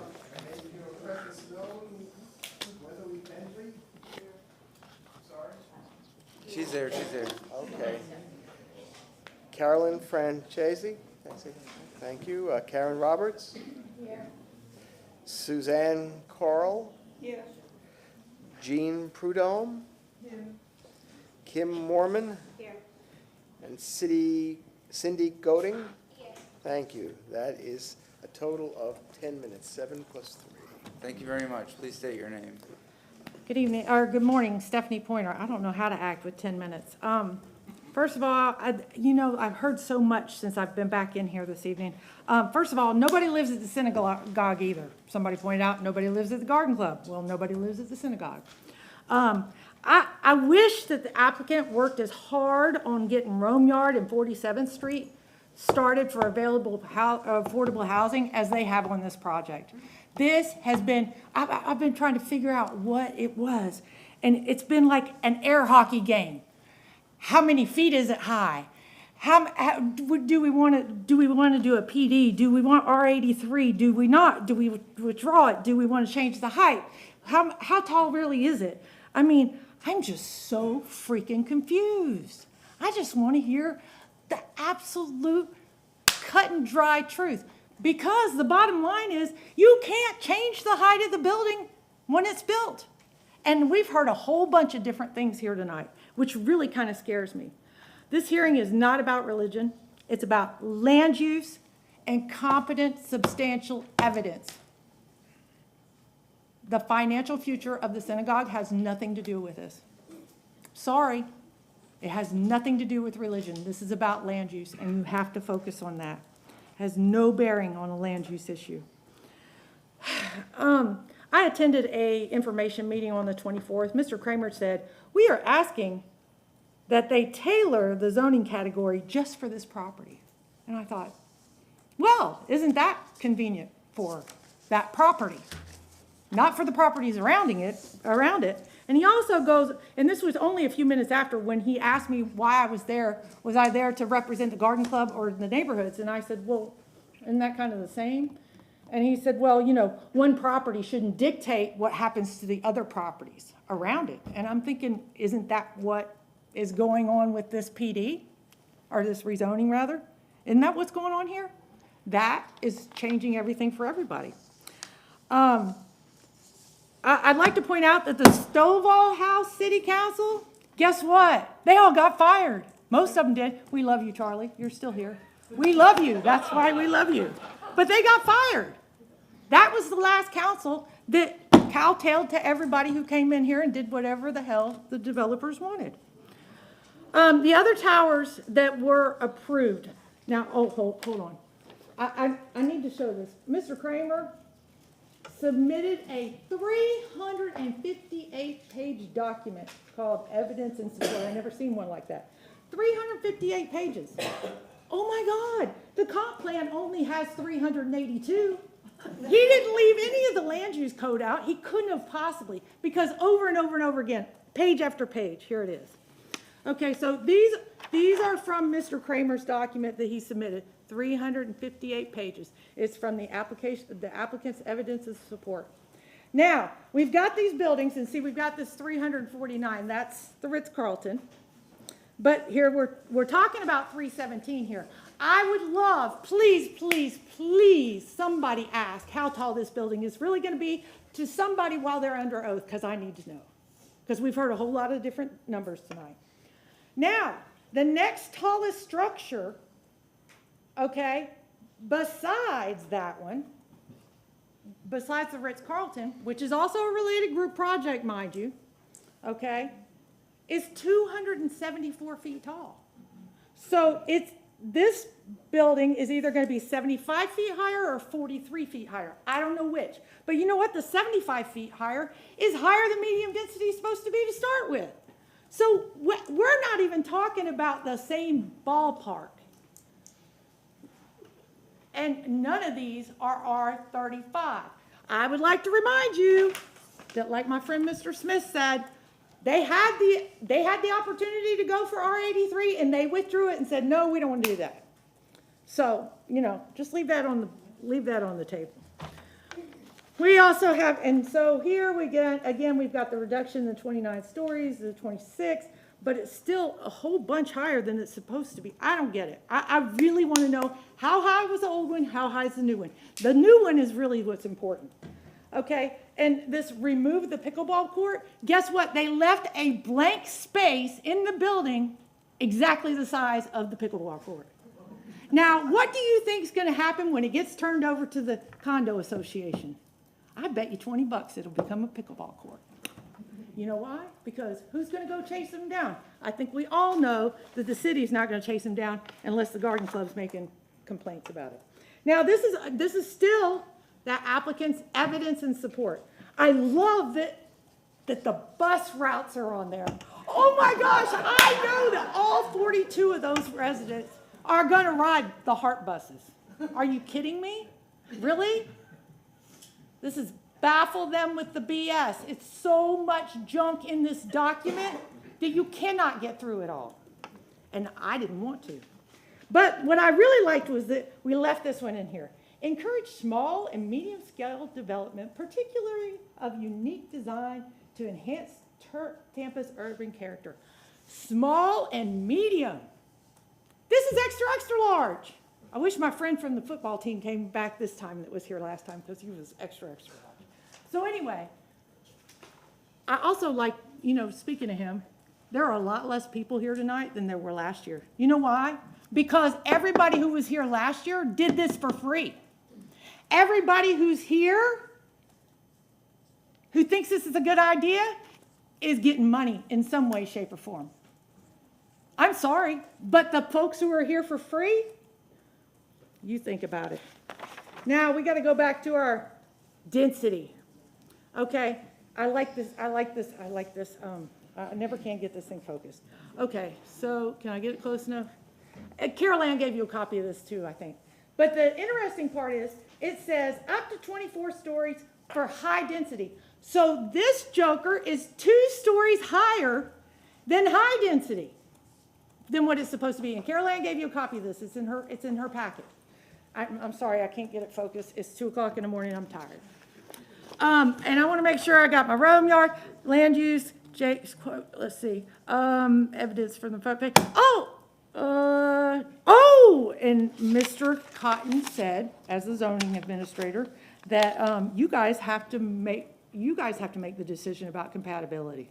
Does it go with the 30-foot high garden club, like Ms. Dana back there said? No, it doesn't. It doesn't go next door. Why are we putting it there? If they want to build, they can still build 35 units to the acre on that property. They just can't build it 26 stories high and make it $5 million. I have never been so flabbergasted at a statement in my life as I was in the last 10 minutes because I cannot, $5 million and I'm just graduating from college. I mean, I will never, ever have the money for a $5 million property. And nor will the majority of the people in this room. This is not helping our housing crisis. They can build reasonably priced condominiums and still make a profit. They don't have to make $200 million to do it. And I will remind you, there's a couple little things I need to remind you of. Number one, I saw this article, and I haven't even read the article yet, but I sure do like the title. Florida developers want to scare you into letting them have their way. Think about that. I'll go to Florida, will you? I'm tired of this. This is ridiculous. Here's our penny. Here's our penny. Cut it into 100 little tiny pieces. You get 7 of them for Fred Ball Park if they get their way. The Garden Club and the Rose Circle have stood here tonight. They've shown you what they'll do repeatedly, that they will do what they say they will do, and they will take care of the community around them. These guys are telling you, well, if we get our way, then we'll give you this money. And, Miss Everett, I've never met her before, but I just thought it was interesting how generous they are. These folks are so generous. Why haven't they already given the money to Fred Ballpark? Why do they need a development agreement to do it? Bottom line is, they need a development agreement because they're hoping like hell that you guys will be impressed and give them what they want. I have bigger faith in you. I know each and every one of you personally, and I have bigger faith in you. You are not the Stovall House Council, and I'm sure as hell glad of it. Thank you. Thank you very much. That concludes public comment. Mr. Shelby, is it the traditional 5 minutes for a rebuttal?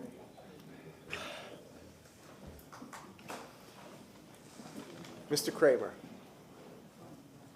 you've read the rules of procedure. You're familiar with what's been said. You have an opportunity to rebut. Per council's rules, you're allowed 5 minutes. unless because of due process, there's something that requires more. So do you have anything that you, what time, how much should we set, how much are you requesting the timer be set for, is my question. Mr. Chair, I would request 5 extra minutes for 10 minutes in light of the That's fine. several hours of comment. That's fine. Go ahead, sir. You have 10 minutes for rebuttal. Please state your name and. Sure, could we pull my presentation back up, please? If we could have quiet, please.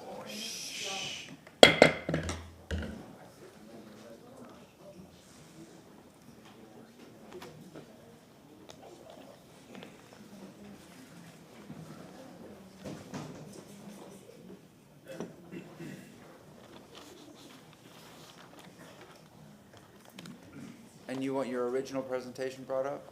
Yes, please. All right. CTTV, if we can bring up his original initial presentation. There it is. All right, it'll be up on the big screen in a second. All right, state your name. You have 10 minutes. Thank you. Jake Kramer with Stearns Weaver Miller. I'd like to bring up a couple of experts first. Thank you. And if we could have silence in the room, thank you very much. Go ahead, Mr. Federico. Thank you, Council. Ricky Federico, 308 East 7th Avenue. I have been sworn. I want to give you a quick hypothetical.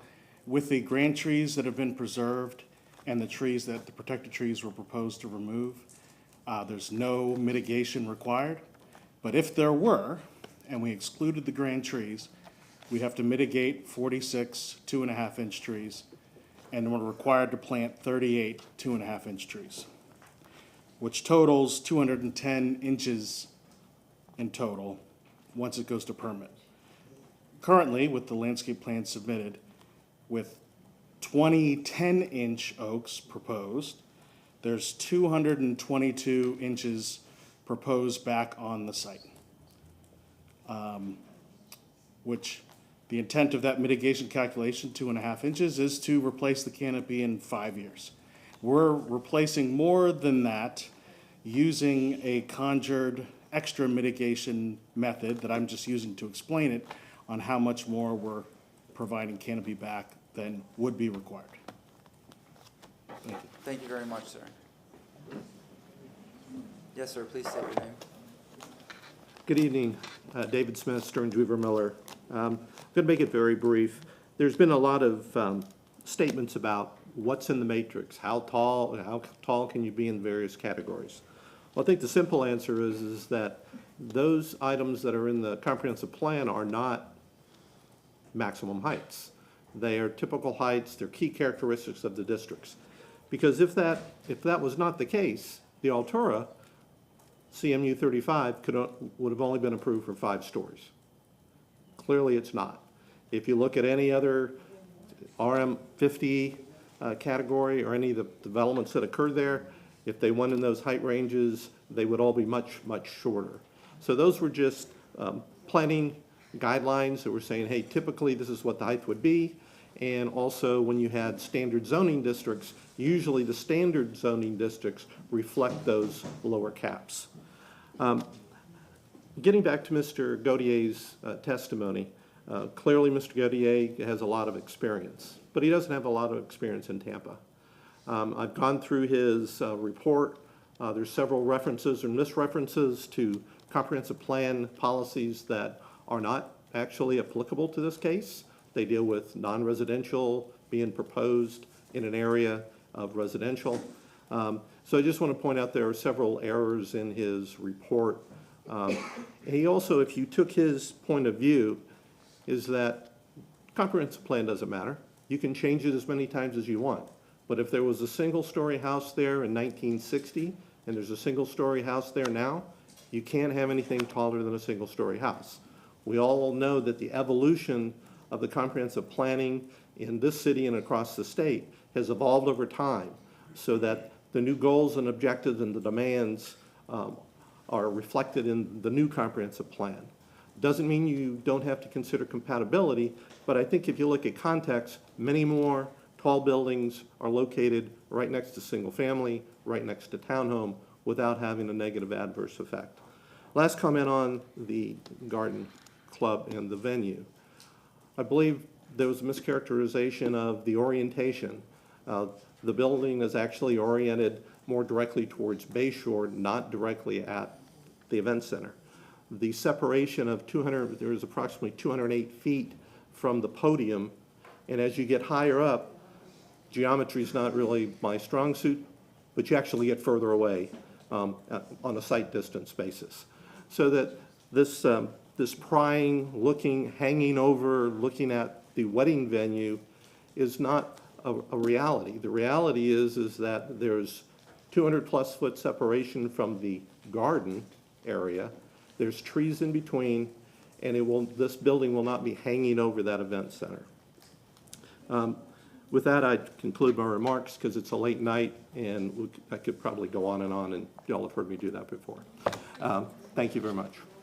We need silence in the audience. Seriously. Thank you very much. Mr. Kramer, go ahead. Thank you. Jake Kramer again. If we could pull my presentation back up on your screens, please. Yes. It'll come up on the Thank you. screen. My friend Ms. Pointer and I rarely agree on things, but she did bring up a couple of good points. And so I want to give assurance that the height under the code that we are proposing is 317 feet.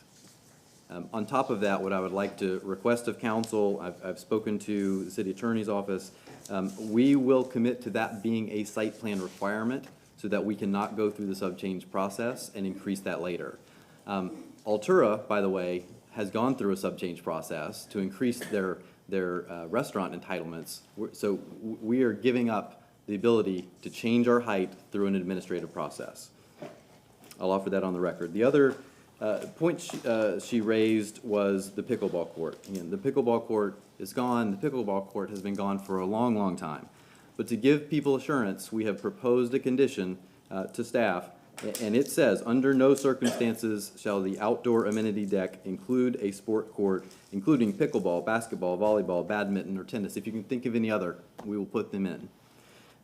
The third, if you look at the site plan, the third condition that we're offering tonight, again, this is based on community feedback, and we heard some tonight, concerns about the elderly and safety on Isabella.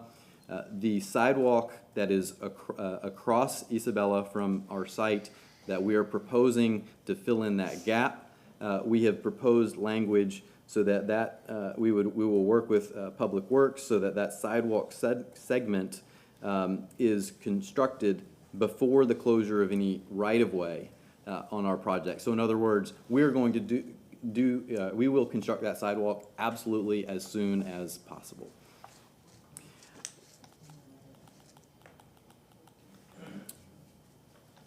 I'll place this case in the record. There were quite a few comments about shade, light, views.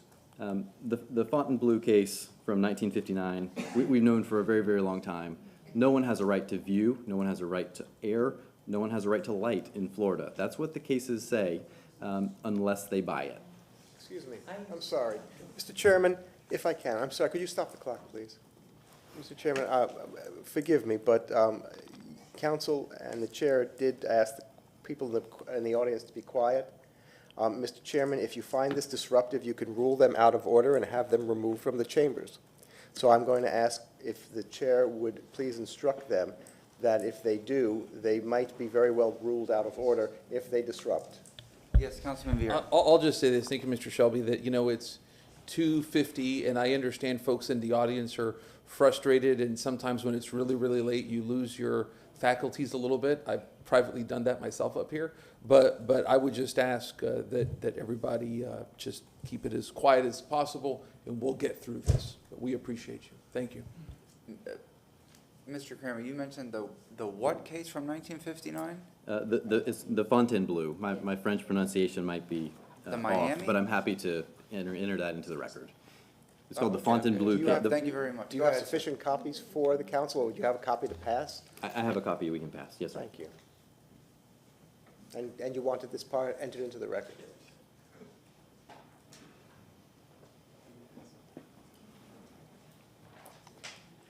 I wanted to, it's been a while, but I wanted to address a couple of things that Mr. Pressman said. You know, Mr. Pressman I almost forgot that the garden club was on Bayshore and the event venue was on Bayshore when he was speaking. And if you look at their website, really what they are pointing to is their views on Bayshore, of Bayshore. When you look at, on the left side of the screen, when you look at their garden center, their event, this is where they have the weddings, in the background is the same synagogue that we're proposing to you would be the buffer. And, you know, let's be honest, urban weddings are not unusual, right? If you look at Tampa Marriott Waterside, the Sarasota Ritz, these are very dense urban environments that are in a wedding. They're weddings in a hotel, and they are at the bottom of the hotel. So anyone can view those. This is not unusual. People book these weddings all day long. And,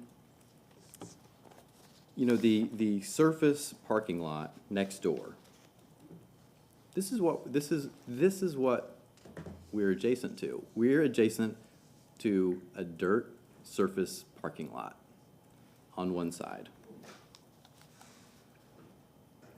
This is a pretty intense use. Mr. Pressman's presentation mentioned that they can have up to 1,500 people at a time. This is the adjacent use. This is an intense urban use. And boy, those cars are parked awfully close to the trees. This is what's on the other side. This is what's on the other side of our proposed development. The Altura Tower. It's a very close comparable. Look, we realize that change is hard.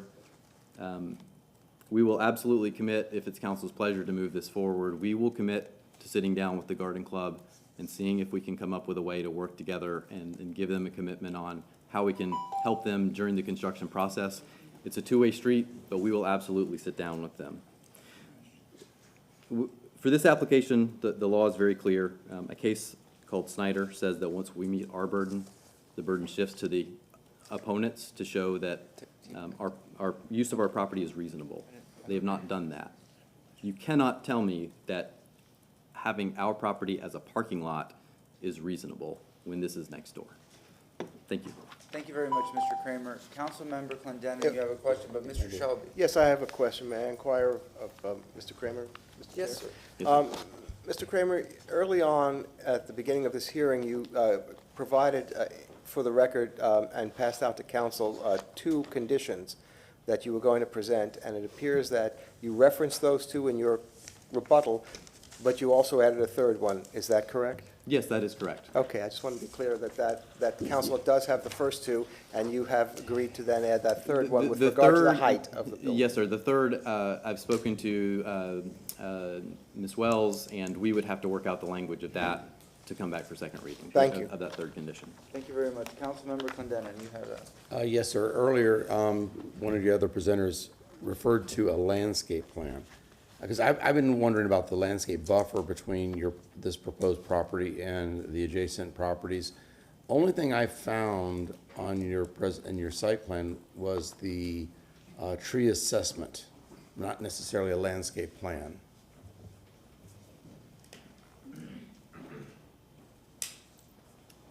Yes, ma'am. Please state your name. Hi, I'm Kelsey Johecki. I'm the landscape architect. I work for Wickenholz & Partners located at 307 South 21st Avenue, Hollywood, Florida. And so I do believe that there was a landscape plan prepared and that should have been submitted. And I do know that Natural Resources did find it consistent. Do you, because I'm actually online on my, No? it's Okay, not there. no problem. So, The landscape plan is not a part of the PD. oh, Okay. It's not a PD requirement. But if you have, I understand you asked about the plan, but Well, because I think it's an important element is the buffer between your construction project and adjacent properties, and I think, some of that, I think in fact, it's been referred to a couple of times in the presentation, about that, and specifically, your co-presenter just a few moments ago referred to the landscape plan, so It's just been hanging out there without documentation. We'll bring it up on the overhead here. We can bring that up. Sure. And I can speak to what we are proposing as a buffer in between our properties and the adjacent property. You know, It's coming up. There we go. There we go. So during the last hearing, we did, bring in and change our plan in response to a lot of the comments we heard here. And especially in regards to the garden club and buffering our property from theirs.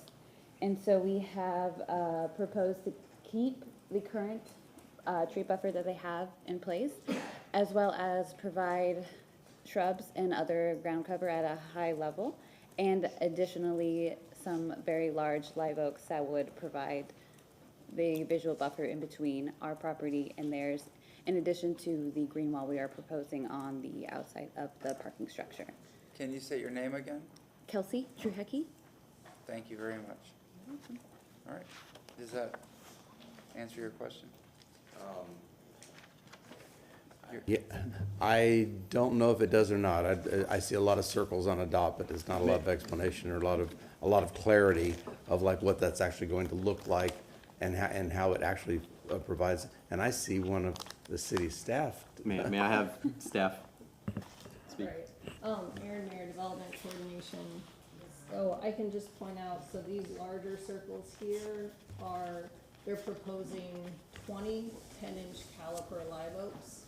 So a normal replacement tree is 2.5 inches in caliper. So these are 5 times as large as that. In addition, you can see they're here along the VUA buffer, along Isabella, and then along the buffer between the garden club and the new building. And the project is providing 20-foot setbacks for these trees, which can accommodate them, and they've spaced out these type 1 live oaks well, so they can actually form a ample canopy. And is there a landscape plan for the existing portion of the property that's going to remain the existing building?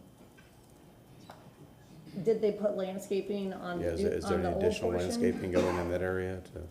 Yes, kind of they like- have additional new trees on the existing portion as well. What about the buffer between the garden club wedding venue and the temple to kind of smooth out that transition between the existing building and the new building? Nothing new is proposed along here except for the existing trees that exist. Okay, thank you. All right, thank you very much. Anybody else? Yes, sir, Mr. Kramer. Yes, sir. May we bring my presentation back up? I think there's a slide that may help address one of Councilman Clenden's questions. Okay, which slide? It was the slide on the green wall, just so you can see some of the tree canopy.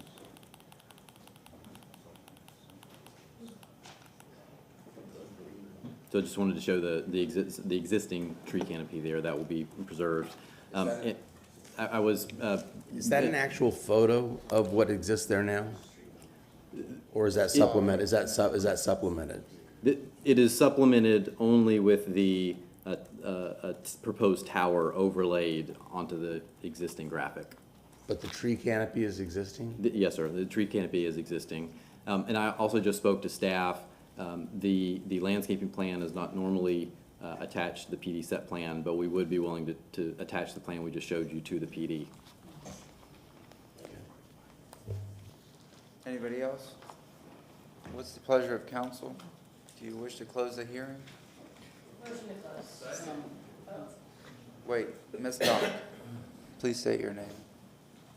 Yes, LaShawn Dock, Development Coordination. So just for the record, there are 4 items to be amended on the revision sheet, is what I count so far. So that's the working with Public Works on the construction of the sidewalk. That is the outdoor amenity being limited to the to certain activities and not having the outdoor amenity deck include a pickleball court, etc. And then the 3rd item is to limit the height to 317 feet. The 4th item is to attach the landscape plan in the PD site plan package.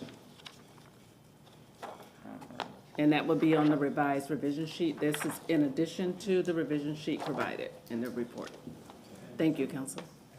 If I can, Mr. Chairman, if I can inquire of Mr. Kramer as to the fourth item, to attach the landscape plan to the site plan. Did you agree to that? Yes, I did. Thank you. Thank you. Very good. So we have 4 items that would be added. All right. Motion to close from Councilmember Hurtak, second Councilmember Vieira. All in favor? Aye. The what? All right. The hearing is now closed. What is the pleasure of council? I just want to make comments.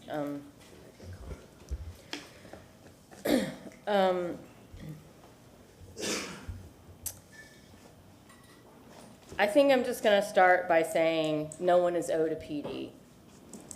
What'd you say? No one's owed a PD. No one is owed a PD.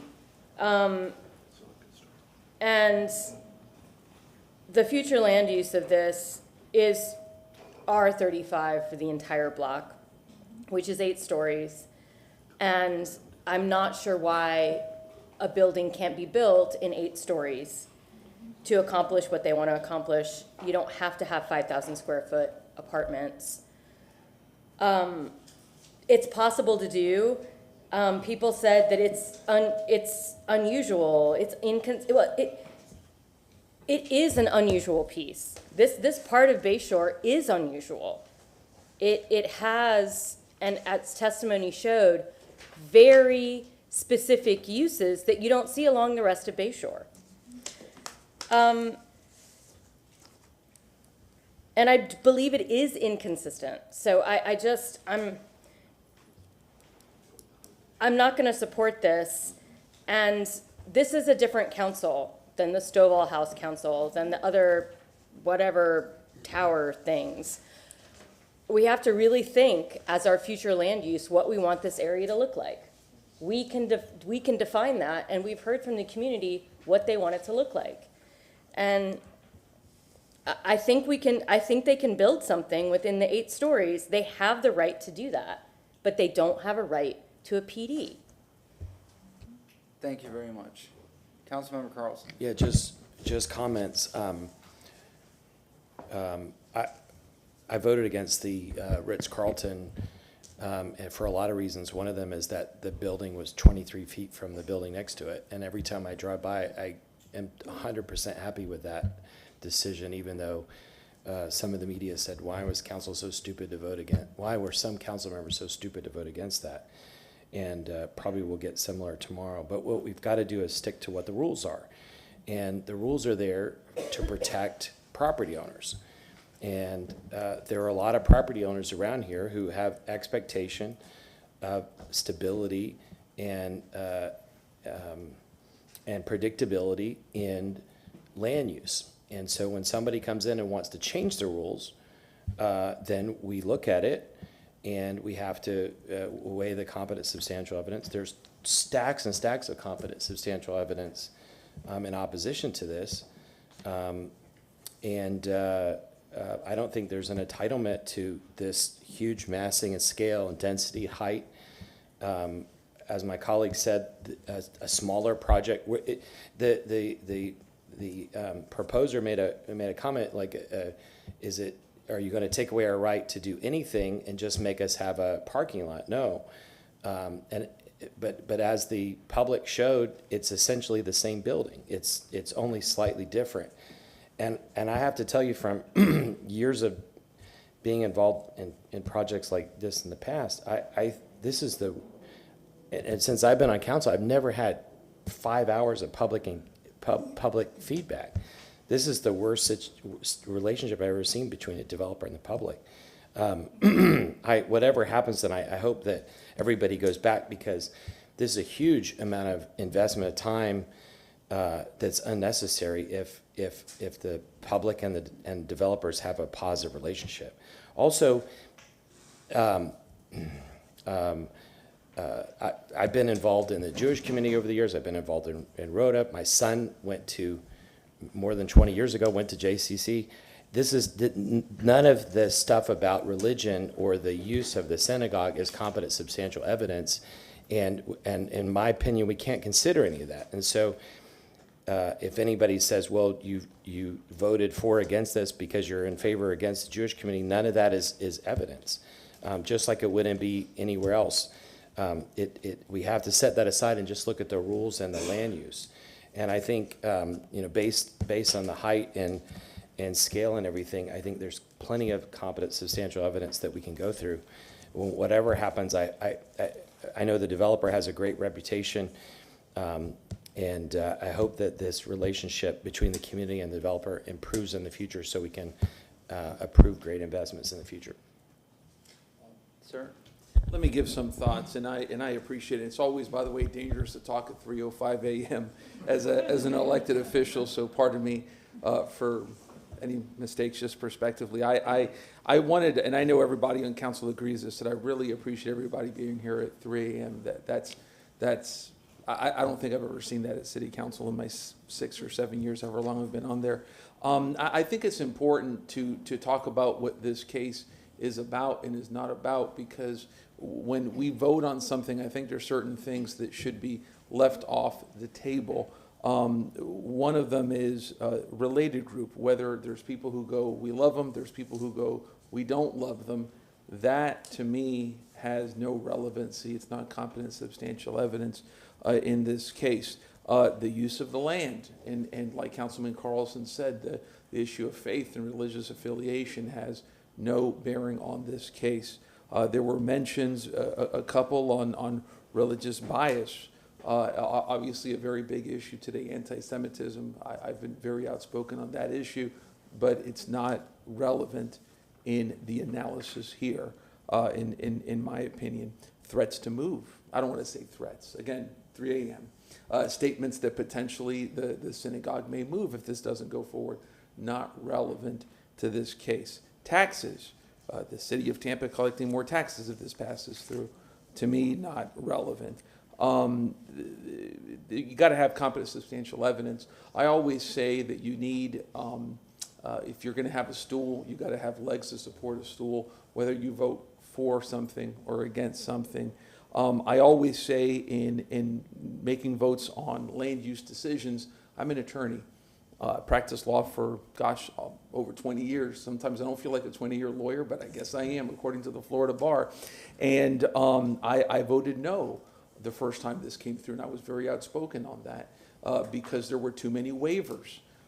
It was a size 40 waist and size 34 pants, and I was very outspoken. That was a check that I felt I could write to the community that wouldn't bounce in the future. And what do I mean by bounce? I mean accountability from our judicial system, the courts, because this obviously doesn't end at city council. Obviously, there's a lot of emotion here in the room. When you get a project like this, and especially in the crown jewel of Tampa, Bayshore, there's going to be a lot of resistance. The resistance was right the first hearing, and it's justified, it's reasonable, I guess, if you will. It's, what's the word, understandable is what I'm looking at. You know, there have been a lot of changes that have been made. All the waivers are gone. We have a positive staff report. The main issue, and in a finding of consistency, the main issue for me is if the design, by virtue of its massing of the building, is it different than what's on Bayshore? We have a planning commission report that seems to say that there is no real point of distinction. That's the main issue for me, which is if there were going to be a denial, it would be on that sole issue. You know, that's what I'm looking for on this. You can probably tell in my remarks where I'm leaning on this, but I just wanted to give my thoughts at 3:10 a.m. Thank you. Councilman Miranda. Thank you. I also voted, as I believe 6 members that were here, against the project the first time. It came back before the year, and when you look at substantial change, what is it? Is it going from 329 feet to 317 feet? Is that substantial? Depends how you count. When you look at the square footage of the building, 275,028. The first time, the second time, 275,000 or 28. Is there a difference?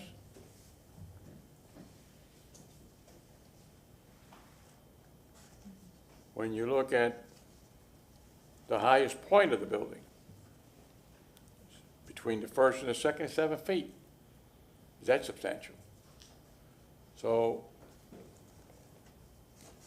before I go any further, there's over 100 testimonies, individuals that testify today. And just that alone tells you that the people are interested one way or the other. They came out today to express their feelings on how they felt on this one project. And these things are difficult. They're not easy for the petitioner. They're not easy for the neighborhood. And not easy for the elected officials. But we're the ones that are making this decision. And it's a very difficult one. They're not easy. Any zoning is not easy. And I'll give you an example. Whichever way it goes today, 50% of you be happy, the other 50% of you will not be so happy. But if the same 100 people come back tomorrow, those who were a little on the happy side will more likely leave sad. And the ones that were sad more likely leave happy. So no matter who you are as elected, zoning is something that changes, not because of what the people say, but what's on paper and what's reality. And these are the things I think that Councilman Vieira was alluding to. In my opinion, there's a minimal change between the first and the second, not a substantial change.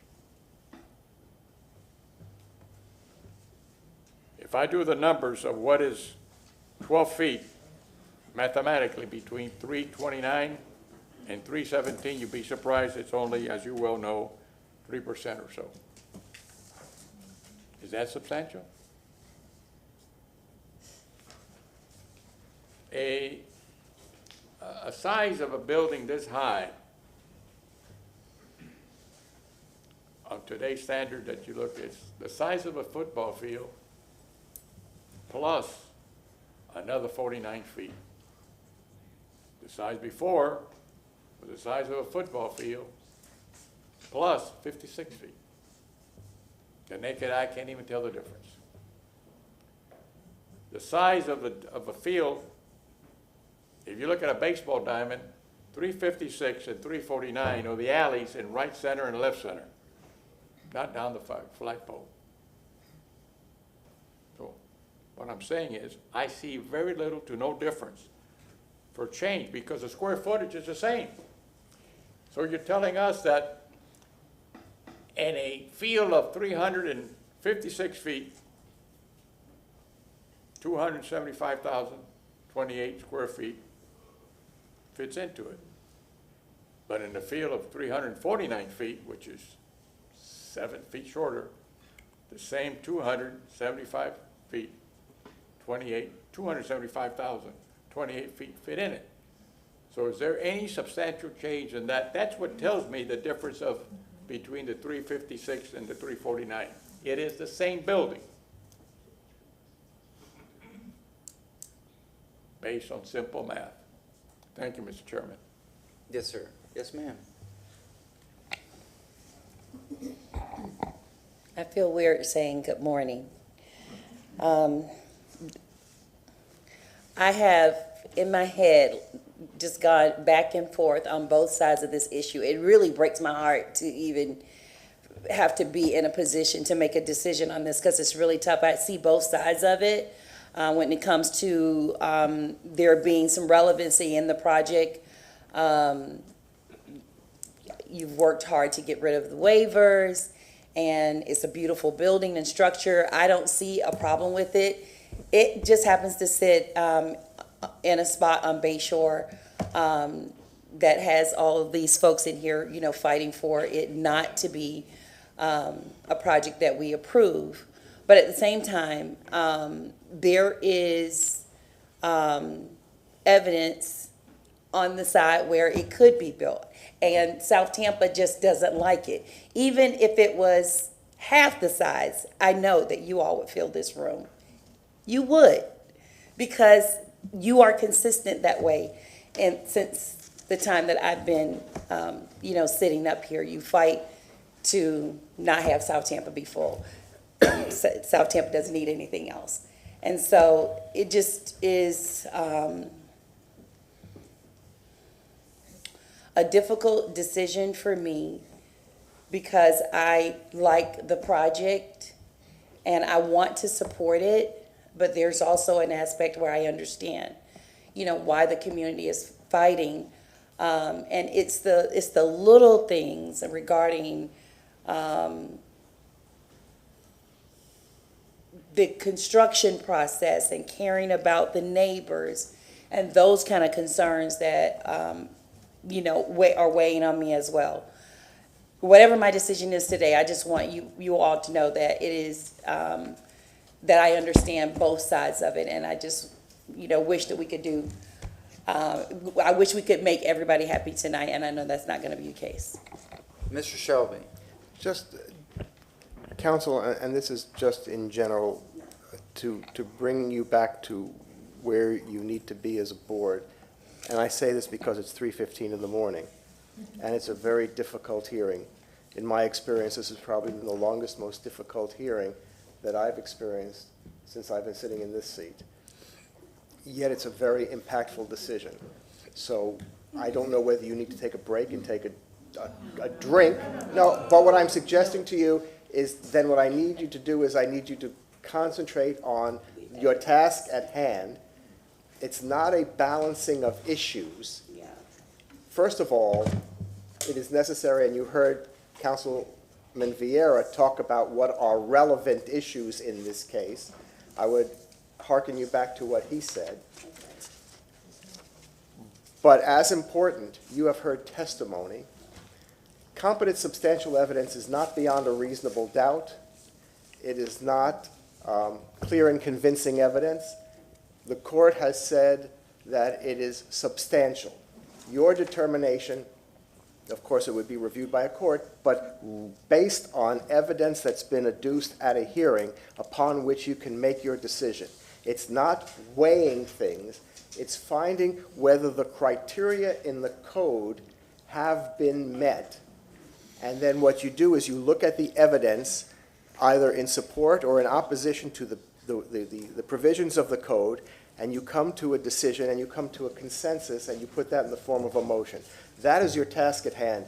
If you have findings of fact that you want to specify, drawing upon which you make your decision, I suggest you put that into your motion, put that into the record. It's not one person's motion ultimately. When a motion is made, if council wants to add to it, any council member can do so. So that's where I ask that you focus your attention. Thank you very much. Having said that, before I go to council members again, I'm looking at this image here, and I see a separation of the towers to the right here, separated by a road, correct? I see on the left side where the proposed tower is at, in terms of massing and scale, but also how this is unique to other parts of Bayshore.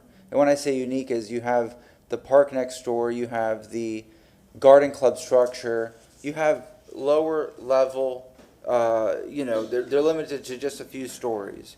I see, it was mentioned many times, R35 up to 8 stories, medium density. This is not medium density. I think, again, as Bayshore has changed, different parts of Bayshore are different, meaning you have south of Beta Bay, you have more of the density, more of the high-rises facing Bayshore. But on this side, you have what's left of the green space, the park that I've mentioned and whatnot. It's, in regards to the surrounding properties, the parcel in general, and the size and mass of the structure, I don't know. I see, again, the separation from the towers just to the right of this image, it's different. It's separated by a street. I don't know. So, who's next? Wait. And then Clendenin? Yeah. And then Vieira. And then Hurtak. So, ever since I've gone on council, everybody keeps telling me every single one of these type of council meetings that it's never been like this before, so obviously I'm the problem. But Second the motion. All in favor? I'm the problem, it's me. Passes So, on these, I actually agree with staff about the substantial change. I think one of the things you missed, Councilman Miranda, was the square footage of the footprint of the building actually shrunk substantially. That's actually what was touching the dirt shrunk. So I don't know how they did that. I know they they got another level of parking, and so somehow that also, the profile of the building was shifted dramatically south. So the space between the northern boundary and the tower, I think it more than doubled if I recall correctly. And then that 20-foot buffer between the properties.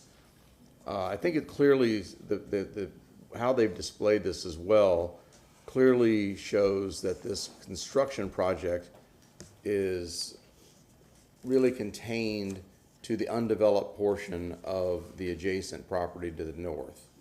And so that the existing temple is status quo on the Bayshore facing sides of both of these properties. It's complete status quo. It's interesting because we look at and we had some testimony from the public about the Altura property, and you look at the lack of step down. It really goes vertical right off the property line, and there's no buffer at all. I mean, it's very dramatic when you look at that the Altura property that I didn't approve it, y'all did. But so that's really kind of dramatic. I think one of the things it's interesting because the other day I was driving down. Y'all know that I live here. I was driving down south on Bayshore, and I was looking at these properties, and I was trying to kind of see what they did. I was really impressed with a few of them, how they had some maybe casitas at the bottom to step down, or they used architectural detail to buffer so that you envisioned, or like some of them did the wedding cake, so that it kind of gave a little bit of that Disney effect where you had optical illusion that the building disappeared. Only one, which I think we actually had somebody from that building here, went almost straight vertical, and is one of the newer buildings, which was interesting. Only one that I saw, but there may have been others, but one, and obviously Altura. That being said, something that my fellow councilperson said earlier, and when they first spoke about and I've said this many times, is when you buy in these neighborhoods, you buy based on some semblance of predictability on zoning and use, and that weighs heavy on my soul because if I was living on Barcelona or living on Isabella in one of these, and I knew that the property across it for me was zoned to specific zoning, that's my predictability. I bought there knowing that this property was going to be developed at this density, and that's a tough hurdle for me to overcome. I also, and this is something that I can't take this in, and I'll be honest with you, other than that, I didn't see a lot of competent and substantial evidence. I heard a lot of wishes and desires, and I understand the angst and the anger or the frustration from a lot of the folks that talked tonight, but it didn't really rise to that level of competent, substantial evidence that I think we need for this to be able to be upheld. But this particular element, I think it possibly does. I will say though, and this is not something I'm considering in my thing, but somehow I don't have a crystal ball. I suspect the folks, y'all that, especially like the Garden Club and other folks, somewhere down the line, y'all are going to look back and say, "Dang, I wish we'd have bought off on this deal," because I'm so fearful that what's going to end up happening. This is a big piece of property. If you take the entire low-profile building of the synagogue and you develop that, I just don't see it retaining its existing use if the full piece of property was available. And I'm afraid it's going to go vertical a lot closer to Bayshore than we're seeing right now, and the impact will be much more dramatic. So in the essence of be careful what you ask for, you might get it. But I am empathetic with those folks. Also, one last point to make for other folks that we discuss. The height, I don't know anybody that could sit on Isabella or Barcelona and determine how high some of these buildings are, or any place on. I can't, and I live in the proximity of this as well. The height doesn't bother me, and I don't think the height actually has an impact on anybody in this. Once you get to a certain height, I mean, it's just high. I mean, it's just, you don't notice the height. It's just high. But I do think that the predictability of the zoning is something that's weighing heavy on me. Councilman Gear, Councilman Hurt. Thank you very much. And I wanted to build on, I was going to mention this as well, something Councilman Clendenin said was about the change that there were very substantial changes between what I voted against and what we're seeing right now. I just want to say that, because again, how shall I say this? I have no preconceived dog in this fight, so to speak, right? I'm just, I'll explain what I'm looking for, but I think originally there were 57 units before it was heard before council, went to 50, now we're at 42, removed several floors. It's just things I wrote down. Number of waivers gone, including with trees, landscape buffer, fence, et cetera. Real substantial change between what I voted against and what we're looking at now. Again, my big issue that I'm looking at here is that the massing of the building and any competent substantial evidence that has been produced that shows that there is a real distinction on what is there. It's obviously a tough vote on these type of things. One of the things that I always look at is, again, that judicial accountability, because if we say no to this, again, I feel like in the first round, we wrote a check that wouldn't bounce, right? There always is judicial accountability in these type of things, and you have to look for competent, substantial evidence as that leg on a stool. That's the big issue for me on a case like this. Just to give my thoughts. Again, thank you. Councilmember Hurtak. Wait, Miranda, did you want to speak Well, to? I mean, You we haven't made a motion. There's no motion on the floor, correct? Not yet. I was going to make one. Pardon me? I'm going to make one. Go on then. Go, Councilmember Hurtak. Okay, thank you. Thank you. I'm going to move to deny RAZ 24-06 for the property located at 2713 Bayshore Boulevard due to the failure of the applicant to meet its burden of proof to provide competent and substantial evidence that the development, as conditioned and shown on the site plan, is consistent with the comprehensive plan and city code.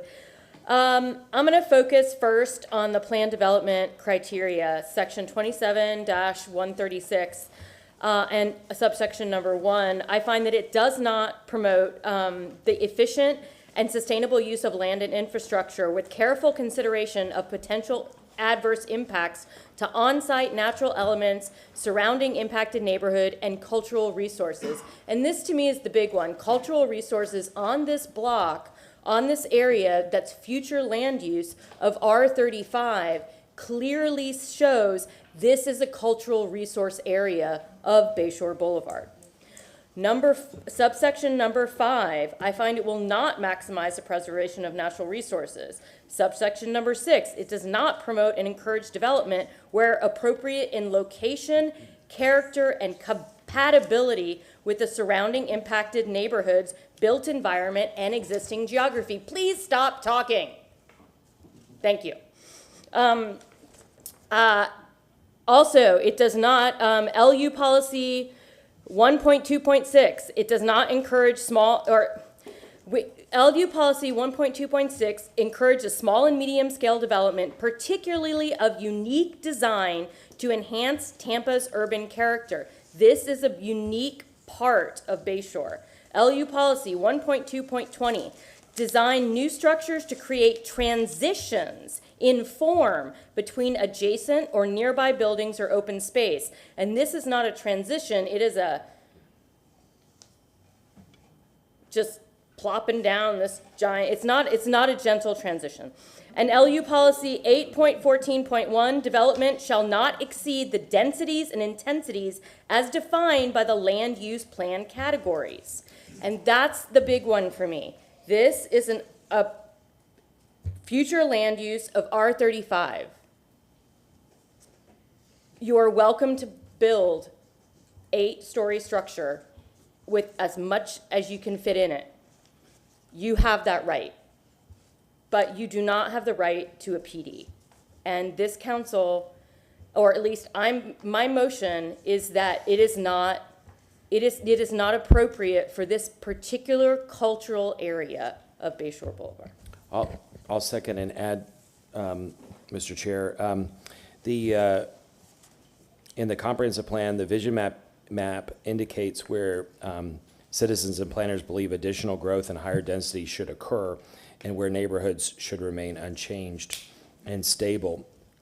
There are 6 levels of intensity to indicate where development should be focused. South Tampa and New Tampa are level 1, meaning no significant change established area. Some of the testimony that was presented was that we need affordable housing and we need more housing, but this is very expensive housing, and it's not in the area where the comprehensive plan wants us to grow. The comprehensive plan wants us to grow in the USF area. So if this was presented in the USF area, there wouldn't be this kind of objection, at least in the land use plan. And it talks, the comprehensive plan talks about South Tampa characteristics like environmental qualities that would be compromised by increased urbanization. So specifically, the comprehensive plan talks about the downside of urbanization because of the sensitive environmental nature of South Tampa. Limited access to transportation facilities, which we talked about before, limited opportunities to create more community facilities. And then policy 1.1.8 talks about diverse housing. Again, this is high-end housing, which there's a lot of in that area already, so it's not creating more diversity. And it says that South Tampa districts, while should maintain the character of established residential neighborhoods. We see that in the immediate district, one of the folks talked about adjacent and nearby uses. If you look at a broad context, yes, there's higher density in all the way to downtown, but in the immediate area, this is a cultural area, an environmental area, an area with lower density, and the net of it is a lot smaller than some of the other areas. Plus, there's a single-family residential neighborhood adjacent to it. Land use policy 1.2.28 says limit the use of planned development district zoning petitions to allow development consistent with future land use designation, but otherwise not permitted in current standard zoning district. Land use objective 2.1, regulate the levels of building intensity. This is providing massive intensity, and I think if this comes back as a 8-story building or smaller one that fits the current medium density or R35, it would be probably nearly impossible to turn it down. But again, this is in terms of predictability of zoning and predictability of land use. This is changing the rules where people who invested in property, commercial and residential around it, had an expectation that it would not be like this. Land use policy 2.1.1 talked about compatible. It needs to be compatible with the surrounding character, which it is not. Land use policy 9.2.2. The impacts of development projects on the existing physical and social framework and character of the affected areas should be recognized. We just talked about how this particular area of Bayshore is really different than the rest of Bayshore. Land use objective 9.3 talks about how development should be compatible. Land use policy 9.3.8 talks about how new residential development projects shall be minimally disruptive to adjacent areas. We heard lots of testimony about how this would be disruptive, and some other properties that were approved before my time have been disrupted. Then there's a Bayshore Boulevard land use objective 20.4 that says continue to recognize Bayshore Boulevard as regional attractor and major community asset. Continue to preserve and enhance the balance of the natural and physical environments along Bayshore Boulevard in a manner which will continue to provide the city's residents, regional neighbors, and international visitors with a unique environmental experience in the core of the urban area. A lot of the testimony showed that this would do the opposite. We also talked about the coastal high hazard area,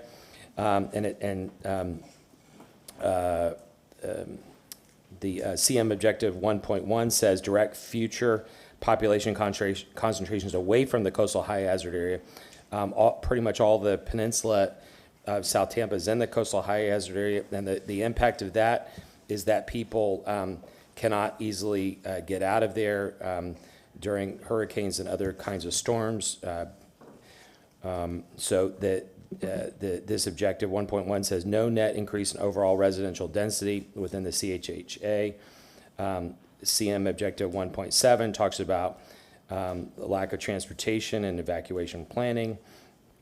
CM policy 1.7.2 says that we need to ensure priority is placed on maintaining the capacity of highways that are designated as regional evacuation routes. These routes are over capacity, and we would hereby be adding a lot more density. There was a lot more that was presented on the record. That just adds more to this motion. I will accept your amendment. Thank you. Can you restate it? We have a motion from Councilmember Hurtak. We have a second from Councilmember Carlson with accepted amendments by the maker of the motion. Let's have a roll call vote. Miranda? Yes. Carlson? Yes. Hurtak? Yes. Clendenin? Yes. Henderson? No. Vieira? No. Maniscalco? Yes. Motion to deny carried with Henderson Vieira voting no.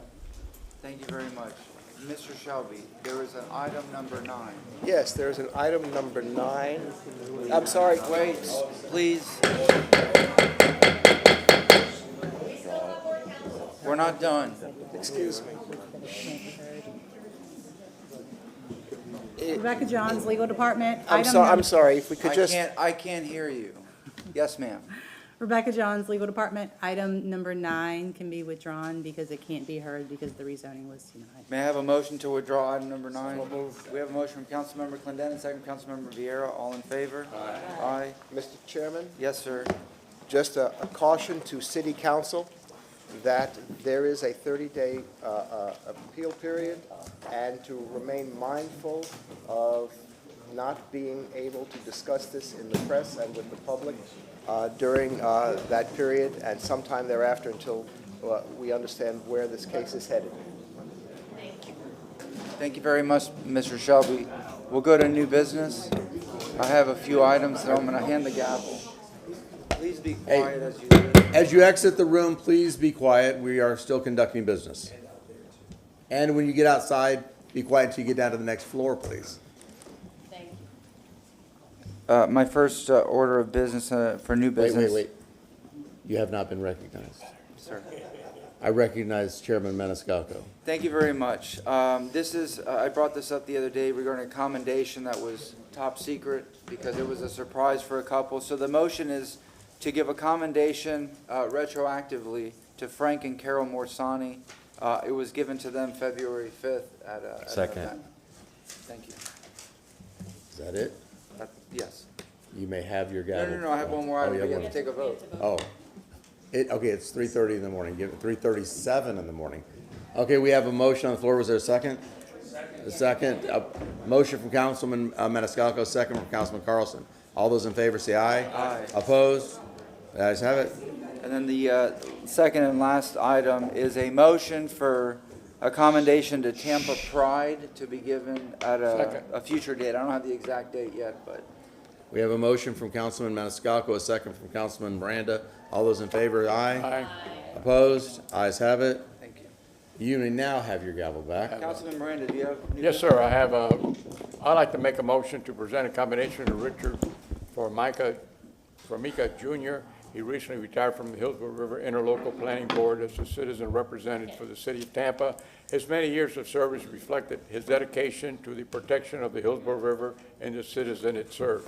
I will speak to Mr. Formica and will report back to the date that we will be presented, and I appreciate Ms. Hurtak's help on this. We have a motion from Councilmember Miranda, second from Councilmember Hurtak. All in favor? Aye. Anything else? And also, I just want to shout out to the passing of a good friend, former council member and county commissioner, and the godfather of the tree ordinance, who worked on it very diligently back in the 70s. So it's something that's over 50 years old and is still standing strong, and I appreciate everything that Joe Chulo has done for the government and for the citizens of the city and Hillsborough County. Absolutely. Before I go to Councilman Vieira, I just want to acknowledge Lisa Edwards for all her hard work tonight. I would stand up, but it's almost 4 o'clock in the morning. You did a fantastic job, so thank you, as always. And our clerks as well. Oh, yeah. Yes.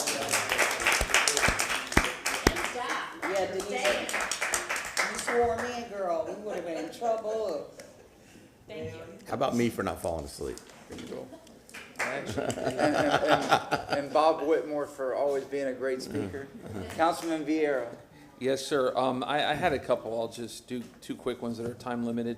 The firefighter of the quarter commendation, I want to put that, if I may, on the March 7th calendar. Second. We have a motion from Councilman Vieira, second from Councilman Miranda. All in favor? Aye. Any opposed? Cheryl Schroeder with West Central Labor. Yeah, AFL-CIO. Yep, we were going to have her being honored on March 28th.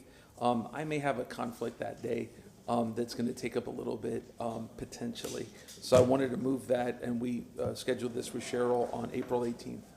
All right, we have a motion from Councilman. April 18th. Motion from Councilman Vieira, second from Councilmember Hurtak. All in favor? Aye. Anything else, sir? Yes, ma'am.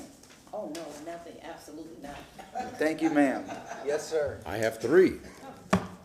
From the Planning Commission, motion 1, a request by the Planning Commission setting a transmittal hearing for TA CPA 2318 on May 23rd, 2024 at 5:01 p.m. and direct the legal department to provide the city clerk with the form of notice for advertising the public hearing. Second. We have a motion from Councilman Clendenin, second from Councilman Miranda. All in favor? Aye. Any opposed? Yes, sir. A request by the Planning Commission setting an adoption hearings for TA CPA 2401, TA CPA 2402, and TA CPA 2403 on May 23rd, 2024 at 5:01 p.m. and direct the legal department to provide the city form of notice for advertising the public hearings. Motion from Councilmember Clendenin, second from Councilmember Miranda. All in favor? Aye. Any opposed? Yes, sir. And last, a request by the Planning Commission setting an adoption hearing for TA CPA 2318 on August 29th, 2024 at 5:01 p.m. and direct the legal department to provide the city clerk with a form of notice for advertising the public hearing. We have a motion from Councilmember Clendenin, second from Councilmember Miranda. All in favor? Aye. Any opposed? Anything else? That's it. Councilmember Hurtak? No, motion to receive. No. Bill, you have. Carlson has a lot. Yeah, he's got a list. I just have one. This is a more serious one, but the charter talks about the charter. The charter talks about residency requirement for certain levels of administration, and there's a lot of confusion in the public. Frankly, I have some confusion, even though I was on the Charter Review Commission, about how it's translated. When there's something in the charter, it's translated to either executive order or ordinances. I would like to make a motion to ask the city council attorney to do research on the ordinances, orders, and rules that codify the administrator residency requirement in the charter, and to report to council on March 28th and lead a discussion about making modifications if needed. We have a motion from Councilmember Carlson, second from Councilmember Hurtak. All in favor? Aye. Any opposed? I just had to listen. Anything else, sir? No, that's it. Can I get a motion to receive and file? Motion from Councilmember Henderson, second from Councilmember Miranda. All in favor? Aye. We are adjourned.